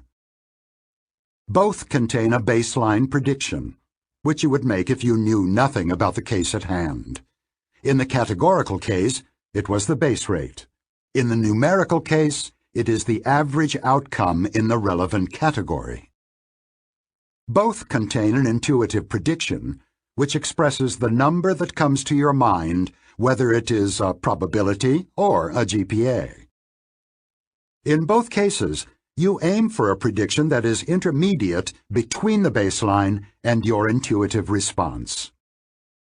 In the default case of no useful evidence, you stay with the baseline. At the other extreme, you also stay with your initial prediction. This will happen, of course, only if you remain completely confident in your initial prediction after a critical review of the evidence that supports it. In most cases, you will find some reason to doubt that the correlation between your intuitive judgment and the truth is perfect, and you will end up somewhere between the two poles. This procedure is an approximation of the likely results of an appropriate statistical analysis. If successful, it will move you toward unbiased predictions, reasonable assessments of probability, and moderate predictions of numerical outcomes. The two procedures are intended to address the same bias. Intuitive predictions tend to be overconfident and overly extreme. Correcting your intuitive predictions is a task for System 2. Significant effort is required to find the relevant reference category, estimate the baseline prediction, and evaluate the quality of the evidence. The effort is justified only when the stakes are high and when you are particularly keen not to make mistakes. Furthermore, you should know that correcting your intuitions may complicate your life. A characteristic of unbiased predictions is that they permit the prediction of rare or extreme events only when the information is very good. If you expect your predictions to be of modest validity, you will never guess an outcome that is either rare or far from the mean. If your predictions are unbiased, you will never have the satisfying experience of correctly calling an extreme case. You will never be able to say, "I thought so," when your best student in law school becomes a Supreme Court justice, or when a startup that you thought very promising eventually becomes a major commercial success. Given the limitations of the evidence, you will never predict that an outstanding high school student will be a straight-A student at Princeton. For the same reason, a venture capitalist will never be told that the probability of success for a startup in its early stages is very high. The objections to the principle of moderating intuitive predictions must be taken seriously, because absence of bias is not always what matters most. A preference for unbiased predictions is justified if all errors of prediction are treated alike, regardless of their direction. But there are situations in which one type of error is much worse than another. When a venture capitalist looks for the next big thing, the risk of missing the next Google or Facebook is far more important than the risk of making a modest investment in a startup that ultimately fails. The goal of venture capitalists is to call the extreme cases correctly, even at the cost of overestimating the prospects of many other ventures. For a conservative banker making large loans, the risk of a single borrower going bankrupt may outweigh the risk of turning down several would-be clients who would fulfill their obligations.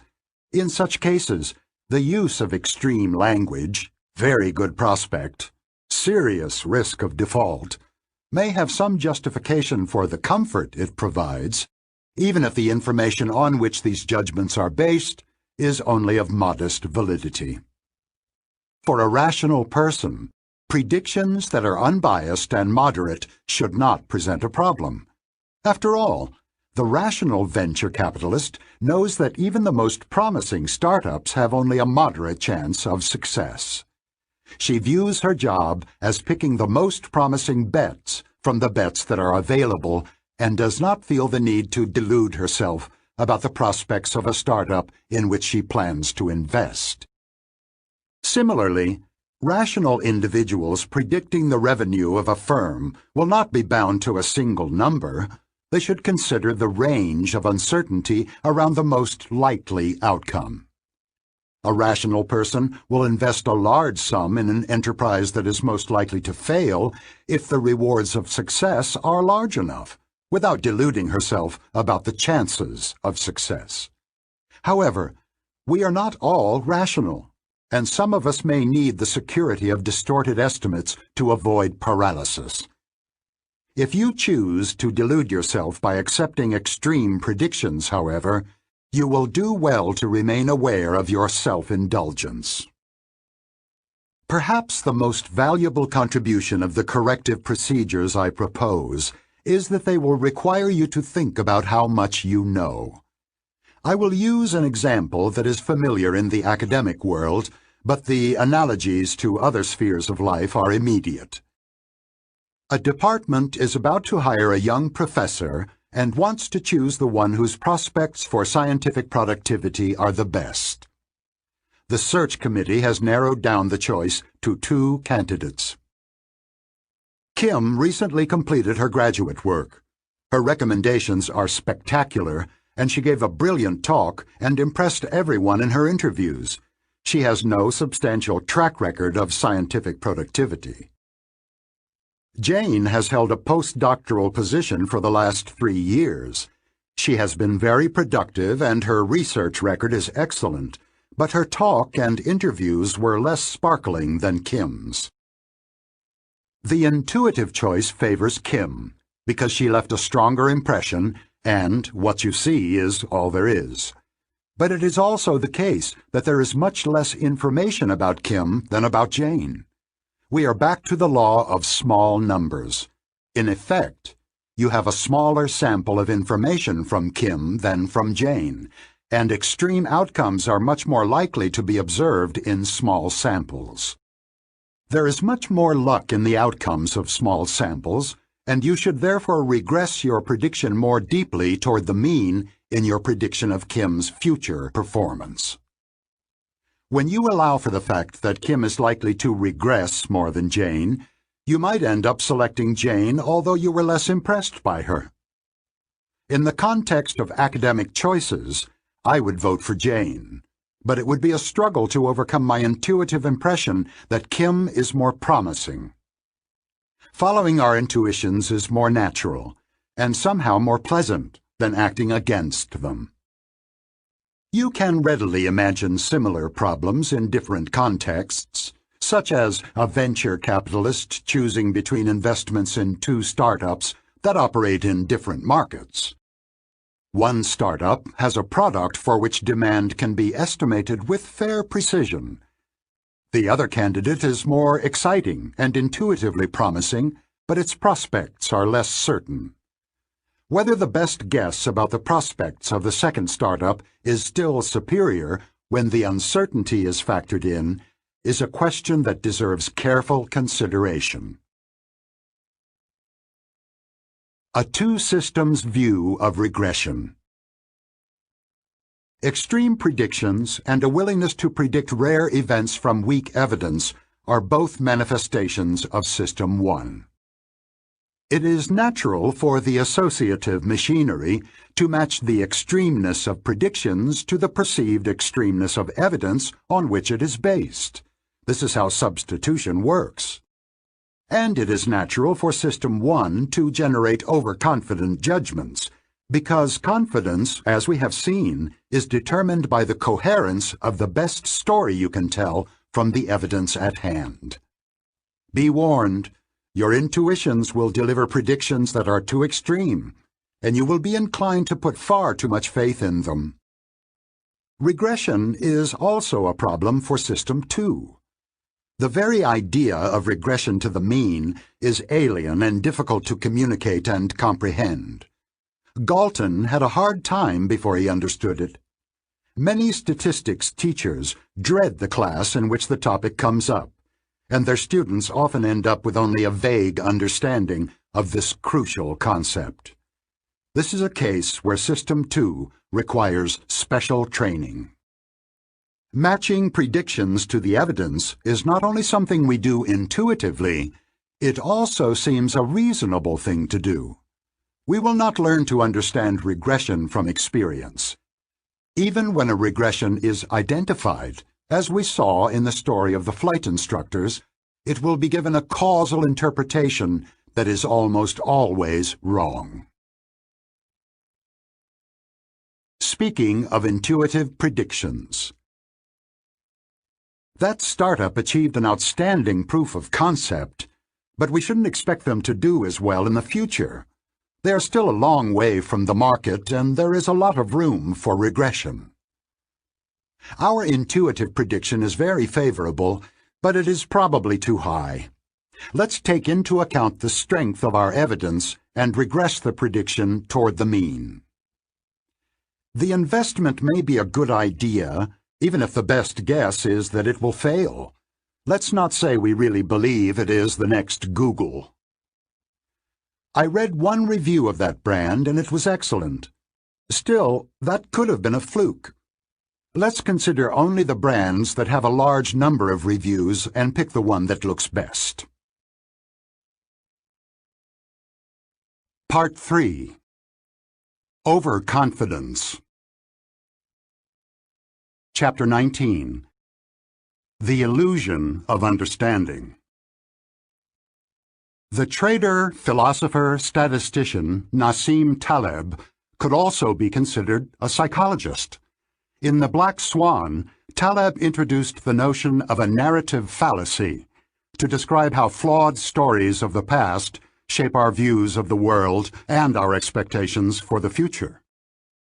Narrative fallacies arise inevitably from our continuous attempt to make sense of the world. The explanatory stories that people find compelling are simple, are concrete rather than abstract, assign a larger role to talent, stupidity, and intentions than to luck, and focus on a few striking events that happened rather than on the countless events that failed to happen. Any recent salient event is a candidate to become the kernel of a causal narrative. Taleb suggests that we humans constantly fool ourselves by constructing flimsy accounts of the past and believing they are true. Good stories provide a simple and coherent account of people's actions and intentions. You are always ready to interpret behavior as a manifestation of general propensities and personality traits, causes that you can readily match to effects. The halo effect discussed earlier contributes to coherence because it inclines us to match our view of all the qualities of a person to our judgment of one attribute that is particularly significant. If we think a baseball pitcher is handsome and athletic, for example, we're likely to rate him better at throwing the ball, too. Halos can also be negative. If we think a player is ugly, we will probably underrate his athletic ability. The halo effect helps keep explanatory narratives simple and coherent by exaggerating the consistency of evaluations. Good people do only good things, and bad people are all bad. The statement, "Hitler loved dogs and little children," is shocking no matter how many times you hear it, because any trace of kindness in someone so evil violates the expectations set up by the halo effect. Inconsistencies reduce the ease of our thoughts and the clarity of our feelings. A compelling narrative fosters an illusion of inevitability. Consider the story of how Google turned into a giant of the technology industry. Two creative graduate students in the computer science department at Stanford University come up with a superior way of searching information on the Internet. They seek and obtain funding to start a company and make a series of decisions that work out well. Within a few years, the company they started is one of the most valuable stocks in America, and the two former graduate students are among the richest people on the planet. On one memorable occasion, they were lucky, which makes the story even more compelling. A year after founding Google, they were willing to sell their company for less than $1 million, but the buyer said the price was too high. Mentioning the single lucky incident actually makes it easier to underestimate the multitude of ways in which luck affected the outcome. A detailed history would specify the decisions of Google's founders, but for our purposes, it suffices to say that almost every choice they made had a good outcome. A more complete narrative would describe the actions of the firms that Google defeated. The hapless competitors would appear to be blind, slow, and altogether inadequate in dealing with the threat that eventually overwhelmed them. I intentionally told this tale blandly, but you get the idea. There's a very good story here. Fleshed out in more detail, the story could give you the sense that you understand what made Google succeed. It would also make you feel that you've learned a valuable general lesson about what makes businesses succeed. Unfortunately, there is good reason to believe that your sense of understanding and learning from the Google story is largely illusory. The ultimate test of an explanation is whether it would have made the event predictable in advance. No story of Google's unlikely success will meet that test, because no story can include the myriad of events that would have caused a different outcome. The human mind does not deal well with non-events. The fact that many of the important events that did occur involved choices further tempts you to exaggerate the role of skill and underestimate the part that luck played in the outcome. Because every critical decision turned out well, the record suggests almost flawless prescience, but bad luck could have disrupted any one of the successful steps. The halo effect adds the final touches, lending an aura of invincibility to the heroes of the story. Like watching a skilled rafter avoid one potential calamity after another as he goes down the rapids, the unfolding of the Google story is thrilling because of the constant risk of disaster. However, there is an instructive difference between the two cases. The skilled rafter has gone down rapids hundreds of times. He has learned to read the roiling water in front of him and to anticipate obstacles. He has learned to make the tiny adjustments of posture that keep him upright. There are fewer opportunities for young men to learn how to create a giant company, and fewer chances to avoid hidden rocks, such as a brilliant innovation by a competing firm. Of course, there was a great deal of skill in the Google story, but luck played a more important role in the actual event than it does in the telling of it. And the more luck was involved, the less there is to be learned. At work here is that powerful "what you see is all there is" rule. You cannot help dealing with the limited information you have as if it were all there is to know. You build the best possible story from the information available to you, and if it is a good story, you believe it. Paradoxically, it is easier to construct a coherent story when you know little, when there are fewer pieces to fit into the puzzle. Our comforting conviction that the world makes sense rests on a secure foundation, our almost unlimited ability to ignore our ignorance. I have heard of too many people who knew well before it happened that the 2008 financial crisis was inevitable. This sentence contains a highly objectionable word, which should be removed from our vocabulary in discussions of major events. The word is, of course, knew. Some people thought well in advance that there would be a crisis, but they did not know it. They now say they knew it because the crisis did in fact happen. This is a misuse of an important concept. In everyday language, we apply the word know only when what was known is true and can be shown to be true. We can know something only if it is both true and knowable. But the people who thought there would be a crisis, and there are fewer of them than now remember thinking it, could not conclusively show it at the time. Many intelligent and well-informed people were keenly interested in the future of the economy and did not believe a catastrophe was imminent. I infer from this fact that the crisis was not knowable. What is perverse about the use of know in this context is not that some individuals get credit for prescience that they do not deserve. It is that the language implies that the world is more knowable than it is. It helps perpetuate a pernicious illusion. The core of the illusion is that we believe we understand the past, which implies that the future also should be knowable, but in fact we understand the past less than we believe we do. Know is not the only word that fosters this illusion. In common usage, the words intuition and premonition also are reserved for past thoughts that turned out to be true. The statement, "I had a premonition that the marriage would not last, but I was wrong," sounds odd, as does any sentence about an intuition that turned out to be false. To think clearly about the future, we need to clean up the language that we use in labeling the beliefs we had in the past. The social costs of hindsight. The mind that makes up narratives about the past is a sense-making organ. When an unpredicted event occurs, we immediately adjust our view of the world to accommodate the surprise. Imagine yourself before a football game between two teams that have the same record of wins and losses. Now the game is over and one team trashed the other.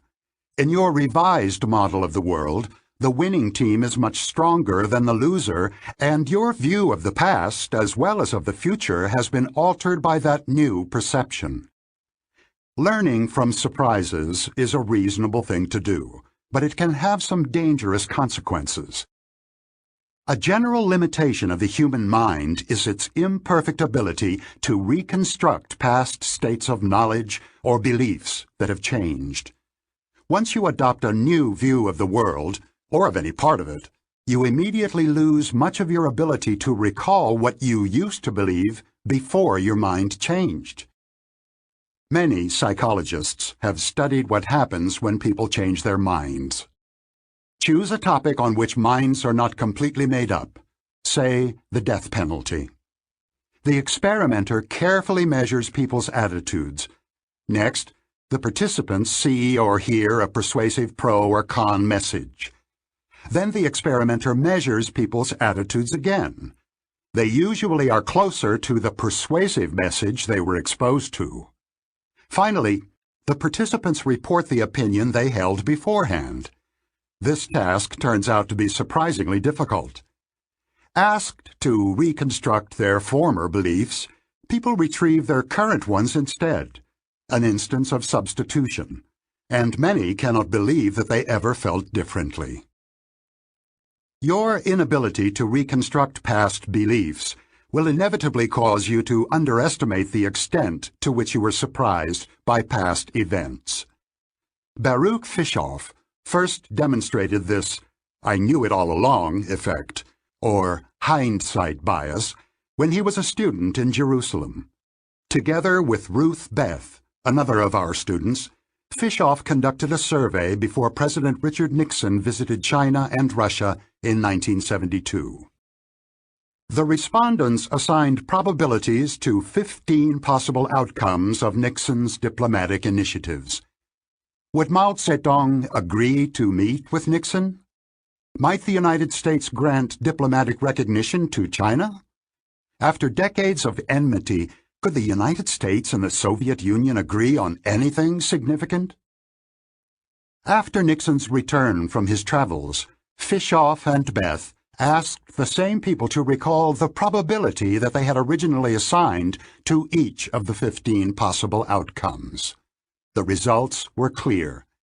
If an event had actually occurred, people exaggerated the probability that they had assigned to it earlier. If the possible event had not come to pass, the participants erroneously recalled that they had always considered it unlikely. Further experiments show that people were driven to overstate the accuracy not only of their original predictions, but also of those made by others. Similar results have been found for other events that gripped public attention, such as the O.J. Simpson murder trial and the impeachment of President Bill Clinton. The tendency to revise the history of one's beliefs in light of what actually happened produces a robust cognitive illusion. Hindsight bias has pernicious effects on the evaluations of decision-makers. It leads observers to assess the quality of a decision not by whether the process was sound, but by whether its outcome was good or bad. Consider a low-risk surgical intervention in which an unpredictable accident occurred that caused the patient's death. The jury will be prone to believe, after the fact, that the operation was actually risky and that the doctor who ordered it should have known better. This outcome bias makes it almost impossible to evaluate a decision properly in terms of the beliefs that were reasonable when the decision was made. Hindsight is especially unkind to decision-makers who act as agents for others: physicians, financial advisors, third-base coaches, CEOs, social workers, diplomats, politicians. We are prone to blame decision-makers for good decisions that worked out badly and to give them too little credit for successful moves that appear obvious only after the fact. There is a clear outcome bias. When the outcomes are bad, the clients often blame their agents for not seeing the handwriting on the wall, forgetting that it was written in invisible ink that became legible only afterward. Actions that seemed prudent in foresight can look irresponsibly negligent in hindsight. Based on an actual legal case, students in California were asked whether the city of Duluth, Minnesota, should have shouldered the considerable cost of hiring a full-time bridge monitor to protect against the risk that debris might get caught and block the free flow of water. One group was shown only the evidence available at the time of the city's decision. 24% of these people felt that Duluth should take on the expense of hiring a flood monitor. The second group was informed that debris had blocked the river, causing major flood damage. 56% of these people said the city should have hired the monitor, although they had been explicitly instructed not to let hindsight distort their judgment. The worse the consequence, the greater the hindsight bias. In the case of a catastrophe such as 9/11, we are especially ready to believe that the officials who failed to anticipate it were negligent or blind. On July 10, 2001, the Central Intelligence Agency obtained information that Al-Qaeda might be planning a major attack against the United States. George Tenet, director of the CIA, brought the information not to President George W. Bush, but to National Security Advisor Condoleezza Rice. When the facts later emerged, Ben Bradley, the legendary executive editor of the Washington Post, declared, "It seems to me elementary that if you've got the story that's going to dominate history, you might as well go right to the president." But on July 10th, no one knew or could have known that this tidbit of intelligence would turn out to dominate history. Because adherence to standard operating procedures is difficult to second-guess, decision-makers who expect to have their decisions scrutinized with hindsight are driven to bureaucratic solutions and to an extreme reluctance to take risks.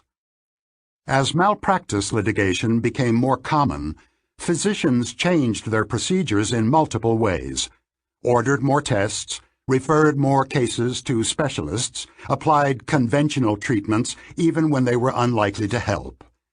These actions protected the physicians more than they benefited the patients, creating the potential for conflicts of interest. Increased accountability is a mixed blessing. Although hindsight and the outcome bias generally foster risk aversion, they also bring undeserved rewards to irresponsible risk seekers, such as a general or an entrepreneur who took a crazy gamble and won. Leaders who have been lucky are never punished for having taken too much risk.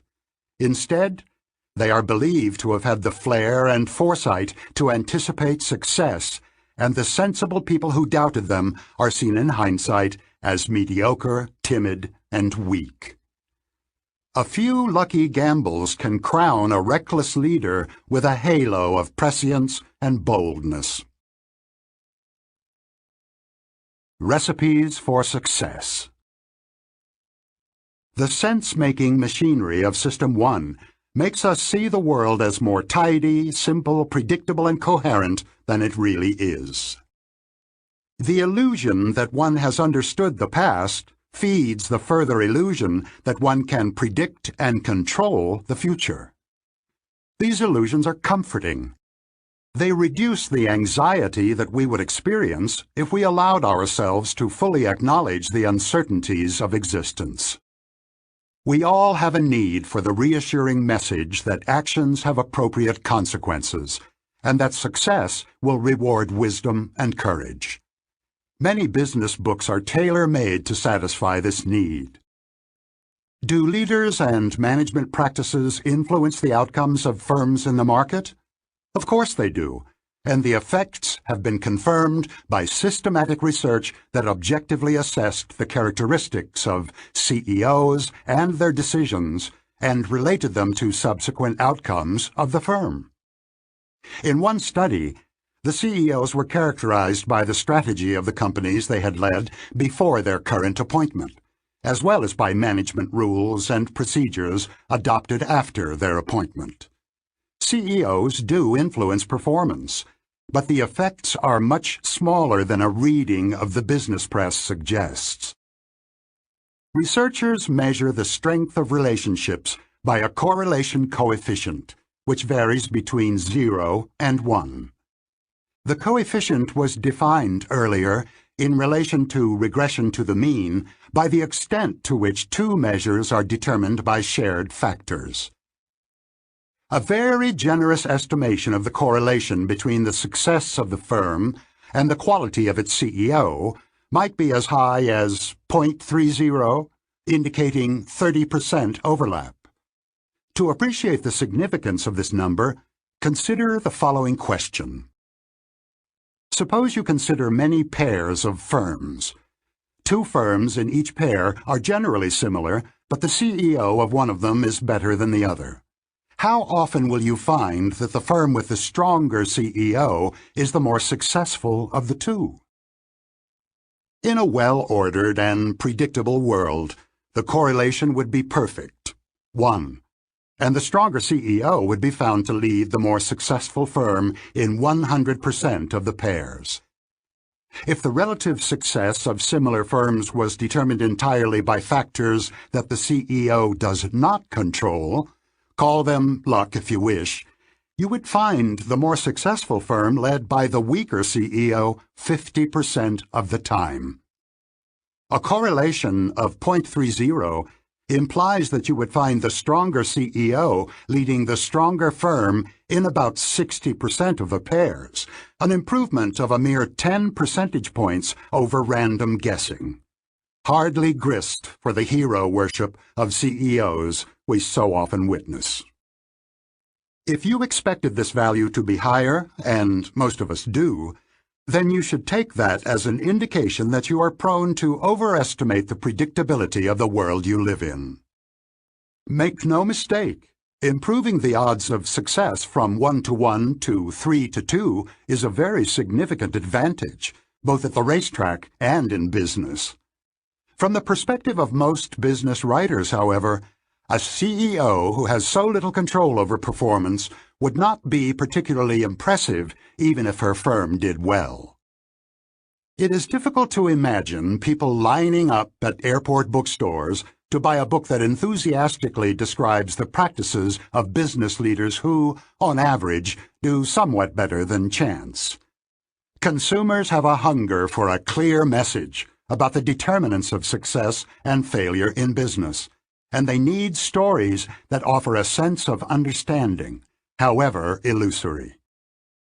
In his penetrating book, The Halo Effect, Philip Rosenzweig, a business school professor based in Switzerland, shows how the demand for illusory certainty is met in two popular genres of business writing: histories of the rise, usually, and fall, occasionally, of particular individuals and companies, and analyses of differences between successful and less successful firms. He concludes that stories of success and failure consistently exaggerate the impact of leadership style and management practices on firm outcomes, and thus their message is rarely useful. To appreciate what is going on, imagine that business experts, such as other CEOs, are asked to comment on the reputation of the chief executive of a company. They are keenly aware of whether the company has recently been thriving or failing. As we saw earlier in the case of Google, this knowledge generates a halo. The CEO of a successful company is likely to be called flexible, methodical, and decisive. Imagine that a year has passed and things have gone sour. The same executive is now described as confused, rigid, and authoritarian. Both descriptions sound right at the time. It seems almost absurd to call a successful leader rigid and confused, or a struggling leader flexible and methodical. Indeed, the halo effect is so powerful that you probably find yourself resisting the idea that the same person and the same behaviors appear methodical when things are going well and rigid when things are going poorly. Because of the halo effect, we get the causal relationship backward. We are prone to believe that the firm fails because its CEO is rigid, when the truth is that the CEO appears to be rigid because the firm is failing. This is how illusions of understanding are born. The halo effect and outcome bias combine to explain the extraordinary appeal of books that seek to draw operational morals from systematic examination of successful businesses. One of the best-known examples of this genre is Jim Collins and Jerry I. Porras's Built to Last. The book contains a thorough analysis of 18 pairs of competing companies in which one was more successful than the other. The data for these comparisons are ratings of various aspects of corporate culture, strategy, and management practices. We believe every CEO, manager, and entrepreneur in the world should read this book, the authors proclaim. You can build a visionary company. The basic message of Built to Last, and other similar books, is that good managerial practices can be identified and that good practices will be rewarded by good results.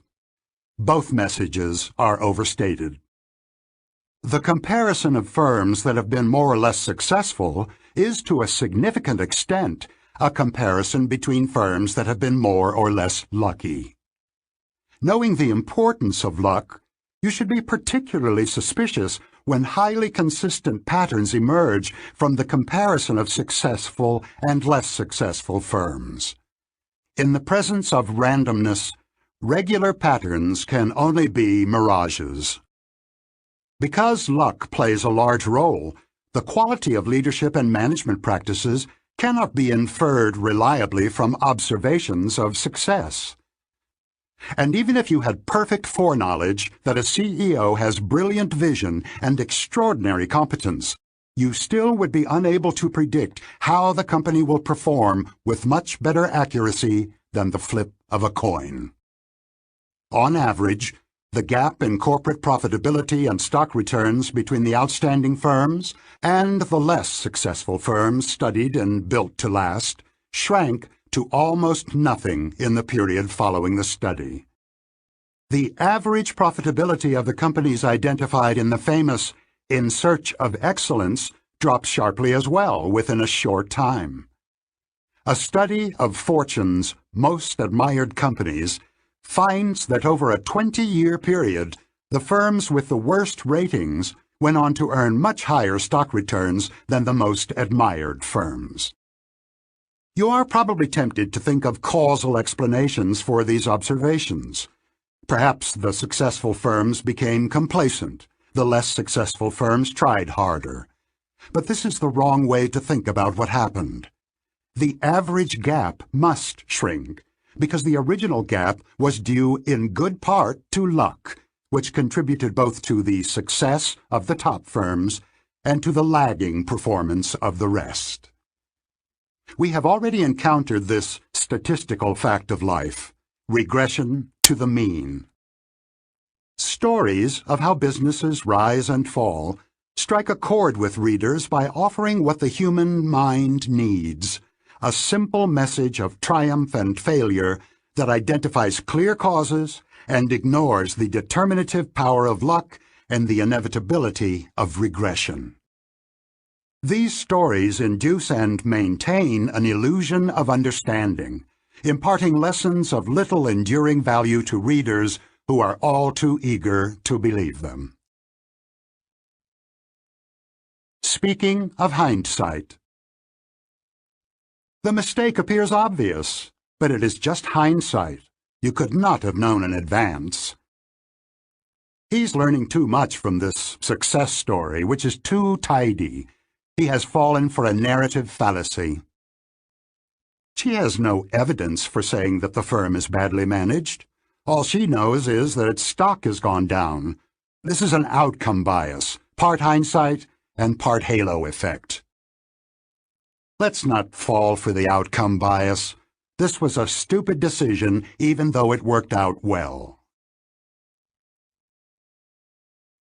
Chapter 20. The Illusion of Validity. System 1 is designed to jump to conclusions from little evidence, and it is not designed to know the size of its jumps. Because of what you see is all there is, only the evidence at hand counts. Because of confidence by coherence, the subjective confidence we have in our opinions reflects the coherence of the story that System 1 and System 2 have constructed. The amount of evidence and its quality do not count for much, because poor evidence can make a very good story. For some of our most important beliefs, we have no evidence at all, except that people we love and trust hold these beliefs. Considering how little we know, the confidence we have in our beliefs is preposterous, and it is also essential. The Illusion of Validity. Many decades ago, I spent what seemed like a great deal of time under a scorching sun, watching groups of sweaty soldiers as they solved a problem. I was doing my national service in the Israeli Army at the time. I had completed an undergraduate degree in psychology, and after a year as an infantry officer, was assigned to the Army's psychology branch, where one of my occasional duties was to help evaluate candidates for officer training. We used methods that had been developed by the British Army in World War II. One test, called the Leaderless Group Challenge, was conducted on an obstacle field. 8 candidates, strangers to each other, with all insignia of rank removed and only numbered tags to identify them, were instructed to lift a long log from the ground and haul it to a wall about 6 feet high. The entire group had to get to the other side of the wall without the log touching either the ground or the wall, and without anyone touching the wall. If any of these things happened, they had to declare it and start again. There was more than one way to solve the problem. A common solution was for the team to send several men to the other side by crawling over the pole as it was held at an angle, like a giant fishing rod, by other members of the group. Or else some soldiers would climb onto someone's shoulders and jump across. The last man would then have to jump up at the pole, held up at an angle by the rest of the group, shinny his way along its length as the others kept him and the pole suspended in the air and leaped safely to the other side. Failure was common at this point, which required them to start all over again. As a colleague and I monitored the exercise, we made note of who took charge, who tried to lead but was rebuffed, how cooperative each soldier was in contributing to the group effort. We saw who seemed to be stubborn, submissive, arrogant, patient, hot-tempered, persistent, or a quitter. We sometimes saw competitive spite when someone whose idea had been rejected by the group no longer worked very hard. And we saw reactions to crisis, who berated a comrade whose mistake had caused the whole group to fail, who stepped forward to lead when the exhausted team had to start over. Under the stress of the event, we felt, each man's true nature revealed itself. Our impression of each candidate's character was as direct and compelling as the color of the sky. After watching the candidates make several attempts, we had to summarize our impressions of soldiers' leadership abilities and determine with a numerical score who should be eligible for officer training. We spent some time discussing each case and reviewing our impressions. The task was not difficult because we felt we had already seen each soldier's leadership skills. Some of the men had looked like strong leaders, others had seemed like wimps or arrogant fools, others mediocre but not hopeless. Quite a few looked so weak that we ruled them out as candidates for officer rank. When our multiple observations of each candidate converged on a coherent story, we were completely confident in our evaluations and felt that what we had seen pointed directly to the future. The soldier who took over when the group was in trouble and led the team over the wall was a leader at that moment. The obvious best guess about how he would do in training or in combat was that he would be as effective then as he had been at the wall. Any other prediction seemed inconsistent with the evidence before our eyes. Because our impressions of how well each soldier had performed were generally coherent and clear, our formal predictions were just as definite. A single score usually came to mind, and we rarely experienced doubts or formed conflicting impressions. We were quite willing to declare, "This one will never make it," "That fellow is mediocre, but he should do okay," or "He will be a star." We felt no need to question our forecasts, moderate them, or equivocate. If challenged, however, we were prepared to admit, "But of course, anything could happen." We were willing to make that admission because, despite our definite impressions about individual candidates, we knew with certainty that our forecasts were largely useless. The evidence that we could not forecast success accurately was overwhelming. Every few months, we had a feedback session in which we learned how the cadets were doing at the officer training school and could compare our assessments against the opinions of commanders who had been monitoring them for some time. The story was always the same. Our ability to predict performance at the school was negligible. Our forecasts were better than blind guesses, but not by much. We were downcast for a while after receiving the discouraging news, but this was the Army. Useful or not, there was a routine to be followed and orders to be obeyed. Another batch of candidates arrived the next day. We took them to the obstacle field, we faced them with a wall, they lifted the log, and within a few minutes we saw their true natures revealed as clearly as before. The dismal truth about the quality of our predictions had no effect whatsoever on how we evaluated candidates, and very little effect on the confidence we felt in our judgments and predictions about individuals. What happened was remarkable. The global evidence of our previous failure should have shaken our confidence in our judgments of the candidates, but it did not. It should also have caused us to moderate our predictions, but it did not. We knew, as a general fact, that our predictions were little better than random guesses, but we continued to feel and act as if each of our specific predictions was valid. I was reminded of the Mueller-Lyer illusion, in which we know the lines are of equal length, yet still see them as being different. I was so struck by the analogy that I coined a term for our experience, the illusion of validity. I had discovered my first cognitive illusion. Decades later, I can see many of the central themes of my thinking and of this book in that old story. Our expectations for the soldier's future performance were a clear instance of substitution, and of the representativeness heuristic in particular. Having observed 1 hour of a soldier's behavior in an artificial situation, we felt we knew how well he would face the challenges of officer training and of leadership in combat. Our predictions were completely non-regressive. We had no reservations about predicting failure or outstanding success from weak evidence. This was a clear instance of what you see is all there is.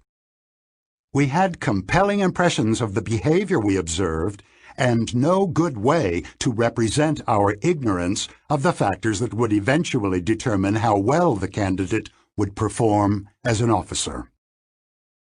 Looking back, the most striking part of the story is that our knowledge of the general rule that we could not predict had no effect on our confidence in individual cases. I can see now that our reaction was similar to that of Nisbet and Borghida's students when they were told that most people did not help a stranger suffering a seizure. They certainly believed the statistics they were shown, but the base rates did not influence their judgment of whether an individual they saw on the video would or would not help a stranger. Just as Nisbet and Borghida showed, people are often reluctant to infer the particular from the general. Subjective confidence in a judgment is not a reasoned evaluation of the probability that this judgment is correct. Confidence is a feeling, which reflects the coherence of the information and the cognitive ease of processing it. It is wise to take admissions of uncertainty seriously, but declarations of high confidence mainly tell you that an individual has constructed a coherent story in his mind, not necessarily that the story is true. The illusion of stock-picking skill. In 1984, Amos and I and our friend Richard Thaler visited a Wall Street firm.